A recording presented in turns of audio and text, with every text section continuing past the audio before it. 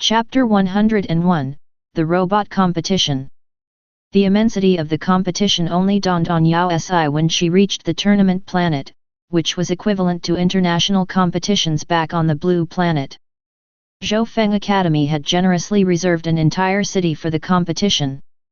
Besides students from the various academies, there were many other spectators who came to watch the competition. There were even large cheering squads for each of the respective participating academies.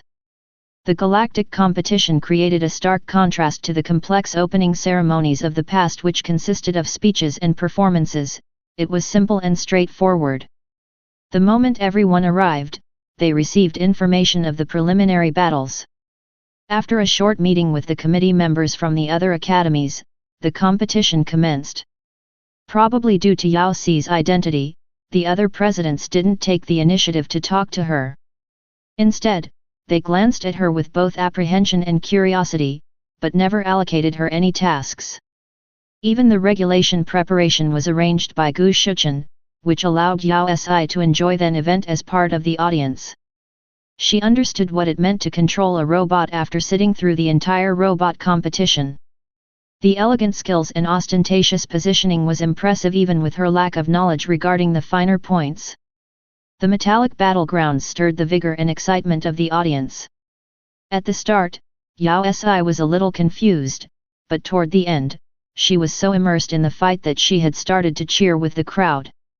Moreover, Mu Xian sat beside her, providing a detailed commentary explaining every single action that took place.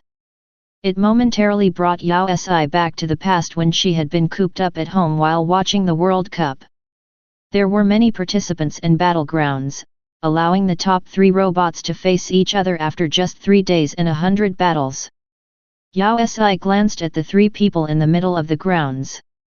2 of them seemed familiar since she had seen them a couple of times in the past few days, and they were 2 of the representatives from the First Academy.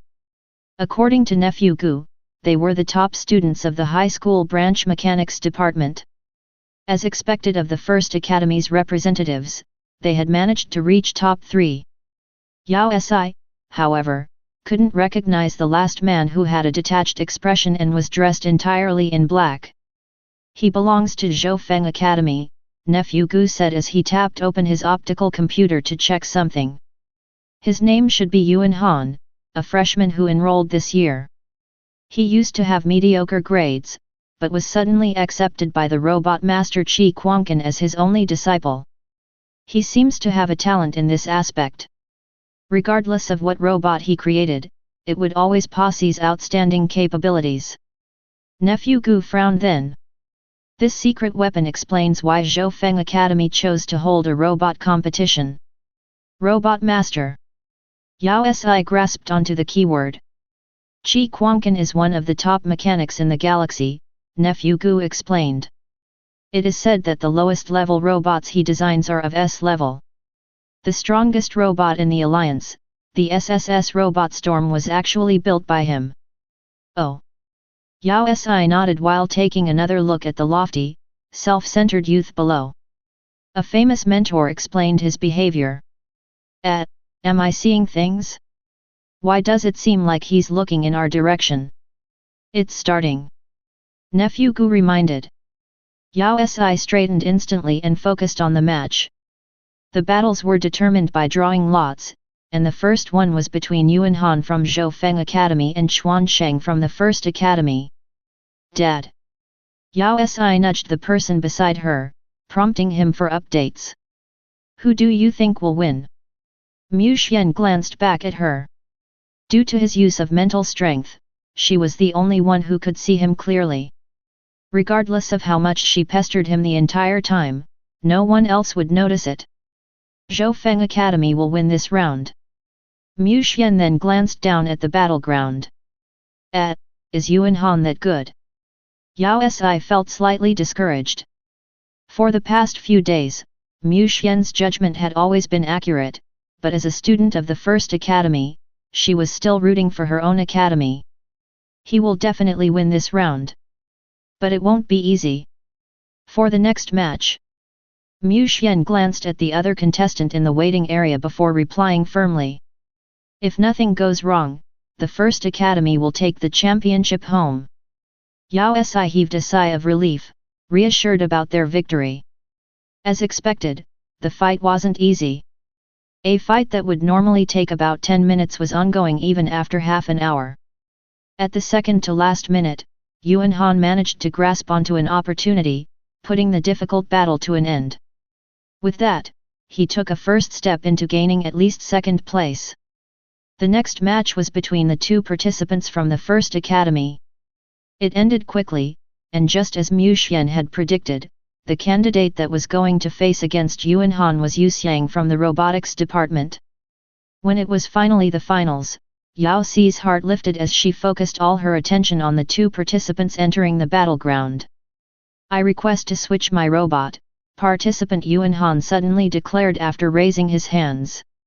"I request to switch to a robot I created." Yao Si stilled. His words came as a surprise.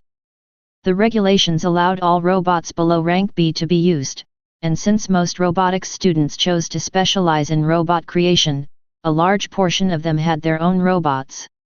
But this was after all a competition, and robots created by students themselves would definitely be weaker than those in the market that had gone through countless tests by professionals. To switch to his robot at such a critical moment was definitely a brave move. The crowd instantly rose in volume, with many malicious comments about his intelligence being thrown loudly. In response, Yuan Han smirked coldly. He swept a cold glance across the audience, and Yao Si could swear he paused while going past her. After a second though, he flippantly put away his original robot and pressed a space button. With a loud thud, a robot that was significantly smaller but more exquisite landed behind him. That robot spotted a smooth and fluid silhouette with pure black design that resembled the night. Its material and composition was unknown. This robot looks familiar. It's black lighting from the web. Someone exclaimed. Yao Si grimaced when she processed the situation. Wasn't that robot the one she had destroyed a few days ago? Was he the pilot back then too? She hadn't known that he owned the robot in reality as well. It's really a small world. Have you seen it before? Mu Xian turned toward her. You can say that. The image of the heavily distorted black robot embedded into the wall came to her mind. How did he manage to pluck himself out of that wall? The moment the black robot appeared, there seemed to be a change in the atmosphere. There was no longer any criticism to Yuan Han's sudden change. Instead, the crowd filled with agitation and excitement of seeing their galactic web idol materializing before them. Even the lone Zhou Feng Academy committee member who was with them on the stage seemed confident and puffed up his chest. I never would have expected a student from Zhou Feng Academy to be black lighting. Isn't black lighting a robot master? That's right, a student who yields such experience in robot operating. I guess Zhou Feng is in luck. But I heard that the undefeated champion recently had his record broken by someone by the name Ancestor. Wow, since black lighting is here, do you think Ancestor will appear as well? I heard about that one-hit KO match. I wonder who Ancestor is. Could she be a student as well? I can't wait for them to have a match in reality. As the crowd grew more heated, a certain Ancestor lowered her head discreetly. I don't know anything. Focus on the competition, yes, focus on the competition. Even though Yuan Han was famous within the galactic web robot battles and had even unleashed his own specialized robot, his opponent wasn't someone to be taken lightly. Both of them rushed into the battle in an instant, moving so swiftly their after images almost blended into one. If it wasn't for the slow-motion camera and explanations being flashed on the screen, Yao Si would have been barely able to see them. She could only make out two vague shiny objects that seemed attached to each other with her own eyes. The match lasted longer than the semi-finals. Even after 45 minutes, there still wasn't a victor. Just then, the match went into the critical phase as both participants appeared exhausted and on the verge of collapsing. Suddenly, Yu Xiang activated a heat weapon, and hundreds of light rays covered the ground like a light web. Yuan Han couldn't land and was forced to stay afloat. In a flash, Yu Xiang flew up as well, and the same light web appeared in the skies too, speeding against Yuan Han from the opposite direction. Yu Xiang went all out, forcing the opponent that was clearly more agile and more experienced in ground battle into the air. He activated all the power within the robot for his last attack, betting all on dealing with his opponent in one go. When the light web blocked Yuan Han's movements, Yao Si sighed in relief. It was as Mu Xian had said they would win. Suddenly, a black light shone in the black robot's hand. It expanded rapidly, turning into a long weapon that was unlike the long sword he had wielded in the galactic web. Instead, it was a sickle longer than the robot itself. Mu Xian said aloud, his brows nodding. What's wrong? Yao Si asked. That isn't a rank B robot. What? Mu Xian turned to her and said in a soft voice, that robot is of Super S rank. The moment he commented on it, the black robot waved his sickle. The glowing web that was rushing toward him shattered like glass before disappearing. Yuan Han then moved swiftly, changing from defense to offense and raised his arm like a death god to take a life. Yu Xiang's robot fell in pieces from his attack, without any ability to move. With a loud bang, it crashed onto the ground, its energy lamp extinguishing instantly. In a fraction of a second, the black robot was the only thing left standing. We lost. Chapter 102, Revoked Qualification. Ha ha ha ha. Vice President Gu, I'm afraid Zhou Feng Academy is going to win this competition. President of Zhou Feng stood up first, directing a radiant smile at nephew Gu. Even though his words seemed humble, they carried a haughty undertone.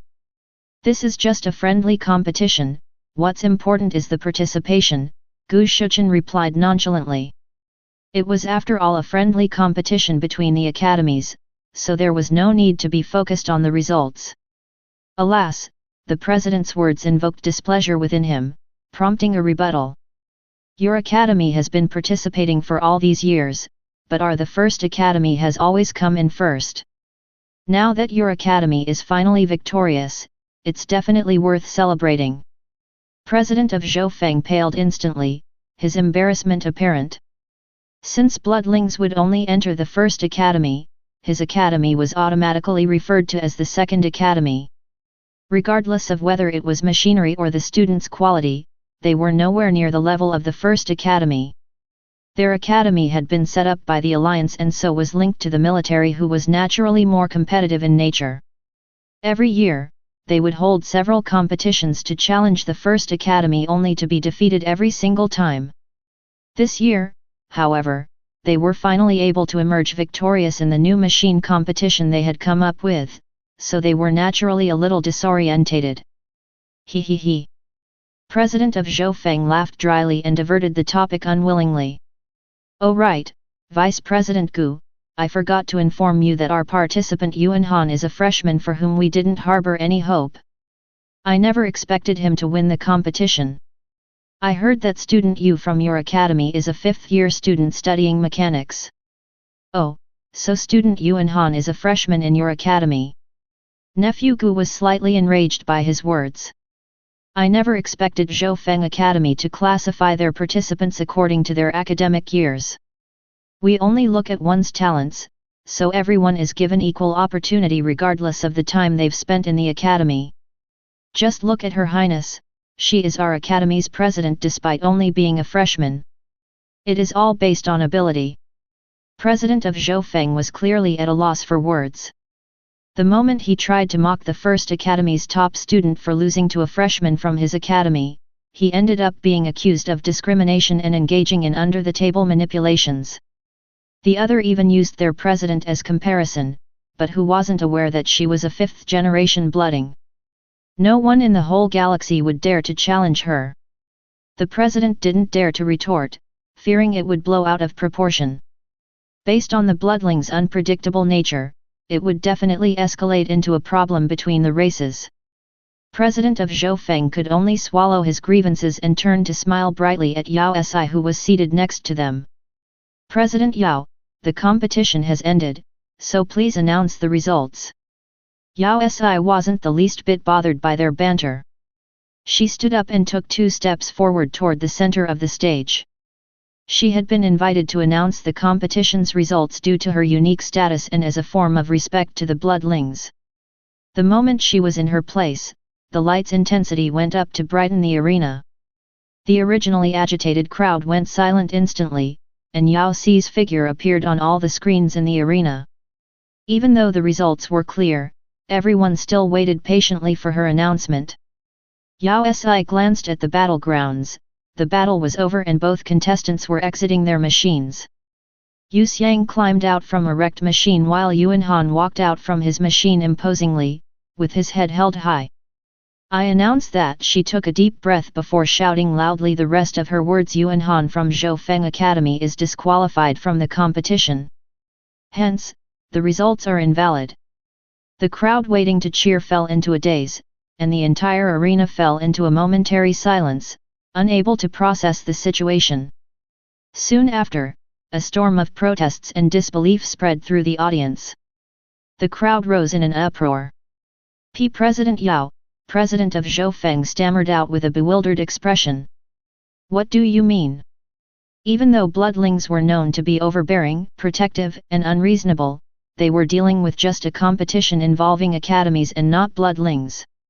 So what was she up to? Why? Before she could explain herself, Yuan Han shouted at her impatiently. He glared straight at her with eyes blazing with fury. I clearly won this competition, so what gives you the right to disqualify me? His words silenced the crowd, and everyone, especially the students from Zhou Academy, glanced at Yao Si with suspicion and displeasure. Why you are disqualified? I'm sure you know why. Can't you feel your conscience being pricked from committing such wrong? All I know is that I won. There wasn't a hint of guilt on Yuan Han's face. He even smirked. Are you blaming me from winning so perfectly when it's simply because your academy's mechanics department isn't on par? Even though you're a bloodling, you can't be so unreasonable. His words further aggravated the displeased crowd who had kept silent due to Yao Si's identity. Everyone started discussing her actions aloud, dragging their displeasure with the bloodlings into the conversation. Their words were clear even on the stage, and Yao Si's ears filled with dissing against bloodlings with words like "What's the big deal about being a bloodling? Enough, you're not worthy of mercy." According to the competition's rules, contestants are only permitted to use robots of B rank and below, but the robot you are using is above B rank. You don't think that's a breach of the rules? Above B rank? The audience looked over at the black robot with disbelief. With everyone was focused on his robot, Yuan Han froze. He retorted on instinct, "That's impossible." Before Yao Si could reply, Nephew Gu flashed the statistics collected from the competition on a large screen. This is real-time data collected from the competition just now. It'll be able to show us to which grade the robot belongs. 2 simplified robot diagrams appeared in the air. One of them belonged to Yu Xiang, who lost, while the other was the black robot of Yuan Han. There wasn't anything out of ordinary with the data for Yu Xiang's robot, but Yuan Han's robot's data shot up the moment he pulled out his curved blade. 2 words that clearly marked his grade were shown below: Rank S. Wow, Rank S. It's actually a Rank S robot. That explains how he managed to turn the tide. A Rank S robot is definitely able to surpass Rank B robots. That's too much. The competition clearly restricts robots to Rank B and below. But, didn't he say that the robot was created by him? Isn't it less than a year since he started school? Isn't it too fast? As expected of a master's disciple. Even the masters weren't able to create such high-level robots while they were studying, right? But his personality. Yuan Han was at a loss for words, but he remained composed, without a hint of guilt showing, but his gaze wavered slightly before he continued with gusto. That's right, my robot is indeed not of rank B, but I still made it myself. How can you blame Zhou Academy for their superior skills just because your academy isn't able to produce robots of such standard? F***ck. I've never seen anyone cheat with such audacity. How dare you try to claim glory from a competition you won by cheating? Luo Ying, who was seated respectfully at the side, burst out in frustration. It doesn't matter if your machine is grade A, S, or even SSS, since you cheated, the results will not be accepted. Hat, you're just trying to throw your weight around, but you have no right, Yuan Han declared as though the whole world was against him, and the hatred in his eyes thickened. In all the past competitions, bloodlings have been exploiting their naturally superior traits to gain an edge and win. Why then is your victory considered a victory, but when I win using a robot made by myself I end up being disqualified? You. Luo Ying fumed, her face flushed from suppressed anger. The two are different, so how can you even use them as comparison? Why can't they be compared? He humphed coldly, sweeping the bloodlings a glance filled with disdain. A loss is a loss. How can you blame it on a breach of the rules? You bloodlings are just a lowly bunch that rely on force to bully others. His words didn't just infuriate Luo Ying. Even the president of Zhoufeng was taken aback. Yuan Han. Do you have a death wish? Running your mouth is one thing, since students from a military-backed academy are bound to have a temper, but you shouldn't drag a whole race into this. Grab another academy if you're seeking death. Did I say something wrong? Yuan Han retorted firmly, grief clearly written on his face. The entire galaxy knows of the bloodlings' overbearing and unreasonable ways. They are a virus of the galaxy. The moment his sentence dropped, everyone drew in a breath in unison. There was even a frown on Mu Xian's indifferent face. Yuan Han, don't sprout rubbish. President of Zhoufeng was so startled he started to tremble from fear as he sneaked peeks at Yao Si's expression. Contestant Yuan Han. Yao Si found it amusing. This was the first time she had seen such an illogical person. Are you trying to say that just because you created with your machine that you can get away with cheating? Justice lies in one's heart.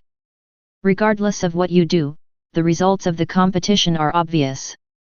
He continued to act as though he was the only righteous person in a tainted world. According to your words, as long as you win with your own capability, the process can be overlooked. That's right. Yao Si chuckled at his audacity. Then, if we were to use our abilities to win, it would be counted. His face paled. Luo Ying burst into laughter. Without any care, she directed a lighting at his machine, sending it to its knees. You. Pain smeared over Yuan Han's face as he stared at the crippled machine. That's too much.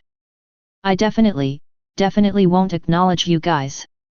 Chapter 103, Encounter with a Maniac. Bloodlings are indeed blessed by the heavens, our abilities are indomitable, even at rest. Our default ability is of S grade, Yao Si acknowledged graciously. She then continued, but, does it have anything to do with you? Does your acceptance have anything to do with us? Must a race inform you of its strength and weaknesses? No matter how strong we bloodlings are, we have always maintained our strict values. There isn't a need to cheat. You can't even cheat properly, so how dare you fire another race? You. He said, choking on his words. An arrogance competition? Who's afraid? Hat. Equality is the most important aspect in a competition. You broke the rules by using an S-grade robot, this means I have the right to deem your results and participation rights as invalid.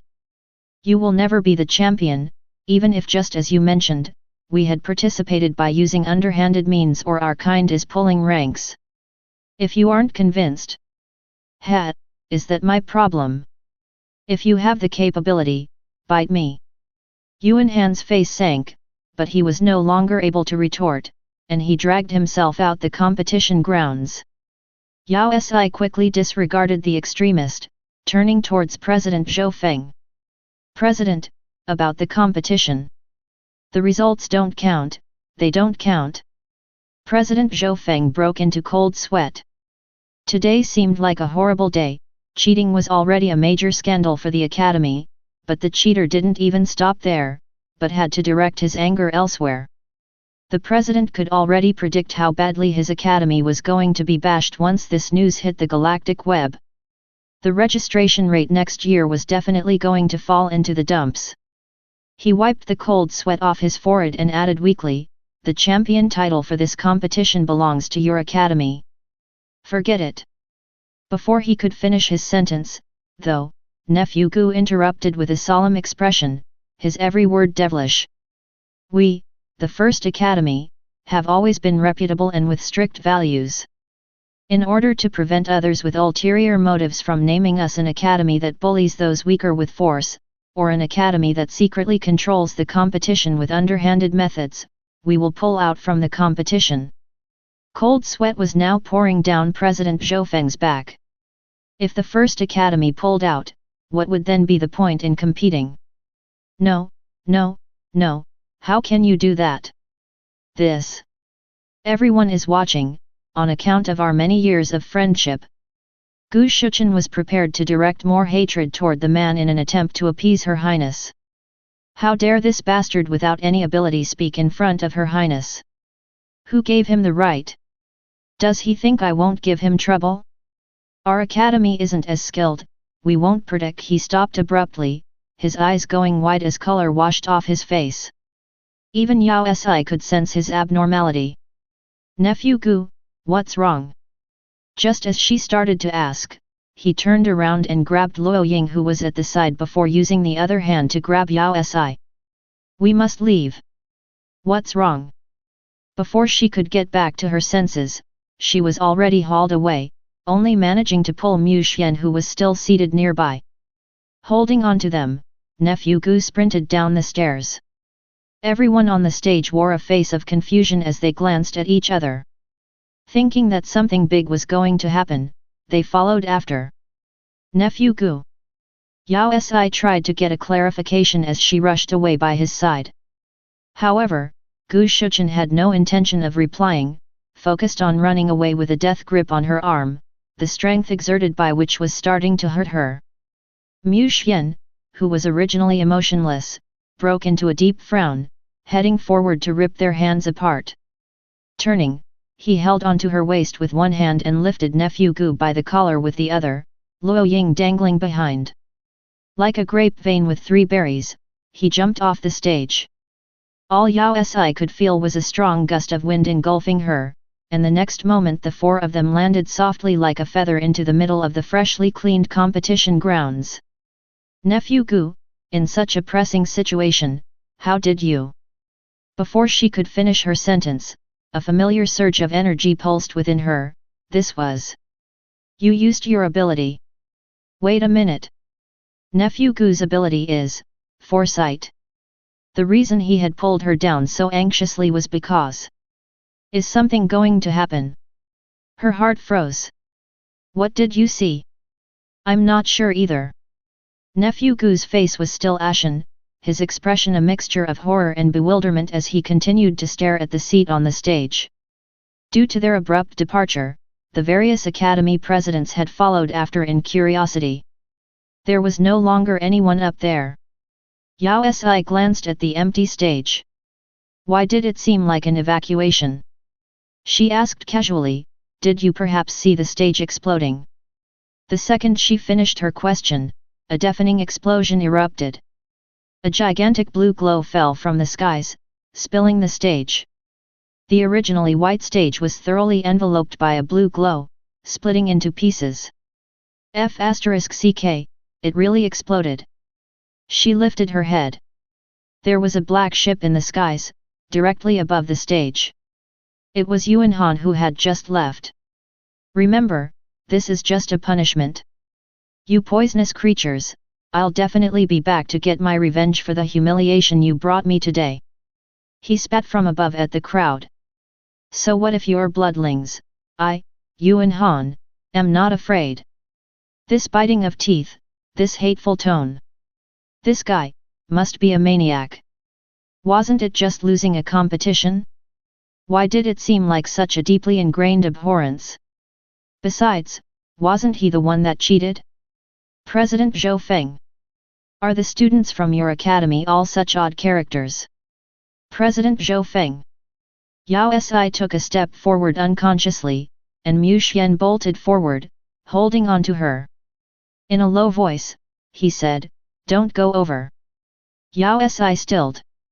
Just then, the blue glow enveloping the stage started to change, darkening, materializing. In less than a second, a gigantic circle was formed. Just like a flower bud, it opened into a massive blue flower that was glowing, its petals translucent. The flower smashed down, thoroughly destroying the already half-ruined stage. What kind of weapon is that? She glanced up at the sky, and in a flash, the black ship disappeared. Yuan Han's rift thoroughly wrecked the peaceful competition, pushing it to the level of a major affair. His final blow could be considered as an attempted murder, while with Yao Si around, it gradually leveled up into a terrorist attack. The Galactic Alliance was quick to order for his arrest, Zhou Feng Academy to expel him, while the bloodlings to list him as a wanted criminal. However, he seemed to have vanished into thin air. The gigantic blue flower left behind by his suspicious-looking robot had vanished abruptly, turning into dust. No one knew the weapon that was used, no one having seen it before, thus a commotion rose up regarding that. Zhou Feng Academy blasted itself into fame with this incident, but it wasn't a pleasant one. People started to discuss Yuan Han's identity, guessing who he might be. But regardless of how much they investigated, they could only conclude that he was an average student, the only exception being that he'd become the disciple of a robot expert. Besides that, before the competition, no one knew of his ability to control robots.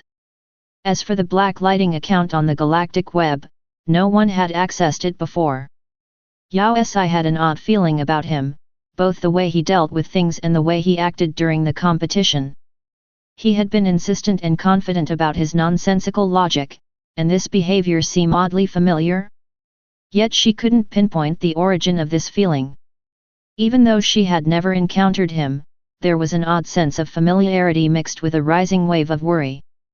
The biting sense of unease kept eating at her, but even after 3 long months, he was still not found. A whole semester had already passed, but he still remained missing. The hunch Yao Si had kept gnawing at her more and more. She then recalled the times when the bloodlings could not be found, and at that time, the disappearance was linked to a special organization.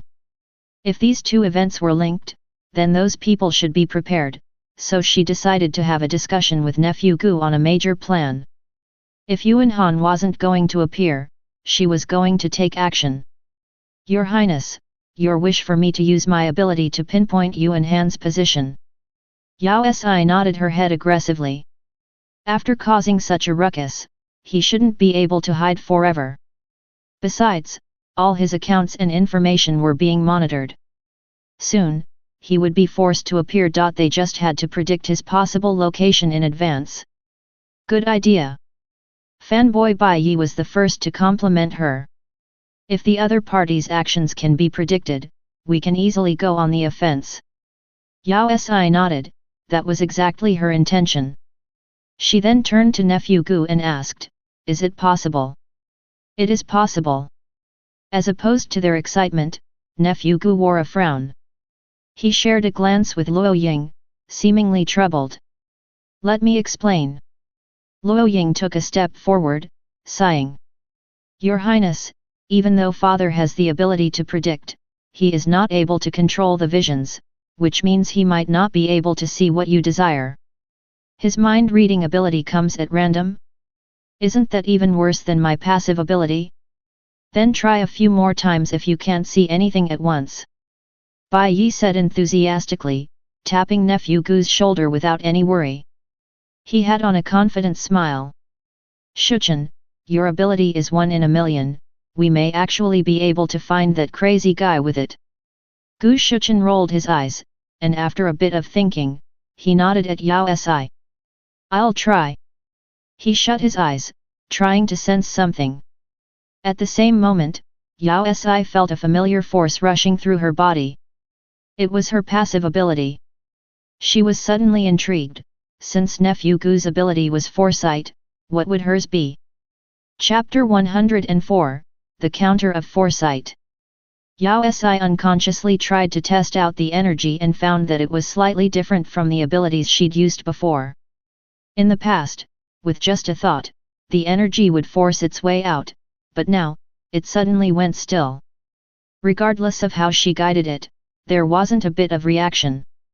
On top of that, the energy was surprisingly limited in strength. After a few tries, Yao Si finally gave up, turning to look at nephew Gu expectantly. After about 5 minutes, he finally opened his eyes. How is it? How is it? Bai Yi turned to look impatiently. Did you see it? I saw it. He nodded with an odd expression. Hurry and tell us, what did you see? I saw the score for you finals, 25 marks. Bai Yi froze. Why are you looking at that? He'd already had a hunch on how he'd fared. Try it again, try it again. The second try. I see it. Hurry and tell us, what did you see? You lost the bet with Yu Xiang for the signed robot. The third try. Have you seen it? 3 days later, you will be bitten by your neighbor's pet. The fourth try. What is it this time? Later, when you go out, you'll fall into the drain. The fifth try. What is it? I saw you. Enough. Bai Yi was clearly irritated. Why do you keep harping about my future? I told you, I can't control what I see. Nephew Gu sighed, waving his hands dismissively. Forget it, forget it. Yao Si headed forward, slightly depressed, interrupting their bickering. It's fine even if we didn't find any clues, it was worth a shot. Your Highness, I'm sorry. It's due to my incompetence, nephew Gu apologized, his face drowned in guilt. What are you saying? It isn't your fault, Yao said, patting his shoulder. Besides, even if you had seen Yuan Han's future, it would have just increased the chances of finding him, not that he'd just fall from the sky. Hey, what's that in the clouds? The blue glow grew larger, rapidly flying toward them, while the bellowing of whines was all the three could hear. Be careful! Luo Ying shouted in warning, pulling them away. The next moment, the area that they had been standing in exploded, forming a massive dent, couple meters deep. A black robot that was about 3 people high appeared before the 3 of them. Yuan Han. F***ck, she had hit the jackpot, he really came falling from the skies.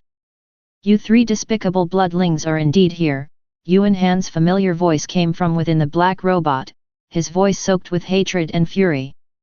The robot's right hand held onto a blue scythe, with it aimed in their direction with a frosty glare. Humph! Today, I will avenge myself.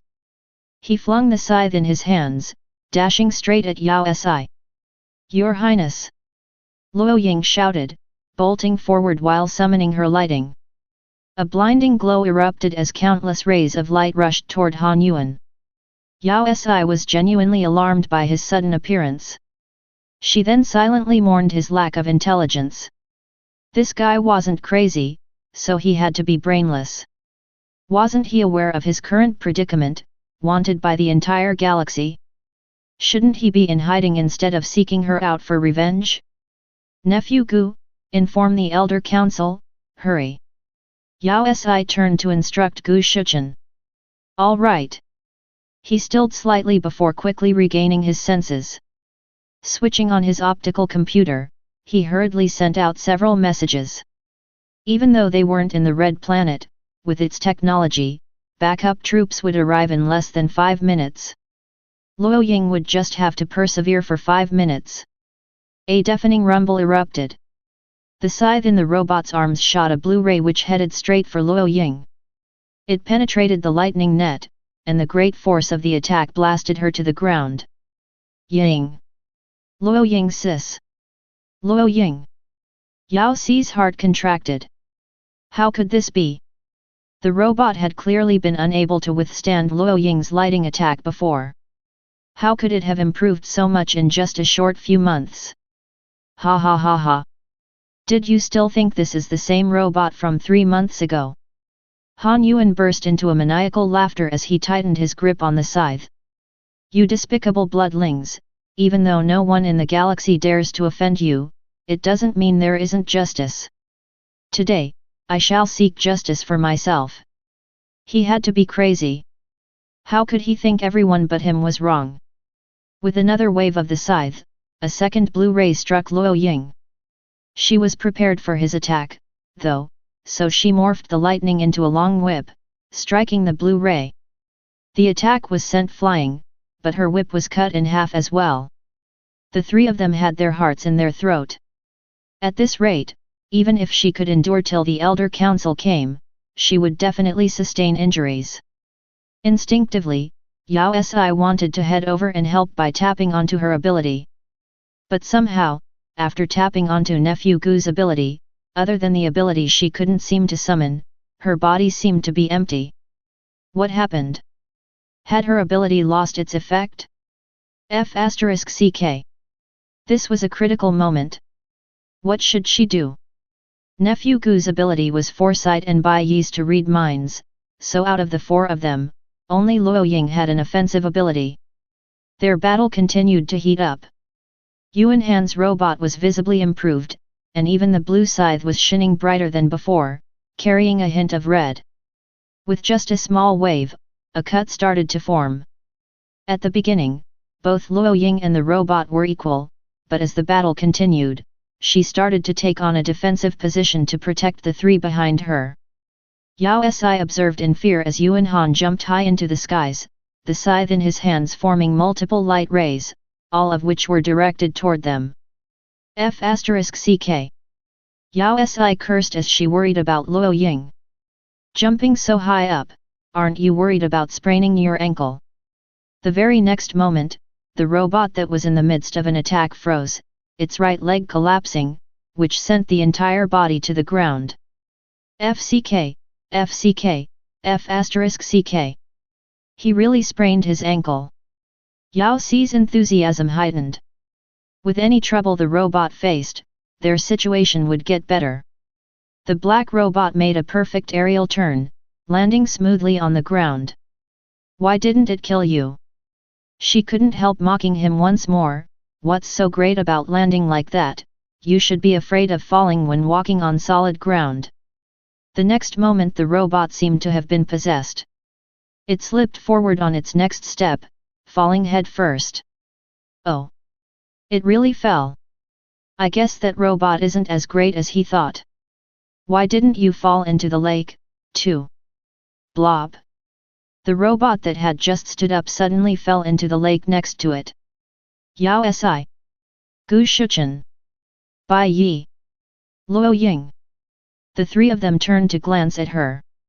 Your Highness. I have no clue. Yao Si was clearly even more baffled than the three of them. What exactly had happened here? When had her words been so accurate? Was the robot possessed? Why was it following her every command? Why don't I test it out again? She glanced at the robot that was already out of the water, and with a tinge of guilt, she added, cough, After that swim, aren't you worried about short-circuiting? The moment she finished her sentence, a spark alighted on the robot's left hand, and the originally held-up arm went limp, hanging lifelessly by the side. It really short-circuited? B***tch, what did you do to my robot? Yuan Han detected the abnormality and pulled his robot a safe distance away, while the unfeeling robot eyes continued to stare in their direction. Why aren't the arms working? This isn't possible. I have no idea, young man. Your Highness, continue talking, don't stop.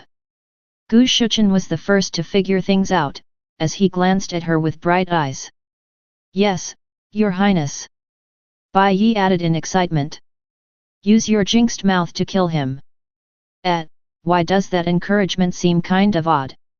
Yuan Han was infuriated. I'm going to kill you.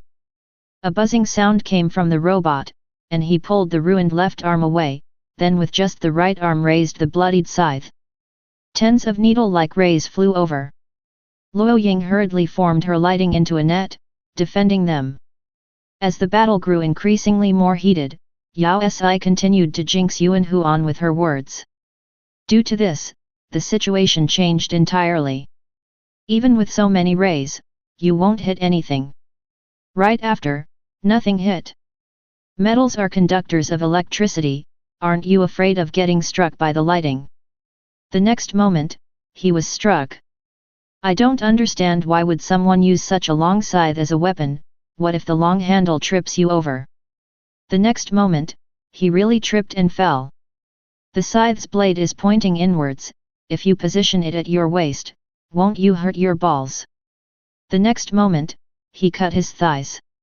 Oh, the robot doesn't have balls. Oh. In just a short while, with her jinx mouth at work, the robot tripped and cut itself numerous times. The perfectly fine robot had lost a limb and been struck by lightning multiple times. It was simply, in the trenches. Gradually, Yao Si became aware that every time she spoke, the energy would surge within her. That energy that she had originally been unable to summon would leave her body. So, her jinxed mouth was actually an ability. This ability was activated based on Nephew Gu's ability, and since his was foresight, then the counter was, a jinxed mouth? What kind of ability was that? Flips table. First Lord of Subtitles, now this jinxed mouth. How far was this counter ability going to go? You incorrigible bloodlings. You're despicable. Yuan Han's robot was starting to fume. The originally black color didn't change much, but the body started to reek of smoke as the electric currents scattered. I'll definitely avenge myself. Don't you dare think I'll surrender because of this. Who cares whether you surrender? Bai Yi spat. With confidence, he retorted, we just want to bash you. Chapter 105, Luo Ying's Crisis. You. The entire robot trembled from Yuan Han's rage. Ha, I'll definitely make you pay one day. You won't get that chance. Gu Shichen took a step forward while glancing over at Luo Ying. When he made sure she was fine, he spat, regardless of what you think, your actions today are way beyond our race's bottom line. Both the bloodlings and the entire galaxy will never let you off. Ha ha ha ha ha ha. He burst into laughter, shaking the robot. Did you really think that my motive today was to get back at you? What do you mean? Yao Si's heart tightened. She was about to probe more, when suddenly, a gust of wind seemed to have passed her. Your Highness! Luo Ying, who was previously still in Gu Shichen's embrace, collapsed toward her abruptly, pushing her to the side. At that instant, Yao Si saw a blue ray flash past as it brushed past Luo Ying's arm. She turned, realizing that Yuan Han had somehow appeared behind them with a glowing blue dagger and a maniacal grin on his face. He was no longer sitting in the robot, but instead, he was clothed in the same Zhou Feng Academy uniform he had on for the competition. Wasn't he in the robot just now? How was that possible? How could it have moved by itself? There was a wound on Luo Ying's arm, but she still turned and sent a lighting over. Yuan Han remained calm. With a wave of his hand, the black robot suddenly appeared in front of him to shield the attack. The so-called strongest race isn't much, after all. Remember this, there will be a day when I, Yuan Han, will wipe off your kind. He glared at them with an immense hatred and unwavering confidence. At that moment, a massive hole appeared behind him. It looked like a space portal, and it sucked both him and the robot away. Space traveling. Yao Si started to panic. Instantly, she shouted, Bai Yi, use your ability. Ah! Bai Yi stilled. Hurry! Oh! Bai Yi hurriedly activated his ability. Instantly, Master of Subtitles was summoned. Yuan Han wasn't sure how long this arduous period would last, but he would definitely be able to persevere. The organization was right, the bloodlings were indeed a despicable bunch with disintegrated morals. This revolution was mandatory, self-awareness, doomsday, lightning, euphoria. Before she could make out all the words, he had already disappeared into the space portal that had suddenly appeared behind him. However, the few words that she had been able to were enough to send a chill down her spine. Euphoria. It was this organization again. She held on to Luo Ying, who had pushed her aside. Luo Ying, are you okay? She asked while holding on to her. There must be something wrong with that guy. Doesn't he know that we're bloodlings? Why did he have to slash me before leaving? Just because I disqualified him? He was f***ing weird. I'm fine. Luo Ying smiled as she shook her head. Don't worry, it's just a small cut. In less than 2 minutes, it will automa. Before she could finish her sentence, she spat out a mouthful of blood, coughing uncontrollably. Luo Ying. Everyone was startled. Worry swiftly stained Gu Shuchen's perpetually stoic face while he held her in his arms. What happened? Why is it like this? The injury. Bai Yi said, eyes wide, while pointing at the slash on her arm in shock. How did the injury? Yao Si turned and saw that the wound inflicted by Yuan Han's strange dagger had not healed at all. It had turned blue by then and was spreading like a dye, staining half her arm blue. How did this happen? How did this happen? Gu Shuchen started to tremble as he tightened his grip on Luo Ying's body. Ying! Ying! There was no way she could respond, for she was conterminously spitting blood. Besides, the blue glow on her arm kept increasing, and she started to look worse with every passing second. It was as though her life was slowly seeping away. Your Highness! Nephew Gu glanced up at her in anxiety. Let's go to the Elder Council. Yao Si announced decisively as she pulled them along. The Bloodling Medical Research Center was just beside the Elder Council, and it had the most advanced medical equipment and medical personnel, so they had to have a solution for Luo Ying's situation. Yes. Elder Council. Gu Shuchen agreed, after taking a moment to react. He bolted toward the galactic door while carrying Luo Ying. How is it? Yao Si asked anxiously as she grabbed onto the fourth elder that had just left the ward. I'm sorry, Your Highness. He shook his head. There is an unknown illness within her body. This is the first time I've seen a virus that can suppress a bloodling's healing ability. What will happen to Luo Ying? Yao Si's heart clenched. Fourth elder sighed. I'm not sure. We can control the spread of the virus for now, but we won't be able to suppress it for long, and if we fail to hold it down, I'm afraid. He didn't continue, but the message was delivered. Luo Ying was going to die. Your Highness, how did she contract this virus? Fourth elder asked anxiously.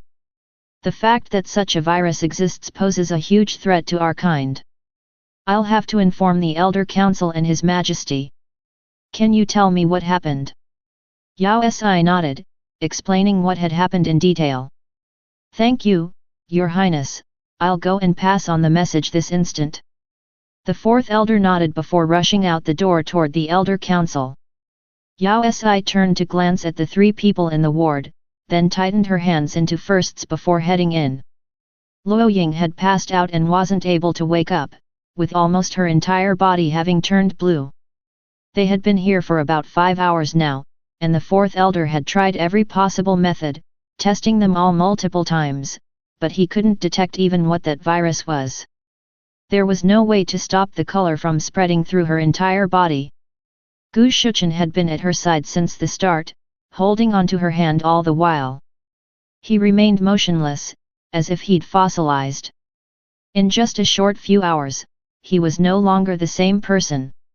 His face was a frightening shade of white, his eye sockets sunken inwards.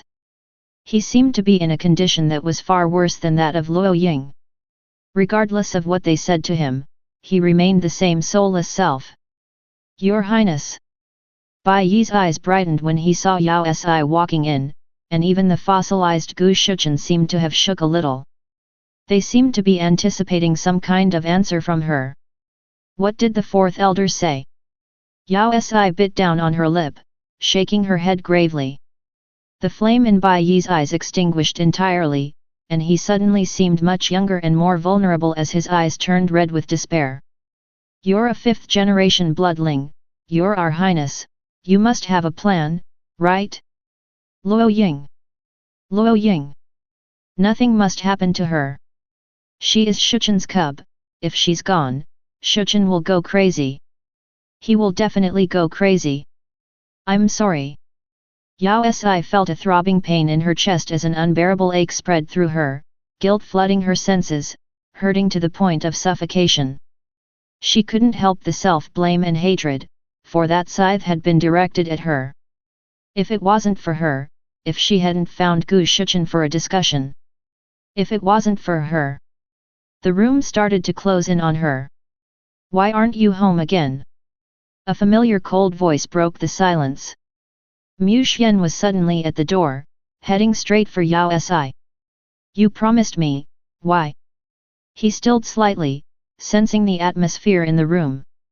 Frowning, he stopped in his tracks, glancing at her in concern. What happened? The feelings she had suppressed for such a long time seemed to have found an outlet. Unable to be suppressed any longer, all her emotions came flooding out. Dad.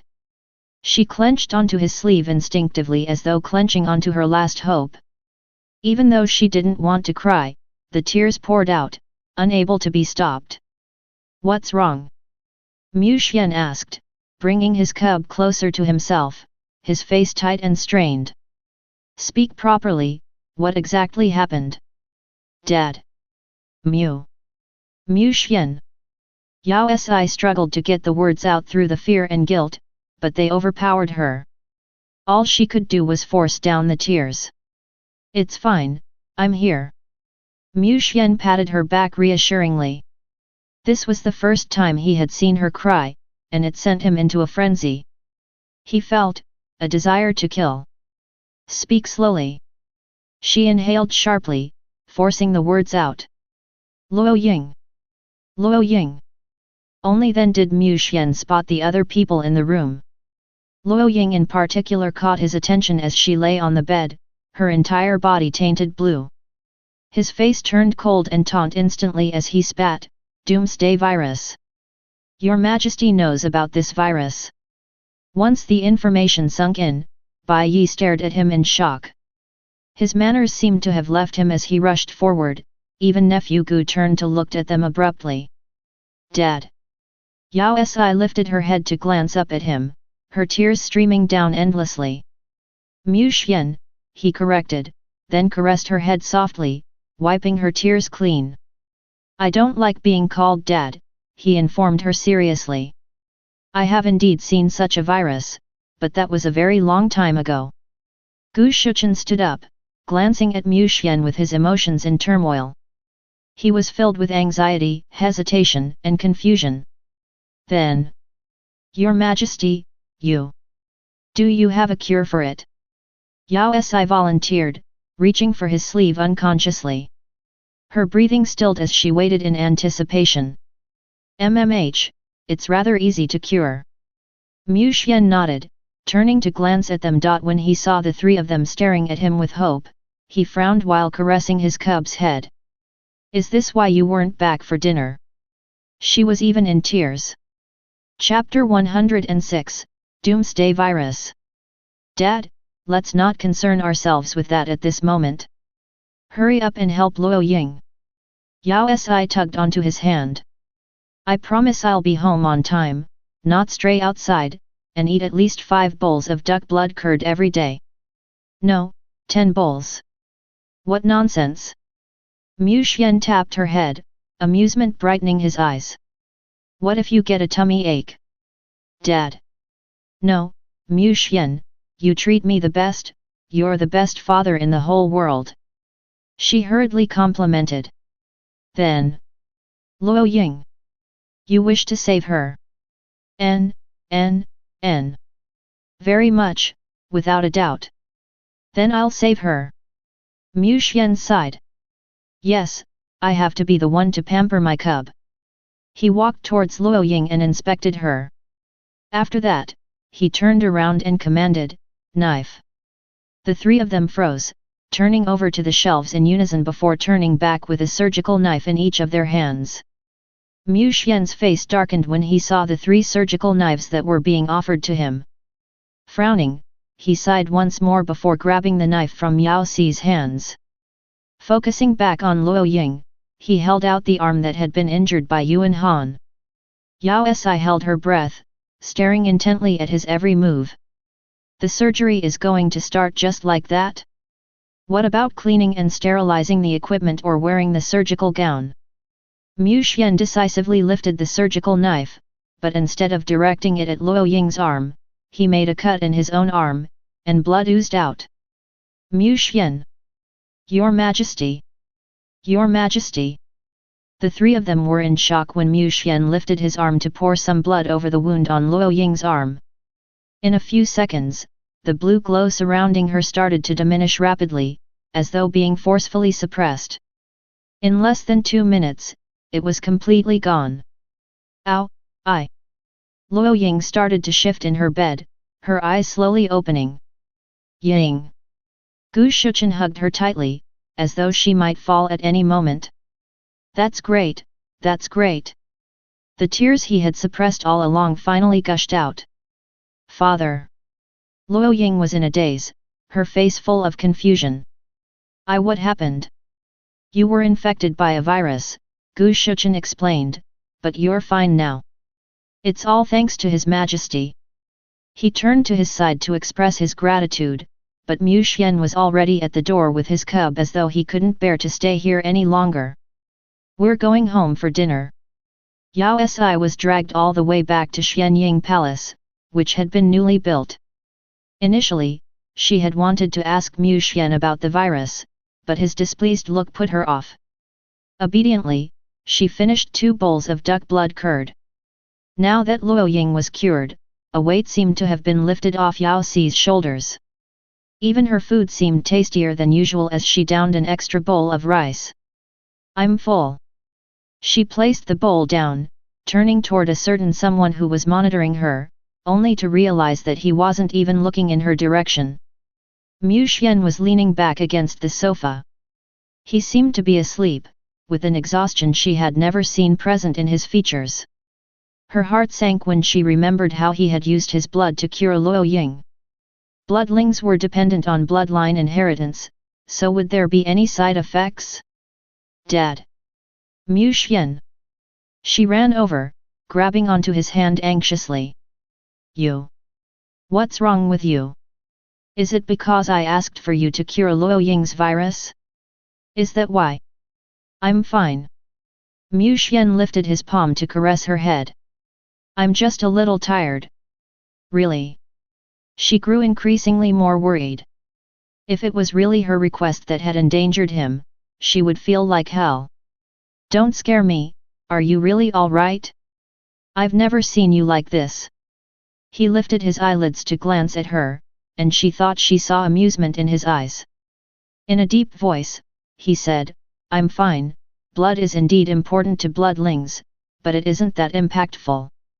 I'm just exhausted from searching for you, I'll be fine after a short rest. Really? She inspected him, glancing around and poking him randomly, since his words didn't reassure her that much. His breathing seemed fine, his pulse seemed normal, and his heartbeat seemed all right as well.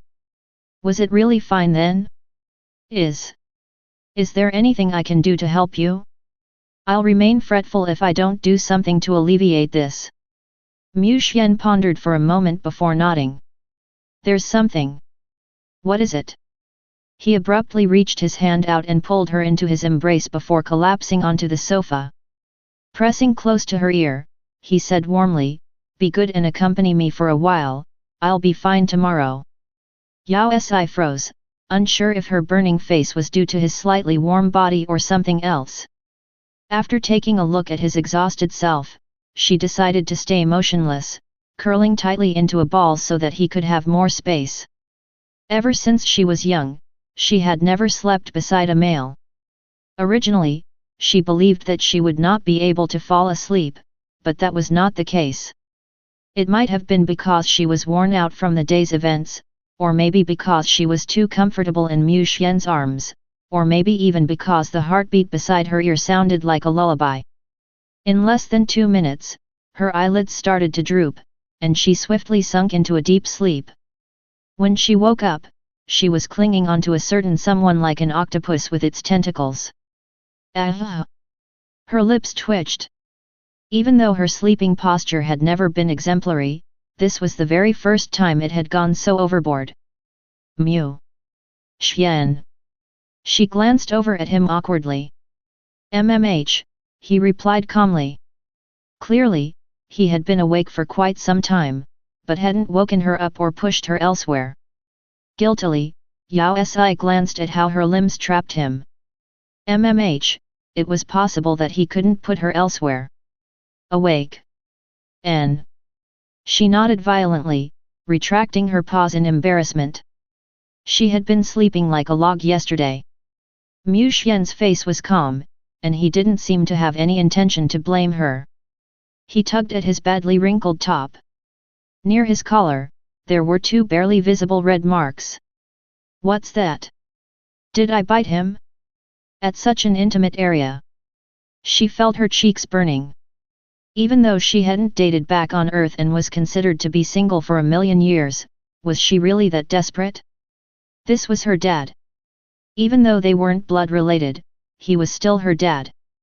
Besides, he was under the weather. Was she really a beast deep inside? No, no. I must be hallucinating. She should stop her wild thoughts. They had a pure and innocent relationship, that of father and daughter. That's right. She inhaled deeply, counting up to 1,000 internally, rich and powerful, democratic, fair, harmonious. Are you hungry? After arranging his top, Mu Xian caressed her hair out of habit before pushing a stray hair behind her ear. The warmth from his finger brushed past her face, and as if a pebble had been tossed into calm waters, an unknown emotion was born within her. She trembled and took 2 steps back. What's wrong? His expression sunk, and he frowned instinctively. Yao Si stilled. Oh right, what's wrong with me? Isn't it a very normal action? It wasn't the first time he did it, so why was her heart racing like that? Why was there so much rubbish in her head?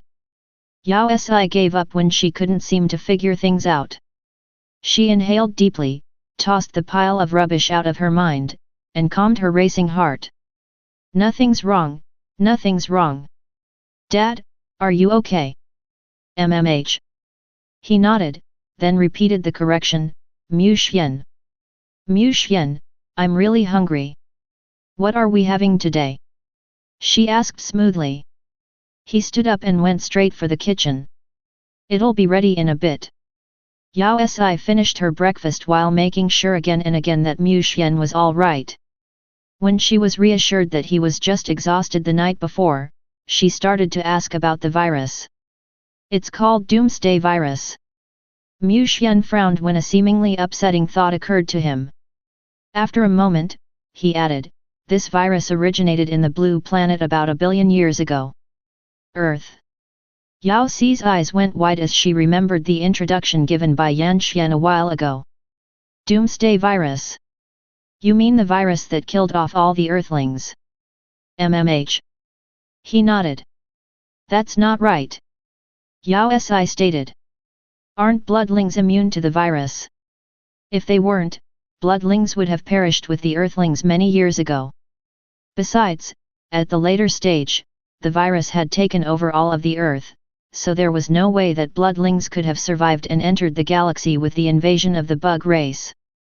Bloodlings are indeed immune to the Doomsday Virus, Mu Xian told her, but not against the Doomsday Seed Virus.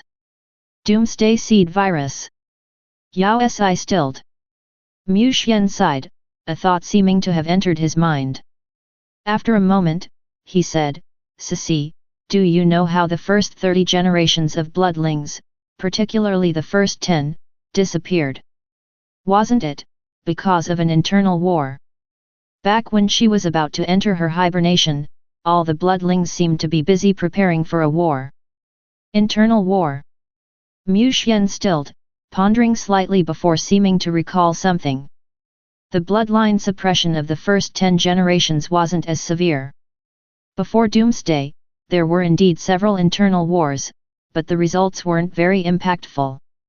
At that time, even I wasn't qualified to battle. Then what happened? When she had confirmed her bloodling status, there had been an order preventing all bloodlings below the 4th generation from participating in the war. It was because of the Doomsday Seed virus. Mu Xian's face darkened. Initially, bloodlings were immune to the virus, so no one expected the virus to drive the bloodlings into extinction, and conversions had been rare. This was so until the day the Doomsday Seed virus appeared. Chapter 107, Guider's Identity. Back then, the virus was rampant and the human species was close to its demise. There were still many who pressed on with finding a cure for the virus, but in the end, they did not discover a reef antidote. He sighed, his face darkening. Initially, one vaccine could indeed suppress the virus. But as time went by, the virus mutated within the infected person's body, evolving. It transformed into a more deadly virus that killed at a faster rate. The infected victims would turn entirely blue and lose all sanity, turning into an unfeeling monster that could only kill. Zombies! Yao Si exclaimed. You can say that. He nodded. But when the news spread, many had already been infected. What's worse was that anyone who got bitten by someone like that would die, including bloodlings. Then, what happened next? In order to control the situation, bloodlings had to step in. The entire race was mobilized to eradicate the source, but there were too many people that had been injected with the vaccine. With their sanity eradicated, they could no longer feel pain and could only go forward attacking others. We lost a lot of people at that time. He sighed once more. Once an entire generation was killed, another generation would be sent over and then another, and another. You. Her heart clenched. Afterwards, we realized that at the rate we were perishing, we would end up extinct before the humans. Hence, we converted the remaining humans into bloodlings. Mu Xian caressed her head for reassurance. At that time, I entered hibernation due to an incident. When I finally woke up, the first 30 generations were no longer around, and the number of bloodlings remaining was small. I was in the last batch that was sent to battle. Were you all right? Did you come back? He stilled, the corners of his eyes lifting slightly. Silly. Yao Si sunk into embarrassment when she realized what she had asked. Her question was indeed silly. If he hadn't come back, how could he be here with her? I joined the war with the last batch, clearing the planet for 3 whole months.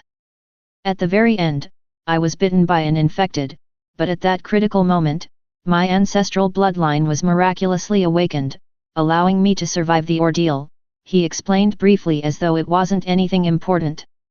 Unlike him though, Yao Si was tense and bunched up. After I awakened, I realized that my blood was able to suppress the virus, transforming the entire crisis around. So his blood was the only cure for Luo Ying? But it was a pity that due to that I lost the ability to convert humans into bloodlings. But thankfully, I have you.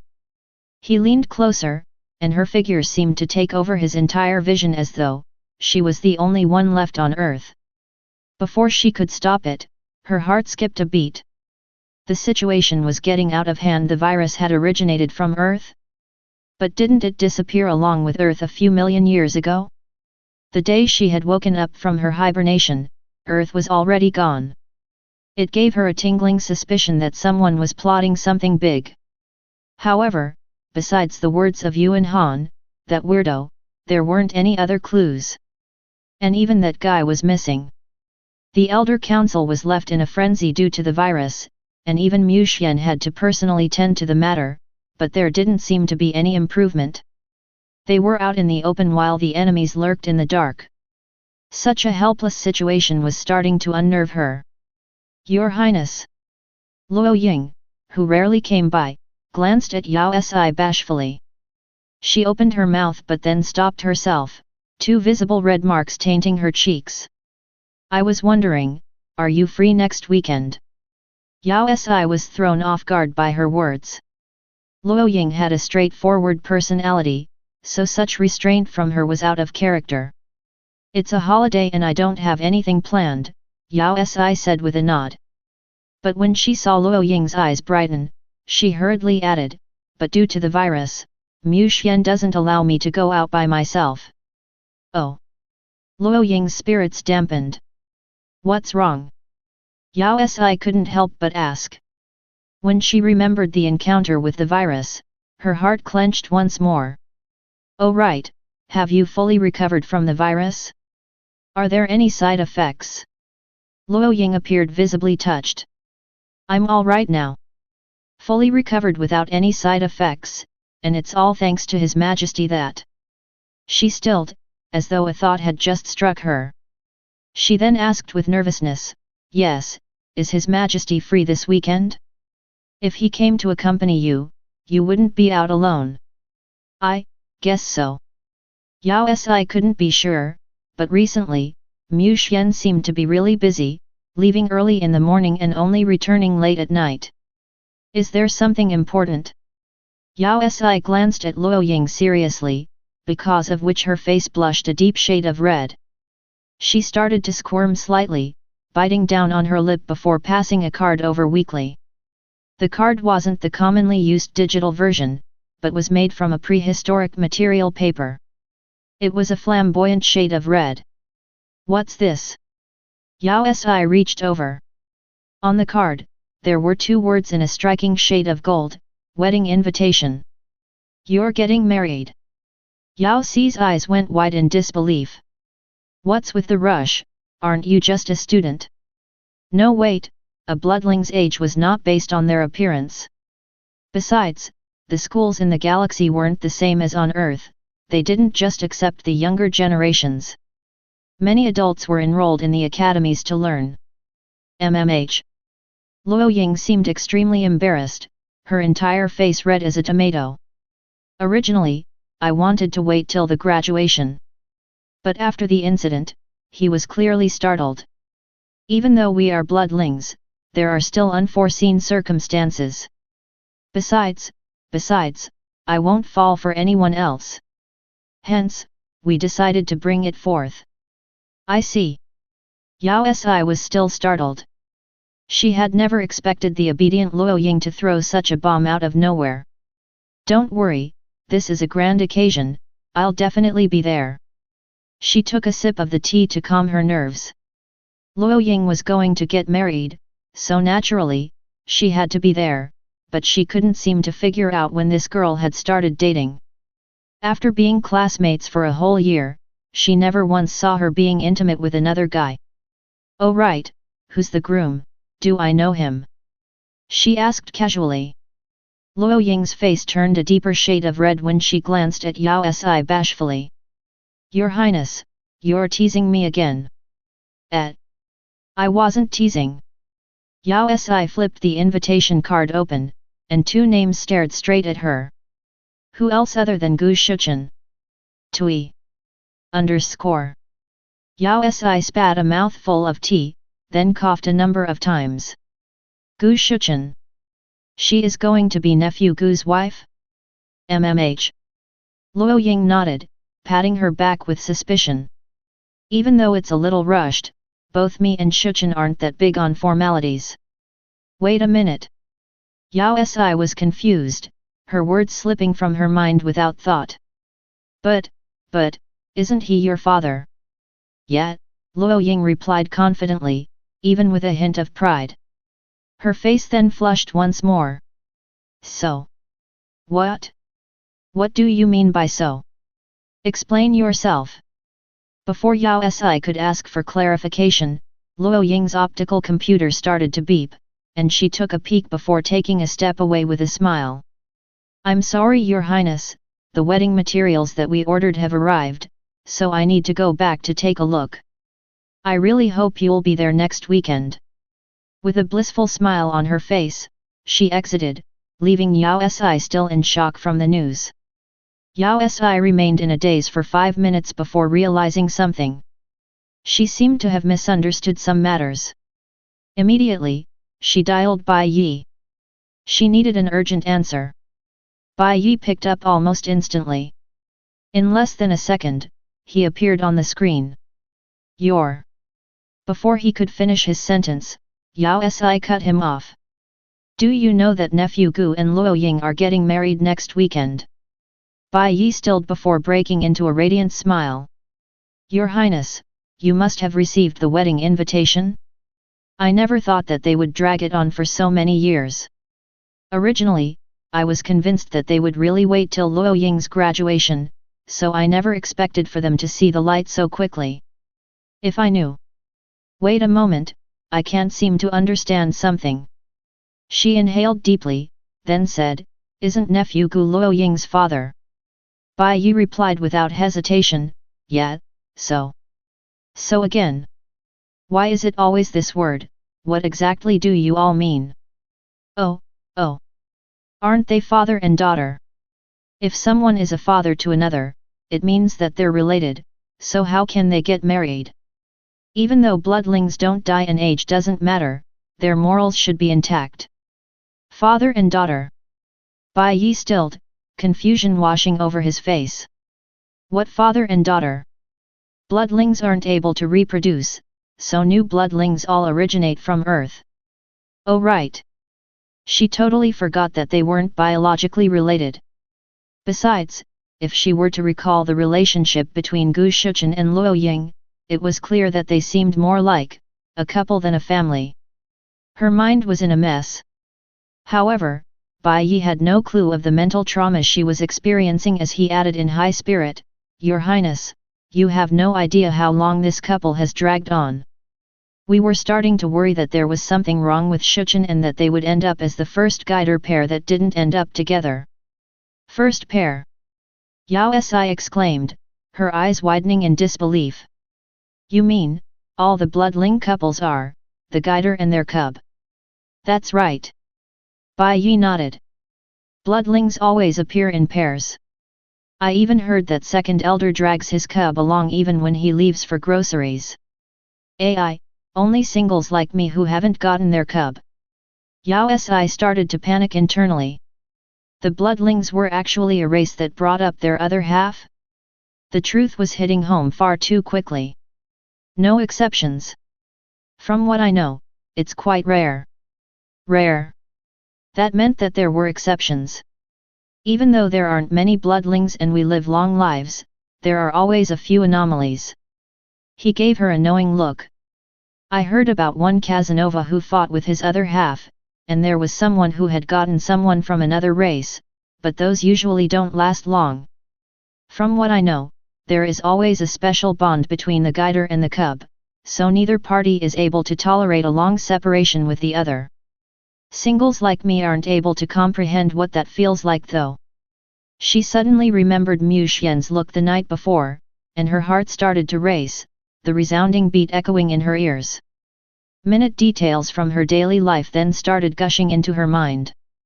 Chapter 108, Converted Earthling vs Cub. Back when Yao Si had just arrived at Red Planet and met Mu Xian, she had indeed heard others mention how he was finally going to escape the title of Million-Year Single Dog. At the time, she had assumed that this title referred to how everyone named those without a cub. But it had the same meaning as back on Earth? She and Mu Xian. Her heart started racing. No. There had to be something she had missed. She clearly treated and respected him as her father. It was comparable to her biological father. Probably. While taking in a deep breath, Yao Si shook her head. She tried to calm herself and reanalyze the situation. As she did so, she discovered a suspicious point. That's not right. According to what you said, isn't the total number of bloodlings fixed? She clearly recalled Yan Xian mentioning that there were currently millions of bloodlings, with around 3,000 in each generation. If the cubs all end up with their guide, what about the cubs of the cub? For instance, if the first generation ended up with the second generation, then what about the third generation? Did the second generation end up with the third generation or with the first? Your Highness, don't you know? Bai Yi asked with curiosity as he glanced her up and down, his mouth cramping as though suppressing the urge to break into a displeased expression. That's because cubs are divided into initial holders and those that are inherited. Both me and Shuchen are both part of the latter. What does that mean? Bai Yi coughed twice, before explaining a kindergarten-level common knowledge that she seemed to have completely missed out on. There was a special bond between bloodlings and their cubs, thus, the loyalty between couples was extremely high. This meant that in a bloodling's life, they would only develop feelings for one they had converted or the person that had converted them. Bloodlings that were already attached to someone were not allowed to possess another earthling as it was considered a form of betrayal to their partner. The only exception was when a partner had passed on due to an incident. This was the reason why bloodlings stationed on Earth in the past were not willing to expose their identities. It was only during the Doomsday period when the situation had changed. However, ever since they entered the Galactic Age, many of the bloodlings were already attached and were not willing to convert new cubs without the threat of the virus. The bloodling population then became so little that it reached a state of negative growth. This was until the exchange inheritance method appeared. If a bloodling was not willing to be tied down by a cub, they could choose the exchange inheritance method for conversion. The bloodling would have to transfuse half of their blood into an earthling's body. The converted earthling would then not be reliant on the one that converted them and the both of them would not have any bloodline bond. This method allowed the convertee to keep a portion of the converter's memory. Bai Yi added that this memory was different from genetic memory, since it would be permanent. This memory was the reason the convertee would not experience a young cub's period, automatically becoming an adult bloodling who possessed all the common knowledge. However, this adult bloodling would still have to train their abilities. The converted earthling would not have much interaction with the older generation of bloodlings, both parties treating each other as friends. Strictly speaking, a converted earthling would not have a guider. The converter would just briefly provide guidance to the convertee, until the convertee properly adapted to the society. This was the reason Gu Shuchen and Luo Ying were inseparable while Bai Yi forever alone.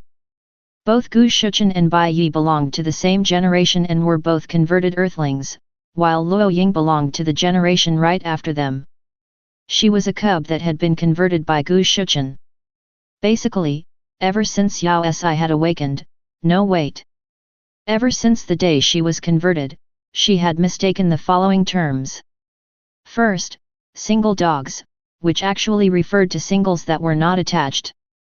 Second, father, which wasn't a term for a fatherly figure, but a senior, someone older.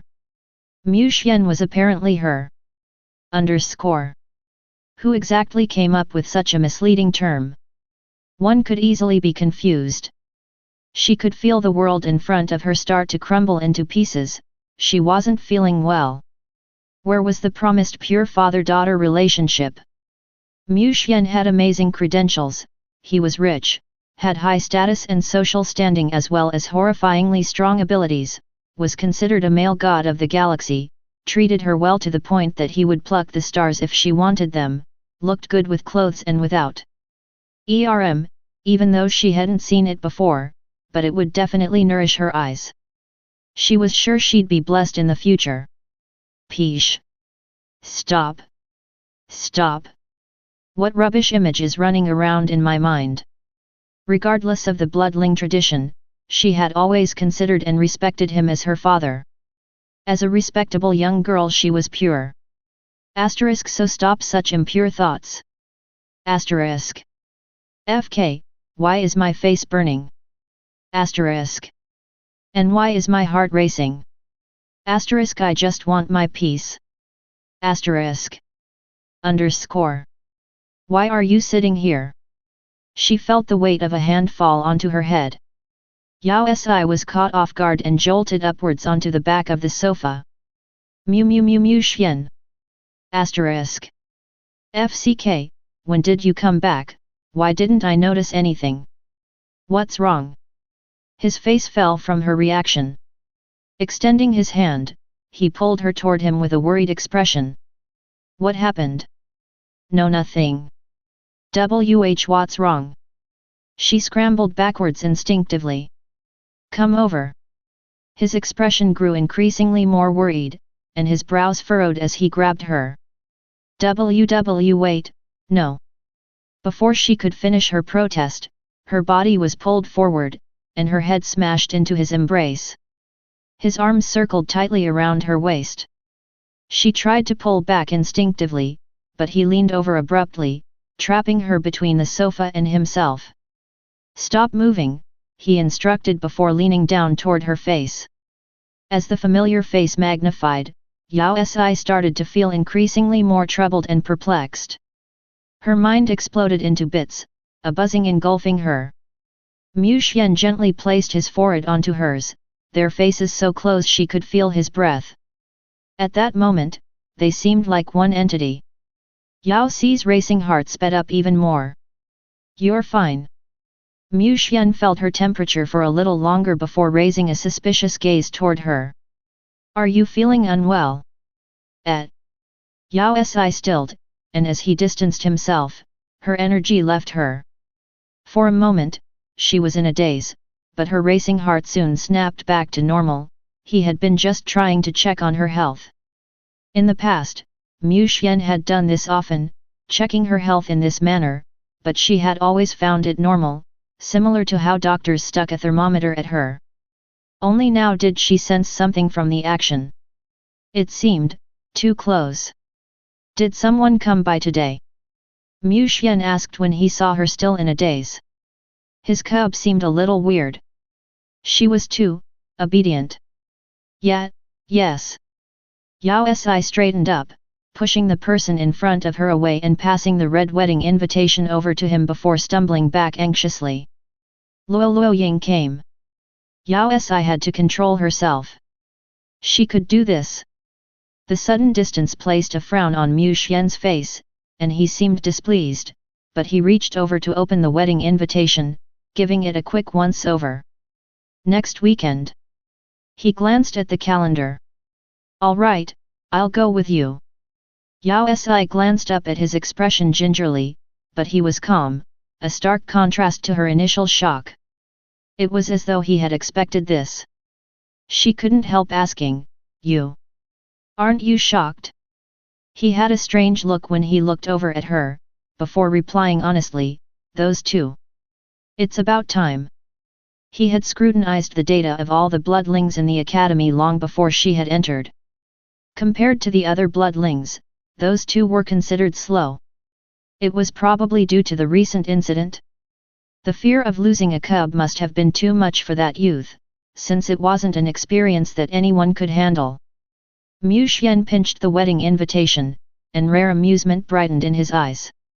Wedding invitations are all made from the prehistoric paper from Earth. I'm sure it'll be a boisterous occasion. Due to the small population, a blessing was given to the union of every couple. Except from single dogs. In the past, he hated attending such events, but times had changed and he had finally left the single dog title behind. He glanced down at his cub who was in a daze, and a familiar tenderness washed over him. This was an emotion that he only started experiencing in the past 2 years. Reaching down, he caressed her head lovingly. Don't worry, I'll give you an even grander affair. Mu Xian's words were tender and soft, causing Yao Si's heart to race once more, and her mind exploded into fireworks. Even though those words weren't really special, her mind blanked out, her sanity leaving for a vacation. If Mu Xian had said it before, she would have assumed it was a blessing from a father to his daughter, with the emphasis on a grand occasion. But after Bai Yi's quick lesson, she realized that the emphasis was on, I'll give you. He was serious. Miraculously, her heart started to calm. Mu Xian. MMH. Am I really the cub you converted? Of course. Are you sure you didn't get the wrong person? She couldn't help asking. For conversion, blood exchange was necessary, but she was certain that she had never met Mu Xian before she went into hibernation. Didn't you say you forgot how you converted me? I can't remember it either. Is it possible that it wasn't a conversion but an exchange of inheritance? Is it possible that, I'm not the one you're looking for, Of course not. He replied adamantly. We are connected by the bloodline, you're definitely my sole heir. Chapter 109, Traces of Yuan Han. Then, what did it feel like when you first saw me? Mu Xian stilled, his muscles tightening slightly, and he retreated as though scorched by flames. Why are you asking this? I just want to know. Yao Si couldn't understand this.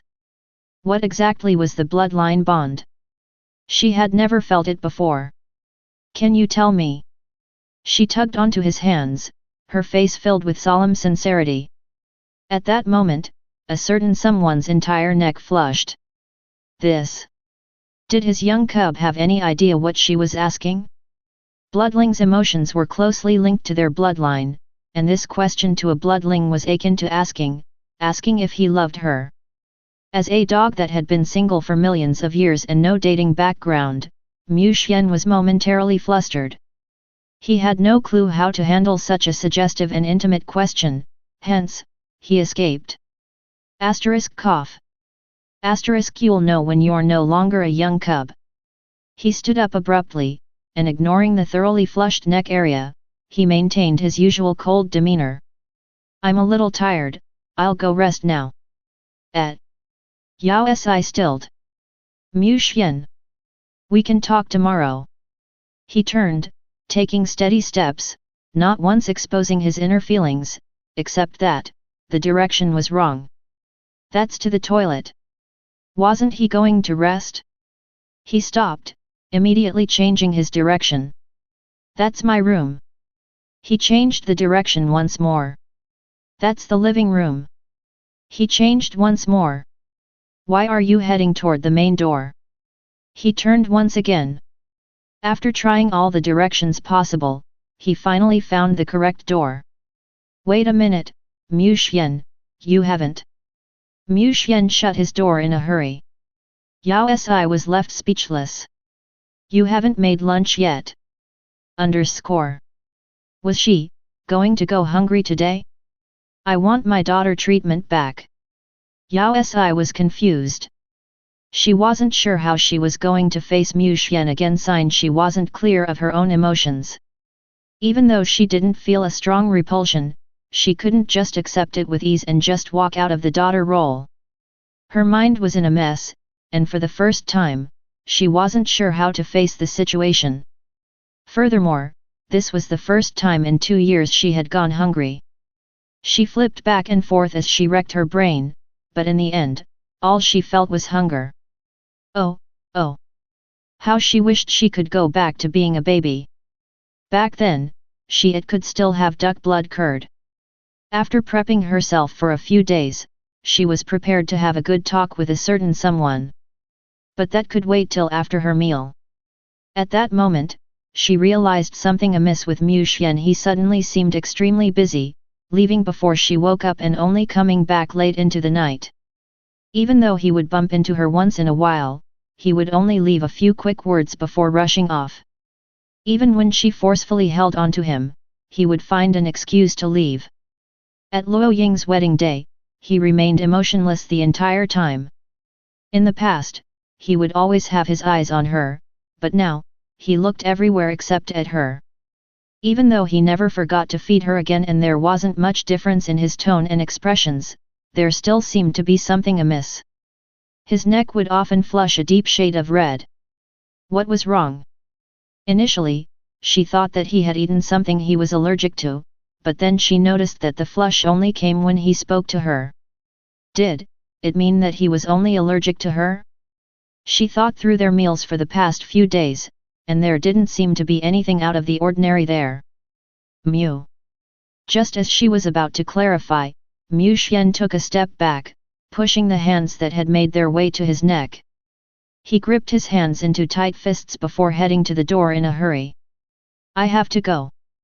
Before he could reach the door, though, someone came running in.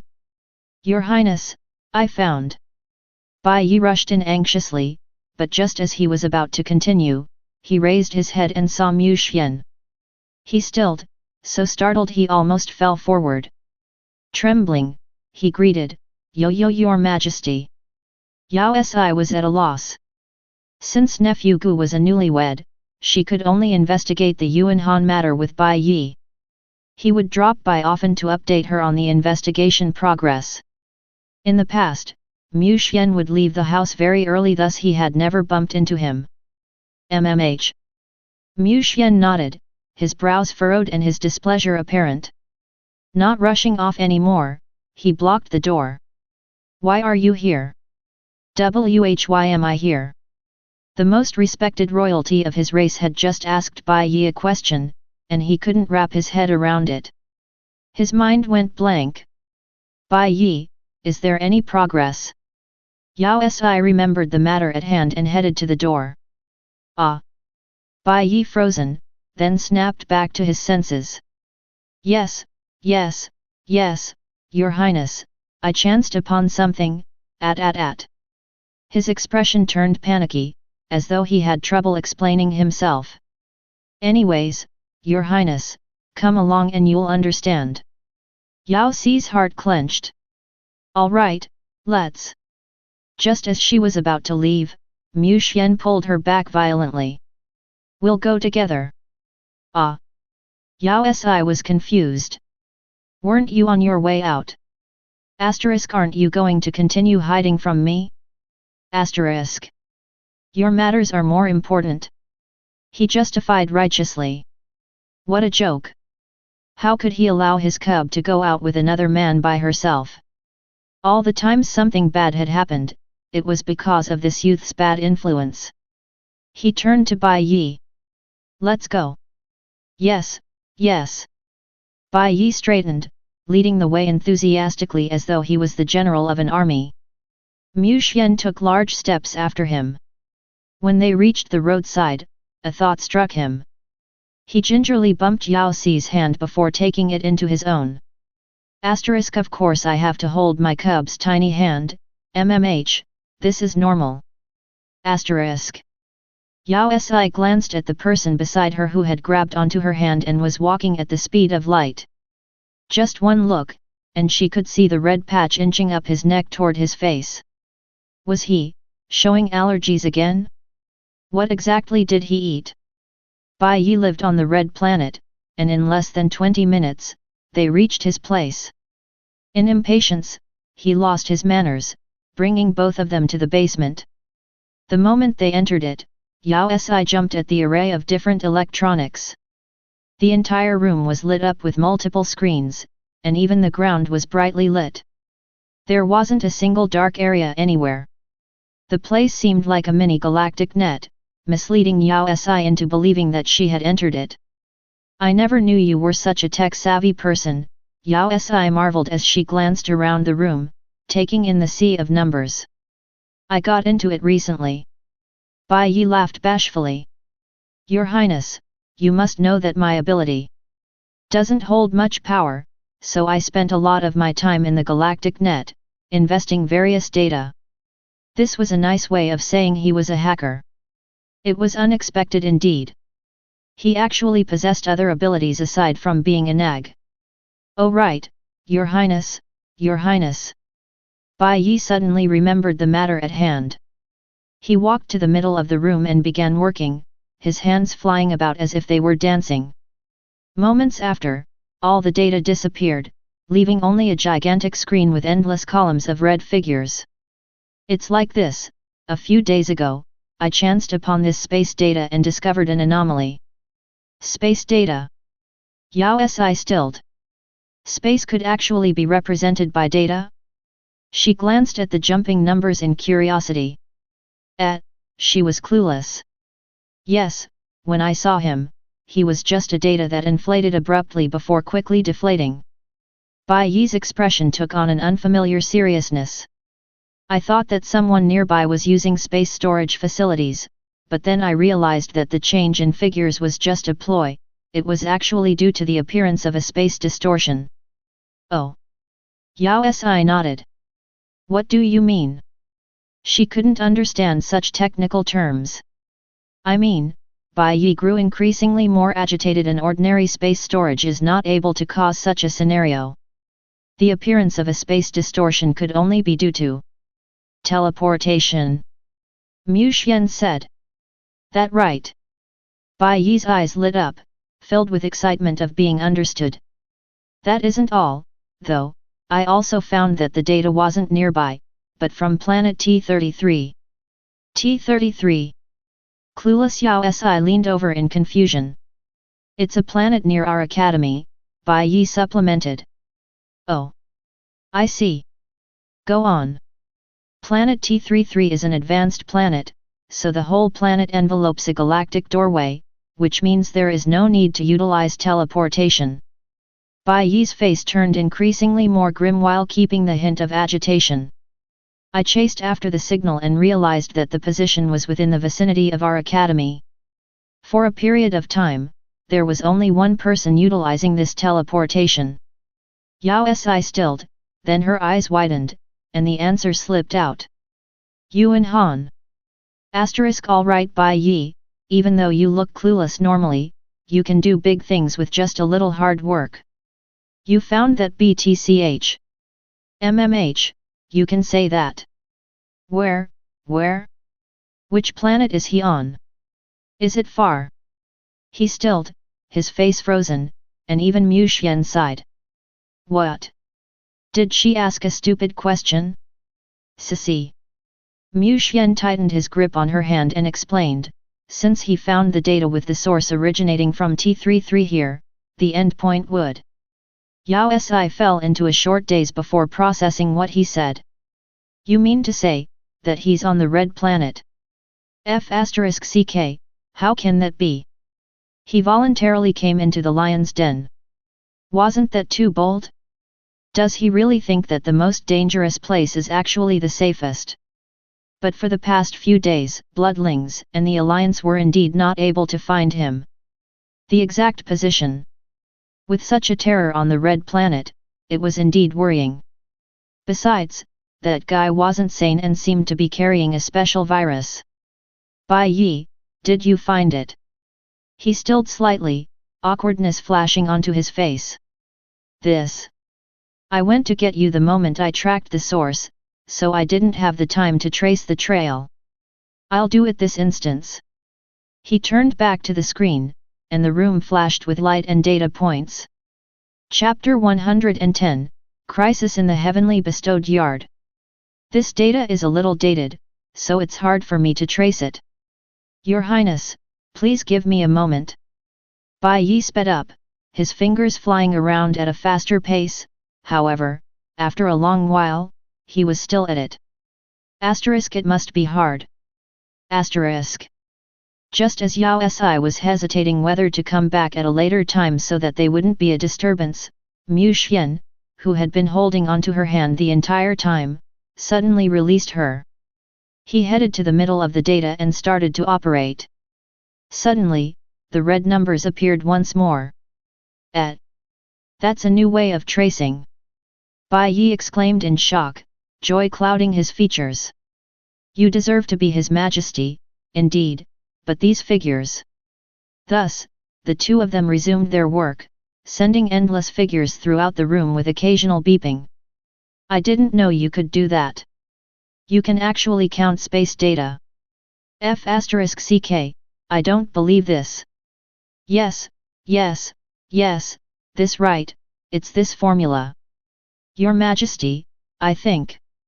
Audience Yao Si. She had no idea what they were saying. Nothing seems logical. She felt as though she would always be a young cub. What was she going to do then? This is tiring. After half an hour. I found it. Bai Yi exclaimed, jumping up toward her in excitement. I found it, I found the position, look. He pointed at a tiny glow on the map. It's right here, I'm sure of it. Yao Si inched closer but wasn't able to recognize the place. Where is this? Bai Yi stilled, leaning over and staring up at the skies blankly as he muttered, it's weird. Isn't that the back of the red planet?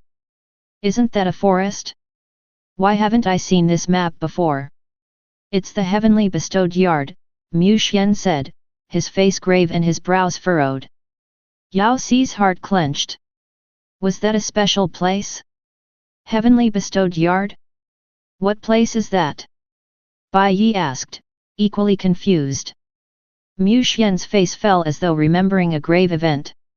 After a while, he responded, Earth's Gene Research Center. It's a reproduction center, where the newborn bloodlings are born.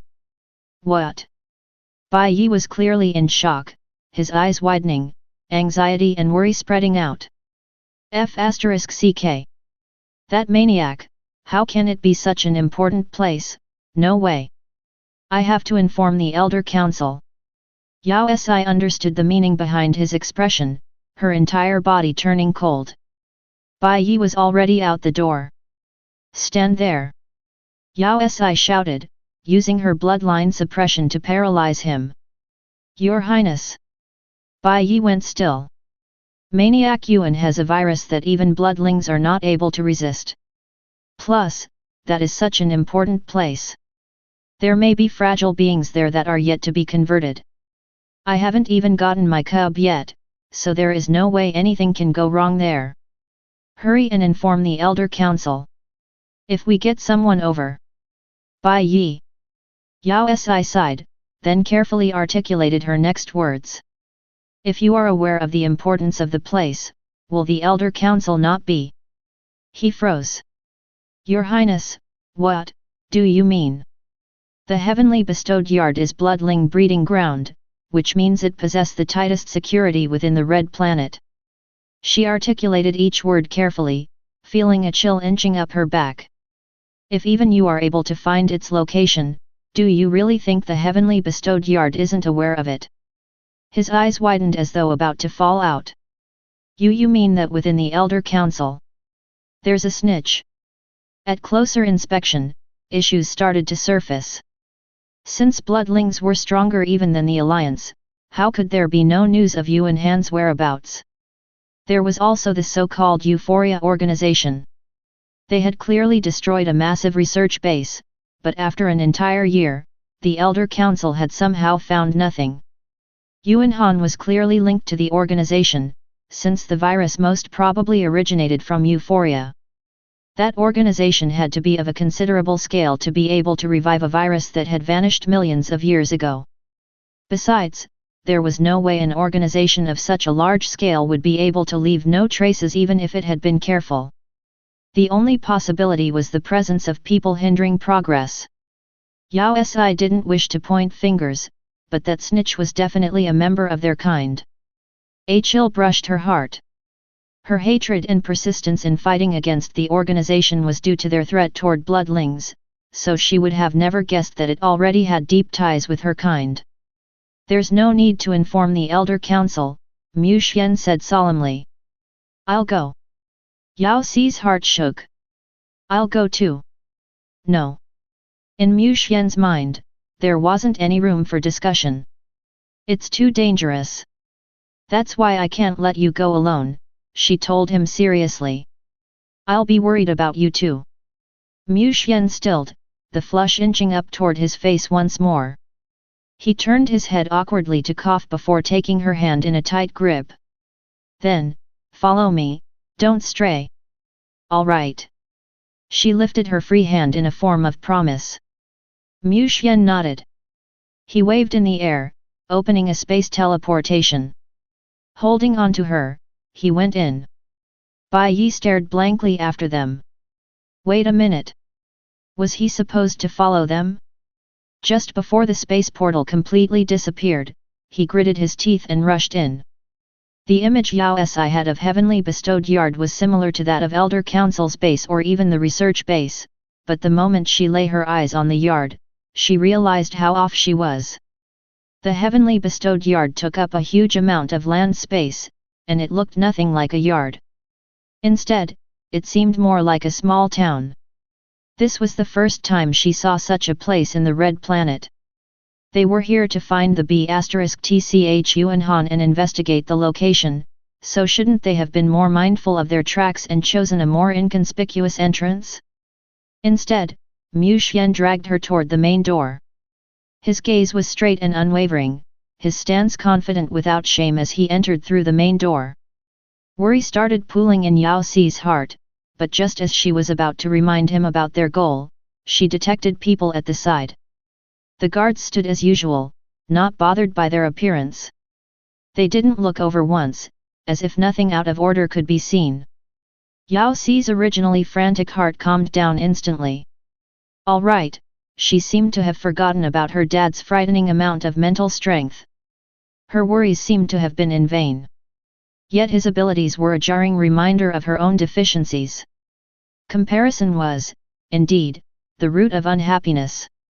Once they entered, the enormity of the place was apparent, the town's end could not be seen. Since this place was the breeding grounds of the bloodlings, security here was tight, with guards stationed all around while many more patrolled the streets. If it wasn't for Mu Xian's mental ability, it would have been impossible to enter without notice.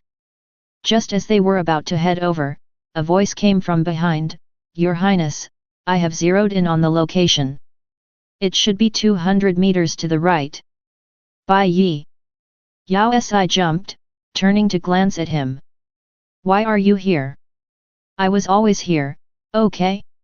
How can you just disregard a single dog like me? What's the big deal about having a cub? Let's go." Mu Xian tugged Yao Si in the location Bai Yi had mentioned. It was a gigantic building with an oval top. There weren't any guards stationed at the door, but it was tightly shut. To the right, there was a screen with a bunch of complicated numbers flickering about. Just one look was enough to tell the level of difficulty for anyone who might want to get through it. This is the most advanced security in the galactic. Bai Yi's face fell, and he muttered, "This has a totally individual coding mechanism, it'll be a little difficult, but I'll try my best." "It's fine." Mu Xian took a step toward the screen. After a few taps of his finger, the screen turned black, and the door opened. "That's amazing." Bai Yi was entranced as he directed a glittery stare at Mu Xian, the fanboy in him advancing to another level. "Mu Xian, are you a hacker too?" It was obvious that he was on a higher level. Mu Xian turned to glance at Yao Si, reaching out to caress her head out of habit. He replied lightly, "After living for such a long time, you'll learn it naturally." I've also lived a long life, so why don't I know it?" Yao Si could feel the pain.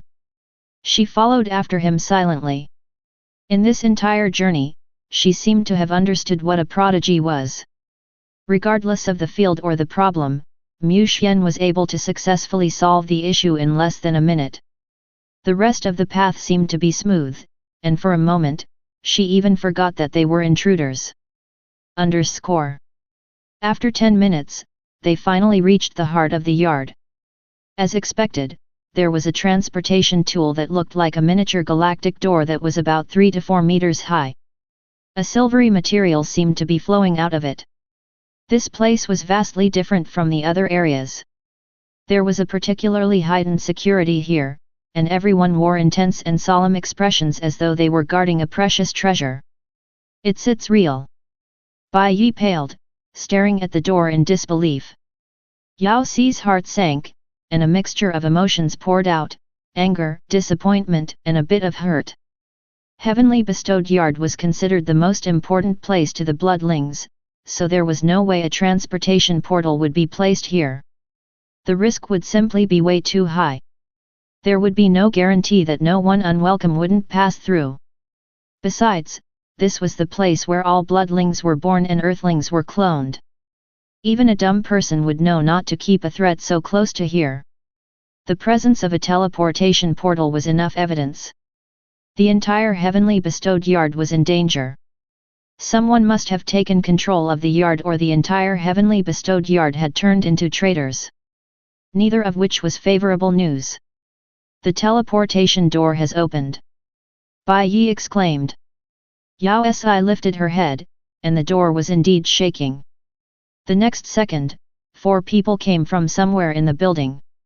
The 4 of them were a little different from the guards, each of them wielding a different weapon in their hands. A tingling suspicion began. For more thrilling tales, make sure to like, subscribe, and stay tuned to Chinese Novel Audio Wave.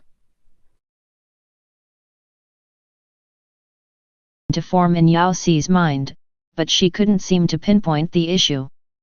Bai Yi verbalized his confusion. That's strange, they don't seem like bloodlings.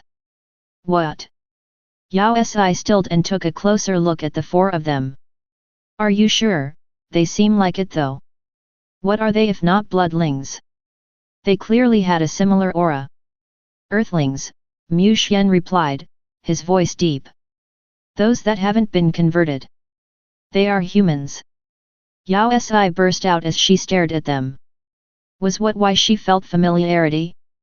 The newcomers had black eyes and yellow skin, and Yao Si asked, aren't humans extinct?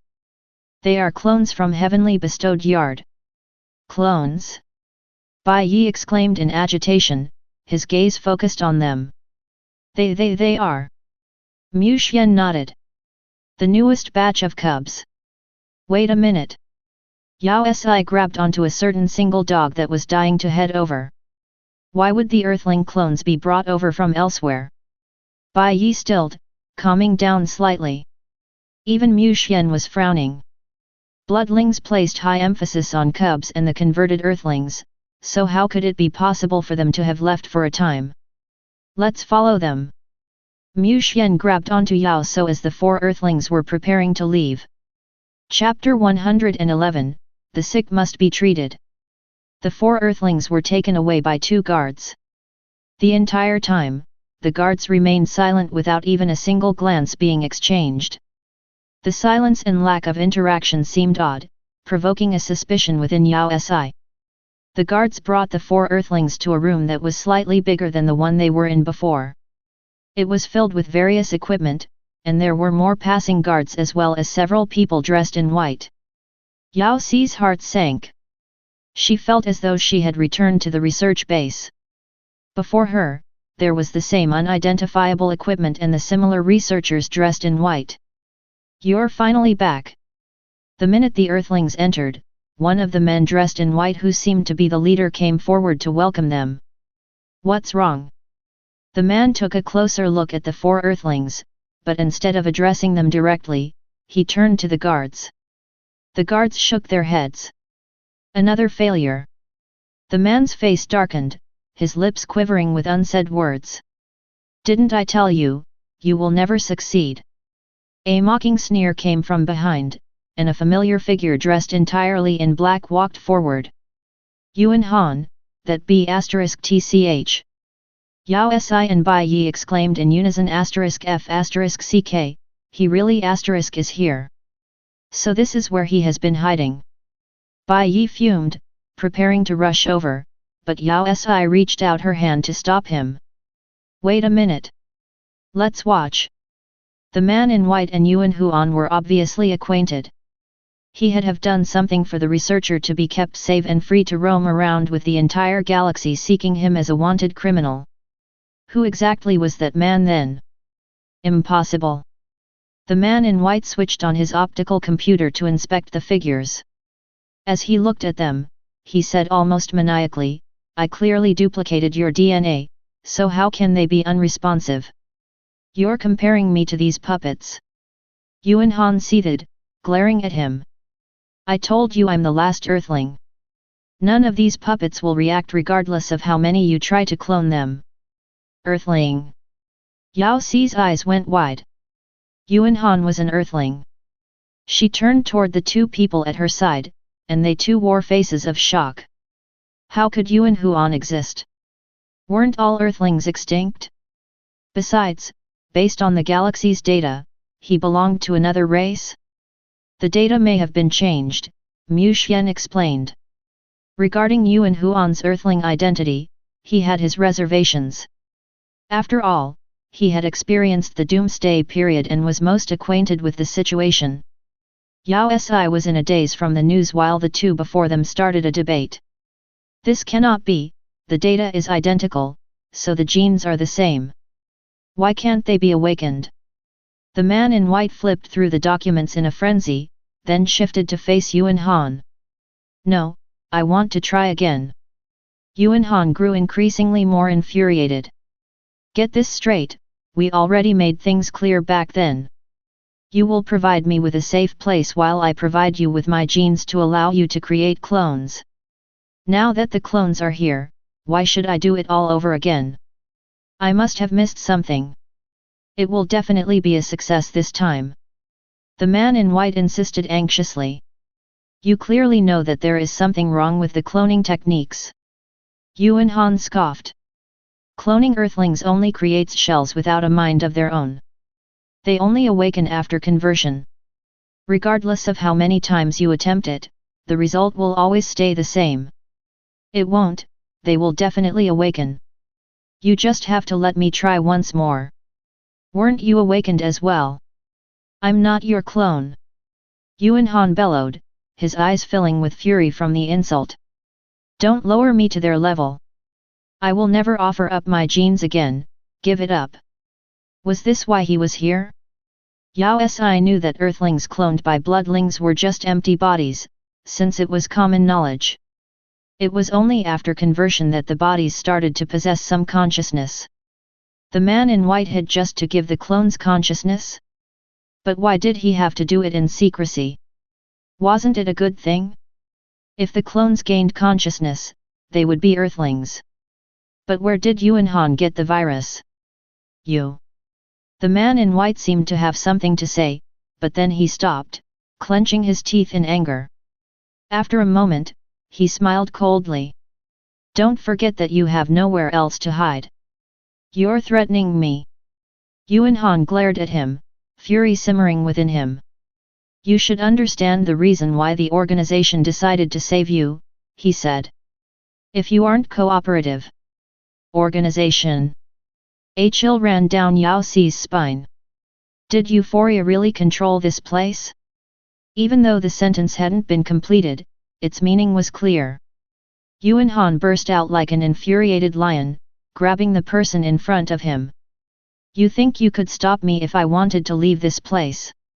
He waved his hand, and the next moment, a familiar machine appeared behind him. It was clearly in better shape than before when its arm had broken off.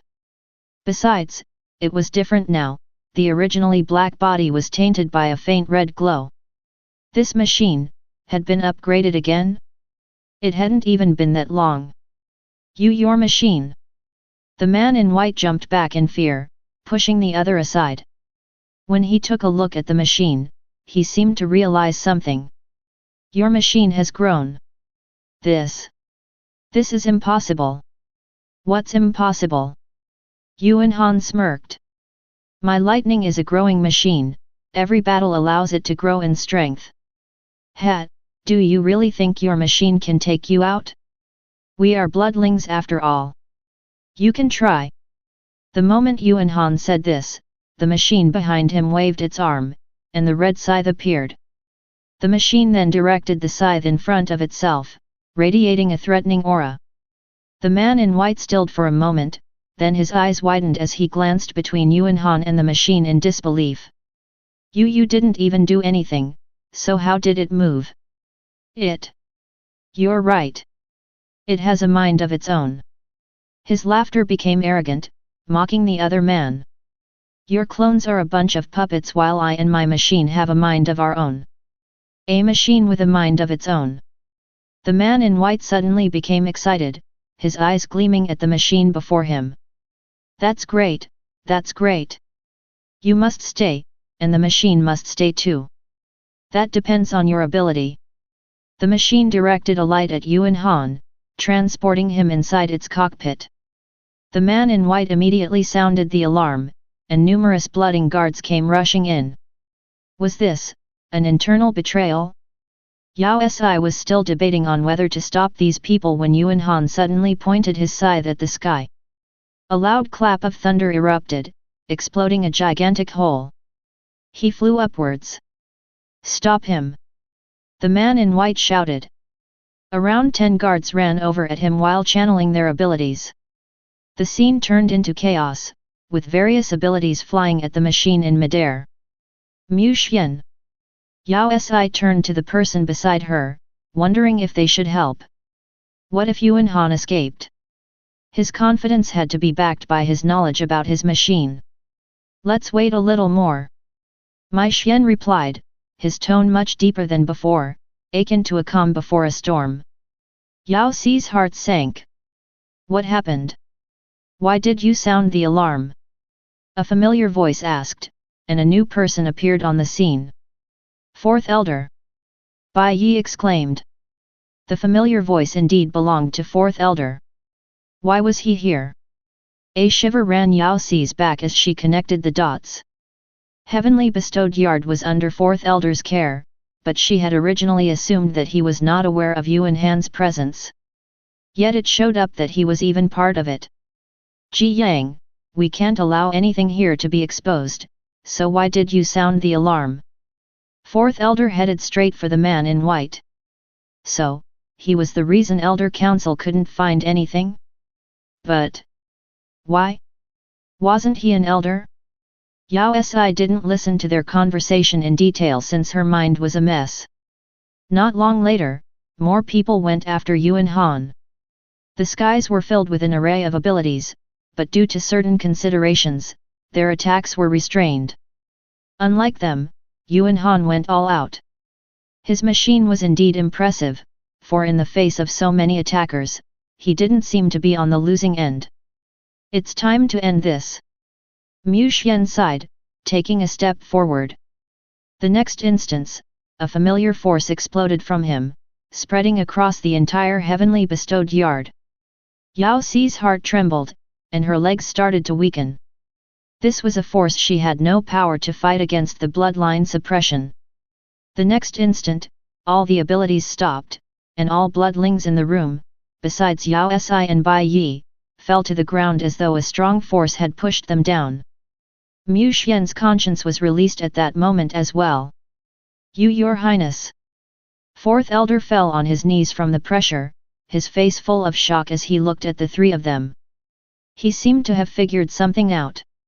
One side of his lips pulled up, and a bitter smile filled his face. You found out after all. Mu Xian frowned, keeping his silence. It's you guys. The only one that wasn't affected by the bloodline suppression was Yuan. Even though his expression couldn't be seen, his infuriated snarl showed that he had recognized Yao Si and Bai Yi. What great timing! You saved me the trouble of having hunting you down. He waved the red scythe in his hand. So what if your king is here? Today I shall avenge my previous defeat. None of you will escape. Yao Si was appalled. Was his ignorance that serious? He was the first person who dared to speak to Mu Xian like that. Asterisk, you should get yourself treated if you're mentally sick. Asterisk. Chapter 112, The Highest Order. Yuan Han continued harping, stunning everyone, even Mu Xian into silence. I must say, his words are indeed brave. I doubt there's another soul in the galactic who would dare to challenge Mu Xian in such an outright manner, Yao Si thought. Besides, Yuan Han seemed to be serious about his words. Suddenly, a red beam shot out from the machine. The mild red glow intensified, turning a deep shade of red with a tinge of purple in the middle. Is this machine a chameleon? Why does its color keep changing? Another upgrade. Bai Yi exclaimed in disbelief. F***ck, wasn't it already SSS rank, why is it still raising? What rank is it at now? Super S rank, Mu Xian replied nonchalantly, raising his head toward the machine. He frowned slightly. That machine seemed familiar. Super S? Yao Si stilled. On Mu Xian's first encounter with the machine, he mentioned that it was of Super S rank. She had assumed that it was similar to the S rank, since the data later indicated that it was of S rank. But was he referring to a rank higher than S? That machine was indeed Amazing. Oh. You scums of the galactic. Yuan Han looked down at them scornfully. If he could have been considered humble before, it all changed once his machine was upgraded. The bloodlings era will end, starting from today. He shouted out the slogan aggressively. With a swing of the weapon in his hands, a gigantic ball of flame came rushing into the skies, the red glow surrounding the machine intensifying to a blinding degree. Two beams shot out from the back of the machine that was now dyed red, morphing into two red wings. It looked like an angel that had spread its wings. The machine exuded an imposing aura with its astounding image. If epic music were to start playing, it would make for a perfect action scene in a movie. The immense heat generated by the machine was enough to raise the temperature of the entire heavenly bestowed yard by a few degrees. The sight didn't perturb Yao Si, but she got an impulse to burst into laughter. Even though wings were great and all, shouldn't he pay more attention his overall image? The red glow gave him a demonic visage, but with the addition of the wings, he looked like a roasted chicken? But what kind of machine is that? It had its own special effects and could upgrade and heal automatically. Yao Si had never seen such a machine before, not even in her lecture books. You like it? Mu Xian asked abruptly, turning to look at her with an intense gaze. Ah! Yao Si froze, not able to react. What did he mean? Before she could clarify what he meant, Yuan Han started toward them with the scythe. The area he passed burst into flames, staining the sky a blazing red. The fiery scythe was like a shooting star that rushed at Mu Xian. Mu Xian! Yao Si cried out and grabbed for his hand. Even though she was well aware of his abilities, she still couldn't help worrying.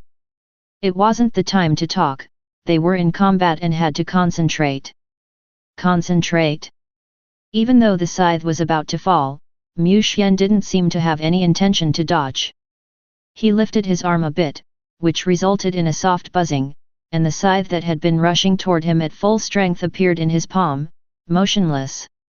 Even though the weapon was massive, almost the height of two grown men, Mu Xian acted as if holding it was effortless. One might think he was holding a piece of straw. That wasn't all. Yuan Han's entire machine seemed to be stuck. The scythe was fixed to his palms as though it was their natural extension. You! What did you do? Yuan Han started to panic, tightening his hold on the scythe in his hands. He tried to pull it from Mu Xian's grip, but to no avail. Even with the help of the machine, the scythe remained unmoving. Let me go! Let me go! Yuan Huan couldn't seem to release his hands either, since they seemed to have gotten glued to the scythe.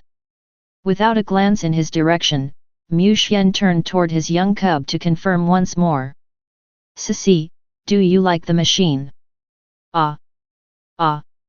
Yao Si was still entranced in the memory of how the machine had stopped. Without much thought, she replied, I like it. All right. He nodded. You can go then. Where do I go? What do you want me to do? Don't bully kids. On the 13th segment of the machine's back, there's a green button that links to its power. Go switch it off, Mu Xian said, an indulgent look on his face. Yao Si stilled. Even though she wasn't sure what he meant, she followed his instructions and headed to the back of the machine, where she started to carefully count the segments. What are you trying to do? Yuan Han asked apprehensively when he sensed something amiss. You dirty bloodlings, don't touch my machine. 11, 12, 13. Yao Si finally found the segment to which Mu Xian had referred. Reaching out, she ripped it off. Do you really think you have the ability to break through my machine's defenses? Yuan Han scoffed, seemingly at ease. Come, touch my machine if you dare. A loud tear ripped through the air as the segment came off, exposing a row of colorful buttons and wires that were lit up. This is impossible. Yuan Han howled in disbelief. Why weren't you electrocuted? There was clearly a defense mechanism on the removed segment. UB*TCH, what did you do to my machine? You're the BTCH, your entire family are beaches. Who knows about the power source of your machine? Is the broken defense my fault? But, didn't Mu Xian mention only one button? What are whole rows of them doing here? Mu Xian, which green button is it? Yao Si couldn't help but raise her paws to ask, grass green, deep green, or the light green? The different shades made it hard to differentiate them. The third one on the second column, Mu Xian replied nonchalantly. Okay, I understand now, the apple green one. Despicable. Yuan Han started to hurl insults once he realized the imminent danger. You want to use the secondary control to seize my machine? Ha, don't forget that it's of Super S rank and doesn't possess the same mechanisms as a normal machine. Do you think your trick will be effective? Just a ding. Before he could finish his sentence, the machine's lights dimmed, and it bent over like a bean sprout. The next instant, all the components got loose and fell noisily to the ground. In less than 2 seconds, the Super S rank machine turned into a pile of metal. Some pieces had rolled off to the side, leaving the upright Yuan Han alone in the middle, staring in disbelief. He still had his hands raised, holding onto the scythe that was in Mu Xian's hand. Yao Si's face cramped up. What was the button she had just pressed? This is impossible. Yuan Han glared with wide-open eyes, unwilling to believe the scene in front of him. His originally arrogant expression had been replaced by a face of fear and horror as he grabbed onto the broken parts maniacally. It's impossible, this machine is supposed to be invincible. It's the most intelligent machine from the previous galactic, so no one here could have surpassed it. Can you imagine how much pain I went through to obtain it? Impossible. It's impossible for you to destroy it like that. The previous galactic. Yao Si blinked. It meant that he wasn't the creator of the machine. Was that the reason he was always so arrogant? It was probably all because of the machine. It's you. You've ruined my machine. Yuan Han turned abruptly, glaring at her ferociously, itching to pounce at her from his pile of metal. F***ck. Wasn't he just picking on the weak? He was clearly disregarding her dad. Yao Si took a step back. The next moment, an immense mental strength came pressing down on Yuan Han before he could even touch the corner of her shirt. Mu Xian sent him crashing into the metal pile. Who allowed you to touch my cub? The metal parts rattled, dispersing, and a golden ball shining with a purple light came rolling out. It looked exceptional. Even though the other parts had lost their shine, the ball continued to glow. Yao Si reached down to the source out of curiosity, but before she could touch it, Yuan Han pushed himself to his feet and came rushing toward her again. He grabbed the metal ball. Return it to me. Yao Si almost lost her footing when stumbling backwards. Yuan Han got hold of the golden ball, then dived forward, tumbling away to widen the distance between them. Lightning, let's go! He shouted out, and the golden ball released a purple glow, engulfing him. Lightning? That ball seemed to be the machine's heart. Even after the exterior was destroyed, it was still alive. In a few moments, the purple glow intensified, and a familiar portal appeared behind him. Yuan Han disappeared inside it. F***ck, another space portal. He escaped once more. Mu Xian. Yao Si glanced over anxiously. It would be a wasted trip if he were to escape. Indeed. Mu Xian said without explaining his thoughts. The next moment, he shouted, Number 27, come back. What does that mean? The moment he have his command, the space portal that had closed snapped open, and a purple glow rushed out. Yuan Han, who had disappeared, was dragged out once more. The metal ball that was tightly clenched in his embrace seemed to have gotten out of control, flying towards them while hauling Yuan Han along with it. Ding! The highest order has priority, Smart System number 27 at your service, a foreign voice announced from the ball. It sounded soft and cutesy, like a child, but with an automated feel. Mu Xian was at ease with the development. Number 27, report the time of the last shutdown.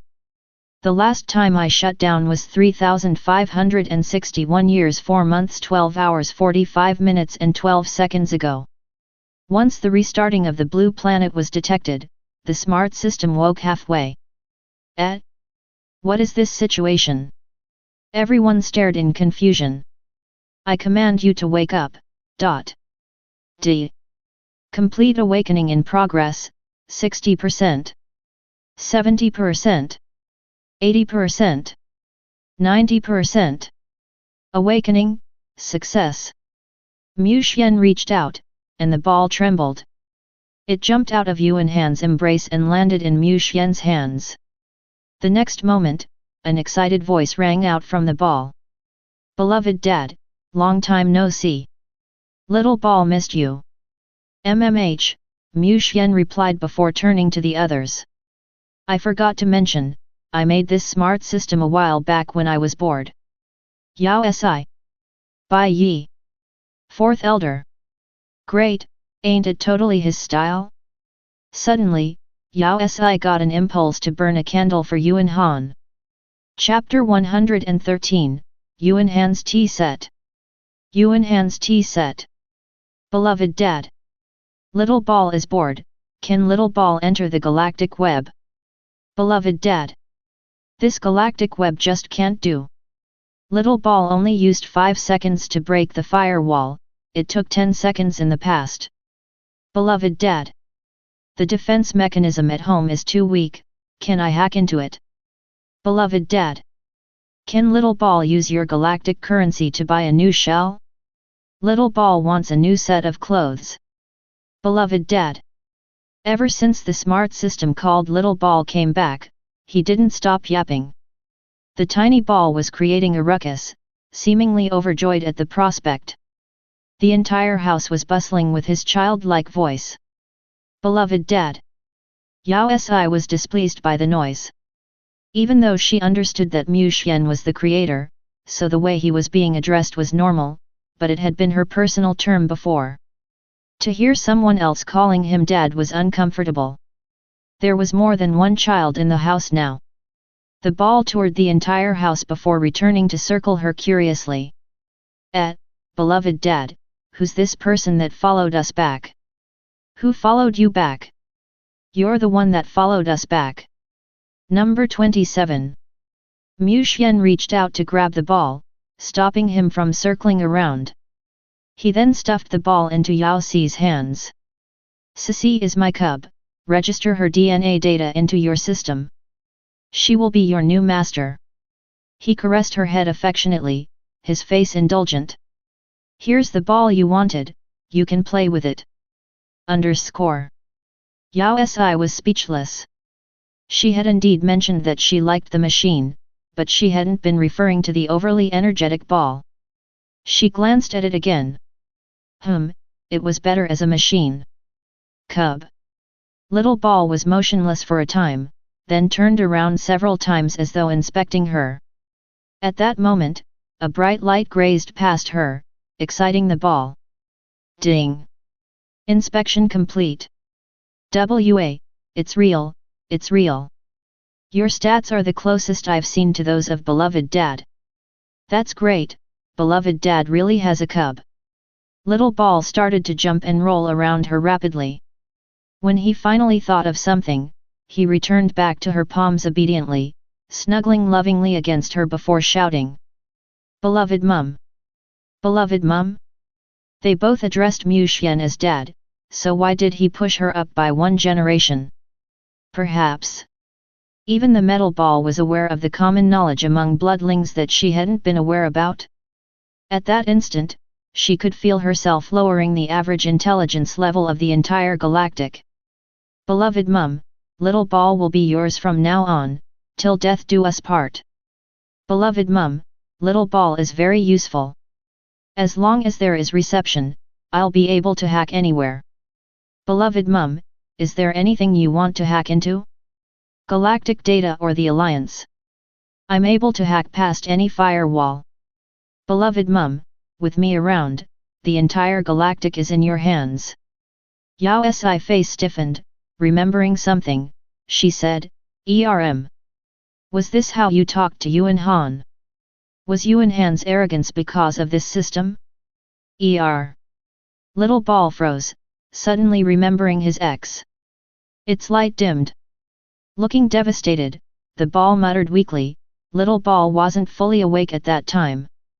I could only operate based on my data to protect anyone with pure Earthling DNA. Only when I was awakened by beloved Dad that my consciousness came back. Little Ball didn't mean to go against beloved Mum. Earthling DNA. Yao Si turned to Mu Xian in confusion. That is the first rule of the primary program, Mu Xian explained. When I designed him, I guessed that he would gain consciousness, so I added a few rules that he wouldn't be able to disobey without the Master's orders. He wasn't allowed to harm bloodlings and was to use all possible means to protect anyone with Earthling DNA. The latter holding priority over the former. This meant that in the face of both bloodlings and Earthlings, Little Ball would prioritize the latter. This was easily understood since unconverted Earthlings required more protection as compared to the immortal bloodlings. This explained why Little Ball had been protecting Yuan Han so relentlessly. But since Mu Xian's orders was the highest order, Little Ball was able to awaken. Yuan Han was starting to sound increasingly more pathetic. Even though number 27 hadn't been fully awake, Yuan Han could still be considered half of an ex-owner. Yet Yao Si had never expected that number 27 might have treated him as an endangered species that required protection rather than a real owner. Time to light him a candle. Oh right, why are you number 27? Yao Si asked. Were there 26 others before you? Nope, Little Ball is unique. Little Ball jumped up before continuing to speak. Little Ball is called number 27 because beloved Dad was lonely. He felt that this number sounded like ding. Before he could finish his sentence, Mu Xian reached out to press a button, and the ball dimmed, falling motionless. Was he switched off? It's getting late. Let's eat. Mu Xian said solemnly. Ah. Yao Si looked down at the time. But it's only 2. Didn't they just finish their lunch? Mu Xian froze for a while, then in a more solemn tone, I'll need time to prepare dinner, so I'll start now. He turned hurriedly and took the ball from her hands. Did duck blood curd really require 4 hours of preparation time? Yao Si was confused, feeling that Mu Xian had entered the nanny mode. She glanced at the bustling man and wondered if she was hallucinating again. Why did his neck look like there was an allergic reaction again? Yao Si was about to search for some medicine tackling allergies when the doorbell rang. She glanced at the screen. Yao Qian. Are you looking for Mu Xian? She opened the door and turned on reflex, preparing to call Mu Xian. No. No. Yao Qian shook his head. I'm here to find you, Your Highness. Me? Yes. Yao Qian frowned. After a moment of hesitation, he said, Fourth Elder, wishes to see Your Highness. Me? Yao Si was surprised.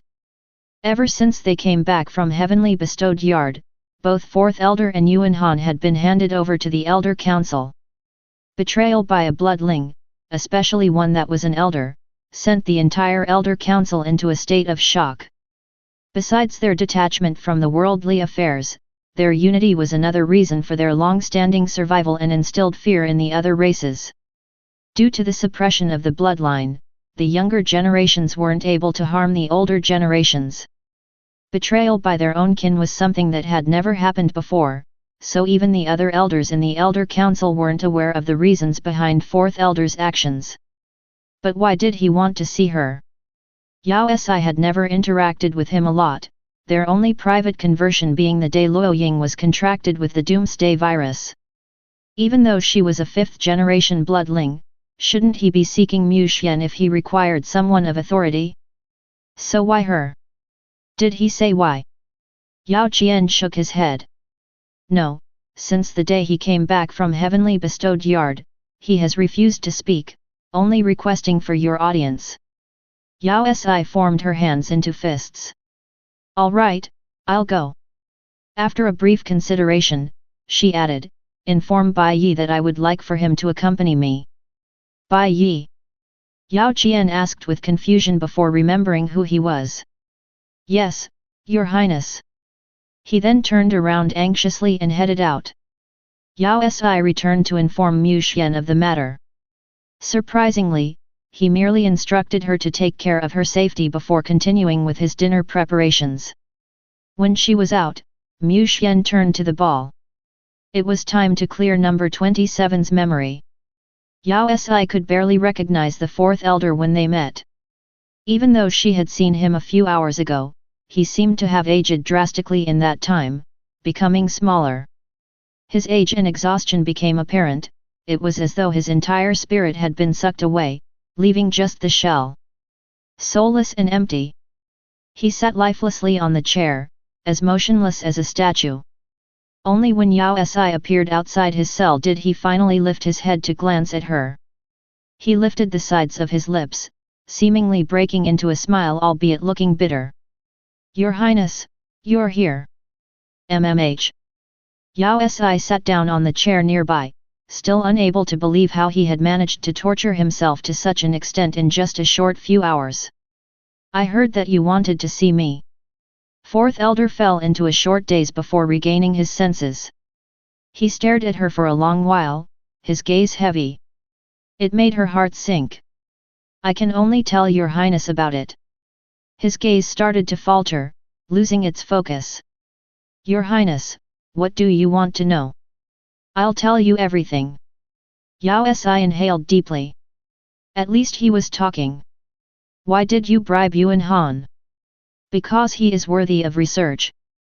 Fourth elder then added, he has perfect human DNA, which is exactly what the heavenly bestowed yard needs. If we could replicate his DNA, we could potentially bring earthlings back. You mean he really is an earthling? Yao Si exclaimed. No.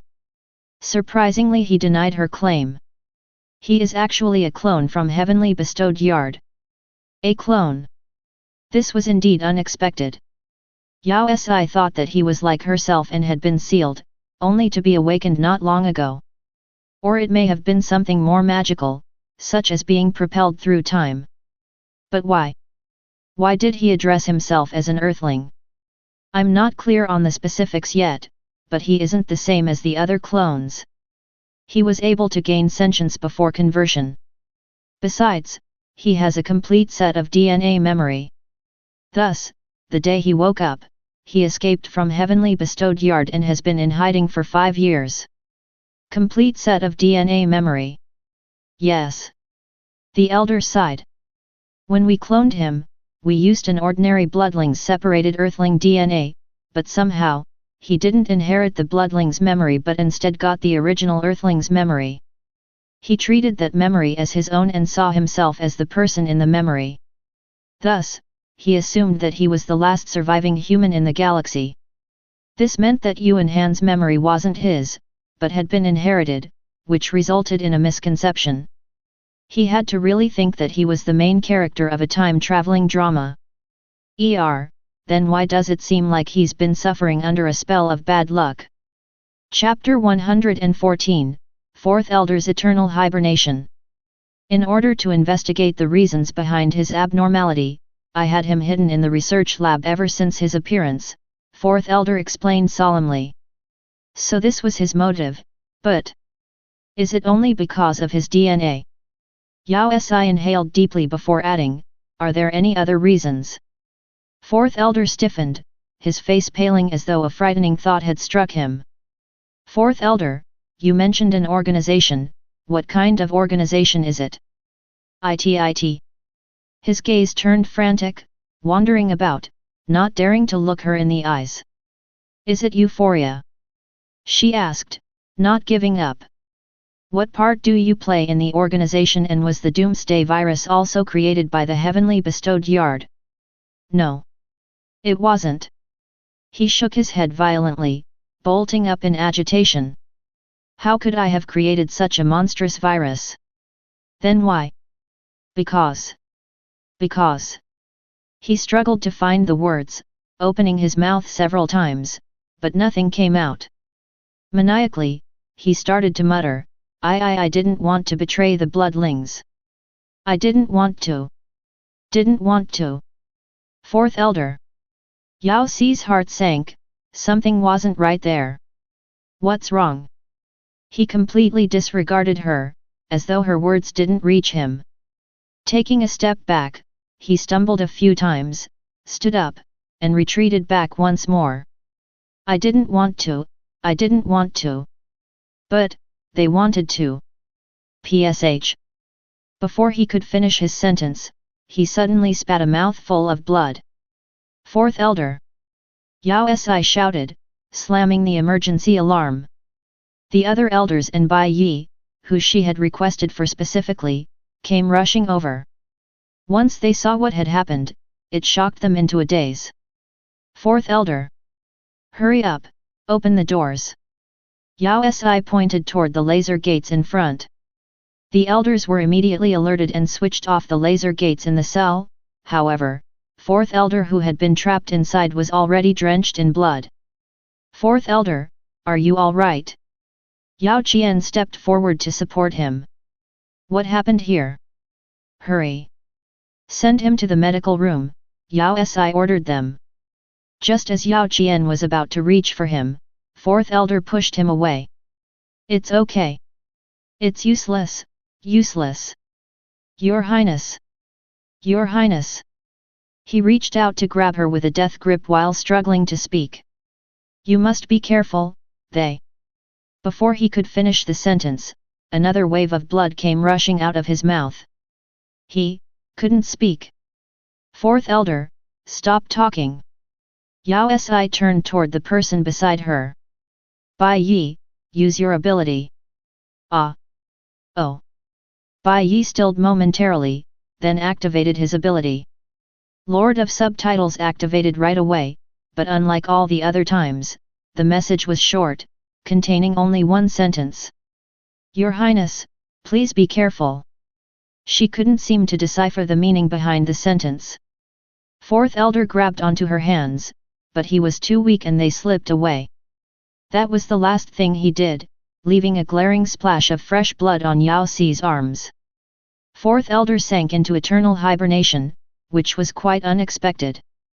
Yao Si had a suspicion that he was trying to warn her about something, but somehow he wasn't able to name it.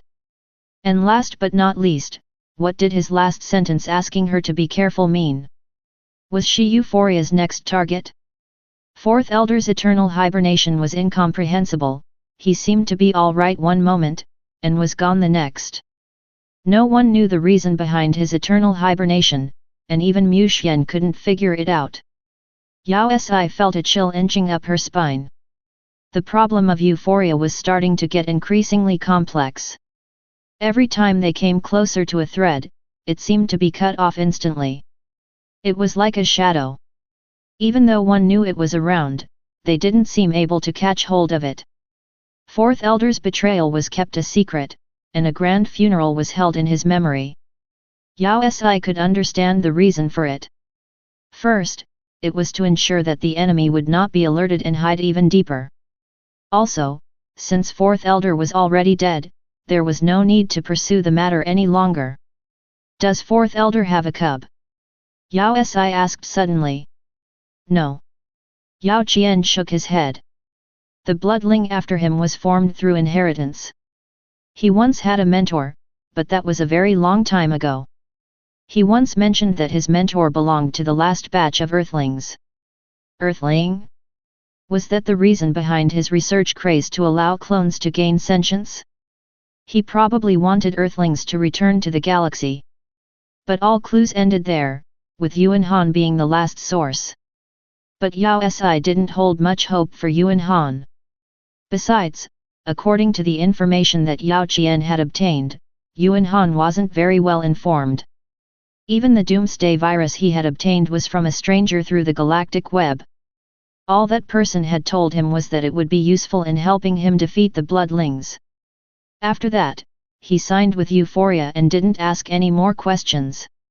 On the other hand, the reasons for Yuan Han's hatred for bloodlings was hilarious. Don't think I'm not aware of your disgusting motives. You just want to turn me into a bloodling. Yuan Han glared at her with disgust as though he would fight to his death against her. I'm an earthling, the last one standing. Even so, I would rather die than become one of you, a blood-sucking monster. Oh, Yao Si replied emotionlessly. It was starting to get funny. Where did he get his knowledge about bloodlings from? Yao Si continued to humor him, before retrieving all his information from Heavenly Bestowed Yard and having it flash in front of him. His reaction started with disdain, then turned to suspicion, before ending with disbelief and a slight craze. No, it can't be true, how can I be a clone? You must be lying, you are definitely lying. He waved his hands in distress, trying to push the screen away. Suddenly, he was reminded of something, biting down on his lip, he pointed at himself. I traveled through time to come into this time, I'm a real human. Don't you dare to trick me into thinking otherwise. Justice shall prevail. Justice? Stop trying to drag Justice's name down the drain. You're just a child. You don't have to believe. Yao Si straightened. She would rather head home for dinner than talk to such an ignorant person. Oh right. I forgot to mention, we have never eaten human blood. All we eat is duck blood curd. Yao Si finally understood his hatred toward bloodlings. He had woken up and gained sentience in Heavenly Bestowed Yard. Moreover, he possessed memories of an earthling that hated vampires. He must have known that he was going to get converted, and it triggered memories of blood-sucking vampires from movies the earthling had watched. His resentment then morphed into the unwillingness to get converted, forcing him into his escape. Basically, too many movies plus number victim paranoia. What was even more hilarious was that even though he escaped and spent 5 years in the galaxy, he didn't learn anything about the bloodling race. Or was he actually aware but chose to live in denial, preferring to rely on the memories of the earthling? He certainly has an extremely inflated ego. Impossible, you must be lying. You're all blood-sucking monsters, how can you not suck human blood? Yuan Han bellowed, seemingly trying to convince himself rather than her. I'm not wrong, I was just trying to protect myself. I just didn't want to turn into a monster. You can rest assured. Yao Si stopped in her tracks, turning to sweep a glance at him. Regardless of whether it's the past or present, no one has any intention of converting you into a bloodling. Fourth Elder was interested simply because he was the only clone that had gained awareness. Ever since the beginning, no one had the intention of forcing him to become a bloodling, it had always been his one-sided assumption. As for the future, Yao Si inhaled deeply. I assure you with my status as a 5th-generation bloodling that I will never let you become any bloodling's cub. You would only be dragging the average bloodling intelligence down. Countless people in the galaxy want to become bloodlings, and do you think we care? Bloodlings can be picky as well. They were particular about the earthlings they converted since millions of years ago, so why would they touch human blood? Yuan Han was left speechless, his face pale with disbelief. Cherish your life, avoid ignorance. Yao Si ignored a certain someone who seemed to be left in shock and turned to head home. As for his punishment, it would be in Yao Qian's hands. She was more worried about the galactic account that had provided him with the doomsday virus. When everything calmed down, she got Bai Yi to track the account, but nothing came up. Euphoria had vanished once again. A strong sense of threat started to cloud Yao Si's senses. This time, it wasn't just about the bloodlings, it was primarily concerned with her own well-being. In a blink of an eye, it was time for school yet again. What, you guys are graduating? Yao Si exclaimed in shock when she saw the two who had been waiting for her at the school gates. Yes. Nephew Gu nodded, turning toward the bashful Luo Ying beside him. Their hands were tightly clasped together. Your Highness, we have decided to graduate this semester before going on a holiday. Oh, how long are you going to be away? Honeymoon. She understood. We aren't sure yet. Nephew Gu shook his head. I have already made the arrangements. In the future, you can call us for matters you need help on. Also, I have already planned out the student committee's duties, so you don't have to worry. Various department heads will tend to the minor matters. As for the others, the bloodlings in the committee will solve it, so you won't be inconvenienced. Since Bai Yi is rather well versed in the galactic web and information matters, you can hand him the issues such as the machine competition and other liaising jobs that deal with other academies. Also, he rambled on continuously, tying up the loose ends as he operated the optical computer and sending her a bunch of information. Basically, he had arranged everything so that she could continue to wield power without having to do anything. His understanding of her personality was immaculate. She should really pay him wages. Chapter 115, Did Anyone Miss Me? After Gu Shuchen finished explaining his arrangements, he cleared his throat, his solemn expression from before returning. And the most important matter, Your Highness, you must remember this, you definitely must. Before he could finish, Yao Si interrupted him. Remember to be punctual for dinner, right? I get it, I get it. Nephew Gu exhaled deeply as though he had unloaded a heavy weight off his chest. Yao Si's lips twitched. That's going too far, why can't he forget that matter? It's decided, salary retracted. Oh right, aren't you waiting till the end of the semester before you graduate? Yao Si glanced at the various forms they were holding. Why are you here now? Shouldn't they bid their farewell at the end of the semester? They glanced at each other. Graduation classes aren't held within the academy. Not within the academy. Yao Si stilled. Did the galaxy also have graduation internships? Yes, for those with abilities, graduation classes are held in other planets. We chose Nirvana, Nephew Gu explained. Nirvana? That sounds familiar. Where did I hear it before? It's about time, let's head out. Nephew Gu glanced at the time on his optical computer.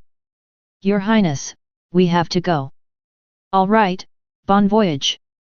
Yao Si waved, staying till the couple entered the aircraft and flew off into the distance. When was she going to graduate? She was suddenly reminded of the red marks on her report card. It definitely wasn't because she hadn't put in the effort, but because she had been occupied. That was right, it was all Euphoria's fault, it thoroughly murdered her passionate desire to learn. What a malicious organization! Just as Yao Si entered the academy, Bai Yi came running from the back, glancing around frantically. Your Highness, did you see Gu Shuchen? I saw him, he left. F***ck. Bai Yi's face darkened, his mood dimming. That bastard just threw the vice president job to me. He had no clue? The three of us promised to graduate together, so how could he just run away with Luo Ying? Bai Yi started to fume. What's so good about having a cub? In the past, they kept flaunting their love, and now they just thoroughly abandoned me. This can't happen. I need to chase after them. I will not let them live so peacefully. Hey! Isn't your resentment going a little overboard? Your Highness, do you know to which planet they are heading for their graduation classes? I think it's Nirvana. Bai Yi immediately opened his optical computer to check for the flight details. You're really going after him? Is Nephew Gu your true love? Bai Yi glanced at the screen, where there was only one flight with a single red word beside it left. His soul seemed to fly away at that moment, leaving his body an empty shell. Forget it. Forget it. Yao Si gave a comforting pat on his shoulder. You'll get your own cub one day. Here's to hoping you leave your bachelor status soon. Your Highness! He cried indignantly. Besides, there is only one flight to Nirvana each month. Nephew Gu must have chosen that planet precisely for that reason. Now that the aircraft has left, you won't be able to chase after them. You can't just find a random aircraft to bring you over. Buzz. Before she could finish her sentence, a sudden white glow surrounded her. Her body started to feel lighter, and the next moment, she disappeared. Yao Si saw the sight in front of her change, and then was faced with a metal room. An excited voice reached her ears. "Boss, I caught them. I caught it. No one saw me, I'm going to be rich." "Shut it, we have to hurry to Nirvana." Yao Si. Bai Yi. F***ck her Jink's mouth. For the first time in her life, Yao Si was kidnapped. She didn't feel much variation in her emotions, there was even an impulse to do her school work. But the trio outside already started to fantasize about their future. "After this kidnapping, I'll definitely head over to heaven for a few months. With that money, you'll be able to stay there permanently, not to mention a few months." "I doubt so, heaven is such an expensive planet. What's there to worry about? With these two, we will be able to obtain the 200,000. Heaven aside, we will even be able to enter the Alliance's main planet." "Ha ha ha ha, that's right. I really wish there were more such easy money-making tasks like this. Is 200,000 considered a lot?" Yao Si couldn't help interrupting. From what she remembered, student committee's semester pay was around that amount. She had always assumed that the amount was due to inflation. Since the academy was student-operated, every member of the committee received a salary. Obviously. The three rolled their eyes. It's an amount that ordinary people will never earn. He stopped, finally realizing their sudden appearance. You. Where did you come from?" "There." Yao Si pointed toward the open cell door. The person beside her was a highly experienced hacker, so how could they be kept in captivity? The three stilled, then pulled out their knives frantically. Don't move. Hurry and return to the cell or we won't be kind." "Haha." Yao Si laughed. "What a coincidence, I don't intend to be kind either. Bai Yi, I'll hand it to you." It was time to vent his frustration. "Pikachu, I choose you." "Yes, Your Highness." Yao Si had enough knowledge of bloodlings to be confident that they could deal with the three even without using any abilities, but she never expected it to be that quick. After 3 minutes. "Master, we were wrong, we are aware of our mistakes." "Yes, Master, please forgive us. Any more and we'll be disfigured." "Master, could you pardon us? It's our first crime. We had no idea our victims would be S-ranked. If we had known earlier, we would have never dared to do it." "Master, you should seek out the real mastermind. We were just forced into it. Please forgive us." Yao Si looked at the three who were kneeling in tears after getting beaten by Bai Yi. Her lips twitched. Wasn't it a bit too fast? Where was their kidnapper dignity? Did they spend all their time on talking? Did they not graduate from Kidnappers Academy? Even their begging pleas seemed trained and eloquent. Yao Si massaged her temples, then took a deep breath. "Speak. What exactly happened? What were your intentions? Why did you kidnap us?" "Master, this has nothing to do with us." The thin and tall leader lifted his swollen face. Inhaling, he stuttered, "It's someone on Nirvana. He offered a high price to kidnap you." "No, to invite you back." "Nirvana?" Yao Si stilled. She didn't seem to have visited that planet. "Who is that person?" "That. We aren't sure of his identity." The person then quickly added, "The other party sent us a video message, instructing us to bring you to Nirvana unharmed." He switched on his optical computer, and indeed, a 3D version of her image popped up. "In order to aid our operation, he helped to modify our aircraft, so you could enter the aircraft without any of the galactic detectors being activated." That explained why no one had gone after her even though she had been gone for quite a while. She eyed them suspiciously. You guys, don't know who I am. They glanced at each other before shaking their heads in unison. That was indeed a surprise. After her video was publicized, her identity as Mu Xian's cub had spread throughout the entire galaxy. Even the dumbest kidnappers knew not to kidnap a fifth-generation bloodling. Thus, she had assumed that they belonged to Euphoria, but their words revealed to her that they were just clueless. But, who exactly had gotten these three ignorant people to kidnap her? I don't care what you want, turn the aircraft back. Regardless of who the person was, it was best for her to return due to her current dangerous circumstances. Curiosity killed the cat, and she was determined not to get herself killed. Master. To keep up with our latest adventures, like and subscribe to Chinese Novel Audio Wave. This. Their faces paled. It's not possible. What did you say? Yao Si stood up. They shrank in fear. Master, the aircraft has a specialized route installed, so until we arrive at our destination, we won't be able to change it. Bai Yi's face darkened, and he turned toward the control table. After playing with it for a while, he looked over at her in disappointment.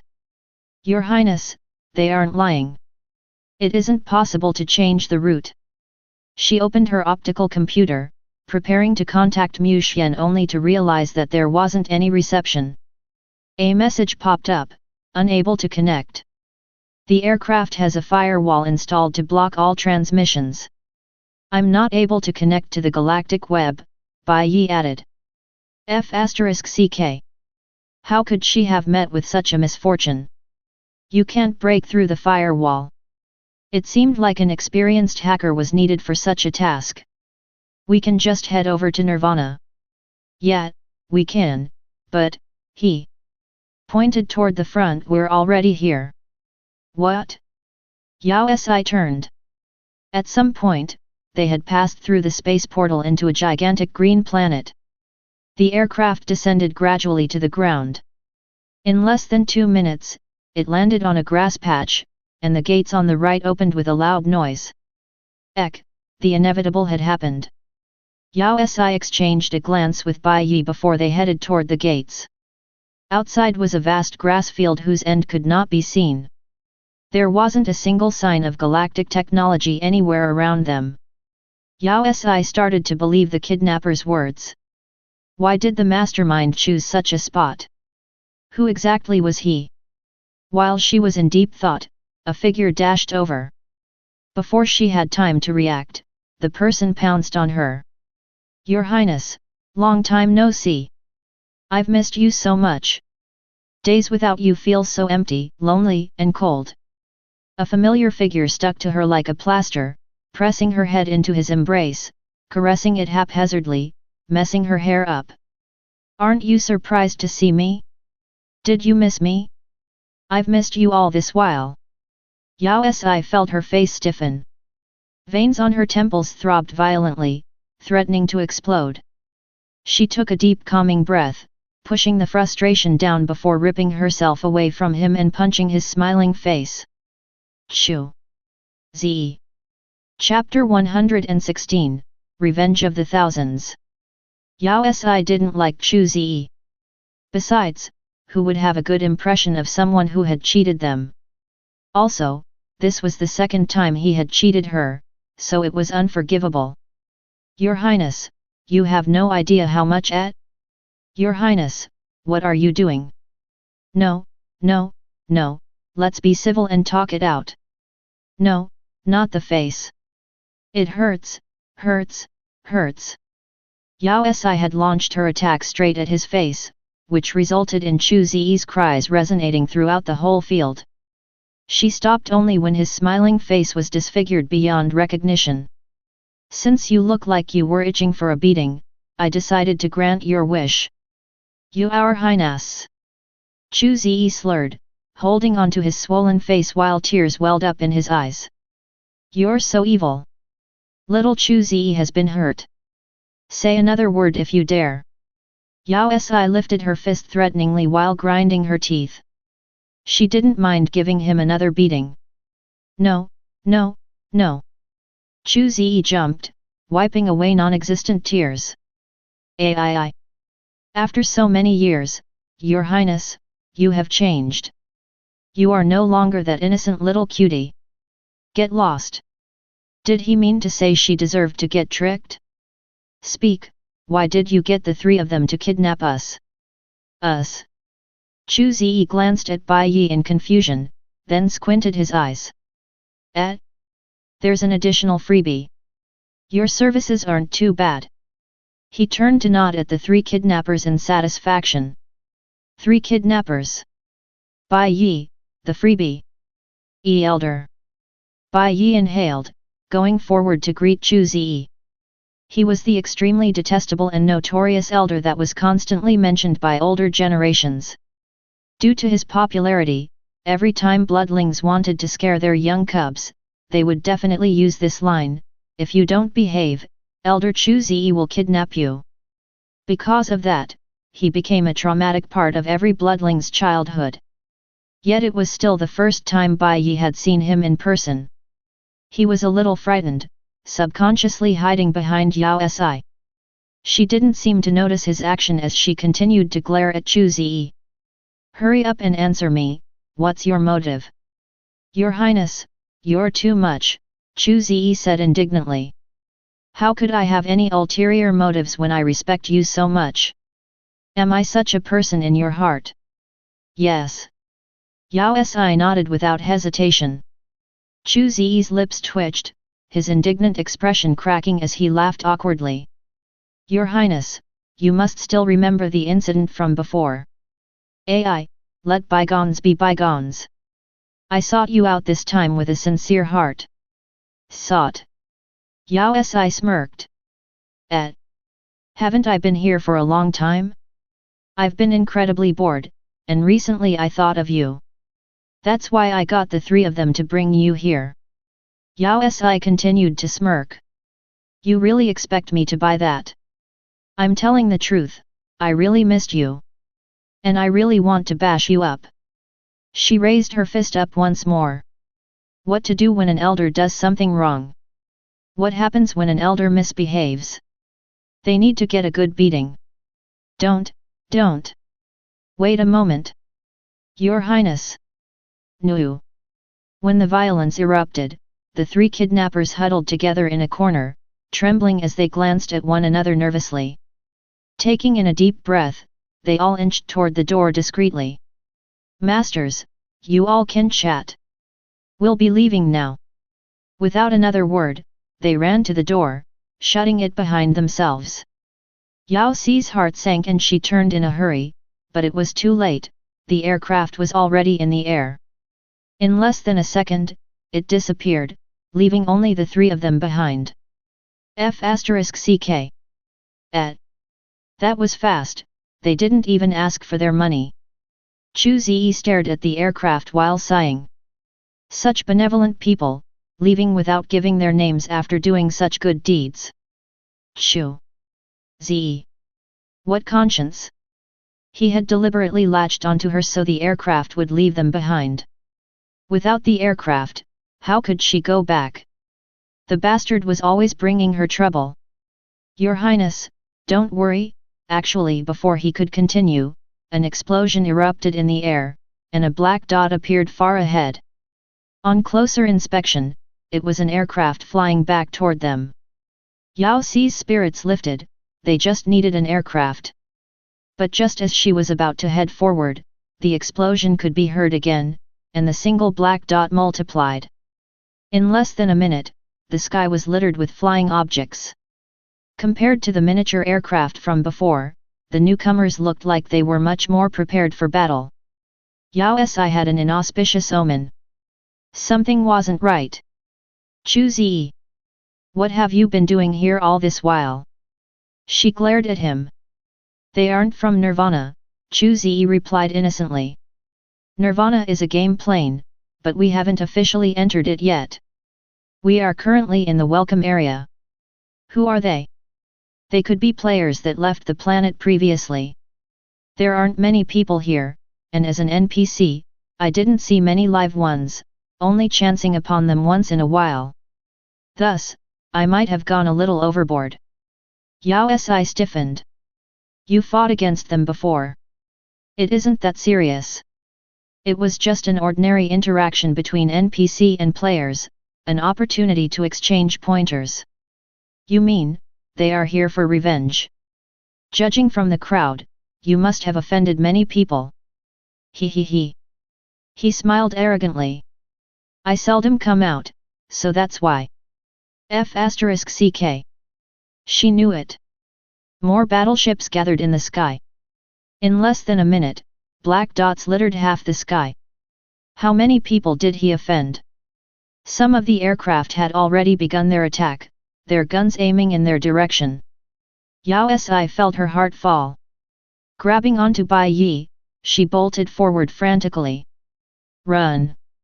Just as she expected, the ground behind them erupted from an explosion, mud and gravel rising into the sky with the stench of something burnt. Yao Si in the meantime ran relentlessly, her life was at stake. Your Highness, enter the mystical barrier. They won't be able to follow, Chu Ziyi shouted as he pointed to the front. With a slight buzz, he ran past her. *CK. He was so experienced at escaping that even his speed seemed to have been specifically trained for that. Yao Si glanced in the direction he had gone. There was indeed a transparent wall surrounding the forest there, separating the two areas into two worlds. Explosions behind her continued to rumble, the noise increasing in intensity. Several times, the lasers brushed past them. Yao Si then turned to look at Bai Yi, signaling for him to head toward the wall after her. There was a splash as though she had passed through a water curtain. The next moment, she seemed to have entered a vacuum, all the noise and rumbling outside were silenced. It was just like another world. The chaotic noise had turned into the silent night with occasional bug melodies. She turned to take a glance back. The battleships were still there, but were blocked by the mystical barrier. Even their attacks couldn't seem to penetrate the barrier. Many of the aircraft had landed. People had come out of them and were pointing toward Chu Ziyi while shouting in fury. Even though Yao Si couldn't hear them, she was sure it wasn't pleasant. That was close. Chu Ziyi dropped onto the floor as he panted. The mystical barrier is the safest after all. If it wasn't to welcome you, I wouldn't have gotten out at all. Your Highness, aren't I good? *CKU. She was going to get killed because of him one day. She rolled her eyes, her anger reaching its highest point. She opened her optical computer to look at the map, in search of the player service center. Grabbing the confused Bai Yi, she declared, Bai Yi, let's go. Your Highness, where are you going? Chu Ziyi bolted after her. Going home. Even though Nirvana was huge, it was just a game planet for the celestial race. Even if there weren't any aircraft, as long as they reached a service center and clarified their situation, she could return home. Your Highness, you can't go back now. Chu Ziyi shook his head. Yao Si froze. What did he mean? Just as she was about to ask him about it, her optical computer buzzed, showing some red words. Nirvana system installation complete. Yao Si's heart sank. What was that Nirvana system? Your Highness, only registered players can enter the mystical barrier to start the game, Chu Ziyi explained in a cheerful voice. In order for you two to enter the mystical barrier, I replicated my system into both of your optical computers. You mean, we're now players in Nirvana? Your Highness, you should know that when I was exiled, I became an NPC. How could I have the player's system? His smile grew more radiant. You guys aren't players but NPCs. And NPCs are not allowed to exit the game. *CK, he needs a beating. If she didn't bash him into a ball, she wouldn't be called Yao Si. Yao Si felt her frustration rise. After being kidnapped so abruptly, she was now forced into being an NPC. Even though the NPCs in Nirvana were every bit like a person with a high level of freedom, it didn't change the fact that she was trapped. She headed toward the customer service center, but indeed, there was only an NPC in that place. Regardless of what she said, it did not believe that she was a bloodling, treating her mechanically as it had been programmed. According to Qián, the game company had an employee come down for a check only once a month. This meant that Yao Si was stuck for a month. Everything in the game was closed off, so she wasn't even able to contact anyone. Once again, she felt the urge to beat Qián into a swollen ball. But there were more pressing matters, like the vengeful players. World from Planet W. Did anyone see Running Chu? Seeking his location. World killed Hatunk. I found him, he's at the entrance of the dense forest. Team kill Running Chu shall take off. World Cloud in Thesky, at Running Chu found 2 NPC helpers. World only for revenge, who cares about his helpers, let's kill him first. Running Chu shall perish. World peaceful game, today, let's all kill Running Chu. Notice, player from Planet W has begun a hunt for you. Notice, player Cloud in the Sky has begun a hunt for you. Notice, player Peaceful Game has begun a hunt for you. Notice. Yao Si. Bai Yi. Qián, what exactly did you do to these players? Chapter 117, The Hidden Area. Yao Si figured out why all the players called Qián Running Chu every time a player saw him. Their first reaction would be to draw their weapons and attack him, while his only reaction would be to run hysterically, avoiding all the attacks. However, she couldn't understand the level of hatred they held for him, to the point that Team Kill Running Chu seemed to be a norm around there. Yao Si had intended to retaliate at first, but despite her capabilities, she wouldn't be able to match up to millions of attackers. On the 101st time she had avoided their attacks, her bloodling power started to falter, and she fell on the floor in exhaustion. What exactly had Qián done to incur such fury? Aren't we NPCs? Shouldn't there be a resting mode? She asked. They were in a game, so was it really alright for the NPCs to be chased with such relentlessness? Qián was too exhausted to respond. Instead, Bai Yi volunteered, Your Highness, this is a real-life game. Even though there is a program installed, it's different from the awareness web. There isn't a chance for revival, and this applies to NPCs as well. Which means that if we die here we really die. Yes. F***ck. If everything here is real, why did they even call it a game? She felt like beating someone up again. After taking several deep breaths, she finally calmed down and turned to glare at Qián, who was panting like a dog. Speak, why did you kidnap me here? It couldn't just be to take revenge against me, or to have me experience the game life, right? It definitely wasn't possible with his intelligence. It didn't make sense for him to take revenge against her when she had Mu Xian as her support. Ah, Your Highness, could you stop doubting my sincere heart? Qián turned to look at her, the cheeky smile still plastered on his face. I really missed you. Yao Si sent a punch his way. All right. He altered his words hurriedly, shielding his face subconsciously. I just wanted Your Highness to help me out on a small matter. You want my help? Yao Si stilled. Are we that close? It's like this. Qián coughed, swapping his cheeky smile with a solemn expression. I used the past 2 years to understand Nirvana's map and experienced the game's NPC and player roles. He seemed to have thought of something, for he coughed loudly to shield his thoughts. She could already imagine how he had experienced being a player. Not long ago, I found a hidden area on this planet. There is a formula that allows me to reset the program hidden there. Your Highness, you probably aren't aware of it, but I seem to have run into some trouble on this planet. So this lifeline that allows me to reset the program is crucial. With the formula, I won't be running Chu anymore. You mean? Yao Si's lips twitched. You brought me all the way here from the first academy just to help you get your formula. That's right, Your Highness. You're so intelligent. He stuck his thumb up in encouragement. Get lost. Asterisk. I would need to be dumb to believe that asterisk after all, you're still a 13th generation bloodling. How can you not be able to deal with a simple formula in a game? Besides, you could get someone else, so why bring me here from such a faraway place? I didn't have a choice, since I'm unable to enter that place. Chu Ziyi didn't seem to feel the least bit guilty as he continued, that area is hidden behind a special mental barrier surrounding the area.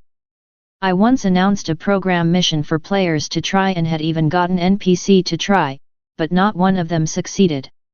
I have no idea how to deal with that area. He turned to glance at her, his eyes aglow. Since the mental strength in our race is the strongest within those who are the oldest. There aren't many bloodlings that have a stronger mental strength than me, hence, the first person that came to mind was you, Your Highness. Indeed, since he was a 13th generation bloodling, the only ones with higher status than him was her and Mu Xian. He didn't dare to approach Mu Xian, so he came for her? He. Yao Si glanced at him with a smile. Not going. Your Highness. He placed his palms together and looked at her full of expectation. Pretty please.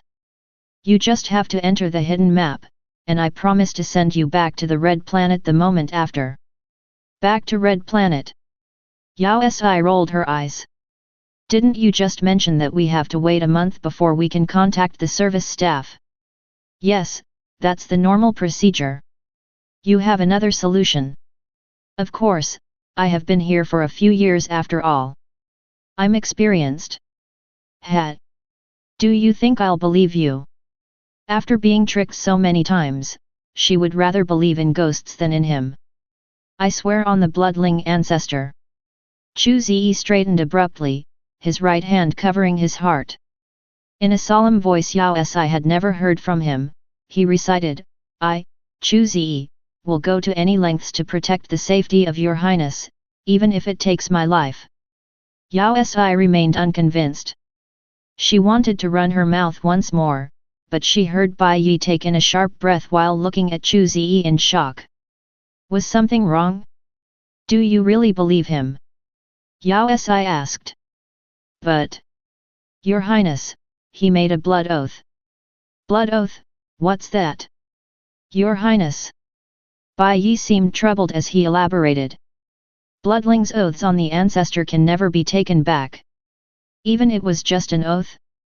Was it really that serious? She had never thought that bloodlings were superstitious. Yao Si had no faith in such an oath, especially when it came from Chu Ziyi. Your Highness, the hidden map is here. Sensing her hesitation, Chu Ziyi hurriedly added, which means as long as we enter the map, regardless of whether they were players or NPC, anyone outside would not be able to find us. Yao Si frowned, picturing a scene with aggressive attackers. Heading to the hidden map didn't seem like that bad of an idea. Besides, it was better than getting chased by a whole planet of enemies. In the end, she relented, agreeing to head over to the hidden area. She decided to first take a look, though.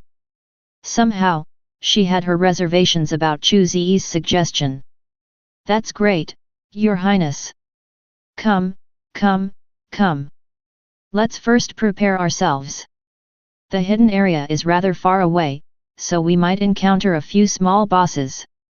Chu Ziyi smiled radiantly while pulling out a few defensive mechanisms from his storage bag and tossing over a blue sword to her. Yao Si glanced at it. The sword had a row of words on it, Imperial Heaven Sword. There was even a date behind. She suddenly wasn't curious about the sword's origins. Chu Ziyi was right. The hidden area was indeed far away. Only after passing through several transportation portals and avoiding a group of players did they finally reach a deserted forest. With Chu Ziyi's equipment, they no longer looked as haggard as before. We're here. Chu Zi lowered his head to glance at the map in his hands. The hidden area I marked previously is right in front of us. Yao Si turned toward the forest. Ahead of them was a massive green structure. It wasn't tall, with only about 2 or 3 floors. Hidden within the forest, it seemed like part of the forest. There was a small path with rows of ancient pillars lining its sides. Next to them, red, white, and purple flowers were blooming. All of them looked to have been nurtured with someone's effort. Just as Yao Si was about to head over, Bai Yi took a step, walking straight into a pillar. "What are you doing?" Yao Si hurriedly grabbed for his hand, but while she spoke, Chu Zi walked head first into a pillar. His action was followed by a loud thud. "Are you blind?" Yao Si mocked. "How could you walk straight into a pillar?" "Pillar? What pillar?" Bai Yi turned to her in confusion. "Obviously it's the row of them ahead of us." Yao Si stilled, her eyes going wide. "Can't you see it?" Bai Yi was still a face of confusion, but Chu Zi headed over to Hira in excitement, forgetting about the bruise on his head. "The mental barrier here indeed has no effect on your highness." He grabbed onto her excitedly. "Your highness, what do you see?" "A pillar. A house." Yao Si pointed ahead of them. "You really can't see it." It was directly in front of them. "All I can see is a tree," Bai Yi replied. "It's going to be easy now that you can see. It means that your highness' mental strength is greater than that of the one who made this barrier, thus rendering the illusion ineffective." Chu Zi frowned. "Your highness, can your mental strength be brought out externally?" Yao Si froze, recalling a certain country treasure. Could she say no? "Your highness, can you give your mental strength a tangible form so we can carry it around? This would allow us to see as well." "Are you sure?"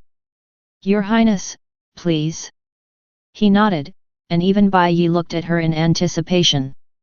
Yao Si was speechless. Biting down on her lip to spread the mental strength, she morphed it into something tangible, like a mahjong tile, and placed one in each of their palms. 2 bamboos and 2 dots. MMH, it is indeed suitable for them. "What's this?" Bai Yi asked, lifting the biscuit with hunger in his eyes. Cough. "It's a Chinese treasure from the ancient blue planet," Yao Si explained her nonsense seriously. Clearly, before her was a child that didn't patronize museums. "It's normal that you youngsters aren't aware." "Oh." Bai Yi nodded, his eyes brightening as he embraced the tile with an excited expression. Even though he couldn't understand what she meant, he figured that he was holding an antique. Even the bastard Chu Zi took several curious glances at the biscuit in his hands. Great. What a beautiful lie. Yao Si heaved a sigh of relief. With the help of her mental strength, Bai Yi and Chu Zi were able to see the 3-story building in front of them. They exchanged glances before heading over carefully. It was indeed a beautiful place. The flowers had a nice scent and bloomed all over the area. There were roses, lilies, lavenders, and every other flower out there. It seemed like a private garden. The place was scenic, but somehow it gave off an ominous vibe Yao Si couldn't explain. "Don't you think it's too quiet?" She couldn't help asking. Near a big house and a scenic view, it would be normal to find either a boss or at least an NPC. However, the entire time, they hadn't seen a single soul, neither human nor animal. "Look over here!" Bai Yi shouted abruptly, pointing toward the back of the house. Yao Si turned and inhaled sharply. *CK. Chapter 118, Origins of the Virus. Flower.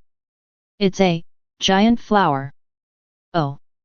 Behind the small building was an empty field with a giant crystal like a blue flower. It was almost as tall as the building. And there wasn't just one flower like that, for an entire field was littered with them. They were completely blue and without any leaves, more like standing artwork than works of nature. What kind of fertilizer was used for them to grow to such a size? Besides, was it just an illusion or did they look familiar? She reached out to touch the floor, but just then, Chu Ziyi smacked her hand in mid-air. "Don't touch it!" he shouted out. Her arm numbed from the force he exerted. "What's the big deal? Is there any need to get so worked up?" Yao Si glanced at Chu Ziyi indignantly. Perhaps his default smiley persona had become a norm to her, so once his true colors were revealed, she couldn't help feeling frightened. What had happened? "Do you know this flower?" Just then, there was movement in the bushes ahead, producing a rustling sound. On a closer inspection, it was actually a person. There was actually someone there. Was it the monster that had hidden the map? After half a second, the person seemed to have detected them and dashed in their direction. When Yao Si finally caught a clear glimpse of the noisemaker, she inhaled sharply, her heart chilling. Instead of a single person, there was a large group. From the looks of it, there seemed to be about 100 of them shouting indecipherable commands. They seemed to be players, but their skin was all blue, as if they were from Avatar. Not one of them had all their limbs intact, missing arms and legs, their bodies stained with blood. There were even some that had their organs exposed, their intestines spilling onto the ground. Even then, they continued to dash toward Yao Si and her group maniacally, filling the air with a horrible stench of rotting meat. She finally remembered where she had seen the flower. It was on the day of the machine competition. When Yuan Han was escaping, the flower had been the last strike to the competition grounds. And in his hands had been the doomsday virus. Which meant that the people in front of them were zombies? Why were there such things on a game planet? Was this part of their program? Or?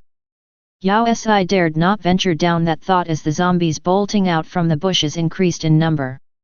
There seemed to be enough of a crowd to surround the whole building. Yao Si's grip around the sword in her hands tightened. Her situation was starting to turn into something more than a game. What are we going to do? With no room for escape, Chu Ziyi's face fell, and he muttered, "Just let them succeed." Yao Si stilled. What did he mean? He turned to grab her hand and shouted, "Leave. Let's go into the house first." Before she could react, he bolted toward the house, dragging her along. In just a few seconds, he managed to crack the code on the door. The moment the doors closed behind them, a loud thud banged against it, followed by a chilling low howl. There was no doubt that they had been surrounded by zombies. "Your Highness, the people outside. Could they?" Bai Yi glanced at her in fear, his eyes wide. The sight outside had to have frightened him. Yao Si nodded. "You're right, they should have been infected by the doomsday virus. If Luo Ying wasn't cured, she probably would have ended up like them. But, isn't that an ancient virus from the blue planet? Isn't this Nirvana planet? How are they infected?" The zombies outside seemed to be people of different races. "This, you have to ask him." Yao Si turned to glance at Chu Ziyi. From the moment they had entered the house, he had never stopped hustling around. He had switched on the internal control system and was searching for something at that moment. When Yao Si directed the question at him, he turned to glance at them. But instead of clearing their doubts, he pointed to the area in front. "This door won't be able to hold for much longer. There's a door at the back that leads to an underground research lab. We'll probably be able to stay there for a while." Turning, he dashed in the direction he just mentioned. Yao Si exchanged glances with Bai Yi. The noise outside was starting to intensify. There was even the sound of electricity, which was probably the defensive mechanism on the door exploding. "Let's go." She followed behind with Bai Yi. Regardless of what Chu Ziyi discovered, they should first leave this place. After all, those zombies were infected by the deadly doomsday virus. Chu Ziyi had been right, there was indeed an underground research lab below. And it was a stark contrast to the small house above. The area below was huge. They turned several corners, but everywhere looked similar. The rooms were filled with unknown weapons, and there was even a room dedicated to samples. It was starting to feel familiar. Other than the lack of people and the mess that indicated a haphazard exit, the place was exactly the same as the research base Yao Si had visited before. She suddenly understood where the doomsday virus that had infected Luoying had come from. This was Euphoria's virus research base. Her heart sank, and even Bai Yi was glancing around with a complex expression on his face. Chu Ziyi's smile that was constantly plastered on his face went away as well, turning him into a completely different person. They headed straight to the place that seemed like the control room. The moment they entered, Chu Ziyi buried his head into the main control table, his back rod straight. His fingers flew across the buttons rapidly, and screens lit up one after another, all of them filled with code she couldn't decipher. In less than a minute, with a beep, all the screens filled with the same red row of numbers. They were going down, counting down the time. I managed to activate it. Chu Ziyi's shoulders slumped in relief. He looked like a deflated balloon as he plopped down onto the chair. But I was too late. The ominous premonition rose within Yao Si. Chu Ziyi, what is going on here? From the start you knew that this wasn't a hidden area, but a research base. Euphoria's research base, she said with agitation. Chu Ziyi stilled and lifted his head to glance at her. The corners of his lips lifted into a forced smile. You're no doubt our Royal Highness. Yes, your guess is correct. You kidnapped me just to see this. Yao Si couldn't figure out his motives. You could say that. He exhaled a long breath. I discovered this place a year ago, but I only managed to confirm that it was a research base recently. I never expected them to really succeed. I had wanted to enter for a while now, but was trapped outside by the mental barrier. Its strength is special. He frowned at an unpleasant memory, before continuing. Later, I discovered the weakening of the mental barrier, but I still wasn't able to enter. Thus, I decided to invite you over to share in the misery. Yao Si's lips twitched. Share the misery? Why didn't you report this to the Elder Council? As an elder, he should have been aware of the internal investigations against Euphoria. If he was able to find the place, he could have simply resolved the issue through the bloodlings. So why did he go through all the trouble of kidnapping her, and even with such a hateful method? Elder Council. He gave a chilling laugh, shaking his head. If only it was that simple, Your Highness. He seemed to have something to tell her. Suddenly, a loud thud came from outside. The door was smashed open, and a black shadow charged toward her at lightning speed. Your Highness! Bai Yi exclaimed. But it was too late, the black figure had already pounced on her. Pain erupted on her waist as she flew to the side. Without a chance to get her footing, she smashed head first into the control table. Her head was safe, but a huge dent was made among the controls. It hurts. Chu Ziyi. What are you? Yao Si suppressed her anger. When she was about to scold him, she realized that there was a hole in his waist. Fresh blood was oozing out of it, staining more than half of his body. What was even worse, a blue glow was spreading from the wound. What happened? Yao Si headed over to him in a hurry. Suddenly, there was a squeak from below. Lowering her head, she saw a creature that was about the size of a bunny. Its skin had been peeled off, but its sharp paws were drenched in blood. The creature had blue glowing eyes which glared at Chu Ziyi. Rat. The creature that had headed toward them was an infected rat. The rat jumped up, aiming for them once more. Yao Si felt her mind blank out. Yet a sudden impulse forced her into tossing the chair beside her at the rat, sending it crashing into the wall like a baseball ball. It created a dent from the impact, then slid down to the ground. But even then, it was still alive. With just a 2-second pause, the rat pounced forward once more. Chu Ziyi activated his ability. With a wave of his hand, a black slit suddenly appeared, heading straight for the rat's back.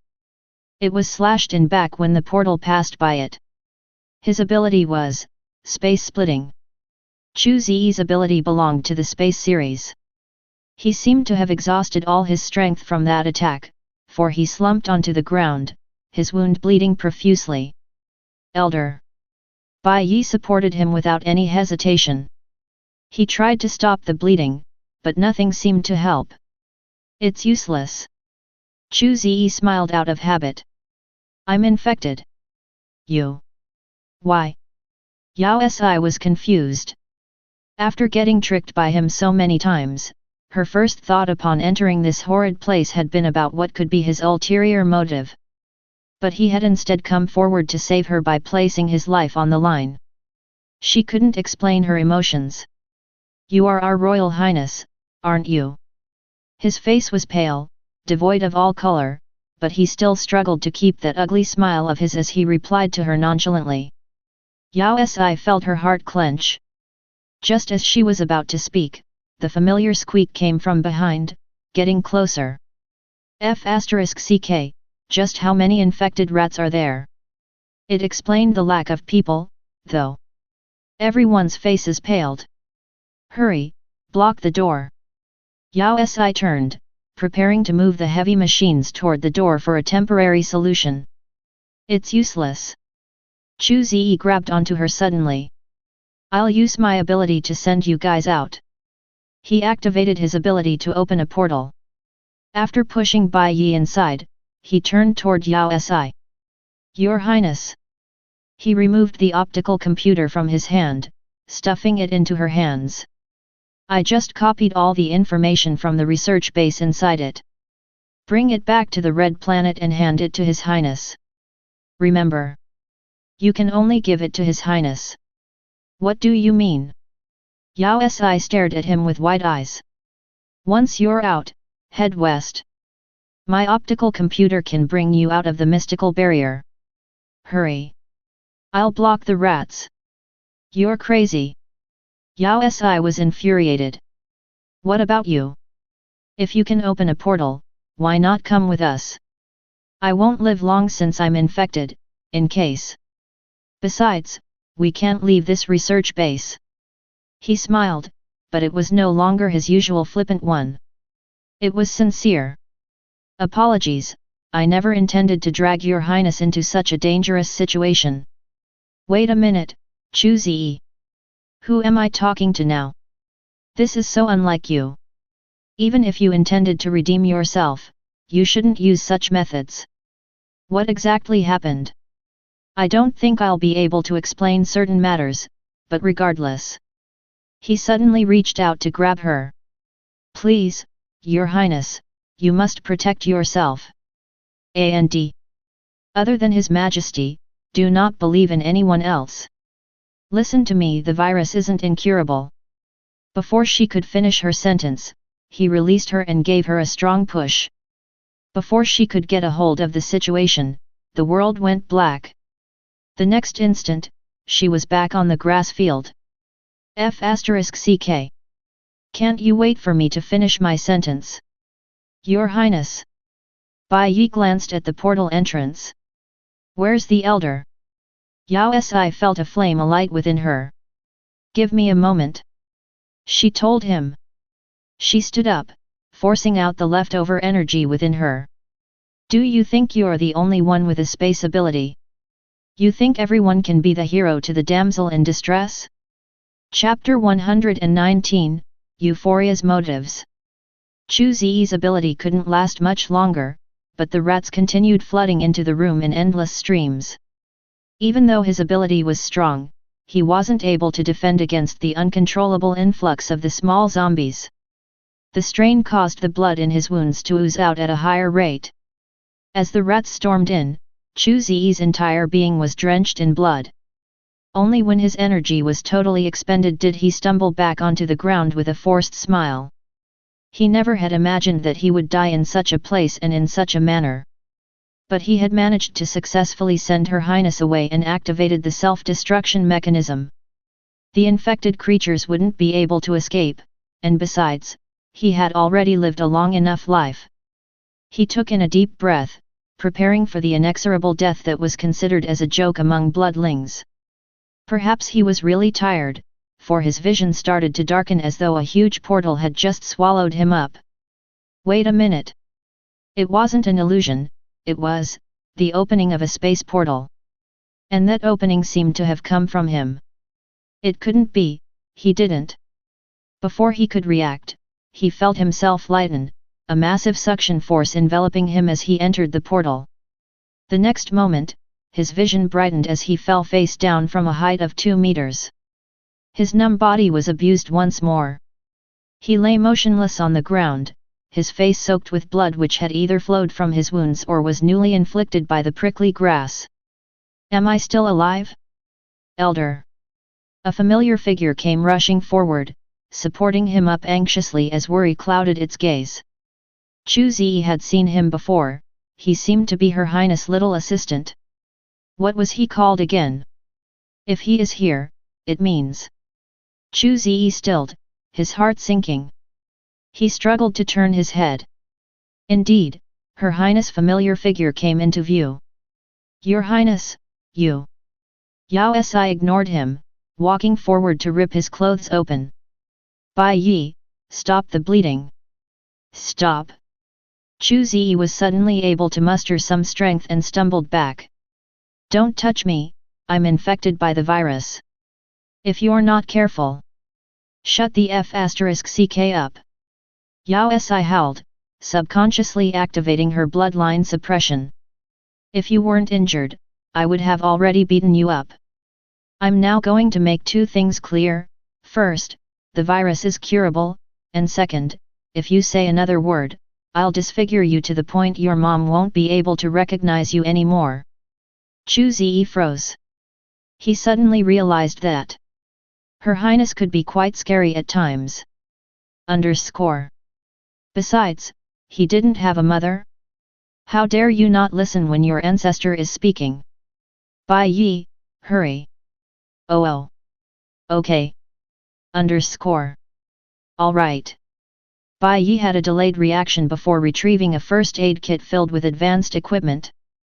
But regardless of what he used, Chu Zi still seemed broken, blood pouring out of him endlessly. There is no way to stop the bleeding, Your Highness. Tie up all the wounds. If technology wasn't able to save him, they could just go back to the prehistoric methods. Tie, with what? Bai Yi asked in confusion. Yao Si glanced at the first aid kit.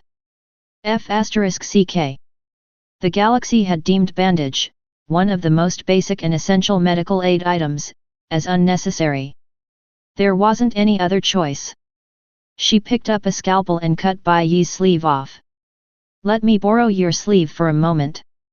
Bai Yi stiffened. You can do that. Yao Si didn't waste time explaining.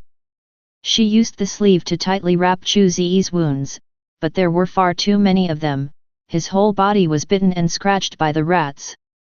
If he wasn't a bloodling, he would have been killed by the injuries long ago. Yao Si didn't have any medical experience. All she knew was to exert strength and tighten the bandage around the wounds. There was a high standard of living in the galaxy, so any random clothing was of high quality, similar to the bandage used by doctors. The field was filled with the sound of cloth being ripped. Yao Si seemed to be getting better at bandaging as she gradually increased her speed.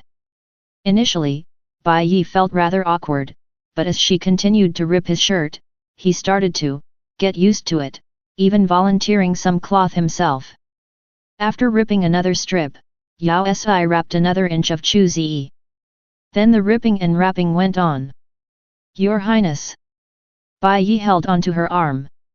His face scrunched up as he reminded her weakly, stop ripping. It's all gone. Yao Si turned, and the young man's almost naked form came into her sight. Slowly, she retrieved her hands that were on their way to his boxers. It was her first time bandaging someone. Without much experience, this was understandable. She turned her gaze back to Chu Zi. He was knocked out from the doomsday virus that had started spreading through his body. Thankfully the bleeding had stopped.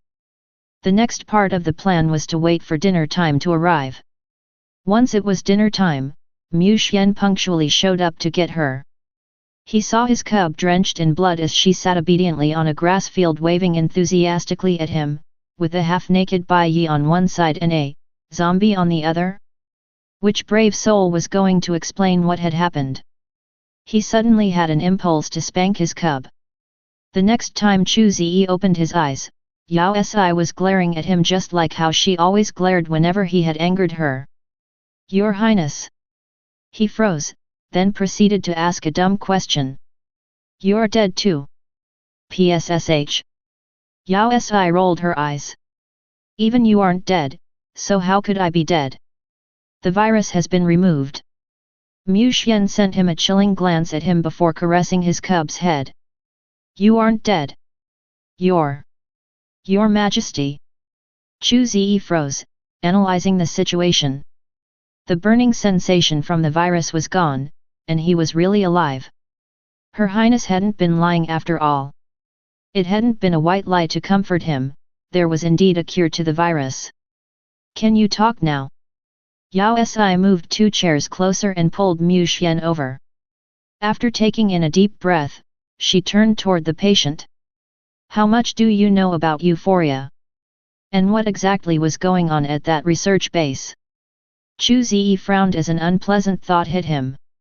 After half a second, he broke into a smile. Your Highness, don't worry. Since I'm still alive, I'll naturally tell everything to both you and His Majesty. Just that. He lifted his tightly bound limbs.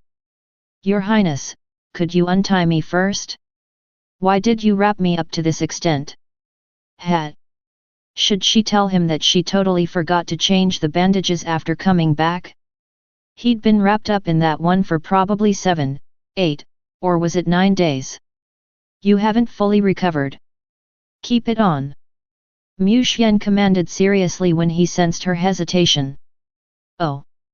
Chu Ziyi nodded obediently, his eyes brightening.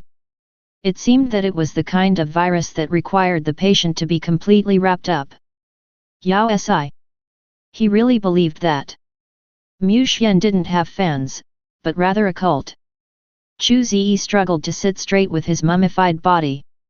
After taking in a deep breath, he explained everything he knew. It was similar to what Yao Si had imagined. Euphoria wasn't just a large-scale organization, but had deeply integrated itself into the galaxy. Chu Ziyi said that before the formation of the alliances, there was already a force against the bloodlings. But he wasn't able to decipher the source since there were traces of participation from every race. At the start, they were extremely secretive.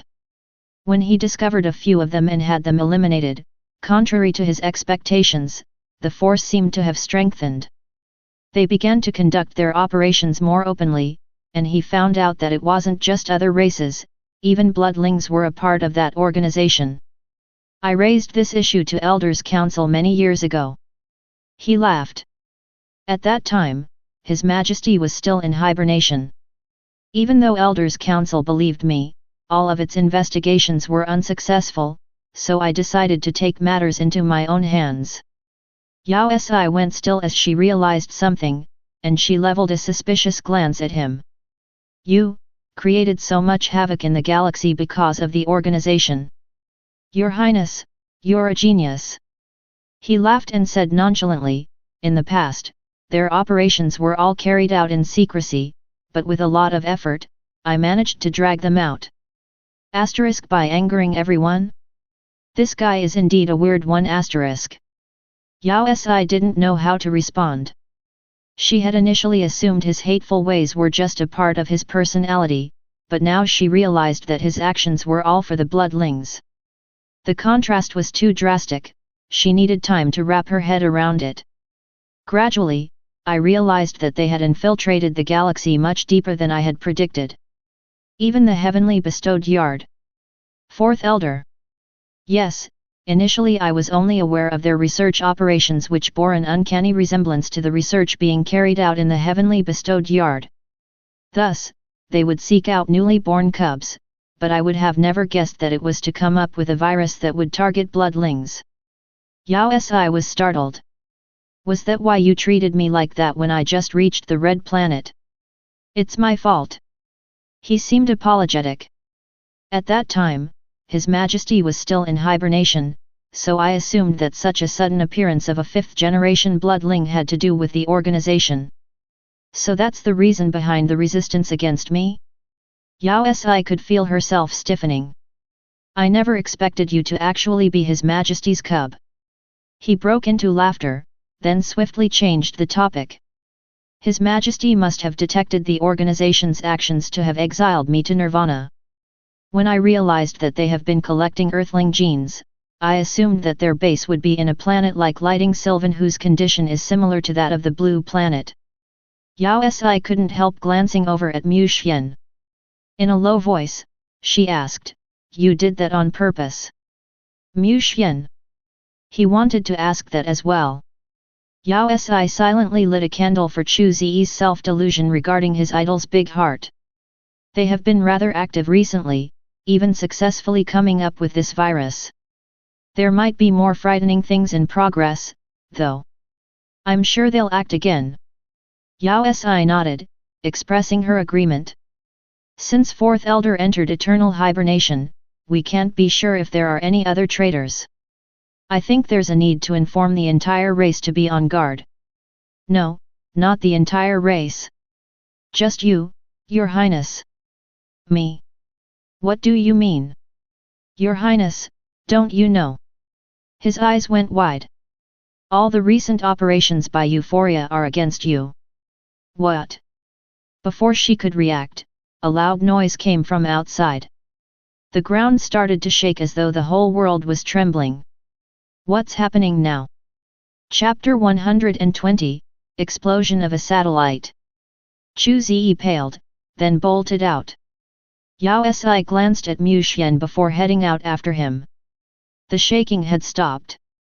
She looked up instinctively and saw the sky dotted with shooting stars. The meteorites rained continuously, crashing against the ground. She could even hear the larger pieces landing with earthquake-like thuds. In less than a minute, the red planet activated its defense system, holding back the hail of meteorites. What's happening? What's with the downpour of shooting stars?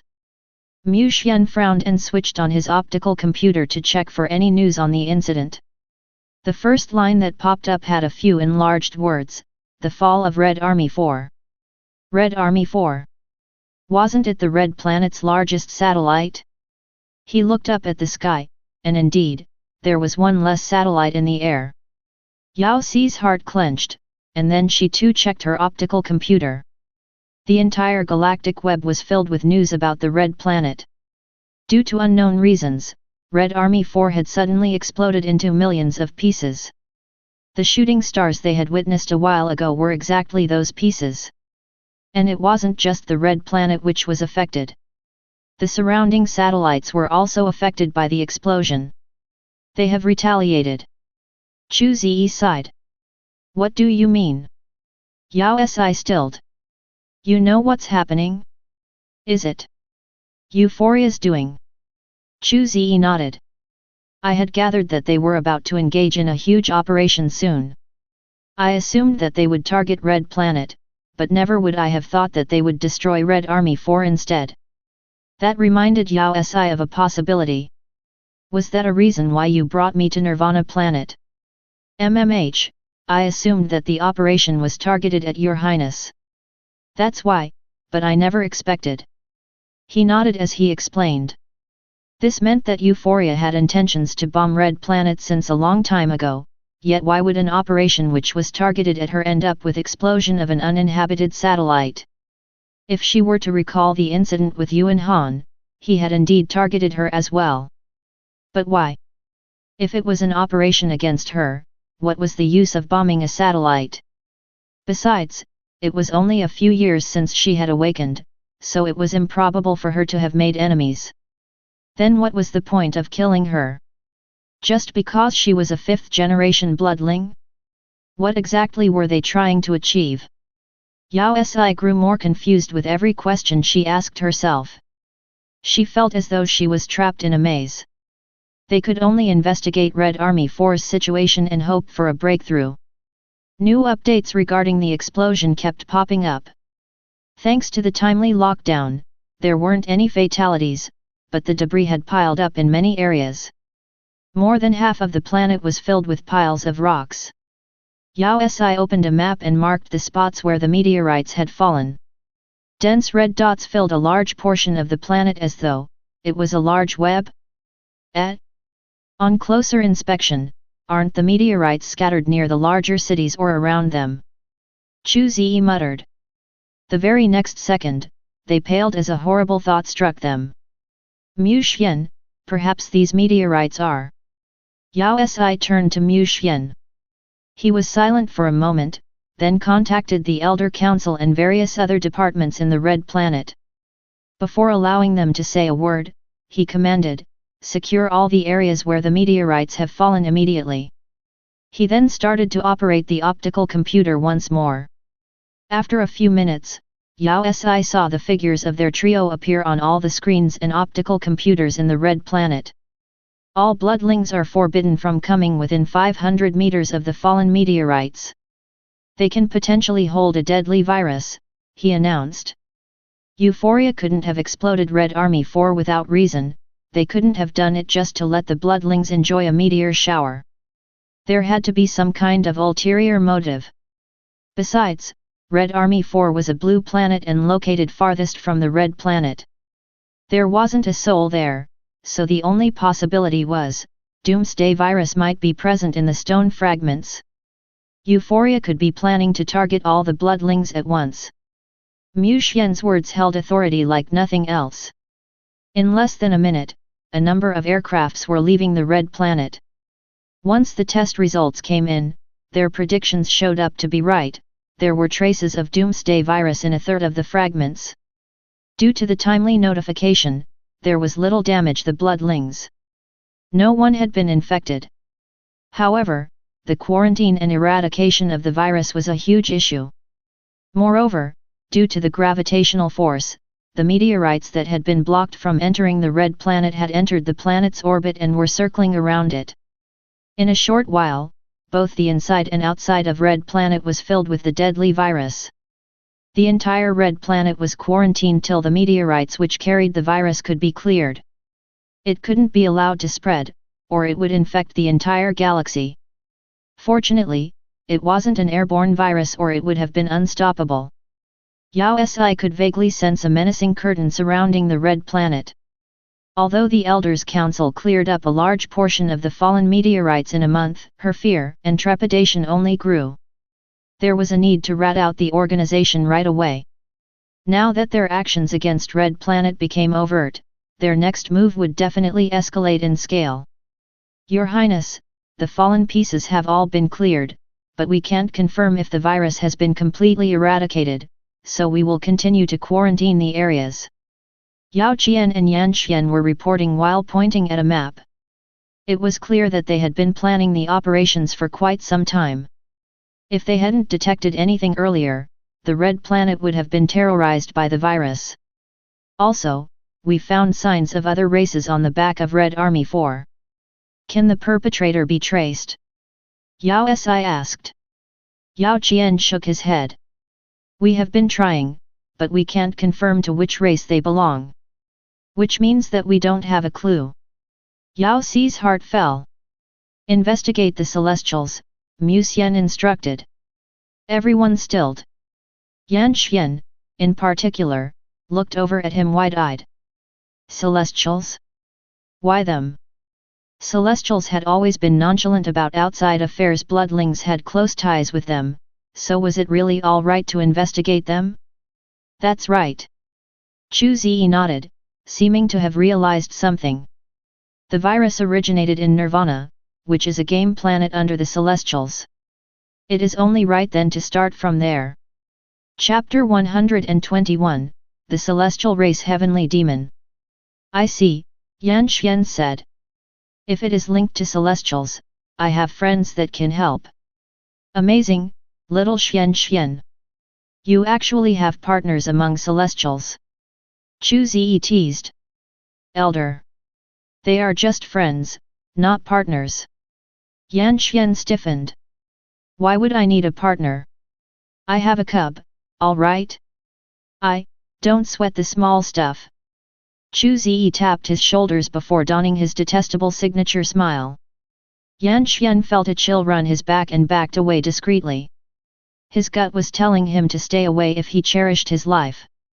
Since you have friends, hurry and get them for questioning. He nodded before switching on his communication device. In less than a second, a familiar voice came through. Yan Xian? Why are you calling at this hour? Yan Xian glanced at the crowd, coughing once. Li Yu, there are some matters about which I would like to ask you in person. Could you come to Red Planet? Red Planet? The person remained silent for a while. What's with the sudden invitation? Do you need me to care for another troublemaking cub? Troublemaking cub? Yao Si stilled. Was that fired toward her? What rubbish! Yan Xian's heart raced as he took a glance at His Majesty. How could he badmouth His Majesty's cub in front of him?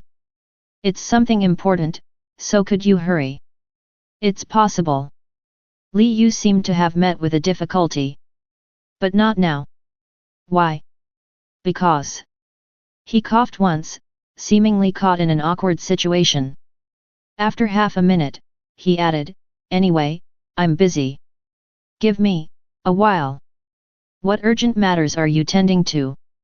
I really have something going on. What are you up to, Li Yu?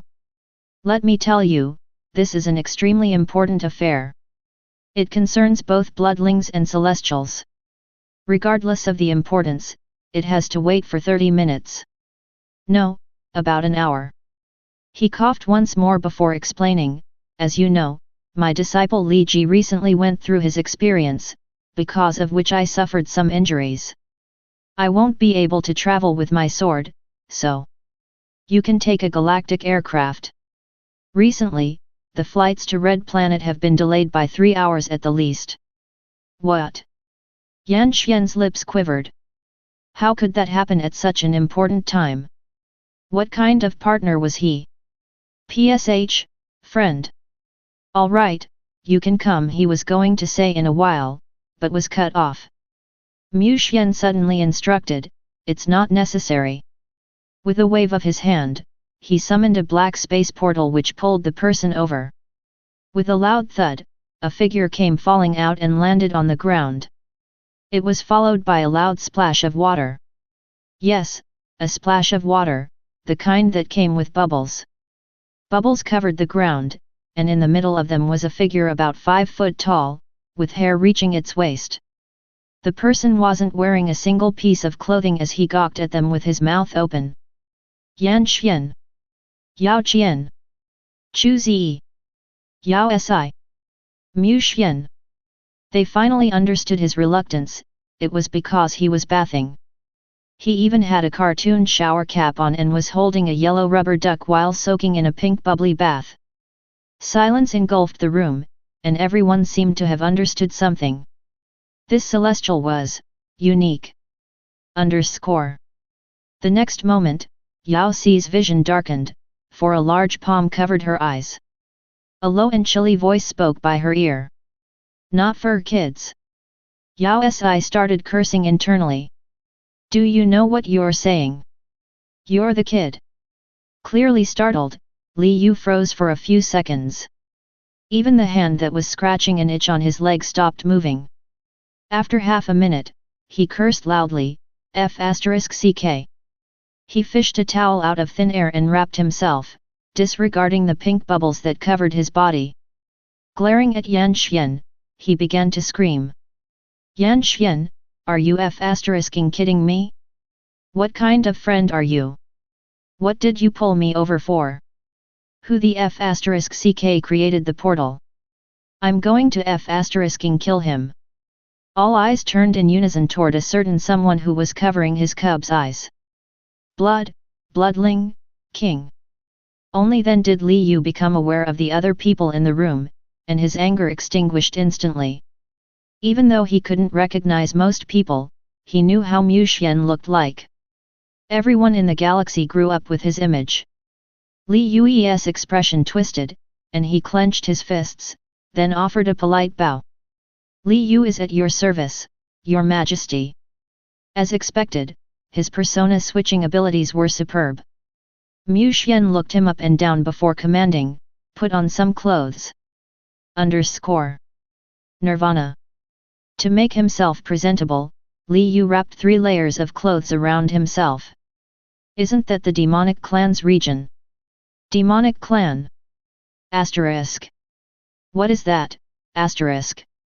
Before celestials advance, they are simple cultivators. We are thus categorized into either celestials or demons according to the different abilities we practice, Li Yu explained. After advancing, celestial cultivators become celestials while demonic cultivators become demons. Don't you all belong to a single race? Yao Si asked. She had only heard of celestials, but never demons. We are one indeed. But every 10 years, there would be an internal election to decide on the name of the race, and we would go with the majority. However, these few years, there haven't been many people who managed to successfully cultivate into becoming demons, Li Yu explained solemnly. Aren't you a little too willful? Both celestials and demons originate from the same roots. Even though we seem to be on good terms, there is actually turmoil. It can be considered as internal conflict. He glanced over at Yan Xian before adding, Nirvana, which you mentioned before, may belong to celestial company on the surface, but it is actually a property of heavenly demon Xing Chong. Heavenly demon Xing Chong. Yan Xian stilled, a thought striking him. That bastard you always talk about. That's right. Li Yu nodded. He is skilled in rituals and hallucination spells, and often uses his powers to bewitch others. Before he advanced, he was already considered a monster in the prehistoric planet. His motive for creating real-life game planets was purely to increase his cultivation, Li Yu explained with a disgusted expression. The dispute between the two clans seemed to be rather serious. Rituals and hallucinations. Yao Si stilled, a sudden thought striking her. Is there any that could affect one's thoughts, something that is effective against bloodlings and would obstruct them from entering? Li Yu pondered it before replying with some uncertainty. That's a conscience hallucination. With heavenly demon Xing Chong's cultivation, there is no doubt that he would be able to do that. But in the face of someone with higher mental strength, the spell would not be useful. Yao Si's spirits lifted, and she exchanged a glance with Chu Ziyi before they asked in unison, where is he? The mental barrier in Nirvana was definitely a conscience hallucination. Chapter 122, The Jarring Sight of Heavenly Demon. Are you sure Heavenly Demon Xing Chong is on this planet? Yao Si asked, pointing toward the planet in front of them. Don't worry, everything will be all right. Li Yu slammed his chest in assurance. After going through the immigration records of all celestials, he had managed to narrow the search to that planet. That's right, Master. Number 27 floated over after bouncing up and down on Chu Ziyi's shoulders. I hacked into every celestial's optical computer. Even though this heavenly demon is a country bumpkin that doesn't have an optical computer, I managed to find photos of him in the neighboring planet. There is a 99% chance that he is on this planet. Country bumpkin. Yao Si was speechless and unconvinced, thanks to Chu Ziyi's previous bad record. Even though he had proven himself, she still couldn't help turning toward the only person with insight. Maiden Yu, what do you think? Li Yu felt his face stiffen. Maiden Yu? Even since the day he had been dragged to the red planet in the middle of his bath, everyone, including Yan Xian, had started to see him in a different light. He felt that there was a need to justify himself. With a cough, he turned to Yao Si with a serious expression. Your Highness, I think you might have a slight misconception about me. As a celestial of the 9 heavens, I am a man. Please do not doubt my preferences. Could you change the way you address me? Don't sweat the small things. Yao Si waved her hand dismissively. Aren't you just a guy who likes pink? Then let's go with pink you. Do you really think Xing Chong is here? She smoothly changed the way she addressed him. What's wrong with liking pink? Does it make you less of a celestial? Besides, wasn't it a bloodling matter? Why did they have to drag him along to the demonic realm? Li Yu, who had always been cold and elegant, started to feel frustrated. Yet, he had to maintain his graceful smile. Oh. According to the environment here, it is indeed suitable for demonic cultivation. It is highly likely that he will be here. Let's go. Mu Xian instructed, pulling onto his cub's hands as he led the pack. Little Ball brought them to an uninhabited planet which had barely a soul in sight. It was littered with volcanoes, the temperature horrifyingly high. Yao Si couldn't understand why anyone would come there for cultivation.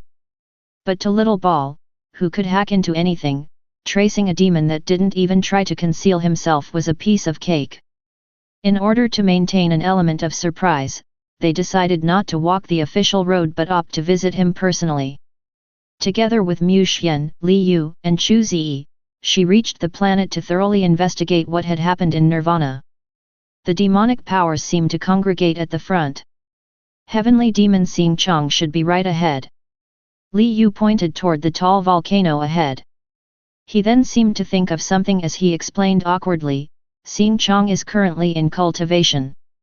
Besides, we have a private score that is unsettled. I'm worried he won't meet us. Let's head in first then. Before he could finish his sentence, he felt an overwhelming mental strength enveloping all of them, and the scenery started to change. The spell was broken, and a small pathway showed up, leading into the volcano. Li Yu. All right, he seemed to have forgotten the presence of the bloodling king whose mental strength was one of the greatest in the galaxy. It instantly boosted Li Yu's confidence. Xing Chong was positioned in the middle of the volcano that was surrounded by lava. The moment they entered, the scenery changed, creating a stark contrast to the exterior. Even the overwhelming temperature vanished. Celestials were indeed a progressive race. If the activation of mental strength was considered a trait, the high technology inside was the trait of the galaxy lasers, poison gas, both cold and hot weapons, without anyone missing. However, with Mu Xian around, no trap was strong enough. The four of them walked without any obstruction holding them back. Even when occasional spells ambushed them, all of them were deflected away.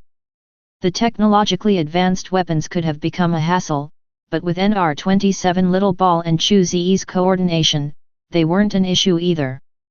The smooth journey bored Yao Si, and she suddenly felt like she was wasting her time. Why did she have to come along anyway? We're here. They finally reached the deepest part of the volcano.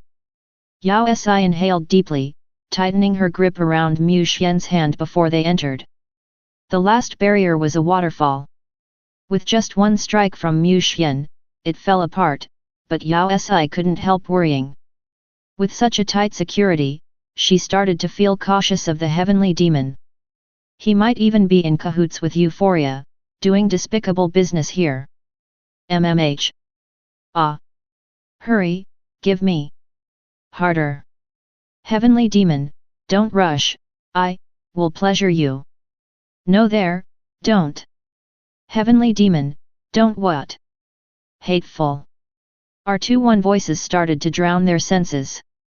The room had a massive bed upon which two naked bodies lay one on top of the other, both male. Oh. Yao Si. Is it too late to retreat? Chu Ziyi, +1. Little Ball, +2. Li Yu. We need to break off ties with them. Mu Xian *. There's always someone who wants to taint my cub's mind, *. Eyes hurt. I'm going to go blind. Yao Si stiffened and turned to the person beside her. Maiden Yu, do all celestials have such unique preferences? Li Yu froze. What's with your insinuating gaze? He felt a serious need to justify himself. He immediately said resolutely, he belongs to the demonic clan. We aren't the same. Besides, my disciple is a female. I never asked about the gender of your disciple? Did you just expose yourself? What? Before Yao Si could clarify the situation, Li Yu howled and successfully managed to divert everyone's attention. The person at the bottom hurriedly shoved the person on top away. With a wave, a long red sword appeared in his hands and he glared at the intruders. When he saw Li Yu, he froze before smirking. Li Yu. I never thought you'll come all the way here. Yao Si was speechless. So he was the one at the bottom? You have indeed shamed the heavenly demon's name. Such strong tastes. No, she needed to get the image out. She needed to maintain her composure. Xing Chong, I haven't yet gotten an explanation from you for hurting my disciple. Wow! Li Yu really had something against him? Yao Si took a glance at the man hiding behind Xing Chong, and the jarring scene from a moment ago filled her mind again. She could feel a heartbreak coming. So what if I had even killed her? Xing Chong was so preoccupied by the sudden appearance of an enemy that he simply disregarded the three others on the side. With an arrogant smile, he released a dark aura. It was in stark contrast to the flirtatious bantering from before. That B*TCH is just an Earth Celestial with poor skills. It wouldn't have been a waste even if she had died. Shut up! Li Yu fumed. Even though UER is just an Earth Celestial, she's my only disciple. Disciple? Don't try to sugarcoat it. Xing Chong fumed, bolting up in agitation. The half-covered body came in full view as the blanket slipped off. As the HD figure appeared, Mu Xian hurriedly covered his cub's eyes. I'm definitely going to go blind. But F***CK, the lights had dimmed at the crucial moment. She shouldn't have brought her guardian along. Yet even though the graphics had been removed, the sound still managed to reach her ears. What disciple? If that B*TCH hadn't seduced you, how could you have decided to break up with me so heartlessly? This was starting to feel weird. The three in the audience stilled, there seemed to be more to the story than they thought. UER is my one and only true love. I love her. What does that got to do with you? Li Yu shouted out, deciding to come clean. True love? Why you? Xing Chong started to tremble in fury. If she is your true love, then what about me? Have you forgotten about the friendship we forged after the 1,000 years we spent in cultivation? Cultivation? What cultivation? What kind of cultivation? Please clarify. Your persistence is too extreme and may cause you to fall in too deep. I don't believe that after so many years, you still haven't fallen for me. He walked forward with aggressiveness. Li Yu's face twisted. All this while we have only been friends. Who the F***CK wants to be your friend? UER is. Shut up, shut up. The audience stayed speechless. What should they do? The scene before them seemed to belong to the ridiculous soap dramas.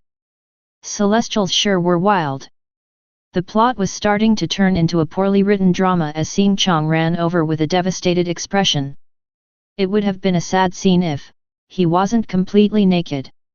Mu Xian's face darkened, the last string of control snapping as his mental strength came exploding out. In an instant, other than a certain someone who had her eyes covered, everyone else fell on the ground with a thud. Put on clothes before you quarrel. Can't you see that there are children here? What if my cub grows astray? Xing Chong, who noticed the presence of others. Li Yu who had gone overboard. Young cub Yao Si.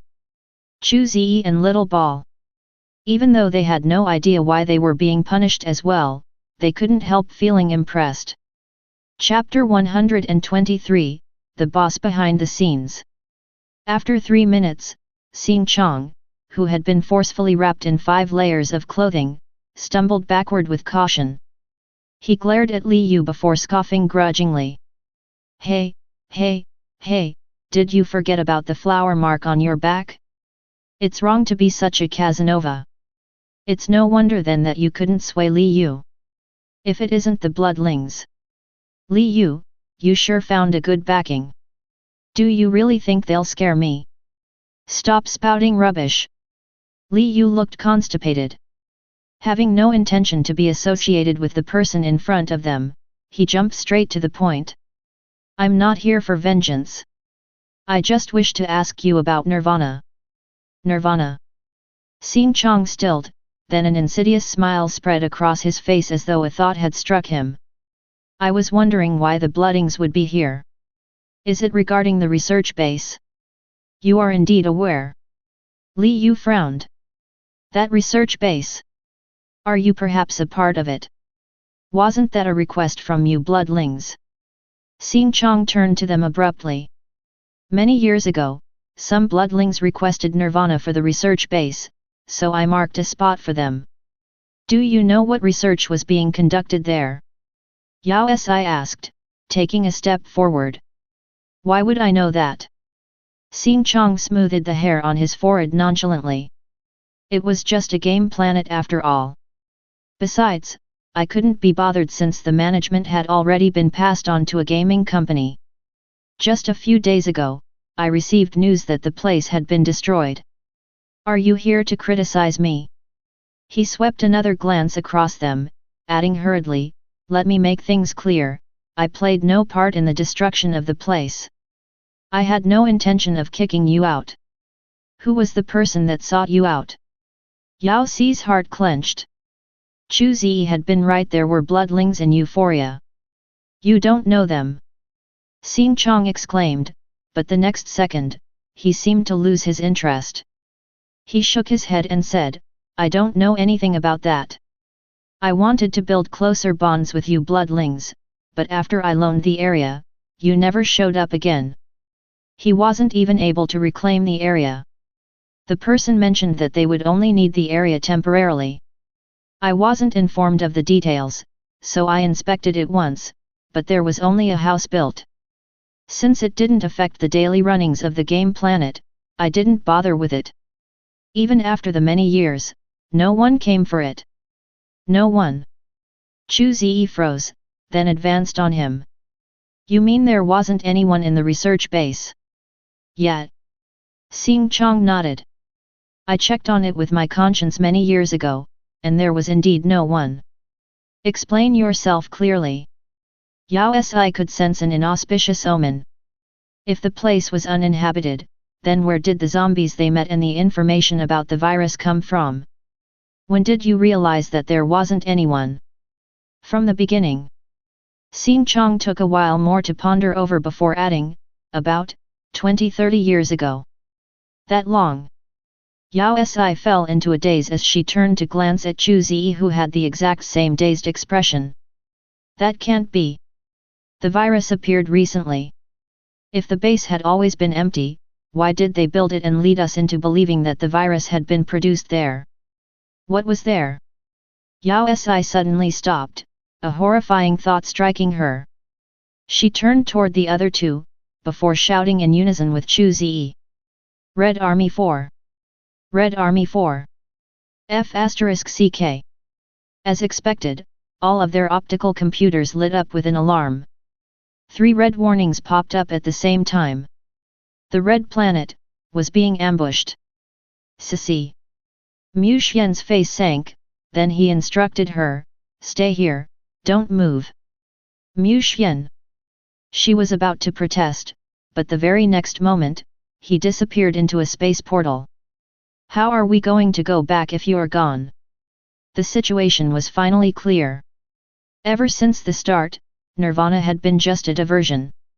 The Doomsday virus wasn't produced there, but in a research base on Red Army 4. Moreover, the research had succeeded a long time ago, and had utilized the explosion to spread the virus throughout the Red Planet. The research base on Nirvana had been just a diversion to have Mu Xian leave the Red Planet. The warning on the optical planet grew increasingly more agitated, sending Yao Si into a frenzy as she worried about the situation and Mu Xian, who had gone back by himself. Chu Zi, aren't you from the space series? Hurry, let's go back. Chu Zi stiffened. Your Highness, not everyone with space ability is able to go through so many galaxies. Besides, he sighed. His Majesty instructed you to stay here precisely because he didn't want you near danger. The doomsday virus was there after all. Yao Si was obviously aware of Mu Xian's intentions, but she couldn't help worrying about him. Moreover, Euphoria had to have been plotting it for a long time. She couldn't stop the unfathomable anxiety rising in her heart at the thought of it. Is there any way to monitor the situation on the Red Planet? If they couldn't go back, they should at least be able to get updates on the situation. Chu Zi took a moment before lifting his head toward Little Ball, who was floating above them. Little Ball, hack into the Red Planet's security system and show the video feed. Hurry. Little Ball understands. The metal ball jumped, a series of codes flashing over its body. In less than half a minute, a video popped up, surrounding them. There were millions of videos from all of the Red Planet. Once the trio was able to process them, a chill ran down through them. Chaos. If you're enjoying this content, please like and subscribe to Chinese Novel Audio Wave for more exciting stories. The entire Red Planet was in chaos. Loud noises echoed in every corner, aircraft filled up every inch of the sky, trapping the entire planet in a ring. Explosions kept going off, and on closer inspection, Yao Si could recognize the logo on the aircraft. It was the Army of the Alliance. It was sort of expected though. If Euphoria had been able to sway even the bloodlings, then it could definitely sway the Alliance's army. But why were there so few bloodlings on the streets? Hurry, look here. Chu Zi suddenly pointed toward a screen. Who are they? Yao Si turned and saw the screen showing a location near a fallen meteorite. A large crowd had congregated there. Unlike the bloodlings who were either attacking or hiding, the crowd near the meteorite seemed to be called by it. They approached as if in a daze. What was going on there? Someone's controlling their conscience. Chu Zi exclaimed in disbelief. One of them has a mental ability stronger than a bloodling's mental strength, but there are so many of them. How can it be? Yao Si's heart clenched. The meteorites held the doomsday virus. If they were to go any closer and any one of them got infected. With one, there would be lots more. As the crowd neared the meteorite, some of the bloodlings stretched their arms out, itching to touch the rocks. Suddenly, the video feed shook as a force swept through the area, and the crowd that was in a trance suddenly awakened. Some of the bloodlings lifted their heads in slight confusion as they glanced at the person in midair. Yao Si heaved a sigh of relief. Mu Xian had finally arrived. Leave the meteorite area. He instructed coldly. At his words, the bloodlings finally regained their senses and started to retaliate. I guess it's too late. A low voice came from the sky, and a black figure suddenly appeared near Mu Xian. Long time no see, old friend. Mu Xian frowned. It was an expression that wasn't like his usual coldness. It was a solemnness and slight shock Yao Si had never seen on his face. Who was it? Who could alarm him so much? She leaned forward, trying to take a closer look. The person was dressed entirely in black and was floating just like Mu Xian. But somehow, she wasn't able to see his appearance. Even though the face was clear, it somehow got blurred in her mind. Was that because of mental strength? Chu Zi, this person. Just as she was about to ask Chu Zi, she found that there was something amiss about him. His pupils were dilated as he stared at the screen in a daze. Chu Zi. Yao Si's heart sank as she grabbed onto him, but he still remained in a daze. It wasn't just him, both Li Yu and Xing Chong, who were still bickering a second ago, were also in the same state. What happened? Chu Zi, Chu Zi. Yao Si started to panic, covering him with her mental strength. The three stayed frozen for a moment more, then snapped back to their senses and turned toward her. "Your Highness! What happened?" Chu Ziyi took 2 frantic breaths before speaking in a shaking voice. "It's the mental strength, Your Highness. That person. I can feel a mental strength comparable to that of His Majesty from him. How can that be? Who exactly is he?" Chapter 124, The War to Save the Red Planet. "It's really you." Mu Xian frowned. "You woke up after all." "Woke up?" The man smirked. "I have never gone into hibernation. Mu Xian, I'm not you. I wasn't given that luxury. For the past 1,000,000 years, I have never been at peace. So how could I have slept? After all these years, you still haven't put it behind you." "No." He shook his head.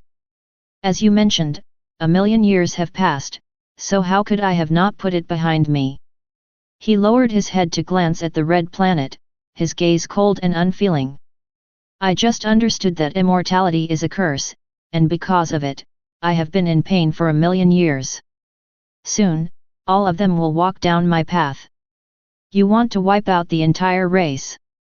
I just want to free them from this endless life." The man's gaze turned colder as he looked at Mu Xian while articulating his words clearly. "Besides, they will feel the same way soon, just like the me from before. They are not you. They will soon be. I told you." Mu Xian's face fell. "I don't care what you want to do, but you cannot harm our kinsman." "Ha!" He smirked. "It'll depend on whether you can stop me like the last time." He raised his arm, summoning multiple fire dragons to charge at Mu Xian, who used a transparent barrier to shield himself from the attack. The next second, their figures flashed, disappearing into the fields and leaving only the sound of fighting in their wake.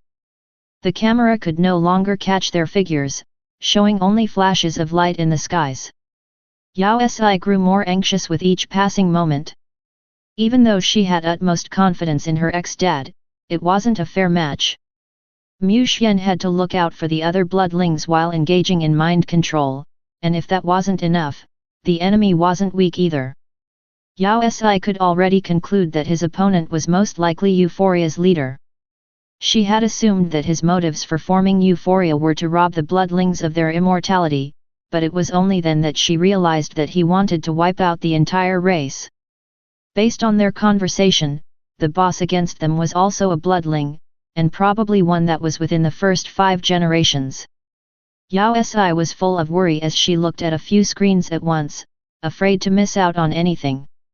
Mu Xian and the boss were gone, but the sounds of the fight were growing more and more intense, even affecting the people below. Many houses had started to tremble as though an earthquake was about to occur. The cities and the mountainous areas were all crumbling, rock and building fragments flying everywhere. Mu Xian. "Don't worry, Your Highness." Chu Ziyi had to have seen her anxiety, for he reassured her with a pat on her shoulder. "Even though I can't tell his identity, but His Majesty is the only one that managed to awaken the ancestors' bloodline. Even a first-generation bloodling wouldn't be his match." Yao Si nodded. She was obviously aware of that, but how could she not worry? Who knew if the maniac that created the doomsday virus and wanted to eliminate all the bloodlings had any other tricks up his sleeve? But she was helpless and could only focus on the camera's feed. Chu Ziyi was right. The boss was indeed no match against Mu Xian.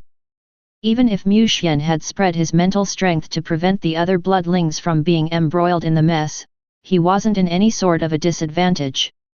Besides, the sounds of the fight started to fade away as they rose higher into the air and no longer caused a problem on the ground. The two figures started to grow smaller until they could no longer be seen. Fortunately, there was still little ball. It switched on the feed from outer space. As expected, the screen once again filled with various abilities. Even though the other planets weren't affected, the spaceships that were circling around them faced a disaster from which they couldn't escape alive. Yao Si sighed. Mu Xian was indeed her ex-dad. She gave him a big thumbs up internally. From the looks of it, the Red Planet would be free of danger in no time. The fighting went on for about 10 minutes before finally stopping. Mu Xian and the boss reappeared on the screen once more.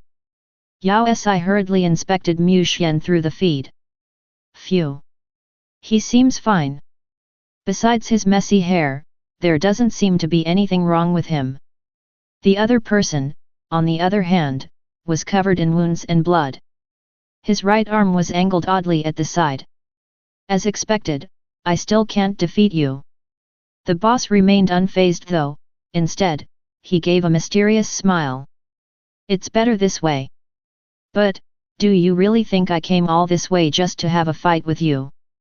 Mu Xian stilled, his frown deepening. What else did he want? Mu Xian, I once told you that I'll let you feel the same pain I felt. A wide smile spread across his face. It seemed to be hiding something, like an unaccomplished wish or a promise to go all out. It was full of satisfaction yet chilling to the bone, and Yao Si's heart sank. She thought of something then and said, "Little ball, return the image back to the Red Planet." With a flash, the screens once again showed the Red Planet. Explosions could be heard from the spots in which the meteorites had fallen, and a blue fog was rising from them. Was that the virus? Chu Zi, hurry up. Inform the Elders' Council. Get everyone to evacuate the Red Planet. Even though the meteorite situation had been settled, the virus-filled fog still rose from within them. No one could fathom the consequences of it. *CK, that bastard truly had another plan up his sleeves. Did he deliberately lure Mu Xian out of the Red Planet? Mu Xian had to have suspected the precarious situation as he turned toward the Red Planet. What was weird was that no one followed him. Instead, Li Zheng's smile deepened. The instant Mu Xian turned his back to him, he made a slit in the air. Yao Si's heart sank as she thought that he was going to ambush Mu Xian. But instead, the air beside him started to split open, and a black portal took shape. Is this space teleportation? What is he going to do? Before she could come to a conclusion, she felt a chill on her back as an overwhelming eerie force came rushing towards her. The big boss on the screen was suddenly beside her, his low voice ringing in her ears. I caught her. *CK. His plan wasn't about the virus but her. She felt her vision darken. The last thing she saw was the opening of a portal and Mu Xian running towards her maniacally. Cosy. Chapter 125, The Real Aim. Yao Si felt her entire body rise. The next moment, she was smashed straight back against the ground. The impact was excruciating, and she even heard the sound of her joints shifting. Even though she knew she had to fight back, an irresistible force had pinned her down, robbing her of the ability to react. This is bloodline suppression. She felt the grip around her neck tighten as the person lifted her up by it. Her breathing choked up as the force around her neck started to increase. It hurts. She was aware that she was no longer on the planet she'd been before. The moment the stranger had caught hold of her, a portal had opened once again, and he took her through it. All of that was to gain enough time to kill her. She was suddenly reminded of Chu Zi's words. He had mentioned that the target of all Euphoria's recent activities had been her. So regardless of whether it was the doomsday virus or the exploding meteorites or this, all of it was just to kill her. She had always been their target. The force on her neck began to increase, to the point that even her vision started to blur. She could vaguely make out a sword made of congealed blood come slashing at her chest. This was the only way to kill a bloodling, by using the blood of their kinsman. Yao Si felt like her flesh was being ripped apart when the sword pierced her chest. Am I really going to die? Yao Si lifted her head instinctively, but her vision was already blurry. Maybe due to the anxiety of an impending death, her mental strength exploded, allowing her to see through the other's barrier made by mental strength. The face in front of her shocked her. Brother! Li! The man froze, and the death grip on her neck loosened slightly. After half a second, he exhaled, but his hands remained relentless. You recognized me after all. Wouldn't it have been better for you to just leave silently without any worries? It really was him, but how could it be? Was he really the Li Zhang from the past that sold duck blood, the first one that realized who she was, the person who introduced her to the bloodlings? She suddenly understood why there was a traitor within and why the fourth elder hadn't been able to say a word. It was because Li Zhang was from the fourth generation, just like Mu Xian. Bloodlings within the first 10 generations possessed absolute bloodline suppression, able to force those with less pure bloodlines into submission without them being able to rebel. Even if they knew it was wrong, they could only act as per orders. Why? Never would have Yao Si expected that the person who was against them might be someone so familiar. And from the looks of things, he seemed to have recognized her as well. So why then, did he want to kill her? Blame yourself for being Mu Xian's cub. He tightened the grip on her neck. I have planned for so many years and failed so many times. But right now, I have finally understood. There is only one way to make the entire bloodling race disappear. I'm aware that I don't have that ability, for it is something only Mu Xian can achieve. I have been enduring the pain of losing my cub for millions of years, and now it is his turn to experience such pain. His intention was to kill her so that Mu Xian would take revenge against the society. At that thought, a memory came to her. It was about the time when nephew Gu had wanted to die when Luo Ying had been infected. He'd been on the verge of a breakdown at that point, and if he'd had Mu Xian's abilities, killing an entire race wouldn't have been impossible. Sis, don't blame me. He covered her eyes. A long life might not always be a good thing, because there will come a time when you will grow tired of everything to the point you wish for death to take you. Endless time will eventually send a person to their grave. Brother doesn't want you to experience that agony, so I'll end everything for you a little earlier. Brother Li. How had he become like this? He used to be such a passionate and friendly person, helping even those he was seeing for the first time. That year, if it hadn't been for him, she would have never accepted her bloodling identity so readily. Sis, you're a 5th generation, but there aren't many 1st and 2nd generation people left. His eyes lowered as his smile grew bitter. One day, you will feel the pain of not being able to die. Before that day arrives, let brother here help you out. He's crazy. Yao Si began to realize that the wide-eyed familiar yet foreign face no longer belonged to the loyal person from before, someone who had been proud to be a bloodling and had been puzzled by her lack of passion toward being alive. There wasn't a hint of guilt or fear in his eyes. Instead, they were filled with reassurance and peacefulness, as though he was really doing it for her with the best intentions. Could time really change a person so thoroughly? Was the loss of his cub the reason for his hatred toward his identity of a bloodling? But, he really intended to kill her. Keep calm, keep calm. In that short instance, a million emotions flashed through Yao Si as she tried to come up with a solution. Mu Xian would definitely save her, she just had to give him time. Li Zhang didn't use his ability, so she couldn't activate hers either. Besides, he was a 4th generation bloodling, which meant that her ability would not be comparable to his. All she had was her mental strength. She activated all her mental strength, forcing it all out at once. It was worth a try. A large mahjong tile rushed out from within her, hurtling straight at the person in front of her. Startled, Li Zhang released her as he was forced back. Success! She breathed in a mouthful of fresh air as her neck came free from the chokehold. She fell onto the ground, panting frantically as she ripped away the necklace on her neck.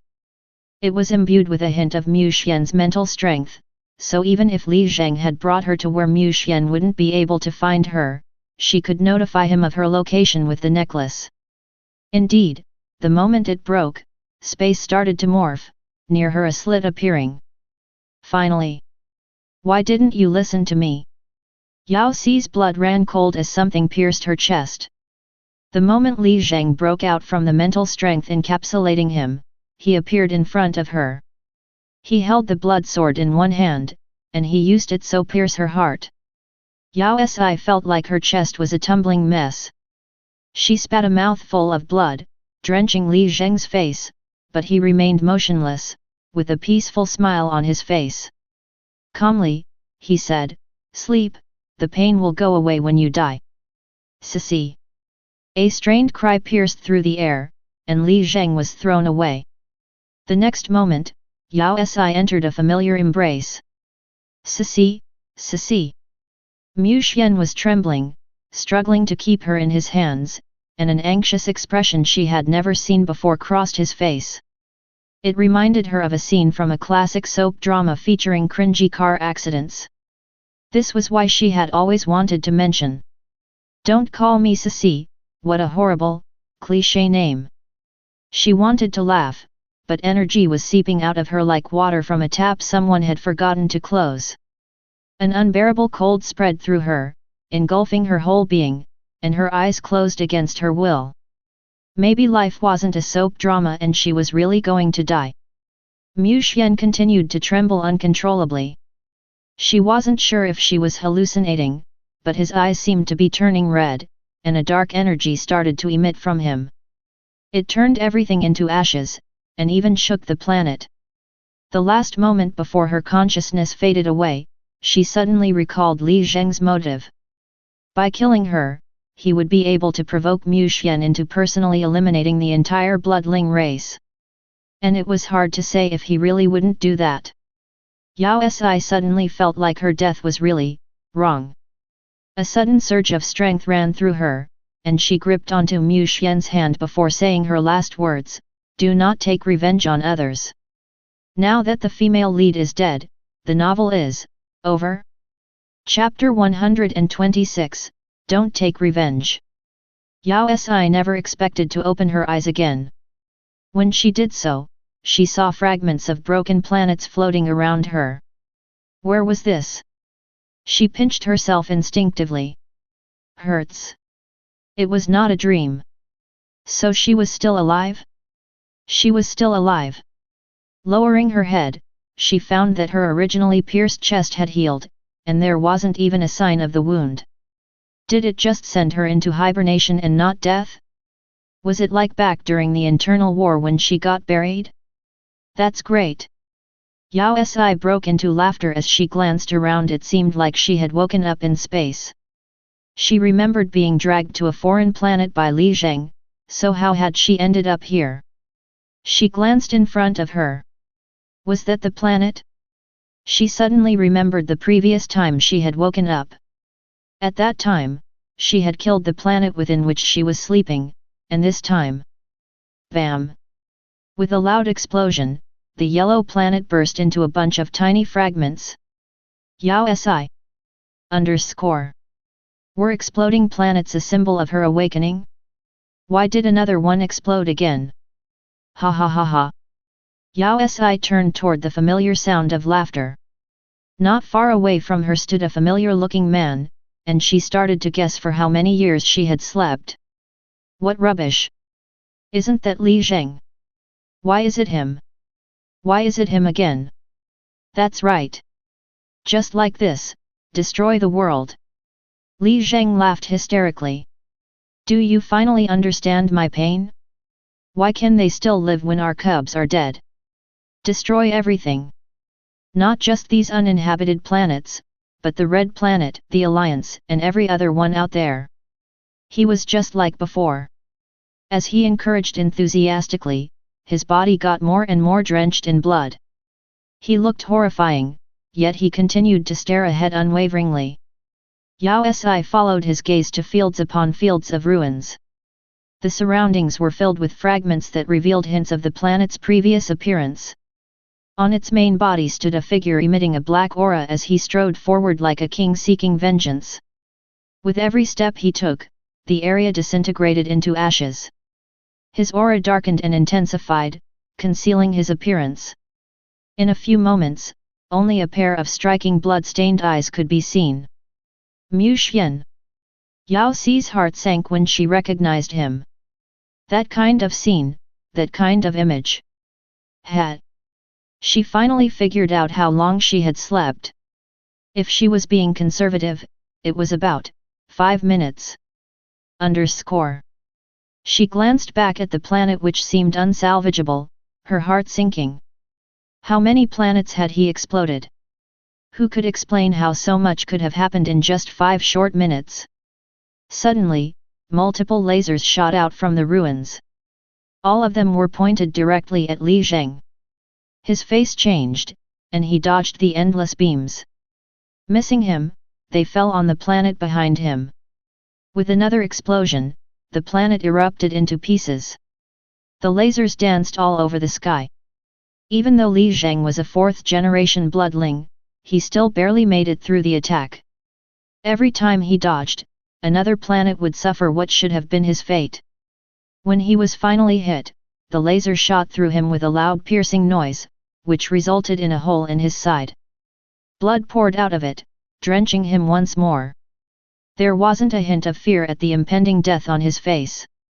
Instead, his laughter turned hysterical. Good work. Mu Xian, kill me. Then, make the entire Galactic accompany me. Ha ha ha ha.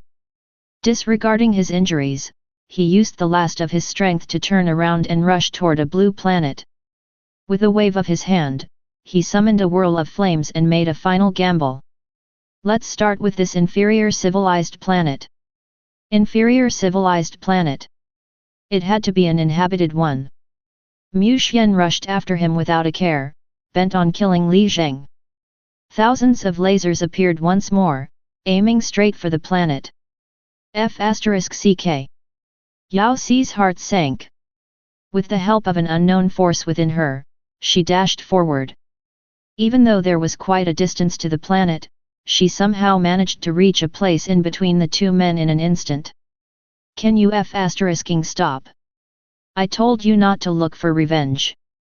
Couldn't you respect my final words? There was fire on the right and light on the left side of her. Did you spare a thought for the planets? Yao Si felt energy surging through her and spreading across the entire galaxy. It didn't matter whether it was Li Zheng's flames or Mu Xian's light, everything disappeared as though they had never existed. Even the fragments of the planets that were destroyed went away. What did I do? Si. She heard a familiar voice filled with uncertainty and caution, so soft and fleeting it disappeared into the wind. Mu Xian, can't you tell that he deliberately? She was going to reason things out when her vision darkened. A force enveloped her waist, and she was crushed in a slightly chilly embrace. 2 iron-clad arms held her in a death grip. Yao Si felt suffocated. She just slept for 5 minutes, so what's the big deal? Sissy. Mu Xian's voice trembled, and Yao Si couldn't figure out if it was joy or fear that did it, but her heart clenched nonetheless. Wait, Mu Xian. She hugged him instinctively, her hands caressing his back reassuringly. Let go. Too tight, too tight. Can't you loose it up a bit? I'm about to suffocate here. Air at last. Impossible. How can you be alive? Li Zheng exclaimed with wide eyes as he stared at her in disbelief, his blood-drenched body trembling. No. I don't believe this. Mu Xian, why? Why are you always so fortunate, why? He spat out a mouthful of blood, and his trembling body finally collapsed, as his voice got softer and softer. Suddenly, a red glow engulfed him. The blood drenching him began to re-enter his body, and Li Zheng jerked in a spastic movement, curling into a ball. His face distorted while twitching uncontrollably. What's happening to him? Brother Li. Yao Si felt her heart sink, but a certain someone was still crushing her in his embrace. Mu Xian, Hiao. Before she could finish her sentence, Mu Xian suddenly lowered his head. His lips went straight for hers, and he kissed her aggressively. Yao Si froze. A buzzing sound rang in her head as everything turned blank, and her irregular breath grew heavier from the lack of oxygen. Her world seemed to be spinning. Just like that, her first kiss ended honorably when she passed out, from suffocation. Chapter 127, A Fake Bloodling. The incident with Euphoria was considered as one of the greatest catastrophes in the past million years. Fortunately, the virus-carrying meteorites weren't as contagious as everyone had expected. After all, the virus wasn't airborne. Ever since the beginning, Li Zheng's motives had never been to kill off the bloodling race with the virus. He had only been targeting Yao Si so that Mu Xian would be triggered and destroy everything. Thanks to the persistent efforts of the bloodlings, the virus was thoroughly eradicated. The alliance troops who had joined in the fight didn't leave unscathed either. Without Li Zheng's mental strength suppressing the bloodlings, they had gone all out with revenge. In order to defend against the misuse of the doomsday virus for evil, the elders started to mass-produce the vaccine. Mu Xian mentioned that it had been created a long time ago or the bloodlings would have never lasted that long. However, ever since they had entered the galactic period, the doomsday virus vanished, rendering the vaccine unnecessary. It was, however, not the end for Euphoria. Bloodlings weren't people who easily let go. Those who offended them would definitely be repaid the favor. This had always been their motto. Even though Euphoria's head was Li Zheng, many other races had played important roles in it.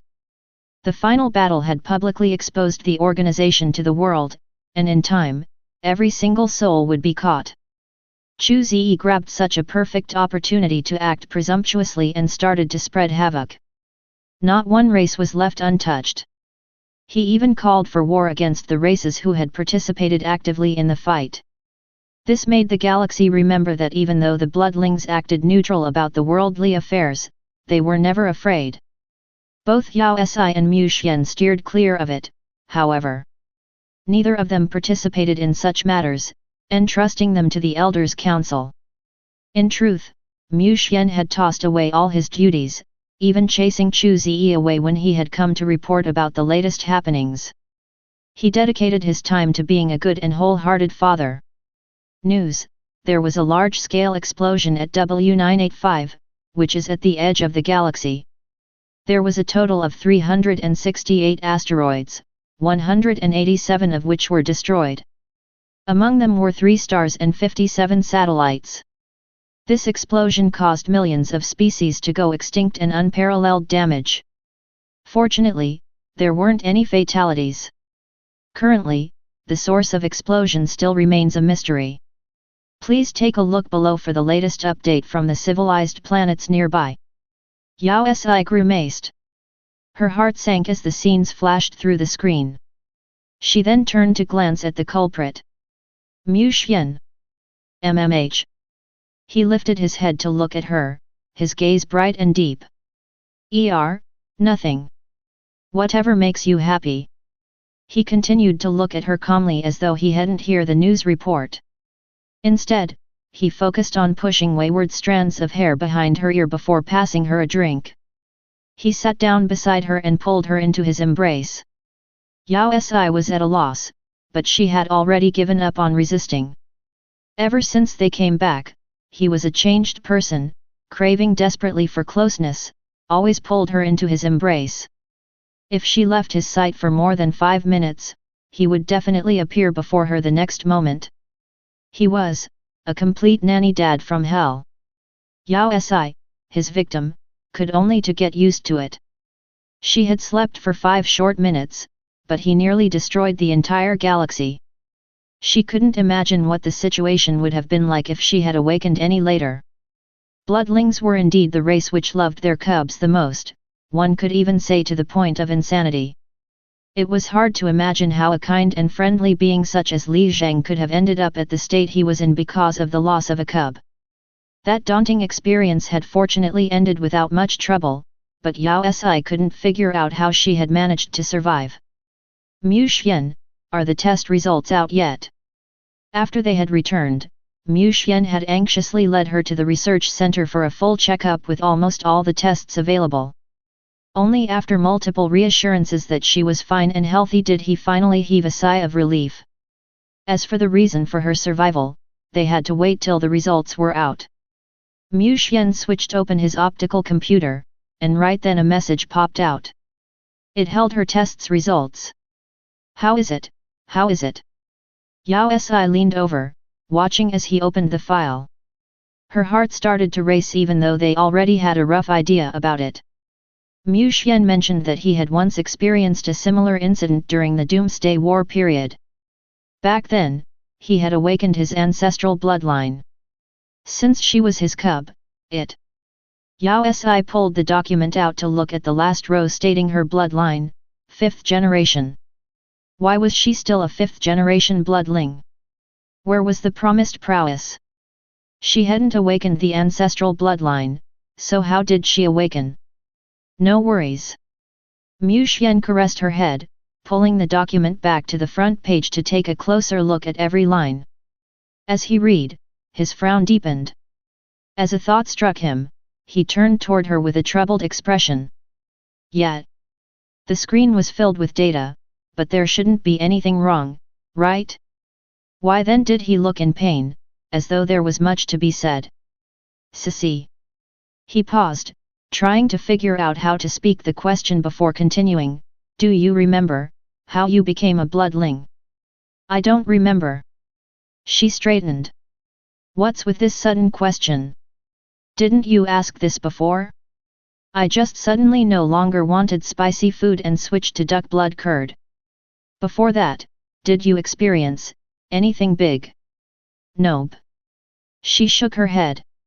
Nothing at all. He verified once more.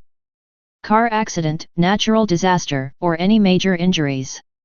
None at all. She used to be a homebody who barely left her place. I told you before, I have no idea when I was converted by you. Didn't you forget it as well? I'm not asking about that. He sighed and glanced at her with a grave look. Sissy, do you know how Earthlings are converted into bloodlings? By the transfusion of blood. Wasn't that common knowledge? How else? Ah. There's more to the conversion process? After the transfusion of blood, the Earthling has to experience something before turning into a bloodling. Something. What something? Death.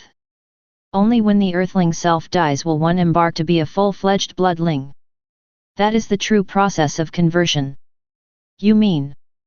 Yao Si was slightly confused. After the blood transfer, one can only become a bloodling after dying. He nodded. That's not right, I didn't die, I just suddenly changed. She stopped mid-sentence and inhaled sharply as understanding struck her. Wide-mouthed, she turned toward Mu Xian. You mean? I have been an Earthling all this while and only just converted. That's right. All these years, she had been a fake bloodling. Chapter 128, Li Zheng's Past. Yao Si was suddenly reminded of something. After Li Zheng had confirmed her identity, the first thing he had told her was, "You're dead." Death was required for a conversion. She seemed to have skipped that step, so when she got killed. So this was just her trying to correct the sequence? This document shows the difference in the DNA before and after you were converted, Mu Xian said. Even though both show that you're a 5th generation bloodling, there's an increase in our blood compatibility. You were a pure Earthling previously, slightly different from the clone's data, so no one could detect the issue. Wait a minute. Yao Si was slightly confused. You mean I was still a human? Then why did I have an ability and why was I stronger? If not, it wouldn't have remained a secret for such a long time, right? It's probably because of me. Mu Xian caressed her head. Before, even if you had my blood, it couldn't have stayed in you for such a long time. But because I awakened the ancestral bloodline, my blood within you started to act differently. Yao Si was speechless. It explained why she couldn't sense her ability back when she was still on Earth. It was all because she hadn't become a full-fledged bloodling. In truth, for the last few years, she had been just posing as a 5th generation bloodling. From what you've said, that I just became a real bloodling right now, does that mean my ability will change? Yao Si asked with agitation, having remembered the foreign force she had felt when trying to stop Li Zheng. It's possible. Mu Xian nodded. I'll try right now. Yao Si bolted up in joy and placed the drink on the table. With a deep breath, she took a moment to look for her power. As expected, there was an additional foreign strength within her. She tried to recall the feeling from when she'd used it, but did not dare to use all of it. She just gently probed the energy, focusing on the cup. After a minute. After 10 minutes. After 30 minutes. The cup remained the same and her energy was still the same, as weak, as before. Nothing seemed to have changed. This is not logical. She clearly remembered that both Mu Xian and Li Zheng hadn't been able to defend against her attack. She had even swept away all the fragments in space. So why wasn't it working? Perhaps, it has an expiration date? Mu Xian. Yao Si cried out. She had thought that by converting fully she would be able to change her fate and become powerful, but it didn't do a thing. No worries.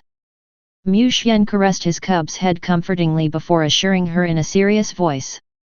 You just managed to convert successfully. Even if there is a change to your ability, it's normal for it to be slightly unstable. It can't be tested in such a short time. Maybe it'll work out the next time you try it. Really? You must not try to trick me just because I'm ignorant. Of course. He said sincerely with a comforting expression as he continued to caress her hair. Strictly speaking, it's been less than a week since you converted. You're still a baby. Please take that last sentence back. After going another round, she was back to being a baby. Oh, bro. Li Zheng, how is he? Yao Si asked. Mu Xian's face paled, and his grip tightened around her waist.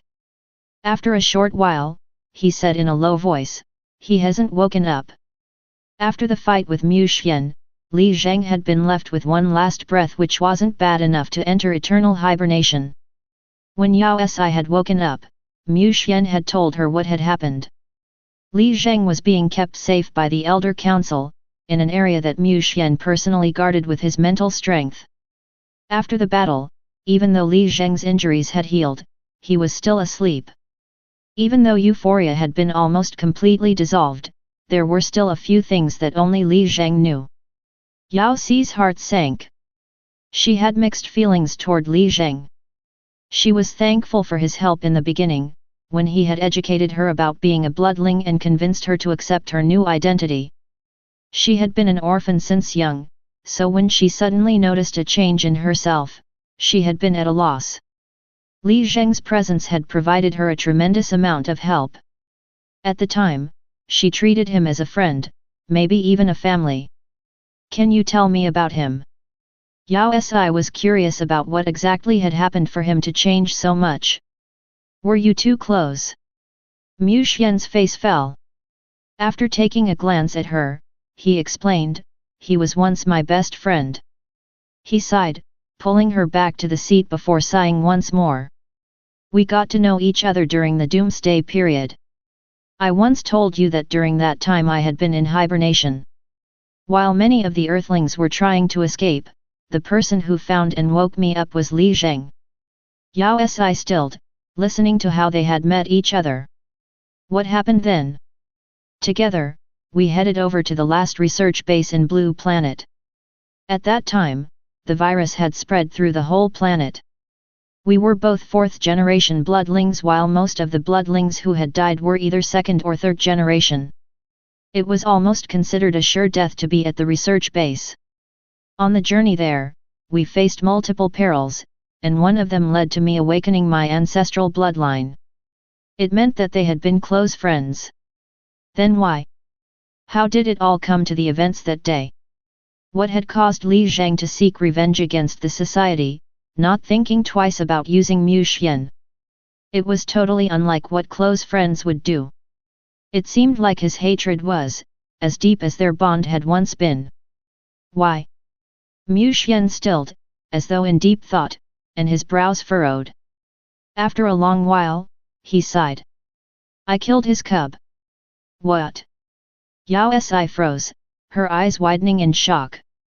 At that time, his cub got infected with the virus, but she didn't tell anyone about it, he explained. It was a time before my ancestral bloodline had awakened and there still wasn't a cure. It was only when his cub turned into a zombie did we find out what had happened. Since we had close ties, she came for me first. Mu Xian had killed Li Zheng's cub for self-preservation. Yao Si suddenly realized why Li Zheng, who had been so kind to her, had started to target her. It was to take revenge against Mu Xian. It wasn't a matter where someone's fault could be easily decided. Maybe Li Zheng hadn't hated Mu Xian that much, since his cub had turned into a zombie and was technically no longer considered a bloodling. But Mu Xian had awakened the ancestral bloodline and found a cure for the doomsday virus. He saved all of the other bloodlings but had killed his cub. Regardless of the depth of their friendship, how could he not keep asking himself why his cub? Why didn't Mu Xian awaken earlier? Besides, Li Zheng had been alive for such a long time. After many years of stewing in such thoughts, his mind had turned extreme. And Yao Si's appearance had to have been the trigger. Mu Xian had been lonely for millions of years. He was destined to be lonely for the rest of his life, just like Li Zheng. But he suddenly found a cub. This caused an imbalance for Li Zheng, pushing him into concocting a maniacal plan to kill her so Mu Xian would feel the same pain he had felt. At Chapter 129, Second Time Inheritor. Yao Si was at a loss for words. Even though she was the victim of the incident, she couldn't seem to hate Li Zheng. She was constantly reminded of his radiant smile and the him from before who would often sneak a few extra pieces of duck blood into her basket. If only they could turn back the time. While she was contemplating the past events, Mu Xian's optical computer suddenly rang. He turned it on, and Yao Qian's image popped out. He seemed perplexed and worried. Your Majesty, that person, is awake. That person? Yao Si stilled, understanding who he meant almost instantly. Li Zheng is awake. Yes, Your Highness. Yao Qian nodded. He just woke up. I understand, I'll be right there. Mu Xian stood up. Even though his mental strength surrounded the building, there were other people keeping guard as well. They were mainly bloodlings below the 30th generation, so there was no guarantee that they would be safe from his bloodline suppression. Wait a minute, Your Highness. Yao Qian exclaimed anxiously. There's one more problem I need to report. What? Both Yao Si and Mu Xian froze, staring at him. He seems to be suffering from amnesia. What? In a flash, Yao Si was at the research center in front of Yao Qian. What do you mean by amnesia? She asked. Does he remember who he is? It's not like that. Yao Qian seemed perplexed, as though he had no idea where to begin. Instead, he brought her and Mu Xian over to Li Zheng's room. It was a specially made transparent room that could prevent the person inside from using their mental strength. The room was rather empty, with just one bed on which lay Li Zheng. He was indeed awake and sitting upright. He seemed like a changed person, the negative aura from before nowhere to be seen. The Li Zheng at that moment was different, his expression dazed as he looked around blankly. His gaze was filled with unease and curiosity. The dark aura's disappearance had left behind a clean and empty soul. Your Majesty, Your Highness. Yao Qian pointed to the person in the room. He has been like this ever since he woke up. His memory seems to date only to the years still on the blue planet. He also doesn't seem to have any common knowledge about the galaxy. You mean? Yao Si's heart sank. He only has memories from the days on blue planet. It seems like it. Yao Qian nodded. Which year?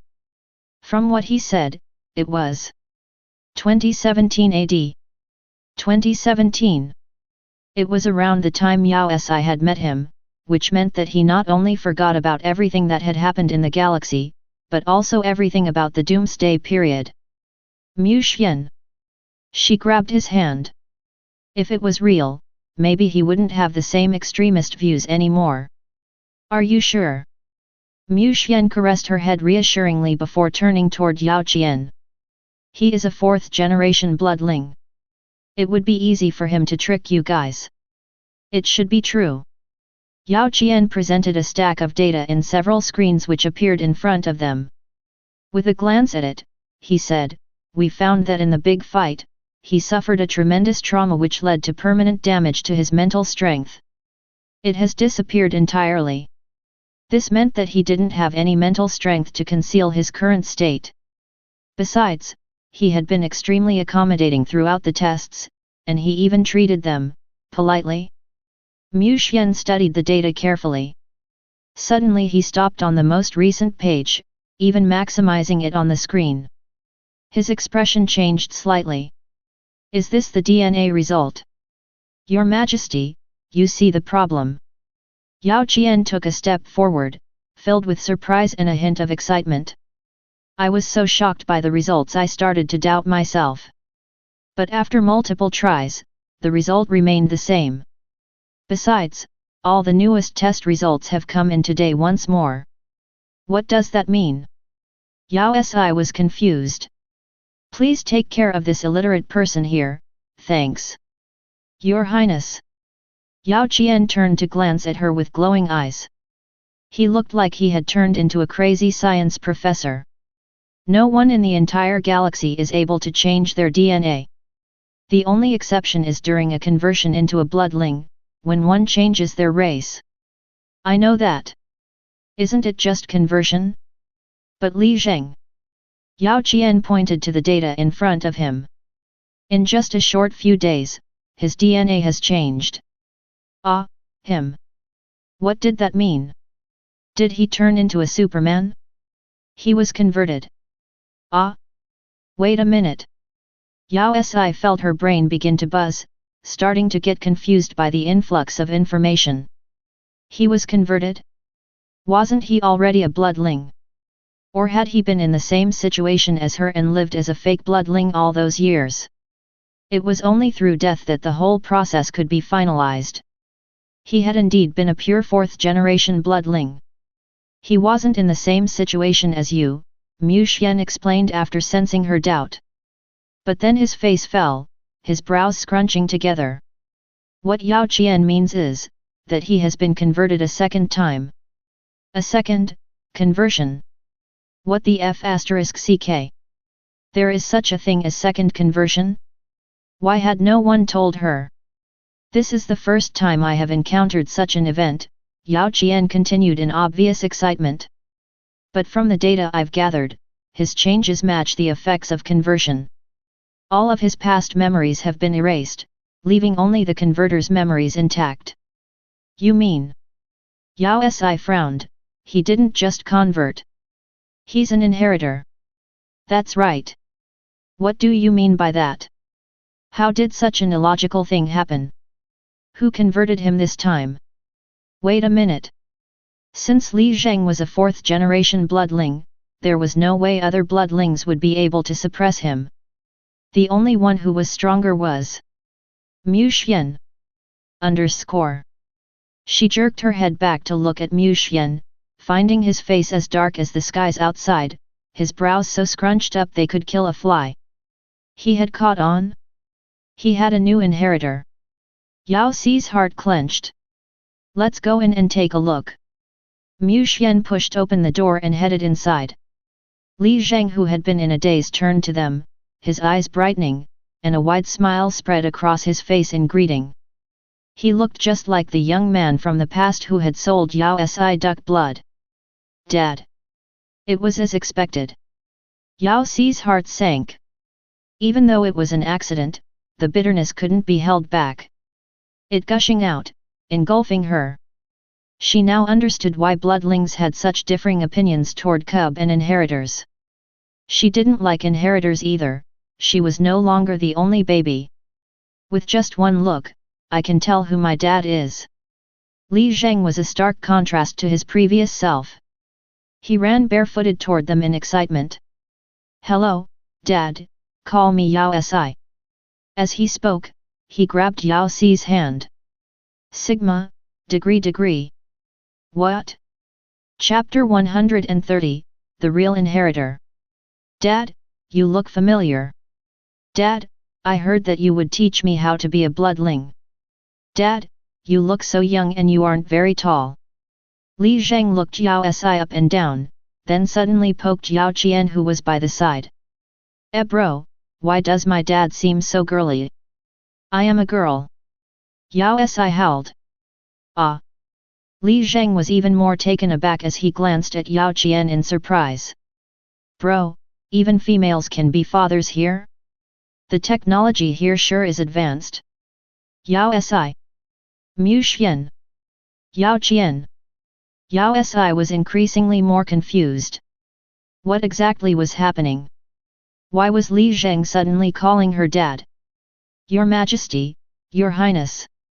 Yao Qián sighed deeply. "You have seen it yourself. This is the situation." "This? What's this? Please take care of this illiterate here. Clarify yourself." "Wait a minute, what did you just call yourself?" Yao Si suddenly remembered the way Li Zheng had addressed himself. "Yao Si." Li Zheng answered smoothly without a second's consideration. He then added, "That's the only name I remember, even though I have no idea why I was given such an inauspicious name." Yao Si, Yao Si. Yao Si felt like she'd been punched in the gut. "How dare you despise my name after plagiarizing it? After the memory is inherited, this is an experience that all inheritors go through," Yao Qián explained. "The memories from the converter are transferred to the inheritor while all others are removed." "Ah, I'm not called Yao Si? I see." Li Zheng heaved a sigh of relief at the discovery. "I was wondering why this memory is so girly and weird." Yao Si was growing confused. Previously, Yao Qián had mentioned that Li Zheng only remembered his life on the blue planet. Then what he just said? Her heart sank as she peeked at Yao Qián. "Are you trying to say that I'm the one who converted him?" "Yet." Yao Qián nodded vigorously as he continued to point at the screen in front of them. "His DNA matches yours completely. There isn't a question about it, he is indeed your inheritor." Yao Si's face twitched as she continued to tap on the screen with persistence. It was only when she reached the last line of the result paper did she see two defining words: sixth generation. SI6. Sixth generation. Why the sixth generation? Underscore. Mu Xian was a fourth generation bloodling, so if he had been the converter, his inheritor would belong to the fifth generation. Besides, he had mentioned that after awakening the ancestral bloodline, he wasn't able to convert anyone. Thus, the only one in the entire bloodling race who could convert someone to a sixth generation bloodling was F***ck. She had really converted Li Zheng. But how had it happened? She didn't do anything. Wait a moment. Yao Si remembered that when Li Zheng had pierced her heart with the sword, she had spat blood at him. After that, before he had fainted, blood had begun flowing into him. She had assumed that it was a hallucination, but at that time, he had been absorbing her blood? Did that trigger the second conversion? Mu Xian. She turned toward the person behind her. Since it's a second conversion, he will be considered a new bloodling. Mu Xian's face looked worse than hers as he glared at Li Zheng coldly. Arrange it according to how we treat new bloodlings.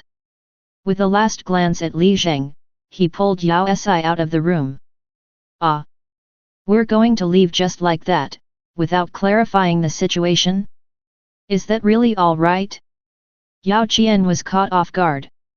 Before he could process the situation, the oblivious Li Zheng poked him once more before asking in a naive tone, "Hey, bro, is that fierce-looking person my grandfather?" Yao Si's feet turned jelly, and she almost tripped. Even Mu Xian had frozen slightly before pulling her away even more anxiously. All these inherites are indeed so hateable. Li Zheng was now Yao Si's inheritor. It was a truth purer than 24K gold. Despite the number of tests she went through, the results were all the same. Yao Si had never expected to one day experience being a dad. She wasn't sure what kind of experience it was. But Mu Xian's expression was horrible, he looked as though he had been constipated for a few months. Even from far away, she could feel the distaste and disgust he had for her sudden underaged fatherhood. As a fifth-generation bloodling, Yao Si hadn't expected to be able to suppress Li Zheng, a bloodling of a higher generation, and manage to convert him a second time. It was not logical at all. After Mu Xian's analysis, Yao Si thus came up with a more reliable conclusion: it all boiled down to the ancestral bloodline. After she had been converted, Mu Xian had been using his ability at full force, which potentially influenced her. In contrast, Li Zheng had been on his last breath. He had little energy left, which made it easy for her bloodline to suppress him. Besides, the attack from Mu Xian was enough to take his life. Just like that, the bloodline's power added to his death had effectively fulfilled the criteria for a conversion, turning Yao Si into a dad. Your Highness. Yao Qián glanced at her with hesitation. That person. What's wrong with Li Zheng? Having received such a message early in the morning, Yao Si couldn't help worrying. Did he get into trouble again? The past few days had seen enough drama, she needed a break. It isn't much. I just need your opinion, since he is after all your inheritor. Yao Qián bit down on his lips in hesitation. According to the bloodling rules, all inheritors are required to enroll in the academy for them to familiarize themselves with the converter's memory and train their ability. But he is special. Special. Remembering the events from a few days back, Yao Si started to panic. What's wrong with his ability? Li Zheng belonged to the fire series, but his strength had always lain in his mental power. However, after the battle, it had completely disappeared. And no new ability had awakened after his second conversion. It's not his ability. Yao Qián shook his head. It's his inheritor memory. Memory. Yao Si stilled. What do you mean? Does he still think he's called Yao Si? Not really. Yao Qián sighed before explaining.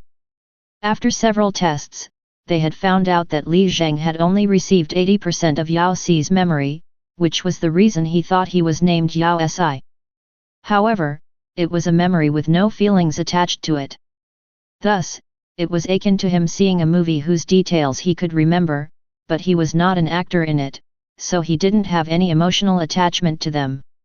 Li Zheng had accepted that he wasn't Yao Si and, just like other inheritors, had shelved the memories as common knowledge. This was an inheritor's benefit. Without prior education, they would be able to obtain half the knowledge of their converter, which was the reason why inheritors were not considered cubs. Everything was completely logical and advantageous for the bloodling race, but there was one problem.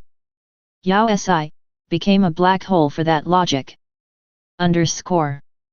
Chapter 131, The Loathsome Inheritor.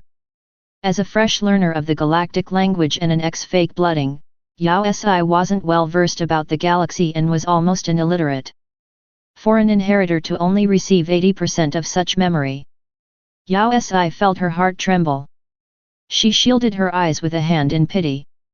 The other inheritors started off from nothing to gaining half a life worth of knowledge. But for Li Zheng, he started with all the knowledge, but ended with limited one. What a tragedy! In conclusion, the person which obtained her information would probably be the most pitiful inheritor out there. There isn't any precedence I can refer to, so I'm not sure how to deal with it. Yao Qián appeared at a loss. The new Li Zheng wasn't able to communicate effectively without the translator, which was exactly how Yao Si had been after she had awakened. However, back then, Yao Si had His Majesty with her, so she was able to pick up the language fairly quickly. But Li Zheng was just an inheritor. Yao Qián shivered, not willing to continue the thought. Send him over. Yao Si instructed. Ah! Ah! Yao Qián stilled, his eyes going wide in disbelief. Isn't he my inheritor? If she had caused it, she had to deal with it. Even though I'm not too confident in my skills in galactic language, I'm sure I'll be able to help him out. Besides, Mu Xian will be around to aid me as well. Hi His Majesty. Yao Qián was clearly taken aback. Are you sure His Majesty will teach him and not strangle him? Does your Highness not know how bloodlings feel toward their cubs' inheritors? Okay, it's decided. Besides, I don't trust the others. Li Zheng had indeed gone overboard.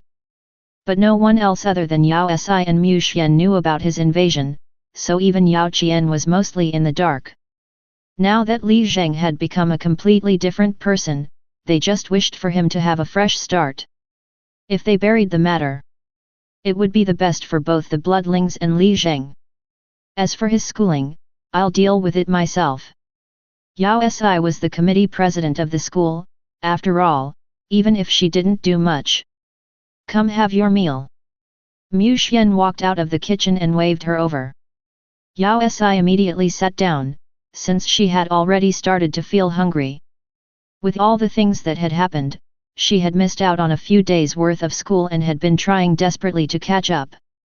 *@ Being a good student is hard indeed. *.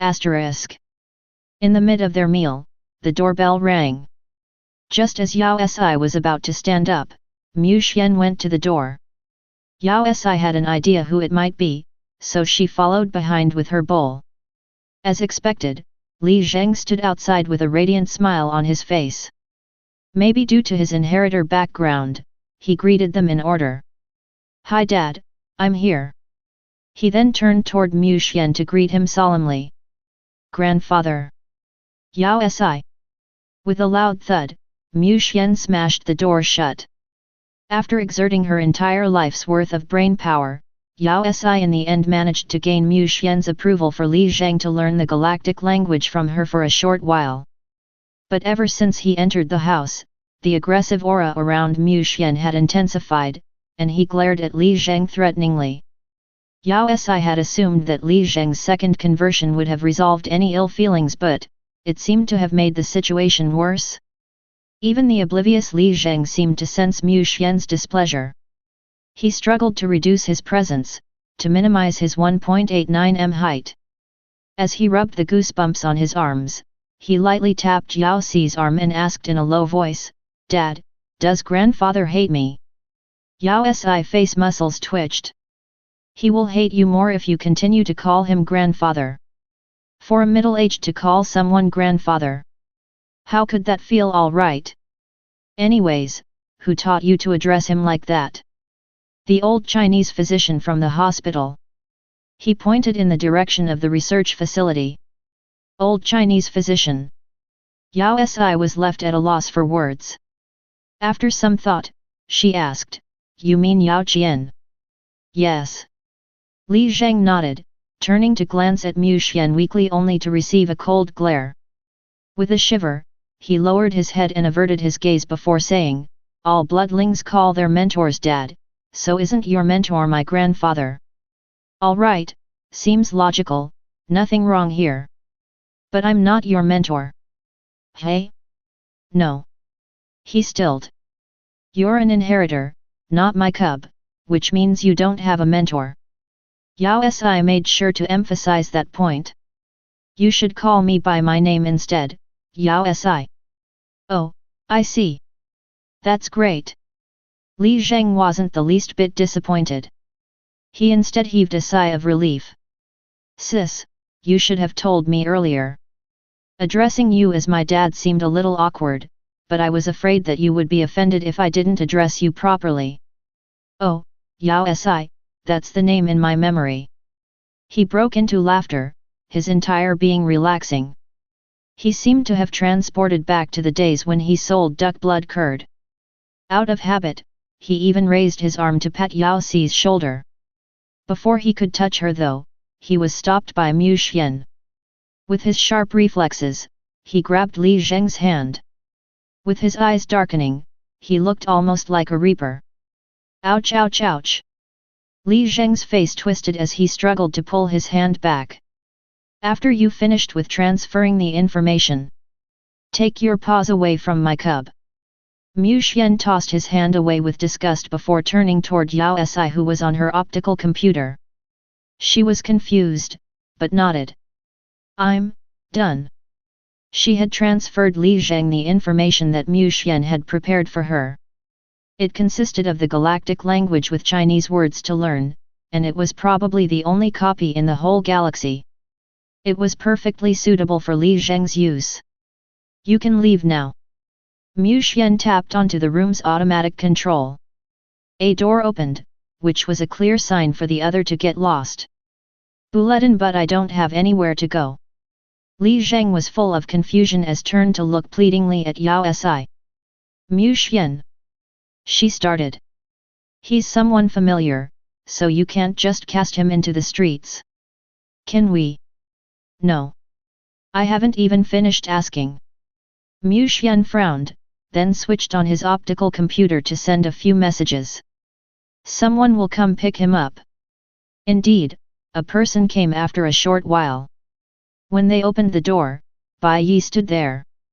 Your Highness, Your Majesty, you wanted me to get someone. Bai Yi smiled enthusiastically. Don't worry, I will take good care of him. Mu Xian nodded and pushed the confused Li Zheng onto the aircraft. After half a minute, Li Zheng asked, Hey! Bro, do bloodlings have something against inheritors? It depends on who is it, but you just have to get used to it. Bai Yi patted his shoulders. Oh right, who are you? Why did His Majesty emphasize that you're an inheritor? Who converted you? Yao Si. What? Bai Yi stumbled, almost falling off the aircraft. Yao Si, Her Highness. MMH, what's wrong? Bai Yi inhaled deeply before taking a closer look at him and exclaiming in disbelief, You're still alive. Chapter 132, Emergency in the Pugilistic World. Yao Si's almost death seemed to have scarred Mu Xian. Ever since that day, he had been glued to her, even glancing at her repeatedly while making their meals. His anxiety started to scare her when he advanced from being a nanny dad who used to only caress her head to a dad that would grab her hand occasionally and even kiss her forehead. Initially, she couldn't help feeling awkward, but gradually, she got used to it. It got to the point that she started to enjoy his little actions. She definitely wasn't losing out since he was a hottie after all. Ever since the incident, Yao Si hadn't attended school, and even Li Zheng's admission had been arranged by Bai Yi.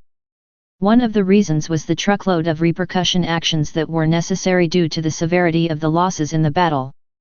Even though the bulk of the work was allocated to the Elders' Council, there were still documents streaming in from Mu Xian.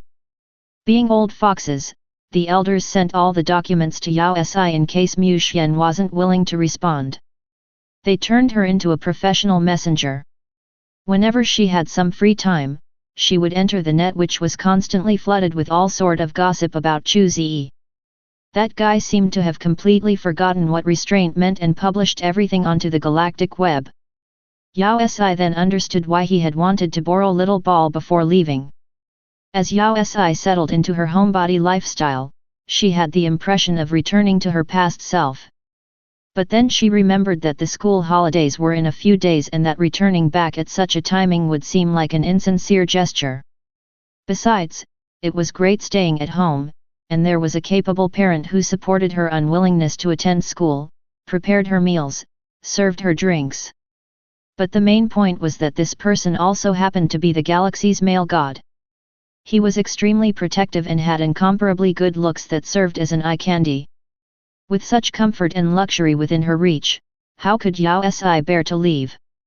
After sinking deep into such a lifestyle, it was hard to escape. Yao Si could feel her drive and motivation for learning fall into shambles.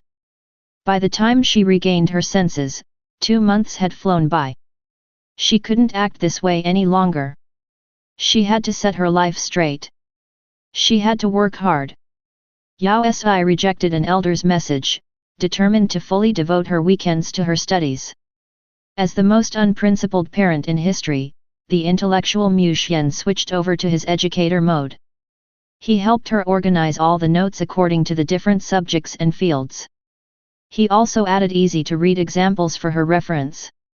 The notes he compiled surpassed what the academy had and were much more comprehensive and understandable. Yao Si's previous doubts were all cleared after taking a quick look at them. She then became stunned. Abilities, machinery, science, common knowledge. Was there anything Mu Xian did not know? He was practically an encyclopedia. With a book in her hands, the galaxy was within her reach.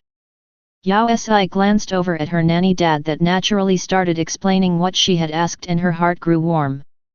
The capable, all-rounded person was her mentor, her personal mentor.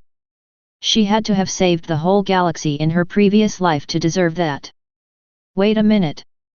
Yao Si was suddenly struck with a question: if Mu Xian knew everything, why did she have to study back then? Alright, it wasn't an important question. What was important was that she managed to successfully fill the gaps in her education. She felt confident to take the year-end exams. After studying, Yao Si sent the notes to both Li Zheng and Bai Yi. The two had been staying together since they had left.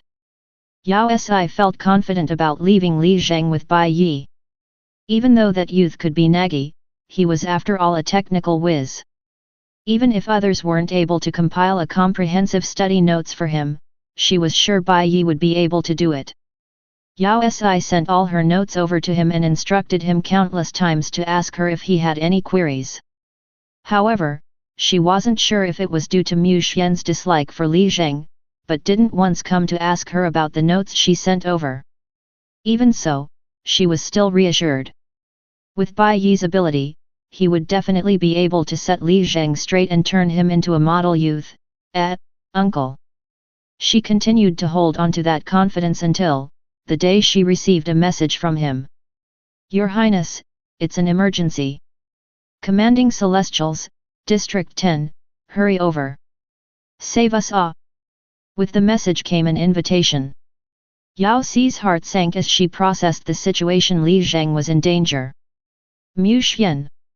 She turned toward the person beside her instinctively. Something seems to have happened.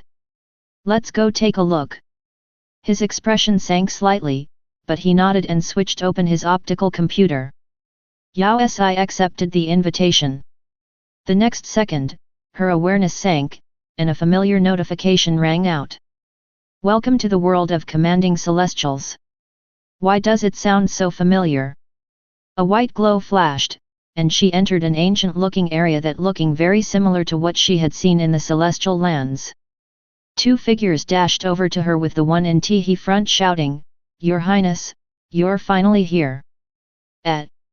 He paused abruptly, and his eyes went wide in shock. Why are you still level 10? Bai Yi. Yao Si stilled, not able to process the situation. Suddenly, a huge crowd appeared behind them. The next second, the sky burst with purplish-red powder as weapons rained down onto the group. *T. Bai Yi paled. All Yao Si heard was a ding before she turned transparent and entered a grey world. Beside her were two other people, transparent just like her. A row of grey words popped out before her. Both success and failure is common, comrade, please start over. I died? What situation is this? As Yao Si popped a pill to regain her blood, she glanced at the two completely foreign faces next to her. One of them belonged to a voluptuous woman. What happened? Where the *CK is this? The Celestial Galactic Web Game. With a glowing sword on his back, Bai Yi stuffed another pill into his mouth as he explained, Your Highness, haven't you played this before? Game? Yao Si stilled, understanding the situation and why the name seemed so familiar. Wasn't this the web game in which she had spent 3 months fighting bunnies? She glanced at her human persona and saw that its name was really Ancestor 38. It was even in simplified Chinese. It's really that game. Chapter 133, The Addicted Youngster.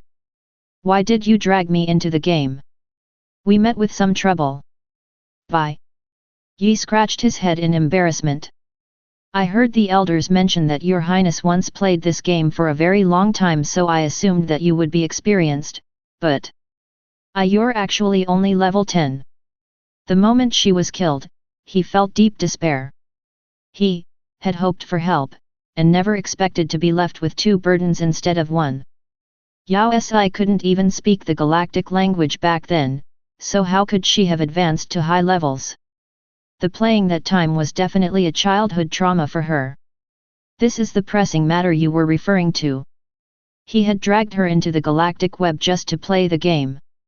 Yao Si rolled her eyes while taking a look of their surroundings. Oh right, where is Li Zheng? Did you throw him to someone just to play? Asterisk, where is the care you promised? Asterisk. He's here. Bai Yi inclined his head toward the voluptuous woman who was pulling on her hair. Yao Si froze. Is this real? Father Yao Si, long time no see. The sis giggled before greeting Yao Si in a hoarse, manly voice. Underscore. Why did Li Zheng become a woman? Wasn't the galactic web capable of recreating the player's real appearance? Wasn't changing gender online banned? When I was creating the account, I decided that it would be better to give the noob a cleric's role, but only women can choose the celestial healer class, Bai Yi explained bashfully. So I hacked into the game company's data to alter his information. Isn't this change a little too extreme? That bunch was too much. How could they kill your highness? Bai Yi patted his chest. Rest assured, your highness, the 2 of us have already reached the maximum level. If we hadn't been outnumbered, we would not have been killed. Give me a moment, I'll gather a few friends to take revenge. That's right. Li Zheng agreed with confidence. Those bastards, I've always wanted to take care of them. Besides outnumbering us, what else could they possibly do? They should just fight us 1v1. What's so good about an ambush? Besides, in the past 2 months, Li Zheng's moves have gotten smoother. Bai Yi added. Li Zheng then straightened his back so his fake E-cups rose and jerked his head to the side aggressively. That's right, with a wave of my hand, all noobs will fall. For her highness. For her highness. Asterisk, for what, bloody sister? Asterisk. What you guys do in the game has nothing to do with me. I've got no intention of getting involved. And Li Zheng, put your chest pipe away, stop doing such weird actions. Yao Si understood why the galactic web would ban changing gender online. Wait a minute. Yao Si was struck by another question. 2 months? You mean that for the past 2 months you've been only playing games? What about learning the galactic language? Return me my notes. Bai Yi stilled. Reading the notes was too boring. Besides, by playing the game, he got exposed to the galactic language all the time. Am I right, bro? MMH, you're absolutely right. Li Zheng nodded, determined to stick up for his brother. Everything has its priority level, and the most important thing right now is to get back at that guy. Look. He has even learned to get back at others. Bai Yi looked at Li Zheng with admiration. Underscore. Yao Si had been wrong. She had assumed that when Li Zheng was handed over to Bai Yi, he would be influenced to become another technological whiz, but instead, Li Zheng turned into an addicted youngster, no, an addicted uncle. They're here. A cry came from nearby, and the next moment, an announcement popped out in front of them. World for glory, I have located them, Block 3 District 5, the revival point. Hurry over to stop them. We're exposed. Bai Yi hurriedly turned to instruct Yao Si. Your Highness, your level is too low, so it would be better if you went offline. When we get rid of them, you *CK. Before he could finish his sentence, he cursed. They locked our location so we won't be able to log out. Which bastard did this? Yao Si opened her screen to take another look, and indeed, her options had turned grey with a lock icon at the side and a 30 minutes timer. The amount of players surrounding them started to increase, reaching hundreds of people. She then opened the world chat and was flooded with angry comments. World Male God Mus Guard, all bloodlings head over to Block 3 District 5's revival point. We found the two bastards. World lighting in the sky, I see them. There's an additional person with an unidentified ID, but she must be just like them. Let's kill them all. World flawless starry sky, toss them out of here. No tainting the game world. World female goddess player, no tainting the game world. +1. World fan lover. Goddess lover, no tainting the game world. +2. The player who had killed them was also a bloodling. _ What's going on? What's this called? The game version of an internal war? What exactly did you guys do? Yao Si asked, glaring at Bai Yi. Don't blame him, it's my fault. Li Zheng scratched his head as he explained. I said something wrong since I wasn't clear about the situation. Bro, how is that your fault? Bai Yi stepped forward, looking serious. That person was too harsh. He sighed. Yao Si felt like there was a link to her somewhere in there. Ever since she had exposed her identity to the Galactic a year ago, news about her had spread like wildfire across the web. Among them was one about her playing a celestial game for a few months. The game company had monopolized on that rumor, turning it into an advertisement that attracted players from all walks of life, especially those of bloodling race. District 10 was flooded with them, and they came to take up more than 30% of the population. After Bai Yi had helped Li Zheng level up, he had chanced upon a bunch of players who were snatching another party's monster. Bai Yi went forward and killed them mercilessly. They then ended up squabbling on the world chat, and the other party announced that he would gather his bloodling friends to take him down. Out of agitation, Bai Yi exposed his 720th generation identity. Beat that! Maybe due to the large number of bloodlings that were playing the game, they didn't restrain themselves but instead mocked his low status as there were 600+ generation bloodlings among the offender's friends. As a comrade that was lacking in general knowledge, Li Zheng exploded with a line, "What's so great about the 600th generation? Only those below the 6th generation can be counted." With just one sentence, he managed to offend the entire bloodling race except for the only two who could be excluded from that slander. Hence, without a doubt, the two men became the target of everyone's anger. Arg, my account is locked, I can't go offline. Bai Yi glanced at the endless stream of players that were crowding around them and started to panic. Your Highness, do you have any good friends in the game? Could you call them over to save us? I don't. The only people she met in the game were the elders, but they weren't online. On top of that, not too long back she had blocked off all their communications so they wouldn't disturb her. I'm not very familiar with this game. It was Mu Xian. Wait a minute. Yao Si was suddenly reminded of a serious abnormality. Where's Mu Xian? Oh. Bai Yi. Li Zheng. Mu Xian who was in the newbie village. Chapter 134, Poetic Saga. Welcome to the world of Commanding Celestials, I'm your beginner guide, customer service number 233. Please enjoy this celestial world with me. Mu Xian glanced at his empty side, and his heart chilled slightly. He had never expected his cub to enter a game world. He had placed a tracker on her optical computer to be able to receive any invitation requests sent to her regardless of the location in which they originated. With it, they would be transported to the same place.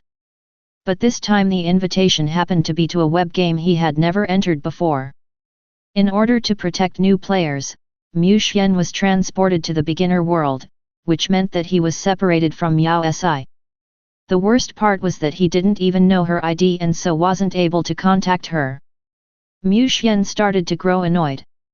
It felt as though the world itself was deliberately trying to separate him from his cub. Player 9854255531, Mu Xian, the celestial world is a treacherous place filled with dangers. By accomplishing small tasks to help the villagers, you will be able to earn experience and level up. Once you have reached level 10, you will be able to go into the outside world, the guide explained enthusiastically. Sensing Mu Xian's lack of reaction, he then continued, "Let me tell you a secret, Madame Li at the entrance of the village seems to require some help. Could you? Where are you going?" Before the guide could finish giving advice, Mu Xian turned to head toward the exit. After looking through the newbie village's data, he was sure that Yao Si wasn't around. He needed to locate her as soon as possible. "Wait a minute, that's the way out. You can't leave until you hit level 10. The NPC was startled by Mu Xian rushing to the exit before it could grab hold of him.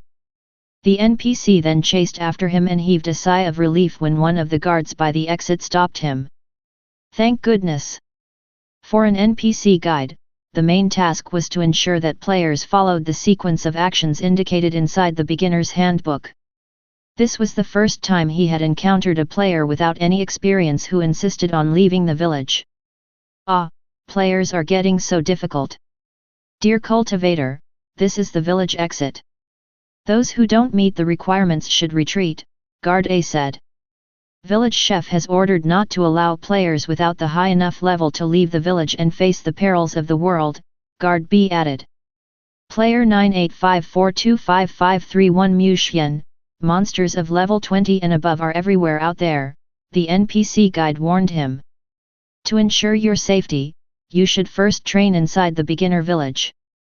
It won't be long, so you shouldn't be anxious. Move aside. Mu Xian's face darkened. Why doesn't he listen? Guard A fumed at his obstinacy. I have already warned you of the dangers outside. Without any experience, you'll die the moment you go out. Yet, you're too young. But do not misunderstand. Guard B swept a cold look at him before scoffing. With your level of experience, any monster out there will be able to finish you off. Rules are rules. If you want to leave the beginner village, you have to be at least level 10. I really hate arrogant youngsters like you. Guard A was so infuriated that he hit his chest. As long as I Guard A am alive, no one below level 10 will be able to leave this place. The moment he said that, Mu Xian raised his hands. With a gleam of light, Guard A who had just been thumping his chest froze, his form distorting. The next second, he turned into a bunch of data that disappeared with a string of beeps. NPC guide. Guard B. Guard A, died. _ What just happened? Where are we? Aren't the NPCs in beginner village unbeatable? How could one of us die? The NPC guide wondered. Can I leave now? Mu Xian turned to sweep a glance at them. A cold ran through their spines, and they turned to hug each other instinctively, shivering. What a scary player! MMH.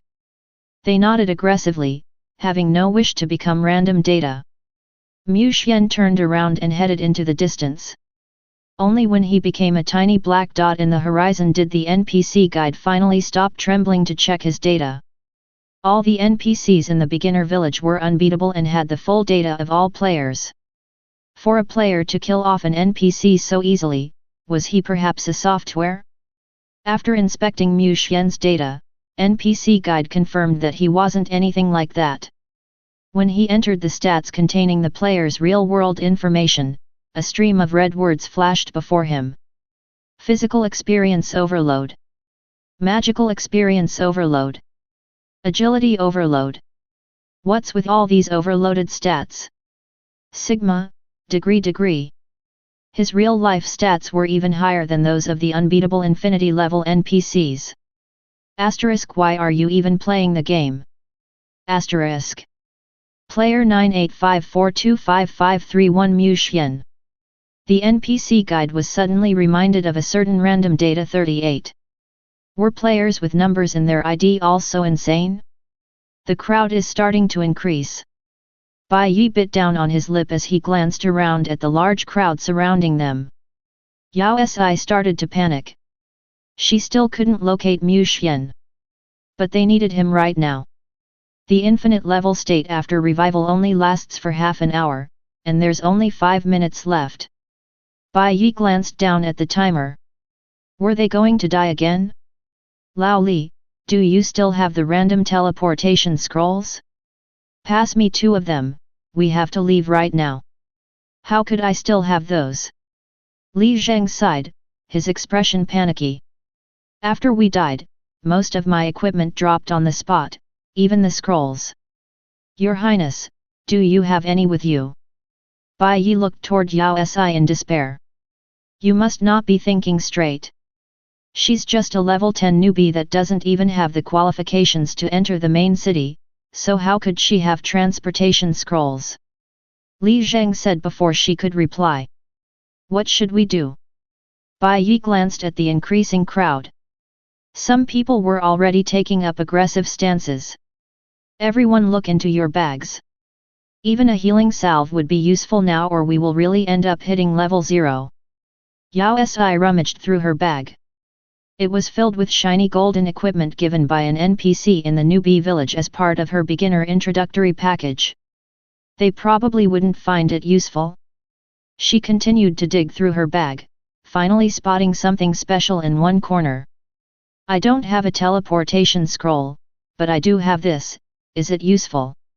She passed a golden scroll over. The scroll had a couple golden words on it, Scroll of Poetic Saga, only 1. Oh. Bai Yi. F***ck. Li Zheng. F***ck plus 1. Poetic SSSSAGGA. Bai Yi started to tremble. Oh God, have I went blind? There was indeed such a scroll in the game. I always assumed it was just a rumor. Your Highness, how did you get it? An NPC gave it to me. Yao Si could recall getting it for the bunnies. Was it something special? Is it useful? Bai Yi and Li Zheng exchanged a look, their expressions speaking 1,000 words. Useful? Of course it's useful. Your Highness, don't you know what this is? I don't. Yao Si had never understood the use of that paper. If she could have gotten rid of it, she wouldn't have kept it with her. It's the Scroll of Poetic Saga. It allows the user to alter the game. It means that a huge change can be made to the game through the use of this scroll, Bai Yi explained. On top of that, it was the only one available in the entire game. The world of commanding celestials had always maintained its original celestial pursuit stage at the maximum level 80. A few years ago, the game officials had released a series of information about a huge war indicating the final stage of the game. After that, the maximum level would be raised to 100 with a new map being released. However, not a single player had managed to bring that about, igniting rumors that questioned the existence of the scroll, with some people even believing that the scroll had not yet been released. But right then, Bai Yi saw that legendary scroll. Once the news was released, he was sure that every player of every district would go into a frenzy. Can this scroll help us escape? After that much blabbering, Yao Si still didn't know if the scroll would be of any help in their current predicament. It should be able to. Bai Yi nodded. After activating the scroll, Your Highness will be able to obtain the mission for the Poetic Saga and will send us to the mission's location. Upon completion, we will unlock an entirely new map. But single mission tasks are usually difficult. What are we waiting for? Who cares about the mission? We have to leave now. How do you activate this scroll? Tear it. But let's first form a group so that we can be transported together. Bai Yi sent them each an invitation. Yao Si nodded in agreement. Their names appeared in green at the top of their heads. Bai Yi had named himself Silence, and Li Zheng would stop. Without hesitation, Yao Si tore the scroll in half. At the same moment, the protective barrier at the revival point reached its last second. Almost instantly, an array of abilities came flying down on them. A golden glow engulfed the group before they disappeared from their spot. Ding!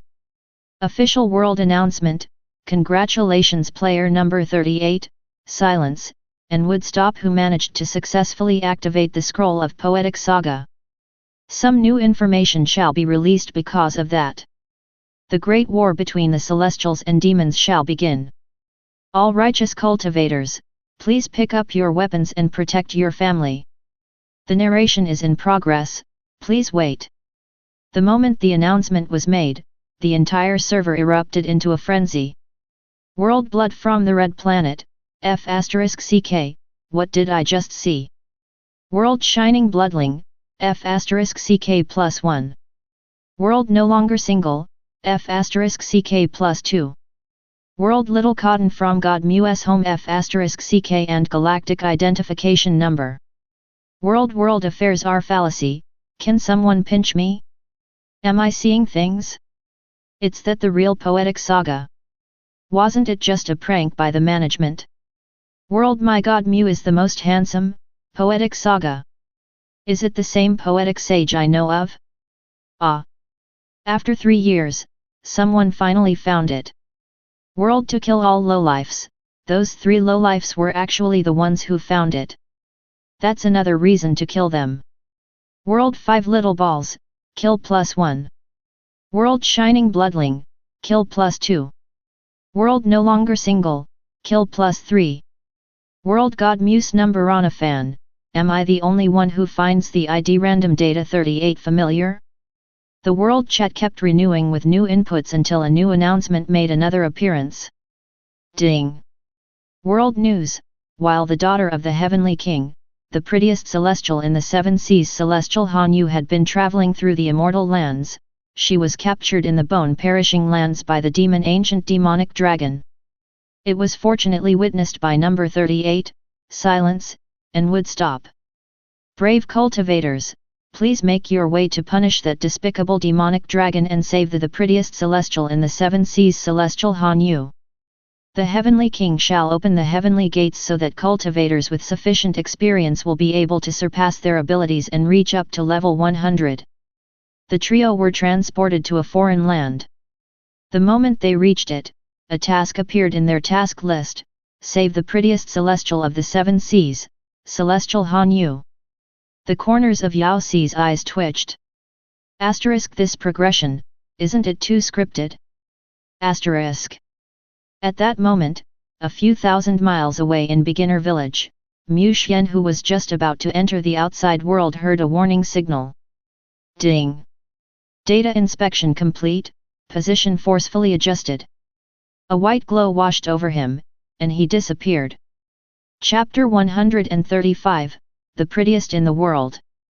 Is this the map of world affairs? Bai Yi regarded the surrounding lava with curiosity. He opened the map and froze, his pupils dilating. F***ck, it's a level 100 map. Could the legendary demonic dragon be a level 100 beast? The next second, a sudden howl from the mountaintop reverberated through the air in reply. A gigantic dragon flew into the clouds, making a couple circles in the sky before landing on a volcano. There were a few words in bright red displayed above its head: Ancient Demonic Dragon, LV 102. Level 102. Bai Yi's widened in shock. Isn't the level discrepancy a little extreme? How are we going to fight that monster? Bai Yi, this map is draining our blood continuously. Li Zheng pointed toward the solidified lava on the ground. As expected, their blood level was dropping by 100 points per second. In a short while, their blood supply was halved. Li Zheng waved the fan in his hands, restoring it. However, the next second, with a snap, his fan broke into 2. That's another piece of equipment down. Li Zheng sighed. That was my last one. Indeed, this mission is proving to be a real challenge. Bai Yi frowned, rummaging through his bag. Since it's the only mission, we won't be able to give up or go offline. Now that all the equipment is gone, what are we going to do? Not that any normal equipment would do us any good now. I have a few things in my bag, Yao Si volunteered, recalling her full bag. I guess beginner stuff will do too. Pass something to Li Zheng so that he can restore our blood supply. We need to stay alive. Yao Si opened her bag and pulled out a fan that was glowing with all the colors of the rainbow. Is this all right? 4 gleaming words appeared above the fan. Mythical equipment, time immemorial fan. Bai Yi. Li Zheng. My mythical weapon. Oh God! What did I just see? Is this a dream? Forget about the scroll of poetic saga. How did the legendary mythical equipment end up in Her Highness' hands? Wasn't it supposed to appear after the Great War? Your Highness, where did you get this? From the NPC in Newbie Village, Yao Si replied. Didn't I tell you it's a beginner item? The two of them blinked. Is the NPC in Beginner Village your relative? What's wrong? Their silence caused a momentary disappointment within Yao Si. I guess beginner items aren't good after all. Can it be used? Your Highness. MMH. Do you still have other beginner equipment? Could you take them all out? One is scary enough. I don't have much. Sensing their interest, Yao Si removed the equipment from the bag one by one. Mythical equipment, Phoenix Feather Celestial Coat. Mythical equipment, Phoenix Feather Celestial Shoes. Mythical equipment, Phoenix Feather Hairpin. Mythical equipment, Heavenly Erupting Hammer. The entire ground was littered with equipment with a golden glow. Bai Yi. Li Zheng. Silence fell upon them. Her Highness, did she kill an entire celestial race? After a second, Yao Si dusted off her thighs. Let's go. Off to chase that dragon. Her Highness was indeed the most reliable comrade, one in a million. With all the mythical equipment, they would be able to eliminate the entire demonic race, not just the level 102 dragon. After equipping themselves, they entered the volcano entrance confidently. Amid a pile of lava stones, the black dragon, which had been sleeping, opened its eyes. The fight began. Ancient demonic dragon, ha ha ha. Did the Heavenly King send you guys here to die? He must be dreaming. How can you babies, LV80, have any chance of defeating me? Today, I'm going to kill the apple of his eye, the prettiest celestial of the 7 seas, Han Yu, in front of you. It will serve as a reminder to those ignorant celestials who the real master of the 3 worlds is. With a sway of its tail, a transparent bubble started to ascend with the words Celestial Han Yu at the top of the white figure inside. Even though it was just an NPC, Yao Si couldn't help feeling her anticipation rise as she focused on the ascending bubble. What could the beauty of the world look like? The person inside seems to be clothed in a grey male outfit, a ribbon wrapped around him, his face taut and stripped of any emotion. He looked like Mu Xian. Oh! Why did this NPC look so much like Mu Xian? Wasn't the beauty of the world supposed to be a female celestial? How did the gender change? Perhaps, this was made by another of Mu Xian's brainless fans? Sissy, a familiar voice asked. Yao Si. Bai Yi. Li Zheng. F***ck. It wasn't an NPC, but it was really him. How did he end up there? That explained why he hadn't found her after such a long time. He had turned into an NPC and was now the beauty of the world? This was too much to handle. At the game company, someone asked, "What's going on? Isn't the beauty of the world supposed to be Celestial Han Yu, an NPC? How did a player end up in her place? Give me a moment, I'm getting it checked." After 10 minutes. There seems to be a problem with this player's stats. What's the problem? Celestial Hanyu has the highest charisma level in the system. Logically speaking, there is no way a player could exceed that, but this player's charisma level seems odd, but during the transportation, the system was confused and ended up sending him in Celestial Hanyu place. Why is his charisma level so high? Isn't the basic data based on Mu Xian's looks? This. I don't know, could he have been using additional software? F***ck. What should we do? Poetic saga can't just end here or the advancement won't succeed. There should be enough time for us to get Celestial Hanyu over. Silence reigned in the room.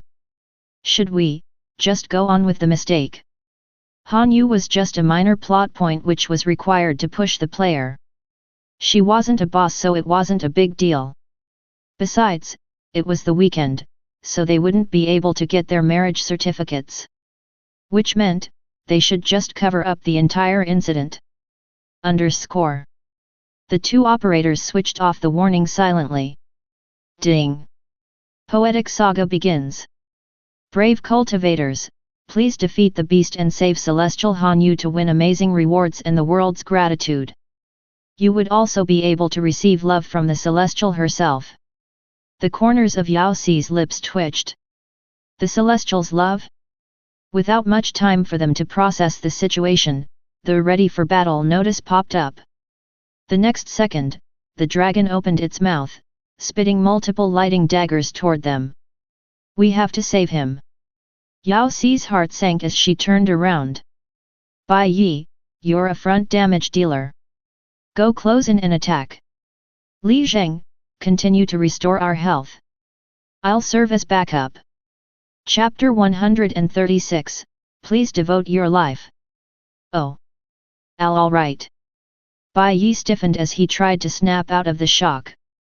His legs had gone soft. When he struck the demonic dragon again, he consciously turned his back to Mu Xian, trying to reduce his presence. He had never expected His Majesty's game preferences to be so unique. What if he were to silence him? Li Zheng agreed. Mu Xian, give me a moment, I'll save you.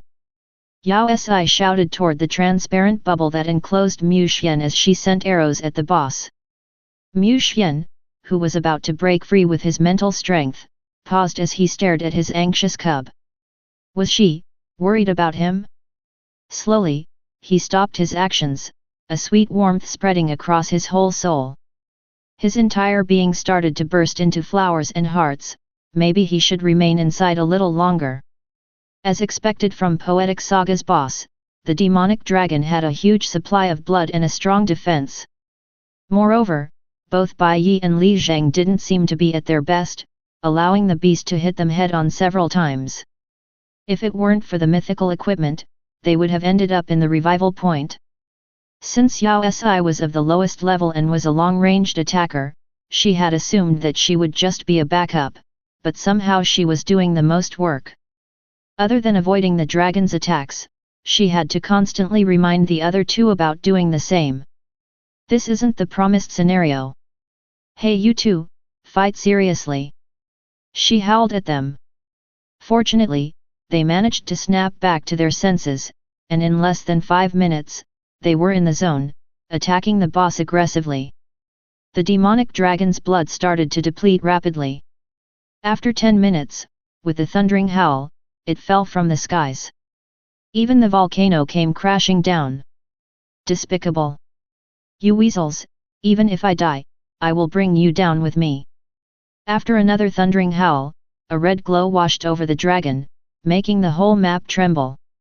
This is bad, the boss is about to erupt. Yao Si's heart clenched as she glanced into the air at the person closest to the beast. Bai Yi, hurry and leave. Bai Yi reacted swiftly. Even before reaching the ground, he retreated several meters away. Indeed, the next second, the demonic dragon spat a massive red lighting toward Yao Si. F***ck. Why her? Wasn't her DPS the lowest? The demonic dragon wasn't being logical. Its strike was going to send her back to the revival point. Dad. Li Zheng, who had been working to replenish the blood, started to panic. He hurriedly raised the fan in his hand to strike the dragon's head. With a loud thud, a tiny number emerged from the top of the dragon's head, blood -1. As that last drop oozed out, the demonic dragon fell silent, the buzzing from the lightning going silent. Everyone heaved a sigh of relief. Thank goodness it's over. The transparent bubble enclosing around Mu Xian burst into pieces that fell to the ground. Mu Xian! Yao Si sprinted over in joy. Sissy! Mu Xian headed in her direction. At the same time, the task manager beeped, Poetic Saga mission completed. 3 notices appeared in the sky. Ding! Poetic Saga was completed, and a whole new map has been opened. The U Celestial World shall now enter the Celestial Demonic Era. Ding!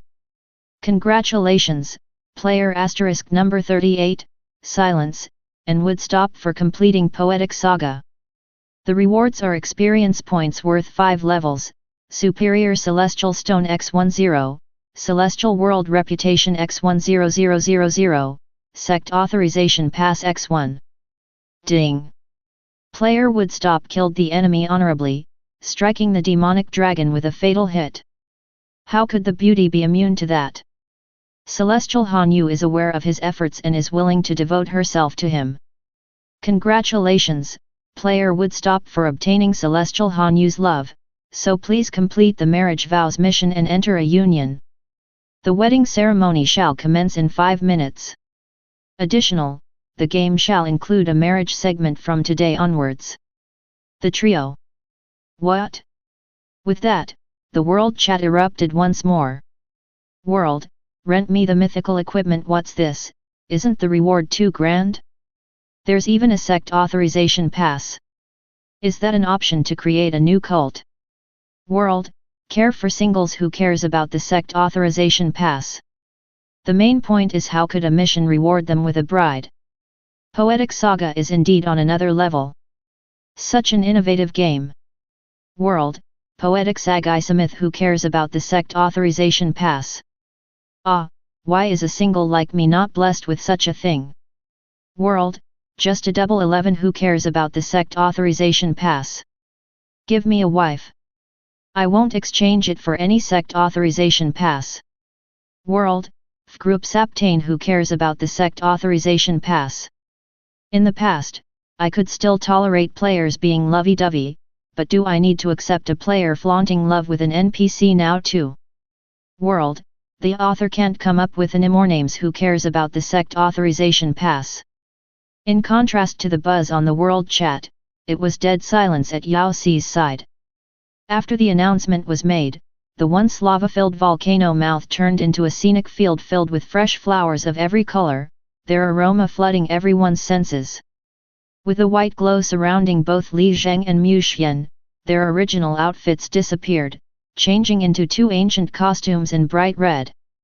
Li Zheng appeared in a bridegroom suit while Mu Xian appeared in the bride's dress. Yao Si. Bai Yi. Li Zheng. Devoting oneself. Mu Xian and Li Zheng. _ Didn't the system have any restraints? Was there a need to copy the brave warrior's battle against the evil dragon so completely? But surprisingly, Yao Si was getting excited for the next scene. Oh. Mu Xian's emotionless face turned black and taut as a dark frosty aura emitted from him. Even the flowers seemed to freeze and shrivel. Such murderous intent. He should have destroyed the game before it came to this.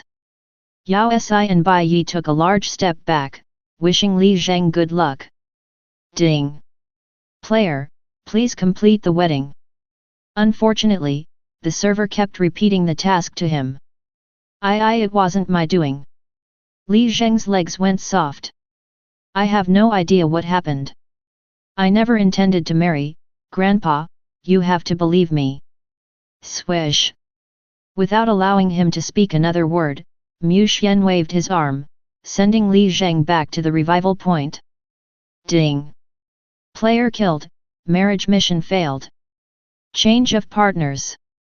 Before they could react, another announcement sprung up. Ding! Player Silence killed the enemy honorably with the highest amount of damage and is considered a rare hero. Celestial Hanyu is willing to devote her life to him.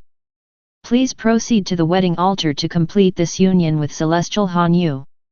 Bai Yi the bystander. F***ck, you can even change partners?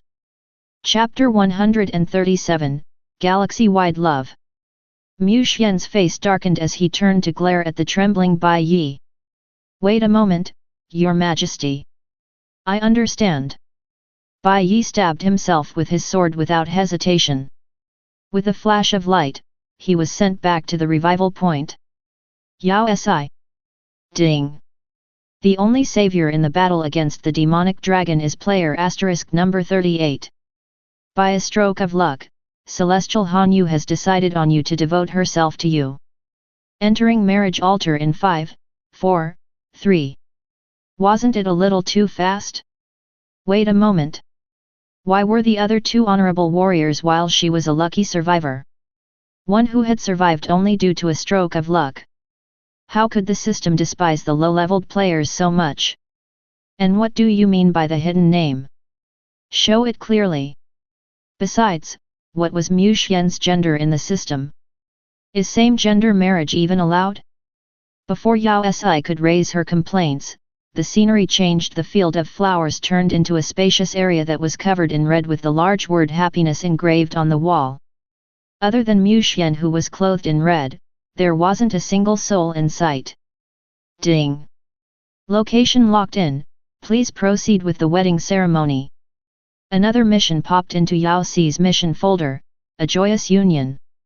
What just happened? The storyline had escalated before she could process the situation. How did it become a wedding between her and Mu Xian? Where is this? It should be an individual map in the game. Mu Xian seemed calm for their current predicament. He took a glance outside the house. It was completely white there. What should we do? Yao Si switched on the system menu, but it was still on lockdown mode. Do we really have to go through the ceremony to leave this place? That should be right. He nodded. Yao Si stiffened before anxiety started to engulf her. Wedding. With Mu Xian. Sigma, degree. She turned toward him, accidentally meeting his gaze, and lightning flashed as flames blazed. She could feel something about to erupt, then they both averted their eyes in unison. Yao Si's heart started to race. Maybe due to the silence, she could even hear her own heartbeat. How did the face she had been so comfortable looking at push her heart into such a frenzy? Stay calm. Stay calm. This is just a game. She coughed, inhaling a deep breath before tugging on his sleeve. Mu Xian. Should we attempt the mission? Was it a hallucination? Was Mu Xian having an allergic reaction now too? Is the game that realistic? MMH. Mu Xian agreed softly before giving a decisive nod a second later. Yes. Let's go through the wedding then. Yao Si then pulled him toward the big happiness sign on the wall, and the next part of instructions was announced. First, bow to the heavens and earth. Second, bow to the parents. Third, bow to each other. They followed the instructions and completed the 3 bows, but still, the mission wasn't completed. Enter the bridal chamber. Does it have to be so realistic? Their surroundings changed once more, and they were now sitting on a large bed embroidered with the word happiness. The groom can kiss the bride. What kind of Western Oriental fusion was this? When did an Oriental wedding have a kiss the bride segment? But if they didn't complete the mission, they couldn't leave the game. Yao Si took a peek at Mu Xian. He seemed to be shocked into a daze by the instruction as he sat stiffly, the flush on his neck spreading up toward his face. Yao Si felt her heart warm. Was he perhaps not having an allergic reaction, but rather blushing? Was Mu Xian embarrassed? She felt a buzzing in her head. Without much thought, she blurted, "Should I give you a few pecks?" It wasn't like they hadn't kissed. He visibly froze, his face still devoid of any emotion. After half a minute, he spoke in a low voice. MMH. It was such a calm response, as though it was just the normal kissing and hugging request, but on closer inspection, his entire upper body had flushed deep red. It looked adorable. Yao Si's face went red as well, and her heart thumped so rapidly she wondered if it would jump out from her chest. Even though she was anxious, a sudden impulse overtook her. Without hesitation, she pounced on him like a wolf on an unsuspecting sheep, her paws clinging onto his sides. His familiar face was tainted with an unfamiliar shade, his features magnified. She wanted to ravage him. Wait a minute. What was she doing? Forcing him into surrender? What happened to being pure? But this wasn't their first kiss. He had kissed her before. Besides, Mu Xian's expression seemed as though he wanted to be ravaged by her. She was hungry. She had to be brave if she wanted to be fed. Hence, she lowered her head to press her lips onto his. They were soft and tender, a stark contrast to his frosty and emotionless face. Static seemed to flow through their lips, motivating her to shower him with more light kisses. Maybe it was time for advancement in their relationship. Sissy. Just as she was about to stand, Mu Xian suddenly reached out to pull her back down. With a move from him, their positions switched. The next second, his lips came crashing against hers. His kiss wasn't a tiny peck like hers, but passionate and domineering as though he wanted to swallow her whole. It was even a touch frenzied, but not frightening, gradually slowing down to become tender and lingering. Yao Si went blank, all thoughts disappearing as she started to space out. Someone had to have ended the kiss, for they started panting uncontrollably, their bodies separated.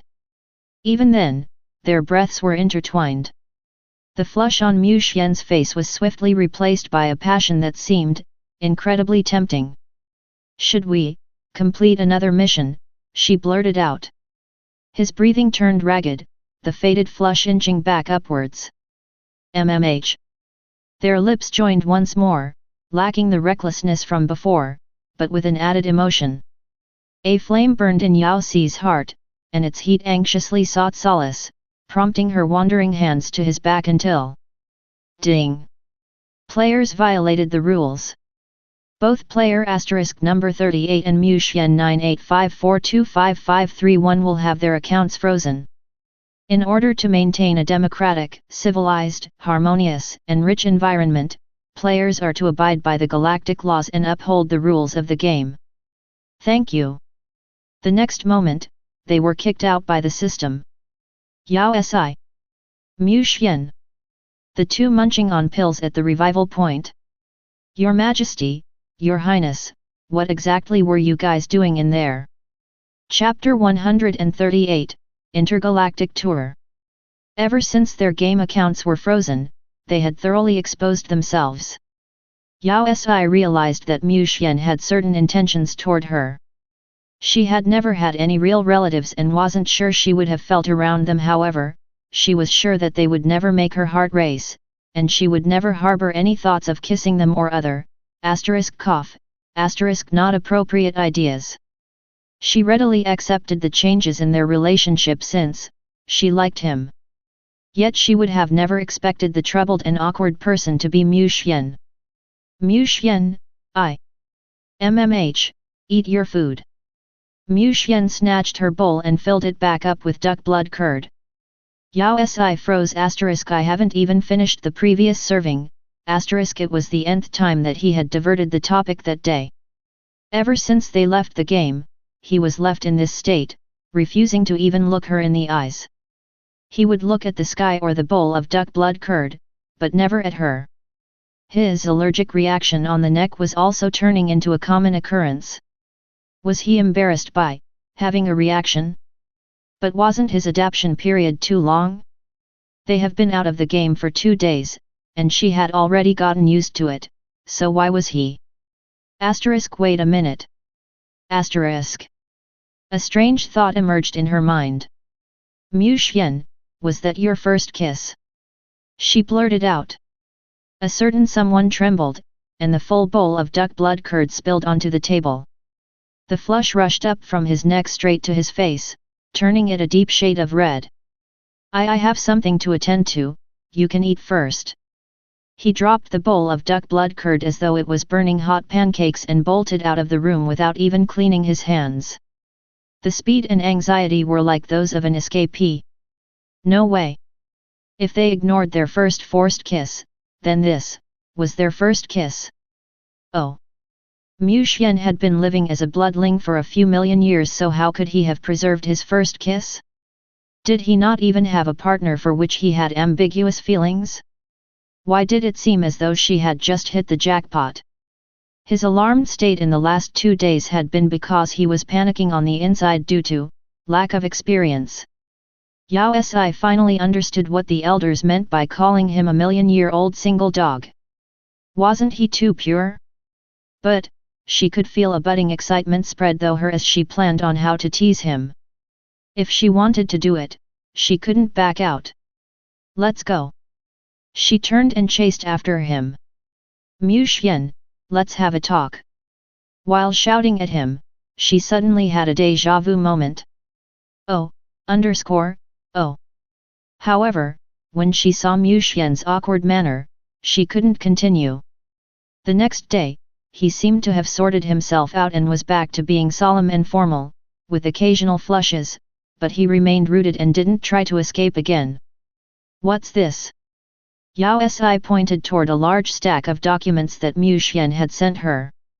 It has all sorts of travel information, he explained as he tapped open the documents. Aren't you still unfamiliar with the galaxy?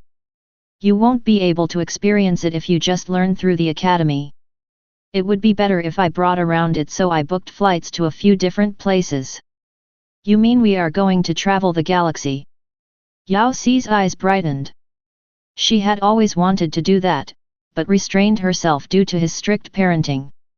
Yet now he was the one who volunteered the idea. But, isn't there still a lot to do in the Red Planet? Can you really leave? Asterisk, won't the elders go crazy? Asterisk. MMH. He nodded nonchalantly. They were fine back when I was in hibernation. They will do fine. There is a hierarchy to everything. Only through experience would his Sisi learn everything that she needed to know, and it couldn't be taught by the academy alone. It was best to let her witness things firsthand. Besides, she had been caught up in such much trouble within the 2 years of her study that he was determined not to allow his cub to remain there. You are more important. Yao Si's heart rose as she nodded enthusiastically. All right, when do we leave? I'll need to pack. It's not necessary. I have already packed everything you need into your optical computer's storage. He caressed her head, his solemn expression softening. Let's head over to the pier. The first stop will be to the water region since it's closest. You can read about it a little. All right.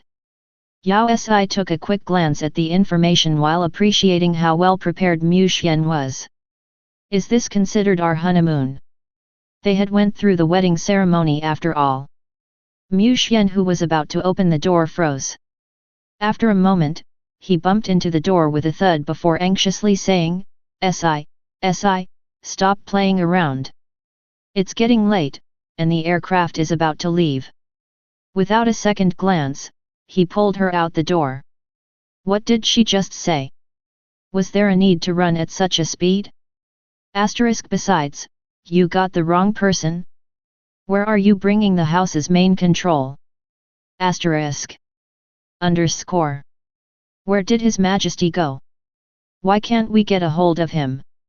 Bai Yi, did you find him at his home? Someone asked in Elders' Council 2 hours later. There wasn't anyone there, not even Her Highness. I found it. I just received a notification stating that they left the planet, but registered in many different planets, so we can't find their exact location at the moment. What? They left the planet? How could His Majesty leave at such a crucial period when there is so much to be done? What should we do? Who knows what important matter His Majesty could be attending to that would involve Her Highness. All the elders. Li Zheng and Bai Yi.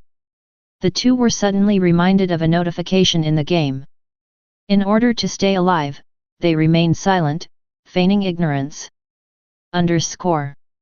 Yao Si would have never expected Mu Xian, the ultimate homebody, to leave on a holiday in such a carefree manner.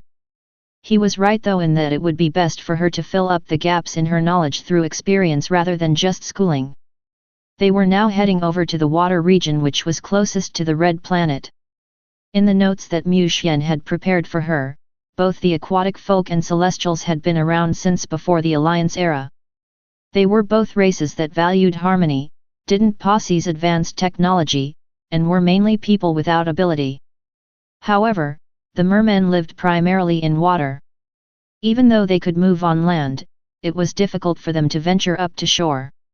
Due to that, they were people that rarely left their mother planet and were considered rather conservative. Yao Si stilled, remembering a scene from the fairy tale which spent most of its time underwater. Are they mermaids? Chapter 139, The Merman's Seduction. A portion of their body is indeed similar to that of the fish from the ancient blue planet. Mu Xian nodded before adding, but a large part of their body is human-like. They really are mermaids. Yao Si exclaimed. Different variations of mermaids came flooding into her mind. She would have never imagined such a race to be part of the galaxy. Would they be as gorgeous as in the fairy tales? Would they be singing by the rocks every night? Instinctively, she had the urge to search their image online to compare with the image in her mind. The arrival announcement was broadcast throughout the aircraft. We're here. Mu Xian caressed her head. There'll be a native crew working at the pier, so you can head down and take a look if you are really curious about their appearance. Yes. The real experience would definitely be better than anything seen on the optical computer. Yao Si immediately switched it off and followed Mu Xian out of the aircraft. The minute they alighted, they were welcomed by the sight of the azure ocean and a faint salty breeze that rushed into their nostrils. As expected for aquatic people, water was everywhere. Yao Si looked around, trying to locate those legendarily beautiful mermaids. However, the pier was overcrowded with people from other races. It was only when they reached the entrance to the pier that Mu Xian tugged at her hand. Those are the mermen of the aquatic people. Yao Si's heart clenched. She turned in excitement, but when she finally caught sight of the legendary mermaids. Underscore. What the f***ck? Glass shatters. She could hear millions of young hearts breaking.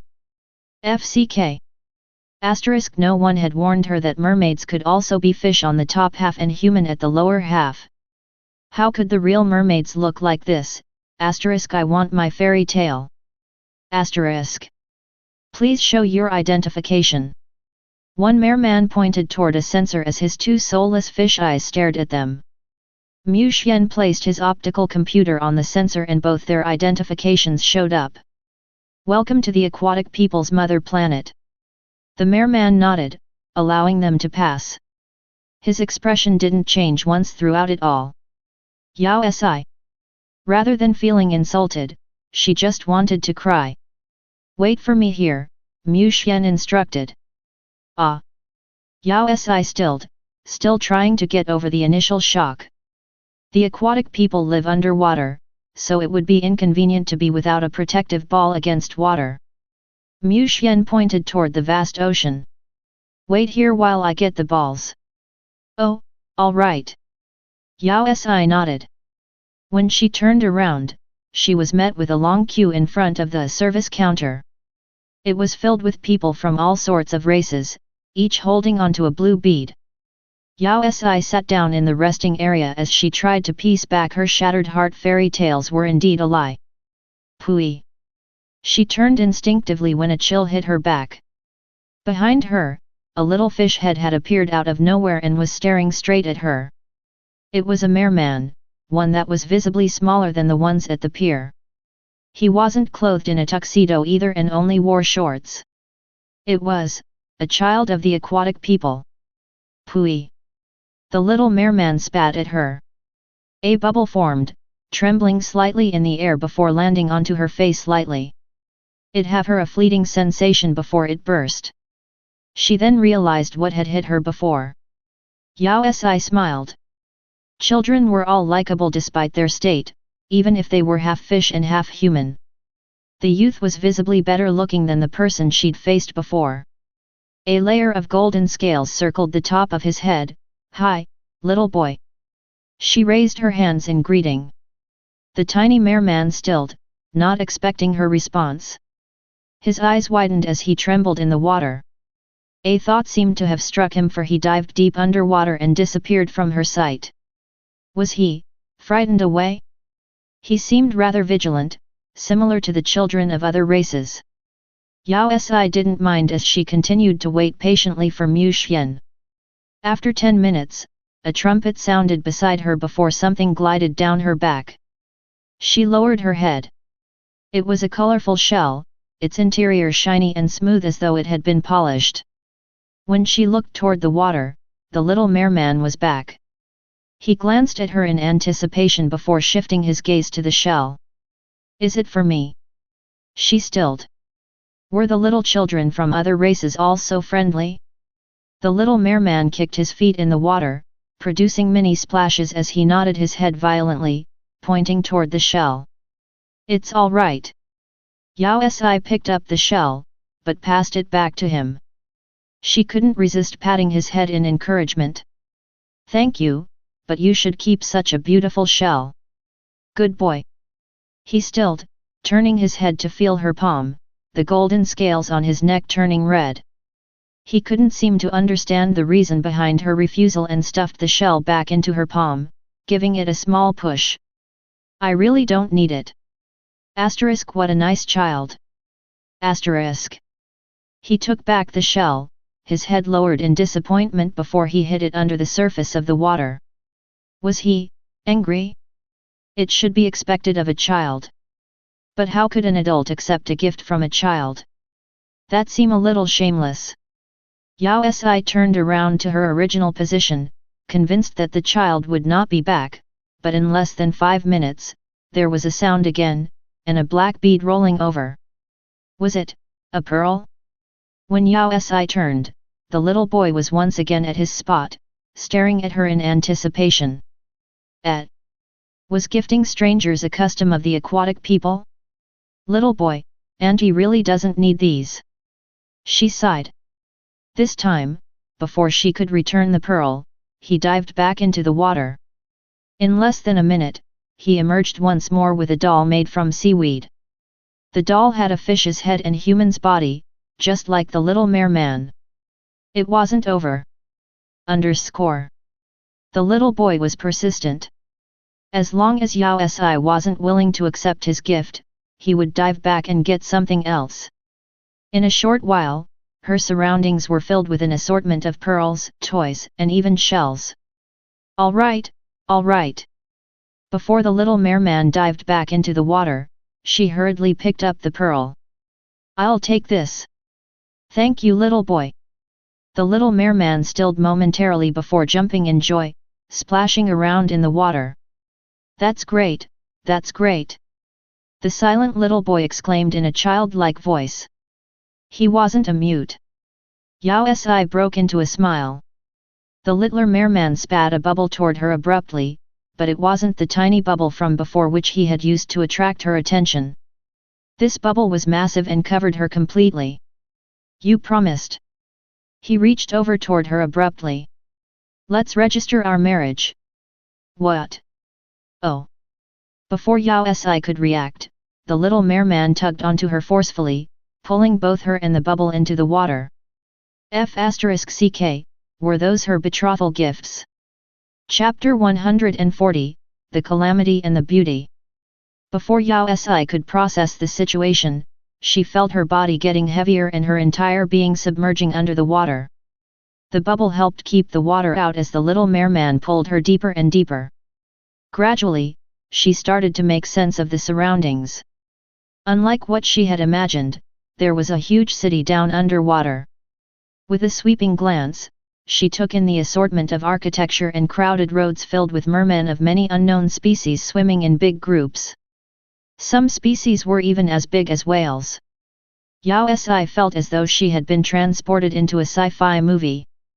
By the time she regained her senses, the little merman had dragged her to a crystal-like palace with a big sign at the front, Merman Marriage Registration Center. He was serious about registering their marriage. Little boy. Just as Yao Si was about to hold the little merman to a stop, a taller merman who seemed to be part of the service crew walked over. With a face lit with excitement, he asked, "Your Highness, what are you doing here?" Yao Si stilled. The little merman was a prince. Oh! Register, register! The little merman raised her hand as he exclaimed toward the taller merman in excitement. "I found a partner, and she agreed to marry me." The taller man froze, turning to take a look at Yao Si. "It's a misunderstanding. She wasn't a child trafficker." Yao Si never took his words seriously and was about to clarify the situation when the taller merman shouted in joy. "That's great! Your Highness, you're amazing, you managed to find a wife even before coming of age. You are indeed worthy to be our prince. I'll get the registration done right this moment." "What? Hey, hey, hey! You believed him just like that? Isn't he just a child? Shouldn't you be seeking his parents' approval first?" "Wait a minute." Yao Si pulled her hand out of his grip. "You misunderstood. I never agreed to marry him. Didn't you accept my wedding gift?" The little merman turned to glance at her, a hint of displeasure evident in his soulless gaze. Yao Si's lips twitched. "You didn't speak the entire time, so who would know that those random items were wedding gifts? You have accepted the wedding gift." When the taller merman turned to her, his tone was regretful. "This is your fault, miss. Marriage is considered an event of high importance to our aquatic people.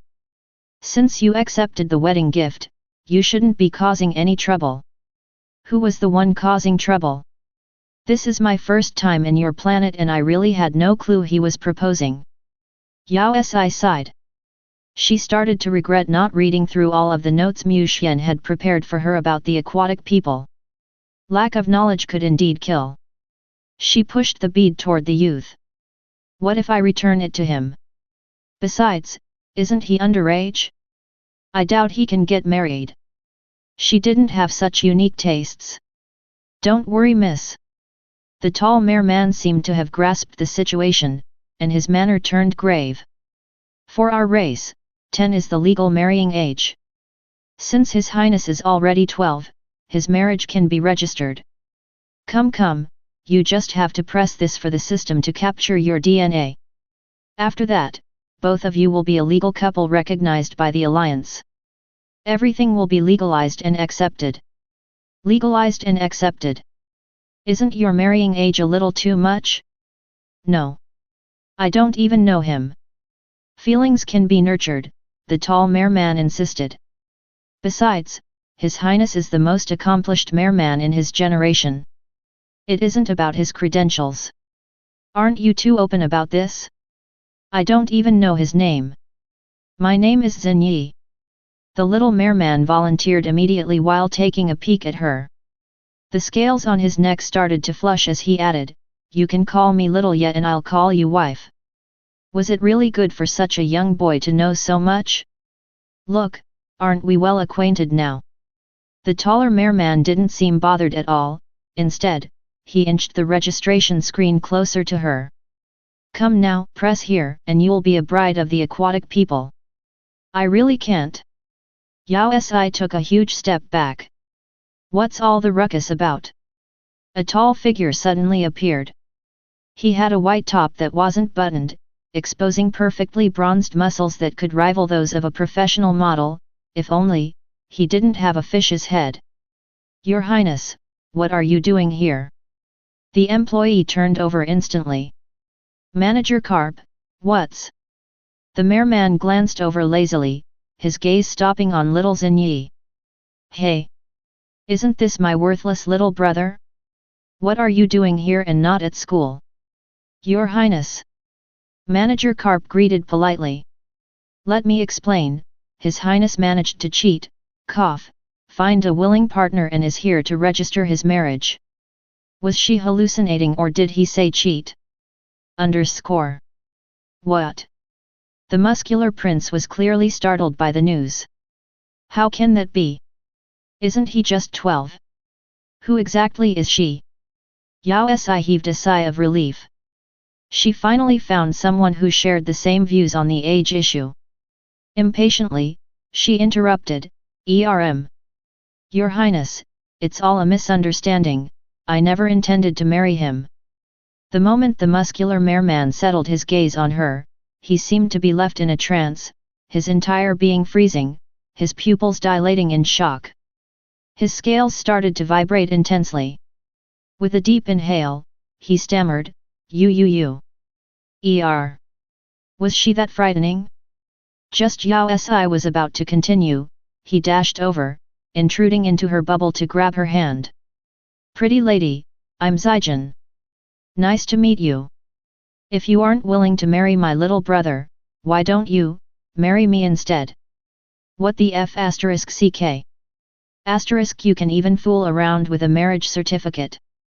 I was the one who found her. Little Merman Z started to panic. He dashed in to push Zijin out of the bubble. Get out. I brought her over so she's my wife. Your scales haven't even faded entirely, so what would you know? Zijin blocked his advances effortlessly, turning to smile radiantly at Yao Si. Pretty lady, marry me instead.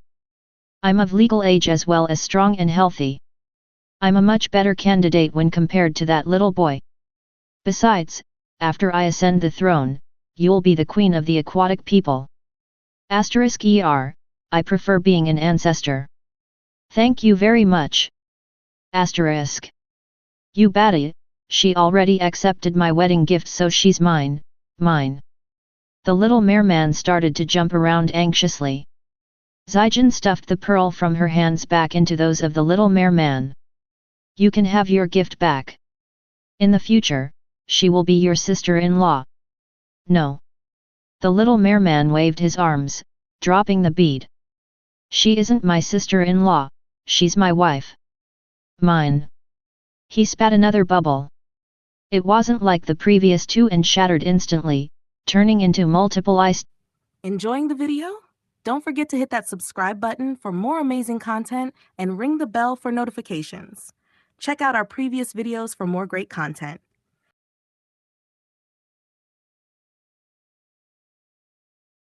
Daggers that flew toward his brother. Zijin took a step back calmly, the water around him vibrating slightly, freezing the daggers in place. Was violence the solution to their conflict? And how did she become that conflict? This was the first time she had created trouble just by being a woman. It seemed almost unbelievable. Miss, it's getting dangerous here. Why don't we head over to the lounge? Manager Carp suggested calmly with no intention to break up the two's fight. Both princes have been blessed with abilities, so their fight will take about an hour or two. Don't worry about it. Was it really alright to just leave them? Was this how it worked here? This is the lounge. Manager Carp stopped in front of a room. With one last look at the two fighting mermen, he sighed. I guess with your beauty, their obsession is not a surprise. Beauty? Mine? Yao Si blushed.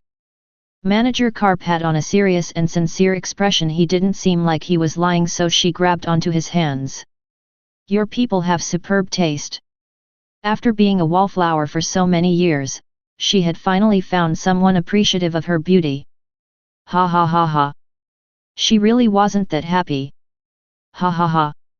She didn't want to leave this place anymore. Chapter 141, You Are the Prettiest. Without another word, Manager Carp turned back hurriedly to serve as audience for the fighting brothers. The moment Yao Si stepped into the lounge, a long and heavy sigh reached her. She turned in that direction and discovered a lifeless man in the corner. He slouched dejectedly, seemingly experiencing a deep trauma. He waved in greeting when she entered. Great, you got cheated into marriage as well. Cheated? Yao Si stilled. She wasn't hallucinating after all. Those horrible aquas. He scowled, patting the seat beside him. Come take a seat. I'm called Liu Chen. Since we're both brothers that got cheated, why not share how you got here? Was he also a foreigner that was forced into marriage? Yao Si settled beside him. I met a young merman who gave me a bunch of items. After accepting one. How could you be so careless? Young mermen are also aquas. Didn't your parents teach you never to accept anything from the aquas? He chastised her resentfully. He didn't actually. But I don't have the right to scold you since I got dragged into the same hole as well. He sighed, turning even more lifeless than before. What do you mean? Yao Si didn't fathom the situation. Was Aqua's weird custom widely advertised? You don't know. Liu Chen glanced at her in shock. What don't I know? I applaud your courage for coming here clueless. He gave her a once-over before explaining everything. Aquas don't have estrogen. If they want to reproduce, they have to find someone from a different race, gender not being part of the consideration, he spat out. In order to exist, they are willing to use any means to trap foreigners here. The most notorious method is through an engagement. As long as you accept anything from any aqua, the two parties will be considered engaged. Isn't this a forced marriage? Liu Chen gritted his teeth. Your story is considered a little better than mine. All I did was drink a cup of water.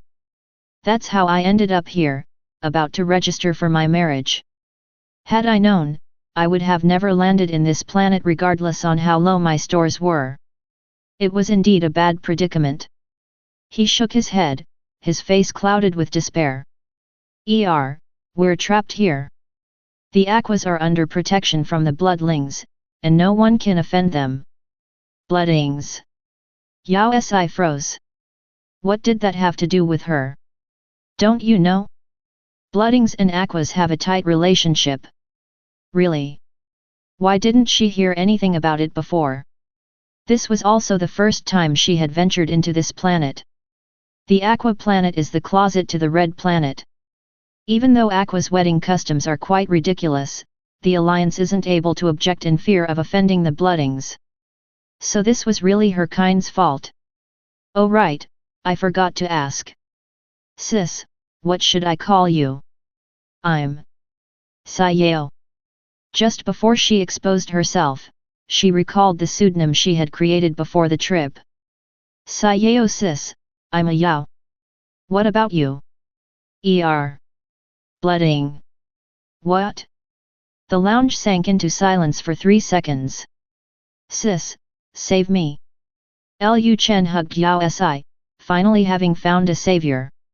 Since we are both in the same predicament, could you please help me out? I have a lover on my mother planet and I don't want to give birth to any aquas. If you don't bring me out, I'll be doomed the moment the aqua gets pregnant.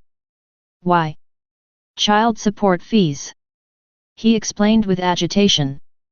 I'm just a measly trader, so how would I afford to support children from the aquas? How much is it to raise an aqua? Not much, it's similar to the galactic standard. He grimaced with tears about to run down his cheeks. They are able to give birth to 100 at a time. I wouldn't be able to afford it even if the price was much lower. What? 100? The aquas were really like fish? The aquas reproduce by spawns, a few hundred each time, which means they're more fertile than the legendary bugs. It was the main reason why other races were so repulsed by the idea of visiting the aqua planet. He scratched his head while adding, the aquas are very loyal and true to their lovers, but it's just that their fertility is too much for an average person to handle. Those that get cheated into marriage all end up in a dire financial situation. So there was probably a whole lot more princes who couldn't find a partner and had to resort to such underhanded tactics. Why don't you tell them that you already have someone in your heart, maybe? If he were to explain nicely, maybe they would let him leave? It isn't that easy, the Aquas. He was just about to elaborate when suddenly, the entire seabed rocked tremendously. Numerous shouts pierced the air. What happened? Liu Chen bolted upright with a glance at her. Why don't we have a look outside? Yao Si nodded and headed out of the room. The main dining area was deserted, but the sight revealed then startled them. The sea bottom was split into two halves, the water streaming sideways to form a pathway. Yao Si lifted her head, and as expected, a familiar figure came floating downward. Her nanny dad was finally here. Any later and she would have gotten remarried. Mew. She walked forward instinctively. However, someone grabbed her arm the next moment. Wife, be careful. Little Z held onto her tightly, his expression grave. A hideous man just came from the skies. Don't go over, or you might be startled by his looks. What? Yao Si's lips twitched. Are your eyes all right? Do you know he's the galaxy's #1 male god? Even if he's using his mental strength on you, he shouldn't be that ugly?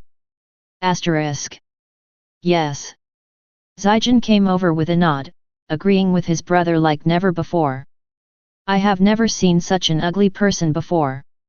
You should shield your eyes. He passed a kerchief to her. What's going on? Yao Si couldn't help looking at the crowd. Besides Liu Chen, everyone else was turning away in obvious disgust. Her mind blanked out for a moment, a horrifying thought emerging slowly. Merman's sense of beauty was completely opposite of everyone else in the galaxy. To be called a beauty by them meant. Yao Si's breath came in a shudder as she pulled at the big fish beside her and shouted at him, "Tell me the truth, I'm actually really ugly, right?" Chapter 142, Leaving the Aqua Planet. Little sis, what did you say? The little merman asked. You're the prettiest. Ow. Yao Si covered his mouth swiftly. If he didn't say it out loud, she could still feign ignorance. Tears were on the verge of falling down her cheeks. Such sorrow. Pretty lady, don't worry. Zijin misunderstood her expression as shock from the scene and hurriedly stepped in front of her to block her view. The police will be here soon. Even though I'm not sure what the intruder wants, I'll protect you from it all. Everything will be fine. I think, he's here to get me. Yao Si raised her arm weakly. What? Zijin stilled, turning over to her in shock. You actually know, that ugly guy? How is he ugly? Stop using your absurd sense of beauty to insult me. The Aqua Planet was indeed horrifying. Yao Si wanted to leave as soon as possible. She took 2 steps forward, waving her arms at Mu Xian. I'm here. The next instant, he was right beside her. With a tightening around her waist, she collapsed into his embrace. He crushed her with his hold while inspecting her anxiously. Are you all right? I'm all right. She nodded. Let her go, she's mine, the little merman shouted in fury at Mu Xian. Why did everyone want to snatch his wife? Mu Xian averted his gaze from her to the crowd in front of him.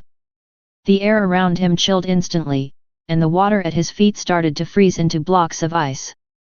Gradually, the surroundings began to freeze over as well.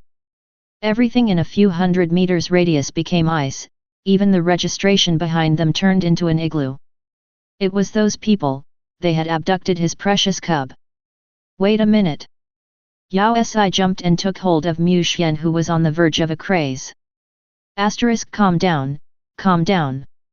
It's a misunderstanding.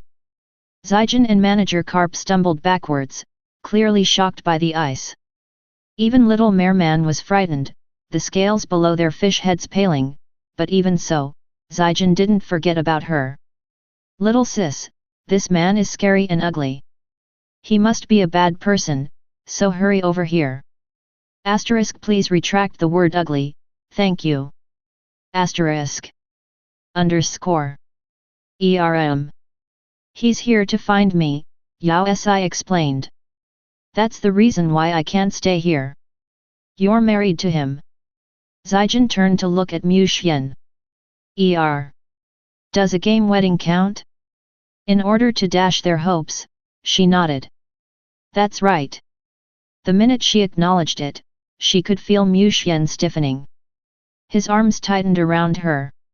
How can that be? The three mermen exclaimed in disbelief.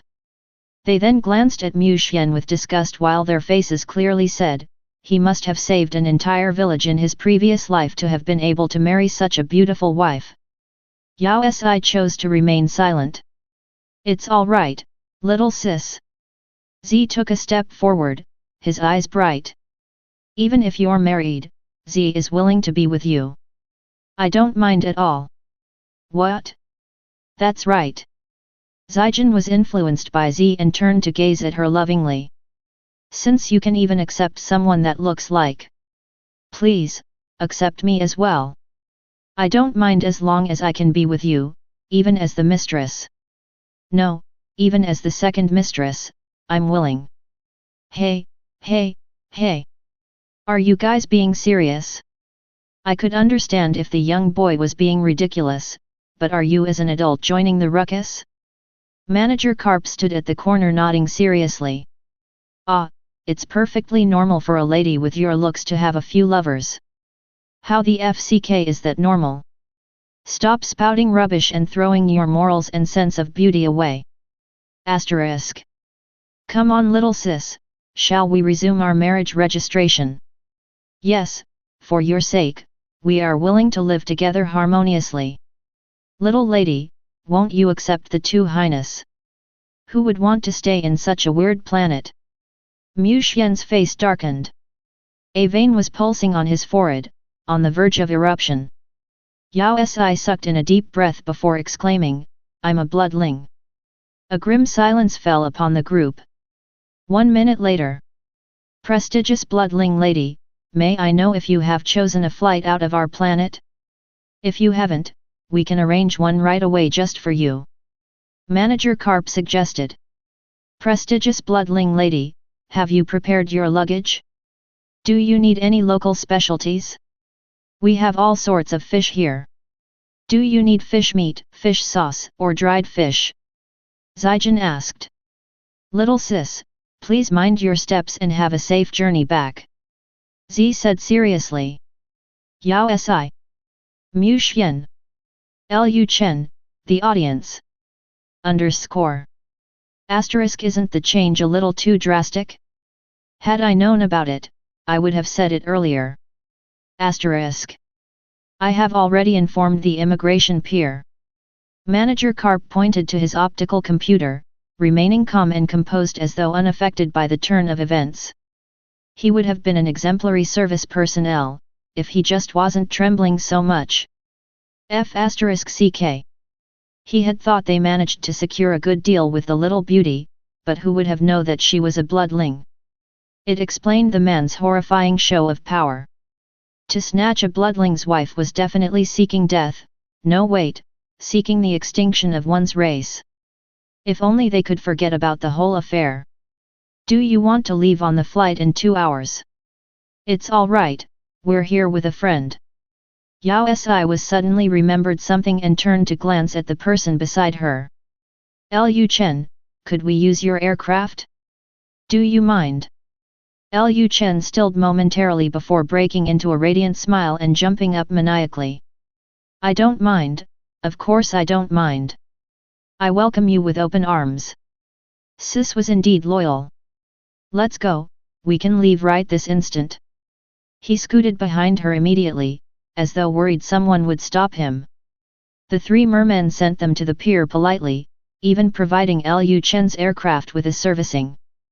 Z, who still possessed a childlike demeanor, was full of regret as he stared at Yao Si pitifully. In contrast, the other two mermen had radiant smiles and were acting compliantly as though prepared to volunteer their life's fortune to her if she just asked. "Goodbye, little sis." Just as the doors were about to shut, the little merman couldn't help dashing forward to wave at her. "Goodbye." Yao Si waved back. Mu Xian stationed himself by the door to take one last look at the aqua planet. Even though his cub insisted that it was all a misunderstanding and nothing detrimental had happened, he still felt the need to move them away. The aircraft soon left the aqua planet.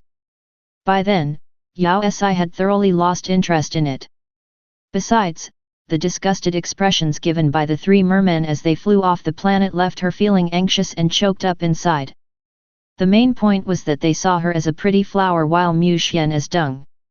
This meant that the dung was actually. Her heart was bleeding. She couldn't help turning to focus on Liu Chen who was driving the aircraft. "Brother, let me ask you a question, but you have to be honest with me." "Great sis, you're my life's savior. I will definitely tell you anything you want to know. What do you think about how I look?" "Sis, would you beat me if I told the truth?" "I'm sorry, I want to beat you even if you don't answer." Chapter 143, The Ore Planet. Yao Si was traumatized, more than once. She started to question her appearance and wasn't able to regain her sense for the next 3 days. Even her appetite for duck blood curd was affected. In order not to implicate the aquatic people, she decided to boost her ego. Even though she wasn't a beauty, she was definitely not that bad either. Besides, beauty was in the eye of the beholder. Since mermen were part human, their sense of beauty was probably half human as well. Maybe their perception was totally unlike what she was assuming and at most half of what a human's perception was. That was definitely it. "Mu Xian, am I pretty?" She turned toward the person beside her. "MMH, pretty, eh?" Certain someone replied without hesitation. *C. Reassurance from the galaxy's male god himself. After successfully stitching back her ego, Yao Si chased off all doubts about her looks and was back under the illusion that she was pretty. For the entire journey, Liu Chen continually fed them information about his family background. According to him, he belonged to a side faction of Yao's Liu family. They were the managers of several ore planets and were focused mainly on T Galaxy, District 95. Earlier, he'd went there to inspect the extraction process and supervise the delivery of the newest batch of ore to the factories and purification planets so that additional work could be done. However, he'd forgotten to bring enough oil, energy and was forced to stop by the aqua planet. Yao Si, who had just embarked on her galaxy-spanning excursion, had no idea how the ore planets looked, so she decided to head over and join in on the fun. "Sis, you're here at the right time indeed." Liu Chen thumped his chest in excitement. "The ore planet is a privately owned planet by my Liu family. It has a unique, unmatched scenery that not everyone is authorized to lay eyes on, but don't worry. Even though I'm just from a side faction of the Liu family, I still have some say within the planet." "What kind of ores do you harvest?" "Naturally it's the awakening ore." Liu Chen replied. "My planet is widely known in the galaxy as the place where the awakening ore is harvested." "Awakening ore? What's that?" "It's the main ingredient for the creation of mental strength stimulant," Mu Xian explained. "A certain component can only be found in that ore. Mental strength needed to be stimulated." "Why was hers trained then?" "That's right, only the Liu family is able to produce such a medicine." Liu Chen nodded. While slamming his fists onto his thighs, he added, "I forgot that you guys are bloodlings. With your ability, your mental strength is unleashed naturally, so there's no need for this medication. But many other races who have no ability and who wish to utilize their mental strength buy this medication." "Oh. I see. Hurry, look, we're here." Liu Chen shouted as he pointed ahead of them. Yao Si lifted her head and looked at the darkening skies. Suddenly, a gigantic white planet appeared. It was surrounded by a layer of something, just like the aqua planet. That substance was crystal-like and breathtaking. It was the first time Yao Si had seen such a planet. It was just like a crystal ball, with scenery as unmatched as Liu Chen had made it out to be. Just as they were about to enter, an automated message sounded, and the entire aircraft lit up in red. Ding! This is a privately owned planet. Government officials or anyone else are prohibited from entering. Employees, please produce your identification and proceed to registration. This is a normal procedure since security on the Or planet is rather tight, but don't worry, it'll only take a moment. Liu Chen turned to smile at them while 3 screens flashed behind his back. I have managerial level authority, so give me a moment. I'll register first before helping you gain access. He lifted his hand to swipe one of the screens. Did he?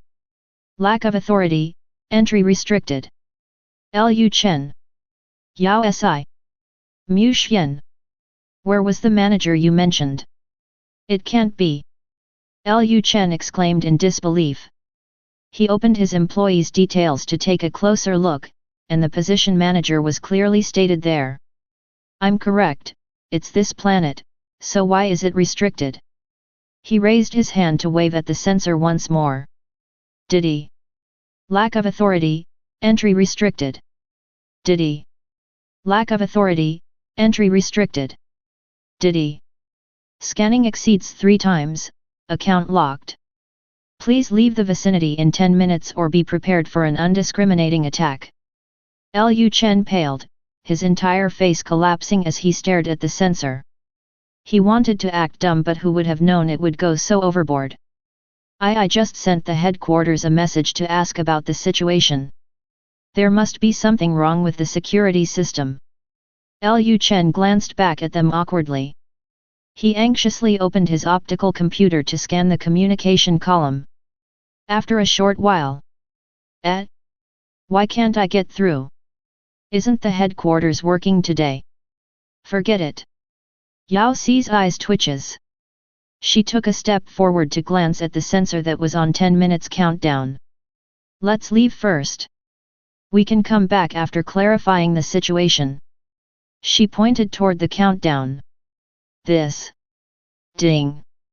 Highest authority, entry activated. Welcome to Lu family's Or planet. We wish you a pleasant flight. A row of words flashed across her screen. Underscore. Liu Chen and Mu Xian turned to her in unison while Yao Si froze. Stop looking at me, I have no idea what happened. Underscore. Liu Chen's face was full of confusion, but the defense systems surrounding the planet were starting to inch away. They were really granted access. That's weird, your optical computer. He grabbed a handful of hair while sighing. Forget it, there seems to be something wrong with the security system. Once we reach the planet, I'll arrange for the technicians to take a look. Liu Chen smiled apologetically before starting up his aircraft toward the Or planet. As they entered, he introduced the land, the culture, and the people enthusiastically. Or planet was originally uninhabited. It was discovered and then mined by the Lu family's company. There are many mines here, and we'll be heading to the biggest one at District 9. MMH. The majority of employees are from the bests. They are of at least S-level physique, have impressive endurance, and possess bestial DNA, which makes them the most suitable people for extracting ores. Bests. What race was that? Yes, beasts are considered the most diverse race. Due to their differences in genetic makeup, each of them looks different.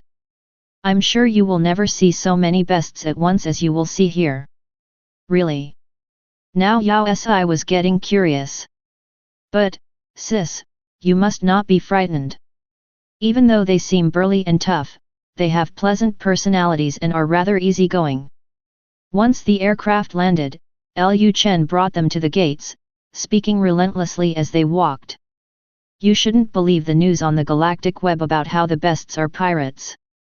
Those people are just prejudiced against their kind. After employing them for so many years, we have always maintained a harmonious. Stop moving. Before he could finish his sentence, a bunch of half-human, half-tiger/lion/cheetah beings came dashing toward them with their arms outstretched. This place has been taken over by us. It is now the territory of the beasts. Raise your hands. Yao Si. Mu Xian. Lu Chen. Yao Si could vaguely hear the sound of a face being slapped.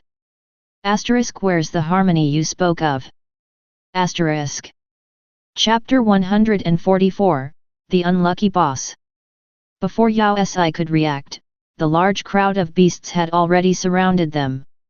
How could someone enter after we shut the security system? A tiger-headed man who seemed to be the leader of the pack came over to sweep a glance at them. Only the top-level management of the LU Enterprise would be able to command such high authority. Hurry, bring the supervisor of District 9 to identify the person. A leopard-headed man left instantly. In less than half a minute, he dragged over a middle-aged man of about 40 years. The man was clothed entirely in blue working attire, his ash-colored hair an utter mess. He seemed to be in great fear as he trembled uncontrollably. Leopardhead dragged him to the front and shoved him onto the ground. He raised his head meekly, and his eyes widened when he caught sight of Lu Chen. Manager Lu, you are here. Supervisor Yuan. They were obviously acquainted. This. What exactly happened? So you are the manager of the Ore planet. Before another word could be uttered, Tigerhead's eyes lit up. He took a few steps forward to sweep Lu Chen up and down before he started to grin widely, even exposing his sharp teeth. You must be a Lu family member since your first name is Lu. I never expected to catch such a big fish. Ha ha ha. Who are you? What exactly do you want? It was Lu Chen's first encounter of such a tricky situation, and he started to panic. Don't do anything rash, we can talk things out. I'm sure a manager like you is not be able to recognize measly workers like us. Tigerhead completely disregarded the weakling like Lu Chen and smirked. But it's fine, soon, we beasts will get what we deserve. Manager Lu, all the districts from 1 to 9 have been taken over by them, Supervisor Yuan explained while lying limply on the ground. The employees of the Ore planet are all locked up. They wanted to entice Bo. Shut up. Tigerhead struck him, cutting him off mid-sentence. This is all because of your LU Enterprise. Our race has been working diligently for so many years, but why do all the profits go to your people? Isn't this considered slavery? We were forced into this rebellion. That's not true. Lu Chen rebutted anxiously.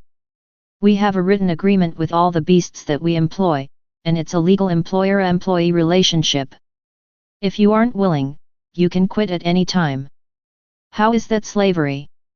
T, it's all just talk. The pathetic amount of salary you pay us is nothing compared to the profits the Ore planet brings. Tigerhead grabbed Lu Chen's collar. The ores are all harvested by my race, so they belong to us. You guys didn't do anything but robbed the fruits of our labor. You're just a bunch of vampires trying to leech of us bests. The real vampires, Yao Si and Mu Xian. Asterisk, it's alright to sprout rubbish, but no discrimination, please. Asterisk. What does this have to do with us? You guys are just wearing a fake philanthropic mask to cheat my race into slaving away for you. Let me tell you, we bests have pride. From this moment on, we will get what we deserve and won't be exploited by your company anymore. We will not be slaves. Tigerhead declared loudly, ending with his slogan. His words were followed by loud chants by the other bests. Beasts shall never be slaves. Asterisk, enough. You could even drag another race into this. Isn't that line copied from someone else? I could sue you for copyright issues. Asterisk. At least everything made sense now for Yao Si. The event was ignited due to the employee displeasure with their wages, so they decided to go on strike. But how did it escalate to their whole race, and why were weapons being utilized in the process? She couldn't seem to understand. Was this the local galactic custom? ERM. Yao Si couldn't help raising her hand to interrupt. What exactly is your aim after such a lengthy discussion? Can you come to a conclusion already? Tigerhead stilled as though suddenly remembering his motives. He turned to signal the crowd with his gaze before pointing a gun toward Liu Chen. You are a member of the Liu family, so you must have the contacts of the owner of the Ore planet. Call him immediately. As long as you transfer all the rights of the planet over to us beasts, we will assure your safety. You want the Ore planet? That's impossible. Liu Chen smirked, turning his head resolutely. This planet is just managed by Liu Enterprise, but we do not have any shares in it. Besides, what you're doing is illegal. Anyways, I don't have the contacts of my boss, but even if I did, I wouldn't give them to you. Good job there. Tigerhead narrowed his eyes at him. If you don't cooperate, I'll kill everyone on this planet besides my kind. I'll see how Liu Enterprise will handle that. You. Let's start with you. He suddenly grabbed a large gun and aimed it at the ground with his hand on the trigger. Supervisor Yuan. Liu Chen's eyes went wide in disbelief.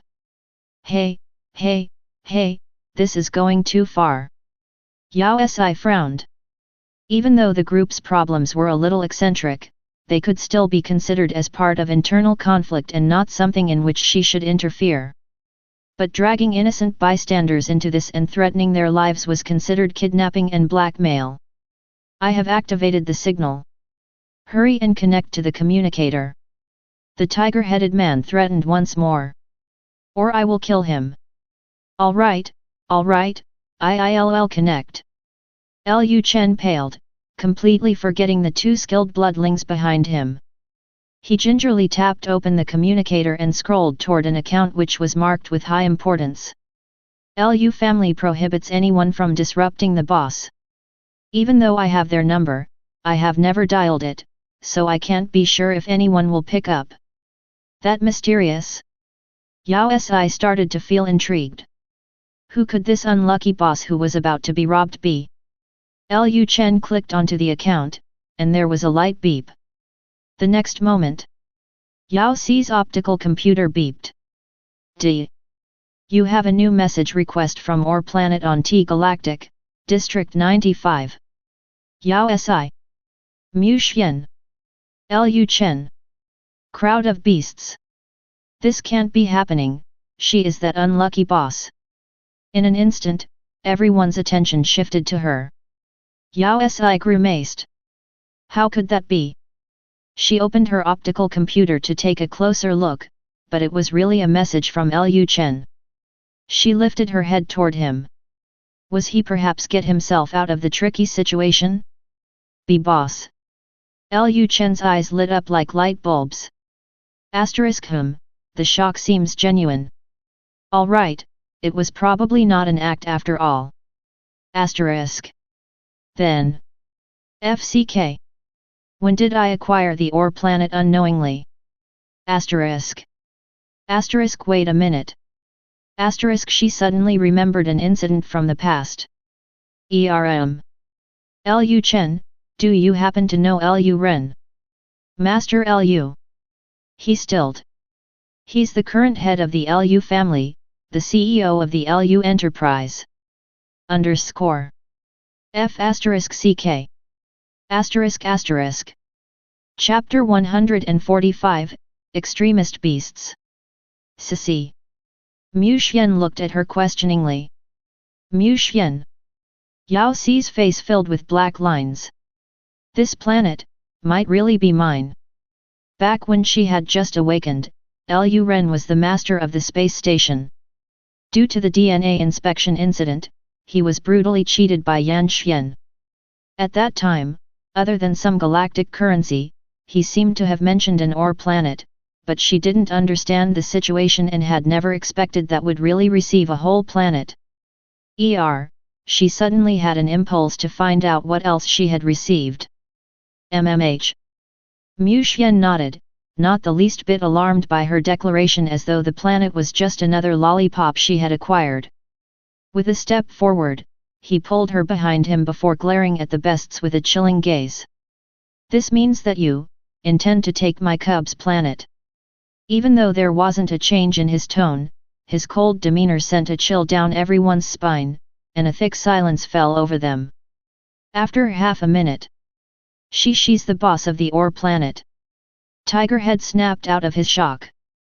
With a wave of his hand, all the guns were directed toward her.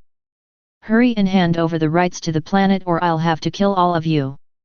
MMH, this is indeed a courageous Tigerhead. She shifted her head to the side, she was probably not needed. As expected, in less than 2 seconds, the threatening crowd of beasts collapsed onto the ground, whining in pain.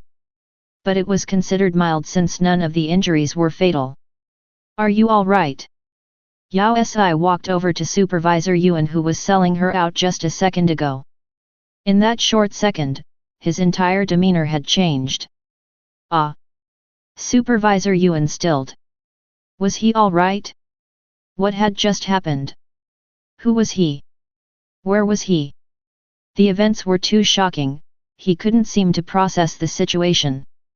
Liu Chen, who had witnessed Mu Xian's prowess before, regained his calm faster. Oh right, where are the others? Where are they now? There were at least a few hundred employees in each district. Oh right, they are locked up on the second floor of the office.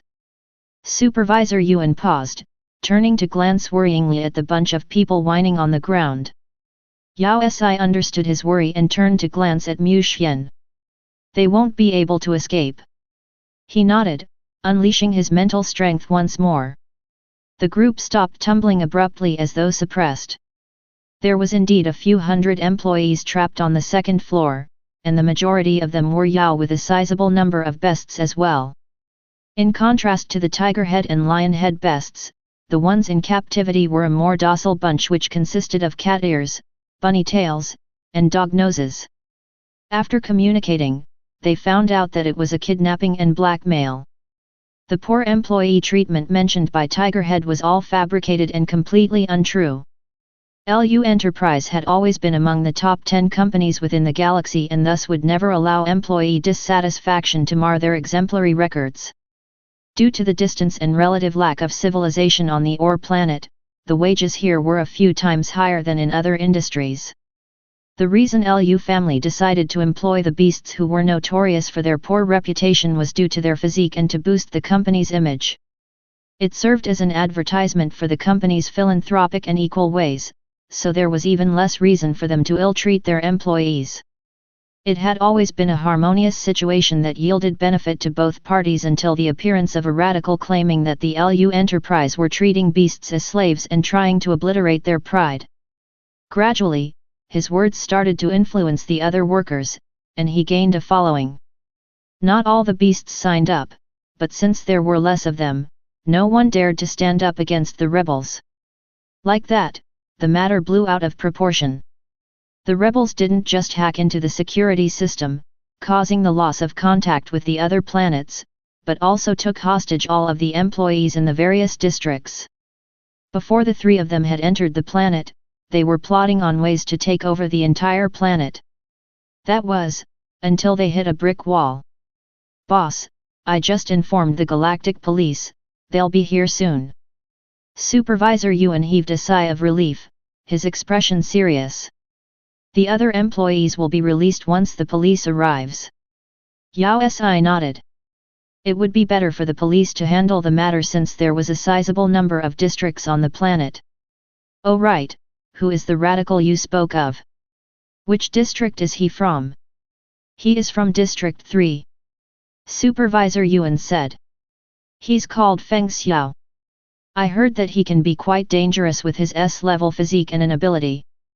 But no worries, District 3 is a distance away, so he probably doesn't know about the situation here and won't pose any threat. Before he could finish his sentence, a sudden buzz could be heard. Their surroundings lit up in red as a screen popped out before them. "Are you the boss of the Ore planet?" a person asked from the screen. "You are finally here. Nice to meet you, I'm Feng Xiao. Didn't you say he wouldn't pose a threat?" Asterisk is eating their words a unique custom of the Yao? Asterisk. "You dare touch my man? I must say, you sure have guts." Feng Xiao scoffed. When compared to the tiger head and lion head, he had more human features. He only had 2 large fin-like ears and a pair of horns at the top of his head. "Do you think it's over just because you got back 1 district? I have retracted your call for help. No one will come to save you." He then broke into a fit of chilling laughter. "I had hoped for a peaceful handover, but your lack of cooperation is making that difficult. But it's all right, everything will be fine after I kill you." He suddenly pointed toward Yao Si, his face clouding with a sinister murderous intent. Yao Si remained unaffected, but Mu Xian frowned deeply. "Don't think you'll be fine hiding in District 9. This whole planet is mine.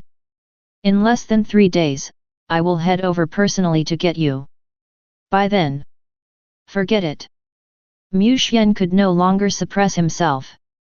He waved his hand and opened a space portal from which he forcefully pulled something out. With a loud thud, Feng Xiao, who had been in District 3, fell face first on the ground in front of the group. "Yao Si. Yuan Chen. Supervisor Yuan. Those who want to flaunt, shall all perish." Chapter 146, Dear Warrior, you're pregnant. This is impossible. Feng Xiao's eyes went wide in disbelief. He stared at them for a moment before a thought struck him, and he turned to Mu Xian frantically. "You have an ability." His face fell. He struggled up to escape, but before he could do so, he was forced back down by Mu Xian's mental strength. He paled, staring at them with large, frightened eyes. However, he remained stubborn and shouted out, "It's too early to be arrogant. Once the other bests find out, the hundreds in District 3 will never let you off." Before he could finish his sentence, Mu Xian opened another space portal. It was about 4 to 5 times bigger than the previous one. The next instant, a bunch of people came falling out like dumplings, all of them armed bests. Once the room was filled, Mu Xian turned to Feng Xiao, articulating each slowly. "Any more? Everyone." Feng Xiao, who was clearly petrified. Yao Si silently praised her nanny dad, his methods were indeed suave. The group of beasts remained motionless, unable to process the situation. Since Feng Xiao seemed to have gone into a daze, Mu Xian had no intention of pursing his interrogation.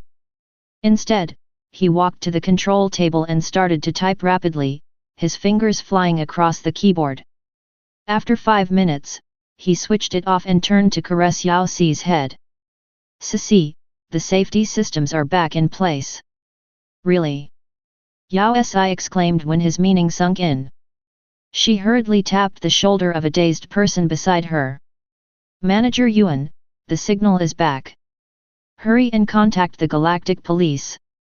Ah. Manager Yuan took a moment to close his mouth that had fallen open. All right." Trembling, he opened his optical computer once more and dialed for the police while repeatedly peeking at the dumplings on the ground. Wasn't the matter almost finished? Was there a need for the police? What kind of talent did the boss bring along? He seemed like someone capable enough to save the world. And it wasn't even an exaggeration, but all truth.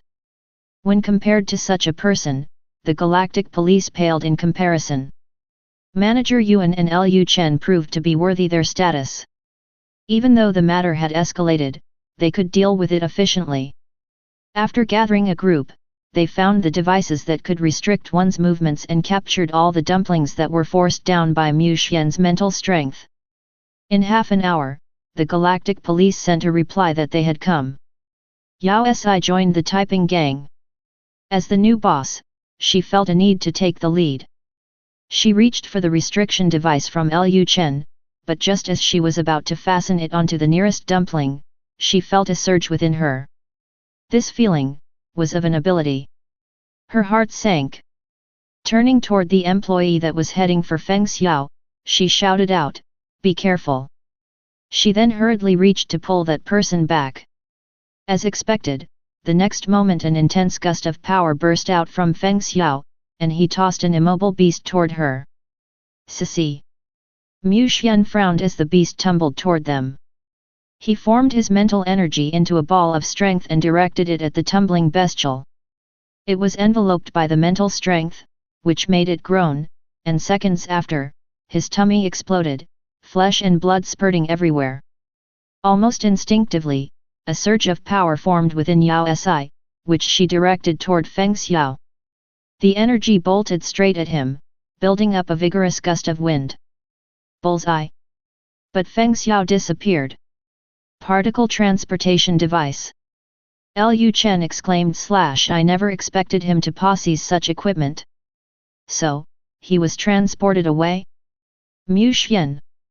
She turned to him. Can we bring him back? Not at the moment. Mu Xian shook his head. I need to know his general location to transport him, but the particle transportation device transports at random. Yao Si frowned. It wasn't safe for such a person to be roaming about. She turned toward the dead beast trapped in the mental strength bubble. After just a short glance, she couldn't help turning away. It was gruesome. The beast which had been part of the rebellion was missing a good chunk of his body in the stomach area, and the shock on his face was still intact after his death. Feng Xiao had deliberately exploited the explosion to escape. If Mu Xian had been any slower, everyone in the room would have been drenched in the beast's flesh and blood. No one could have guessed that his hard-heartedness was strong enough to use his own people to escape. His last stunt was enough to leave everyone, even his comrades, traumatized. The employee Yao Si had pulled aside was distraught, all the color stripped off his face. At the time, Yao Si had sensed the surge of her passive ability, and Manager Yuan had also mentioned that the leader of the rebels had an ability, which had led her to the thought that he might be about to do something. What ability was that? She had never witnessed an ability that could explode someone internally. Before she could lift her head again, darkness clouded her vision as Mu Xian shielded her from the sight. Explosion! He replied gravely. He lifted his other hand, sending the dead beasts into an empty room before taking his other one from her hands. His ability can alter the water molecules in one's body into something explosive, so the stomach would just explode? It was a frightening ability, so was that how he was able to control the employees of the ore planet? He definitely wasn't someone to be looked down upon. But, if his ability was explosion, what would the counter ability be? Feng Xiao had escaped too quickly so she wasn't able to see the results. The Galactic Police is here! Liu Chen exclaimed as an alarm sounded. The remaining employees heaved a sigh of relief while a number of them ran out to welcome the officers. Without waiting for them to leave the room, a huge group of uniformed and armed men came rushing in. The Galactic Police took care of the situation efficiently, capturing all the beasts. According to Liu Chen, a large troop had arrived and was spread out through the various districts. It had been mentioned what had happened when they contacted the Galactic Police to ensure speed and so the other districts wouldn't cause unnecessary trouble. In less than 2 hours, the catastrophe had been dealt with and all the employees released. However, there was still no news of Feng Xiao. He wasn't in any of the districts, and despite scouring the planet multiple times, he was still nowhere to be found. With such a sinister person on the loose, it was quite worrying. Tensions were strung tight, but after 3 hours, Feng Xiao came back voluntarily. With a personalized transportation ship, he suddenly appeared in front of Yao Si. What was weird was his expression. He no longer had the haughty menacing scowl, but instead his face was tear-stained. The moment he caught sight of Yao Si, he dropped to his knees and started to wail pitifully, huge droplets pouring down his cheeks without end. "Boss, I was wrong, I was really wrong. I should have never preyed on your things. I was blind. I'm not a human. Please, have a heart, save me. I really can't take it anymore. Underscore. Ah. What's with this situation? Boss. I beg you, please retract the ability you cast on my body. Even though my personal life can be messy, I've never harmed married women or teased innocent ladies. I have also never let the female kind down in any way. He wept as his body convulsed. I am a fully grown man, I don't wish to give birth. Yao Si took a closer look at him and saw a huge bump was on his originally muscular body. On closer inspection, there seemed to be something kicking within it. Aha! Pain, pain, pain. I am about to give birth. Save me! Feng Xiao shrieked as he tumbled around. Yao Si! Mu Xian! The audience surrounding them. This. What's with this situation? Oh. Feng Xiao was pregnant? Who did it? No wait. How did Feng Xiao get pregnant in the first? Wasn't he a man? F***ck. Yao Si remembered. Feng Xiao had an explosion ability and could erupt other people's stomachs. Since her ability was his counter, the counter of an empty tummy is a full tummy. Her ability was to impregnate anyone she looked at. Flips table. How is that even possible? Chapter 147, Double Happiness. Feng Xiao's howls grew more intense, and the movements in his stomach turned almost aggressive. In less than a minute, the lower half of his body was soaked. His water broke. Oh. Was he really going to give birth? Boss, I was wrong, please save me. I'll die from the pain. He quivered in agony as he crawled towards Yao Si. When he finally exhausted his energy, his hands went soft and he fainted. Everyone continued to stare on dumbfounded by the sight before gradually shifting their focus to Yao Si. She shuddered from the sudden attention. Why are you looking at me? I don't know anything about delivering babies. She hurriedly turned toward Liu Chen. Stop spacing out and carry him to the medical center now. Oh? Oh. Liu Chen regained his cool and signaled for a few employees to join him. Together, they frantically carried the bleeding Feng Xiao to the medical clinic. The medical standards of the galaxy could indeed be trusted. Even after a huge blood loss, Feng Xiao was visibly better once he was sent into the surgical cabin. Yao Si and the clueless crowd could only wait patiently for updates. This. What happened? Liu Chen stood in a daze, disregarding his blood-soaked palms. Boss, what's wrong with Feng Xiao's stomach? Why does he need you to save him? I don't know. Yao Si was just as clueless as everyone else. I used my ability on him just now while he was escaping. Even though it was probably her ability's fault, how could a new life be formed out of nowhere? Wasn't such an ability too much? It was indeed because of your ability. Mu Xian frowned, then provided a resolute answer, similar to an explosion, your ability is able to destroy a person's genetic makeup. It can also cause the rapid splitting of the cells, which allowed his stomach to grow so big in such a short amount of time. FCK, I really have the ability to impregnate others with a stare. Asterisk. Wait a minute. Why are you guys looking at me like that? Her lips twitched, and she howled at them, the baby isn't mine. Asterisk you weren't asking whose it was? Asterisk. Mu Xian. She tugged onto his sleeve. Is he really going to deliver a child? How can delivering a baby be that easy? Mu Xian caressed her head reassuringly, using a sincere gaze to calm her down. His genetic makeup was modified, which resulted in a surge of estrogen and cell reproduction. Even if there are eggs in his body now, there is no way he could have impregnated himself. It's probably just a huge tumor, it can't be. Wah! Before he could finish his sentence, two loud cries pierced through the silence. D. Congratulations, a pair of paternal twins were born. A joyous occasion indeed. Yao Si. Mu Xian. Lu Chen. Supervisor Yuan. The crowd. Flips table. Didn't Mu Xian say he wasn't going to give birth? Wasn't it just a tumor? How did it become twins? Buy one get one for free. Mu Xian was left speechless as well.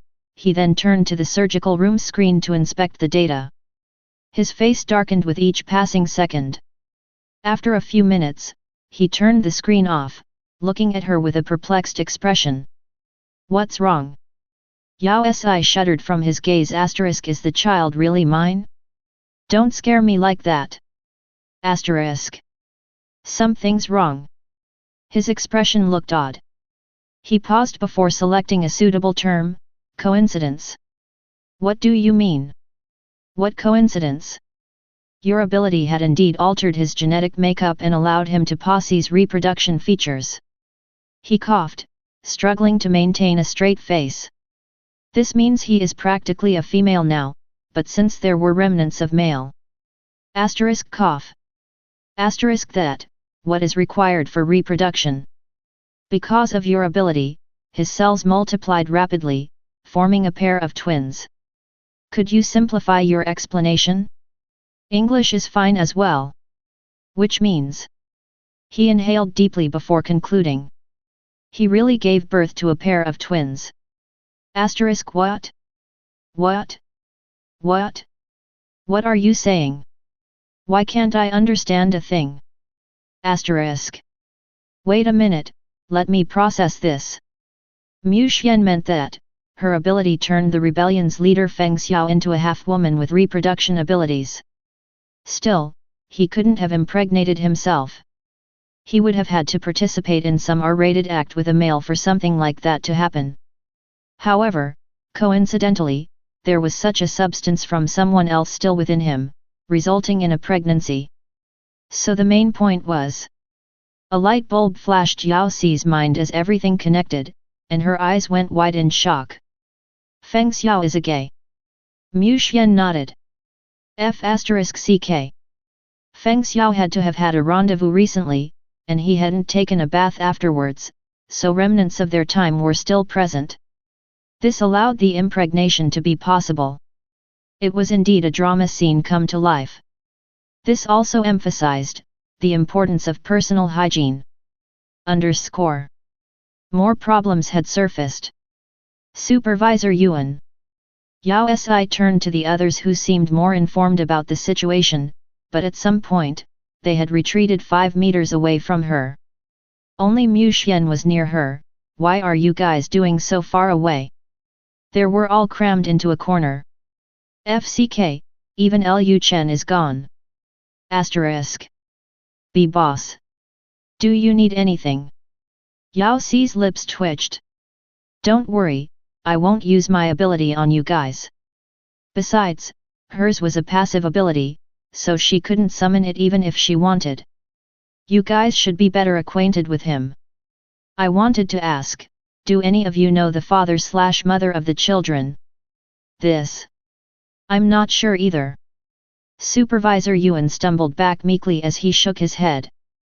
Boss, beasts normally retain their beastly characteristics, which explains their level S physique, but their personal life, can be a little complex. Since Feng Xiao is considered an aggressor in the race, this can be considered a trait of their race. Understood. It means that he has many backups, and it could be anyone. Having multiple sleeping partners could cause lives. 2 lives in this case. A test will have to be done to find the other parent. Yao Si glanced over at Feng Xiao, who was still unconscious. Since everything had been set in stone, there wasn't a need for her to get involved anymore. She passed all the proceedings over to the Galactic Police before turning around to leave. The moment she stepped out of the clinic, a collective sigh came from the male crowd behind her. It was as though they had been freed. Yao Si. Oh. She suddenly wanted to head back and take good at each one of them. Yao Si and Mu Xian stayed at the Ore planet for about 5 days to tie up the loose ends. All the beasts that had participated in the rebellion had been brought into custody, and the moment Feng Xiao regained conscious, he was brought away as a criminal of high-level danger. According to the reports, he had completely broken down and wasn't willing to acknowledge the twins that he had born. In order to ensure the safety of the twins, the police had sent them to the beasts' planet and placed them up for adoption as orphans. No one would know of their parentage. After multiple tests had been conducted, it was discovered that the father of the children was the poor guy that Feng Xiao had pushed in front of himself to escape. This was indeed a shocking revelation. Even though Feng Xiao had killed him, he had used his own body to bore his children. It could be seen as a form of retribution. After all the events, the manpower on the Ore planet was reduced by half, forcing it into a temporary closure.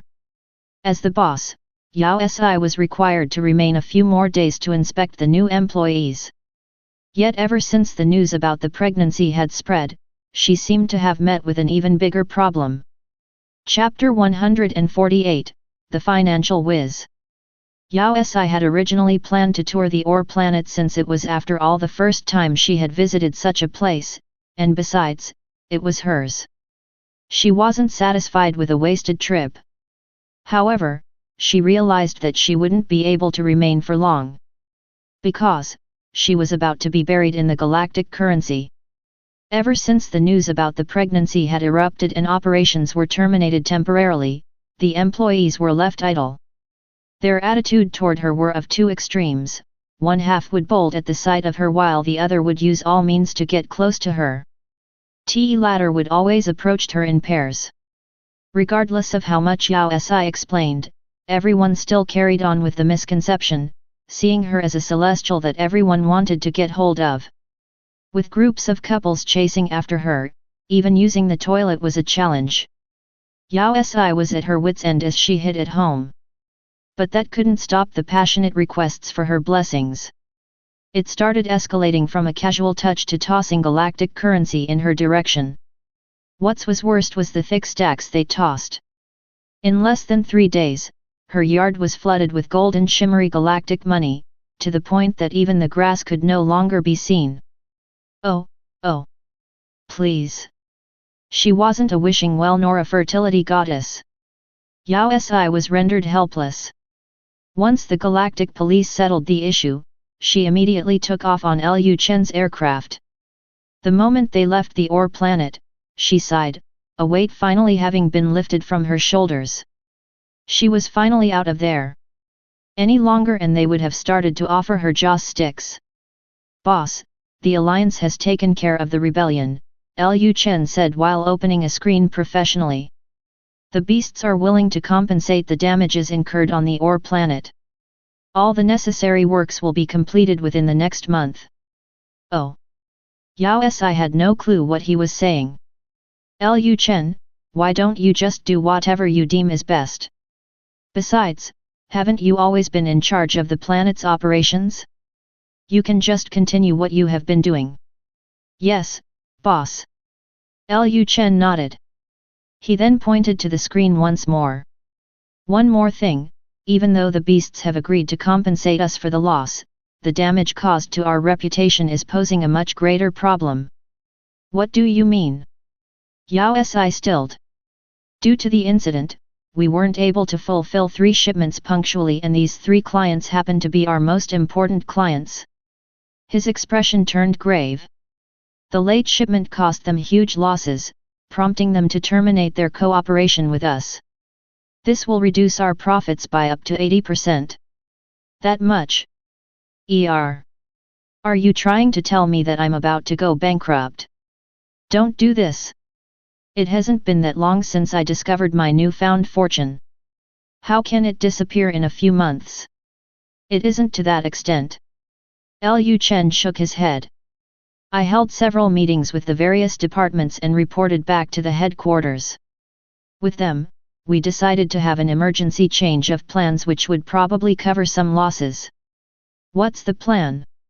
Yao Si asked. We bought the galactic web headlines for the next 3 months. Liu Chen's eyes brightened, and he reached out to tap the screen. The next moment, a blinding headliner jumped out instantly. Can't conceive? Same-sex marriages? Fertility issues? Shocking, in the Ore planet on Galactic T, District 95, a mythical work of fate has occurred. A 35-year-old male was able to conceive twins asexually. Professionals have spoken, and this could be due to the special effects of the ores on the Ore planet. If you wish for a miracle of life, please contact Yao Si. Mu Xian. Flips table. What plan was that? Wasn't it a fertility advertisement? Weren't the ores harvested here for mental strength? When did they become a treatment for fertility problems? Isn't it just a marketing scam? Will this advertisement really work? You got to be kidding me. Within 5 days of the release, order requests for the next 5 years have been completely filled out. There was barely no excess space on the screen to tap. Tell me. How many gays are there in the galaxy? Do you dare to provide the real number? In the future, we intend to open up the Ore planet for leisure, and the tourists will be charged according to the duration of their stay. Reservations will be made through the galactic web. There would also be membership point exchange services, Liu Chen added enthusiastically as he pulled out a stack of proposals. According to the current calculations, in less than half a year, the Ore planet will definitely become the hottest new addition to the planet tour. F***ck, you did the budgeting already. Don't worry boss, I instructed the various departments to stop spreading the truth behind Feng Xiao's pregnancy. You won't be exposed. Liu Chen slammed his chest confidently. But, boss, if you're free, could you help me write a few blessings? I want to sell them as limited edition amulets. You don't have to write much since it isn't for mass production. Just a few like blessing you with many children or something similar along those lines. Liu Chen. MMH. I finally understand how the Liu family earned their fortune. Their money-making ability was, over the charts. Ah. Liu Chen glanced at her nonchalantly as he continued to introduce the other products. Suddenly, an alarm went off. Warning. Foreign aircraft located, unable to detect registration data. Warning. Foreign aircraft located, unable to detect registration data. What's this situation? Yao Si froze. A gigantic aircraft suddenly appeared before them. It was about 5 times the size of their aircraft and was unlike anything they had seen before. It was shaped like a gigantic lotus and seemed to be opening up petal by petal in their direction while its core glowed brightly. What's that? Flower of the heavenly tree. The silent Mu Xian suddenly exclaimed. Flower? Yao Si stilled. That big thing was really a flower. Not an aircraft? The alarm intensified as large petals suddenly multiplied across the screen. They seemed almost alive, floating out of the screen and filling the entire aircraft. Mu Xian this. Yao Si's heart clenched, and she grabbed onto Mu Xian's arm instinctively. She had a bad feeling about it. Chapter 149, The Queen Who Seeks a Child. Flower of the Heavenly Tree. Liu Chen stared ahead in disbelief. Is the pilot, perhaps? MMH. Mu Xian nodded. Yao Si listened to them in confusion. What's that? Aren't you going to explain? Are the floating petals really all right? In contrast to her anxiety, Mu Xian remained calm and reached out to caress her head. This should be an invitation. Invitation? Yao Si stilled. In less than half a second, their aircraft headed toward the middle of the flower, which was filled with silver leaves that unfurled outwards. In a flash, the scenery changed. Instead of the control room, they were now submerged in a sea of flowers of every color and variety. A woman with hair long enough to touch the ground and skin as pale and flawless as snow stood in front of them. She was excruciatingly beautiful. It was as though she had walked out of a painting. Her exquisite looks made her seem like a precious artwork that collectors yearn to treasure, if only, she wasn't 8 meters tall. Yes, she was a giant, the kind that rivaled high-rise buildings. Yao Si lifted her head to take a closer look. It really is the flower. Avi's queen. Liu Chen exclaimed, the shock visible on his face. Queen? So this giant was a female. Asterisk, you sure are tall, sis. Asterisk. Wait a minute. Yao Si remembered some details about Avi's from the notes Mu Xian had passed to her. They were a technologically advanced and civilized race. They were one of the leading races in the galactic and were extremely democratic. Doesn't the commander-in-chief have the highest authority in the Avies? When did they have a queen? There is a single royal family among Avies, but they have never appeared publicly before. However, I never believed it. Ah! I'm so lucky. I actually met the Queen of Avies. After God Mu, she's the second most popular person in the galaxy. I wonder if I'll be able to see God Mu one day. You already saw him. Yao from the Ore planet. The Almighty Queen flickered her eyes open, and a hollow airy voice echoed in the space. Her azure eyes had a magnetic pull that swept across the three of them. Tell me, which one of you possesses the ability which impregnated the beast? Was the queen seeking a child as well? It's our boss. Before Yao Si could react, Liu Chen had already volunteered the answer.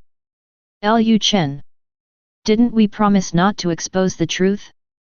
How could you betray your comrades like this? Liu Chen pointed at Yao Si, totally disregarding her protest. Revered queen. What's wrong with you?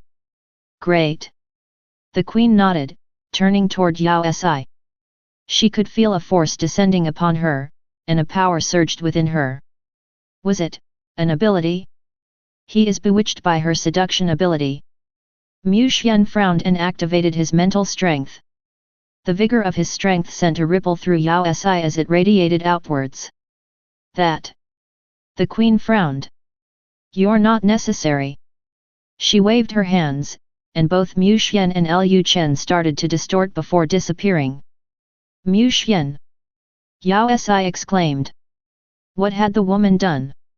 Don't worry, I merely sent them back, the queen explained before focusing back on Yao Si. The pressuring force came crashing onto her once again. Girl of the Yao, I need your help on a small matter. Help? What do you mean? The queen took a step forward, and a pair of wings spread out behind her massive figure. The wings were shaped like those of a butterfly. They were colorful and patterned, and about 4 or 5 times larger than her. They occupied a large space and seemed to possess a certain pull that sucking her in. Yao Si felt her brain buzz, and she was suddenly engulfed by an impulse to sacrifice her entire soul for the queen's needs.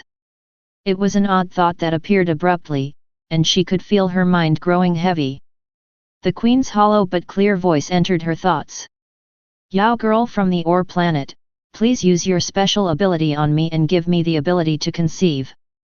What? Yao Si stilled, her mind clearing. *CK, the supposedly mighty queen is really seeking a child. So I'm being treated as a fertility god again? An advertisement flashed in Yao Si's mind. Avi's queen with a voluptuous figure, riches beyond your belief, and ethereal looks is willing to heavily reward the one who possesses the ability to impregnate in hopes to conceive and carry on the royal bloodline. Unleash your ability. Before the advertisement could finish airing, the queen suddenly spread her wings. Yao Si felt her mind turning heavy as it sunk lower and lower, her body spiraling out of control. Wait a minute, my ability. Asterisk is passive. *CK, I can't just impregnate anyone. Asterisk. But it was too late, the queen couldn't bear to wait any longer. Against her own will, Yao Si lifted her hands and summoned all the force within her and sent it toward the queen. Wait a minute. I don't even know what this ability is. Sissy. With a loud snap, something broke. Mu Xian returned to the sea of flowers, and Yao Si felt herself relaxing, the uncontrollable force dissipating. He was finally here. Are you all right? Mu Xian held onto her. Yao Si nodded. She was fine, but her ability. You are actually able to break my illusion. The queen frowned, starting to fume. Mu Xian's face fell. He hugged Yao Si with one hand while making a wave with the other. A huge sea of flames rose up, and the bed of flowers started to convulse before disappearing. The scene then returned to the empty pilot room. The Yao actually possessed such a powerful individual. The queen quivered in shock, thoroughly infuriated. But, you chose the wrong opponent.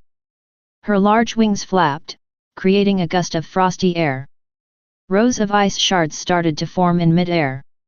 That girl, She suddenly stilled, a glazed look in her eyes. It could have been a hallucination, but the queen's eyes trembled, and her frosty authoritative tone turned tender and soft.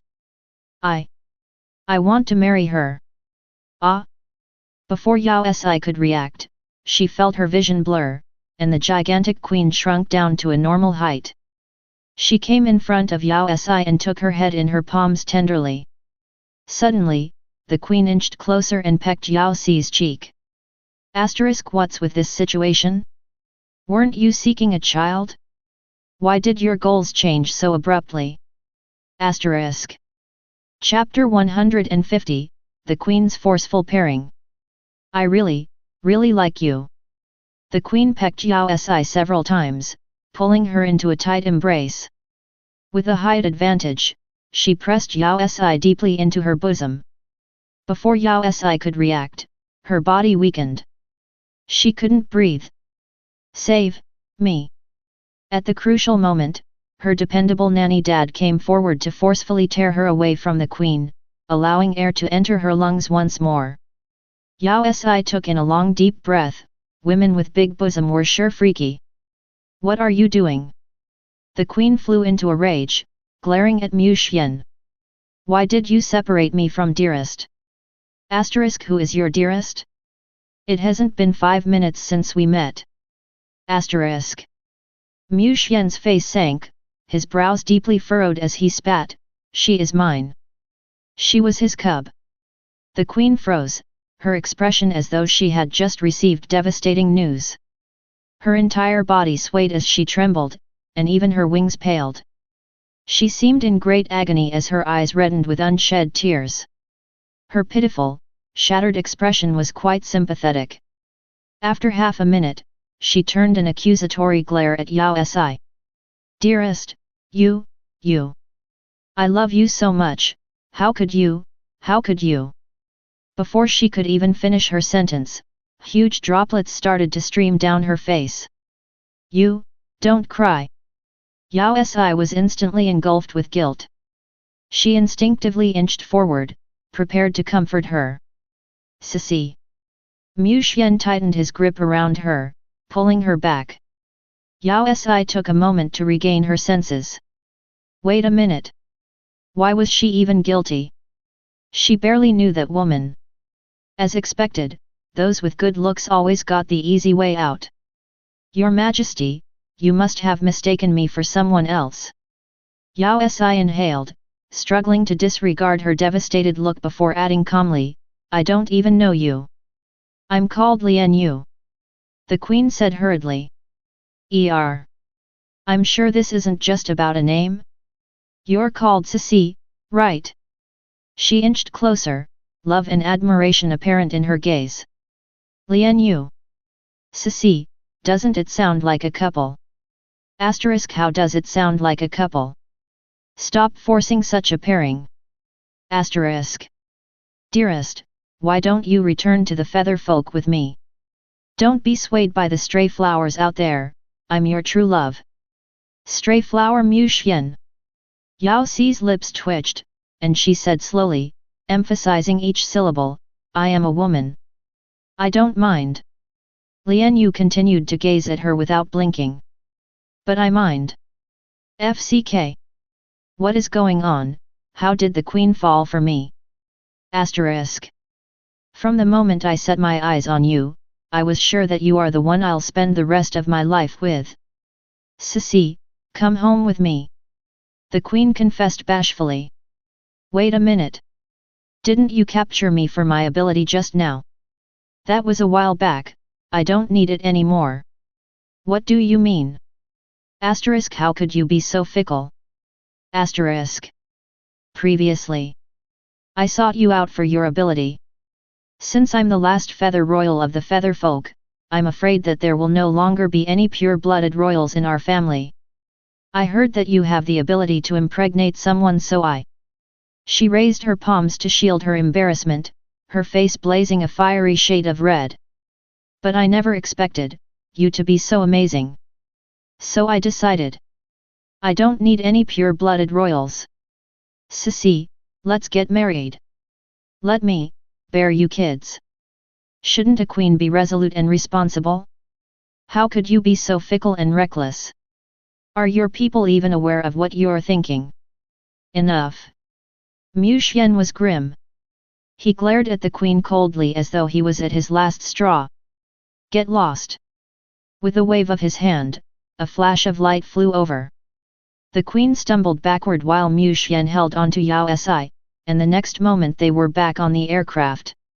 You guys are back! Liu Chen exclaimed, bolting upwards. Suddenly, the aircraft shook.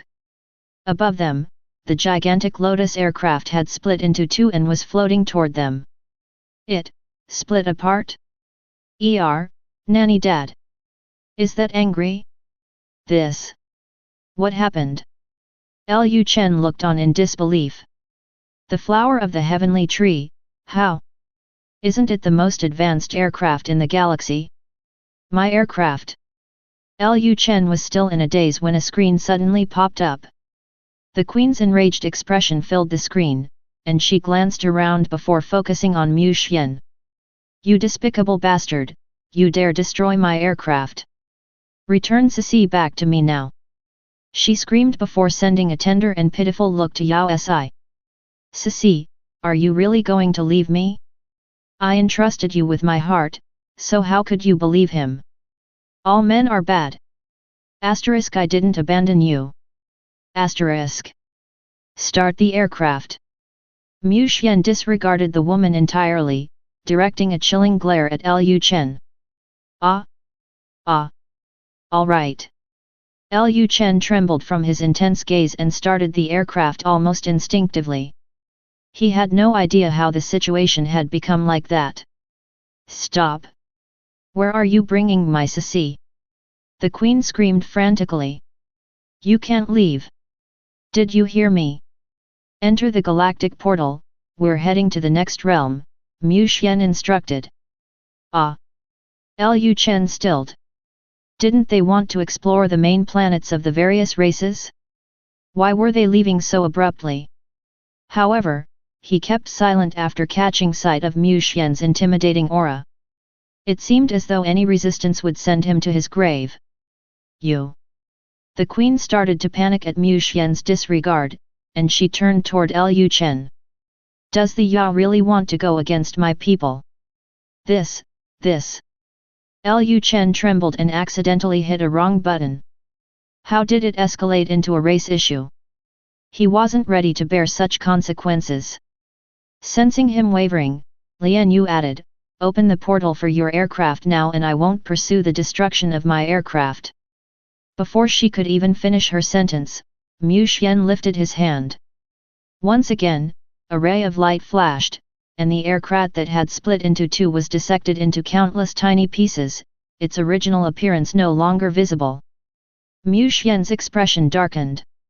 We're the Yao, but bloodlings. You can declare war if you dare. Without waiting for her reaction, he tapped on the screen. With another flash of light, the aircraft entered the portal. Far in the distance, a faint infuriated cry could be heard. Half a minute later, Liu Chen spoke up. Boss, can I use a month's salary to ask what happened just now? I'll give you 3 months of your salary to shut you up. Asterisk employee has a grievance, but employee dare not complain. Asterisk. Thank you for watching. Continue exploring the fascinating world of Chinese novels with us. Hit that subscribe button on Chinese Novel Audio Wave to stay updated with our latest stories and never miss out on a great listen.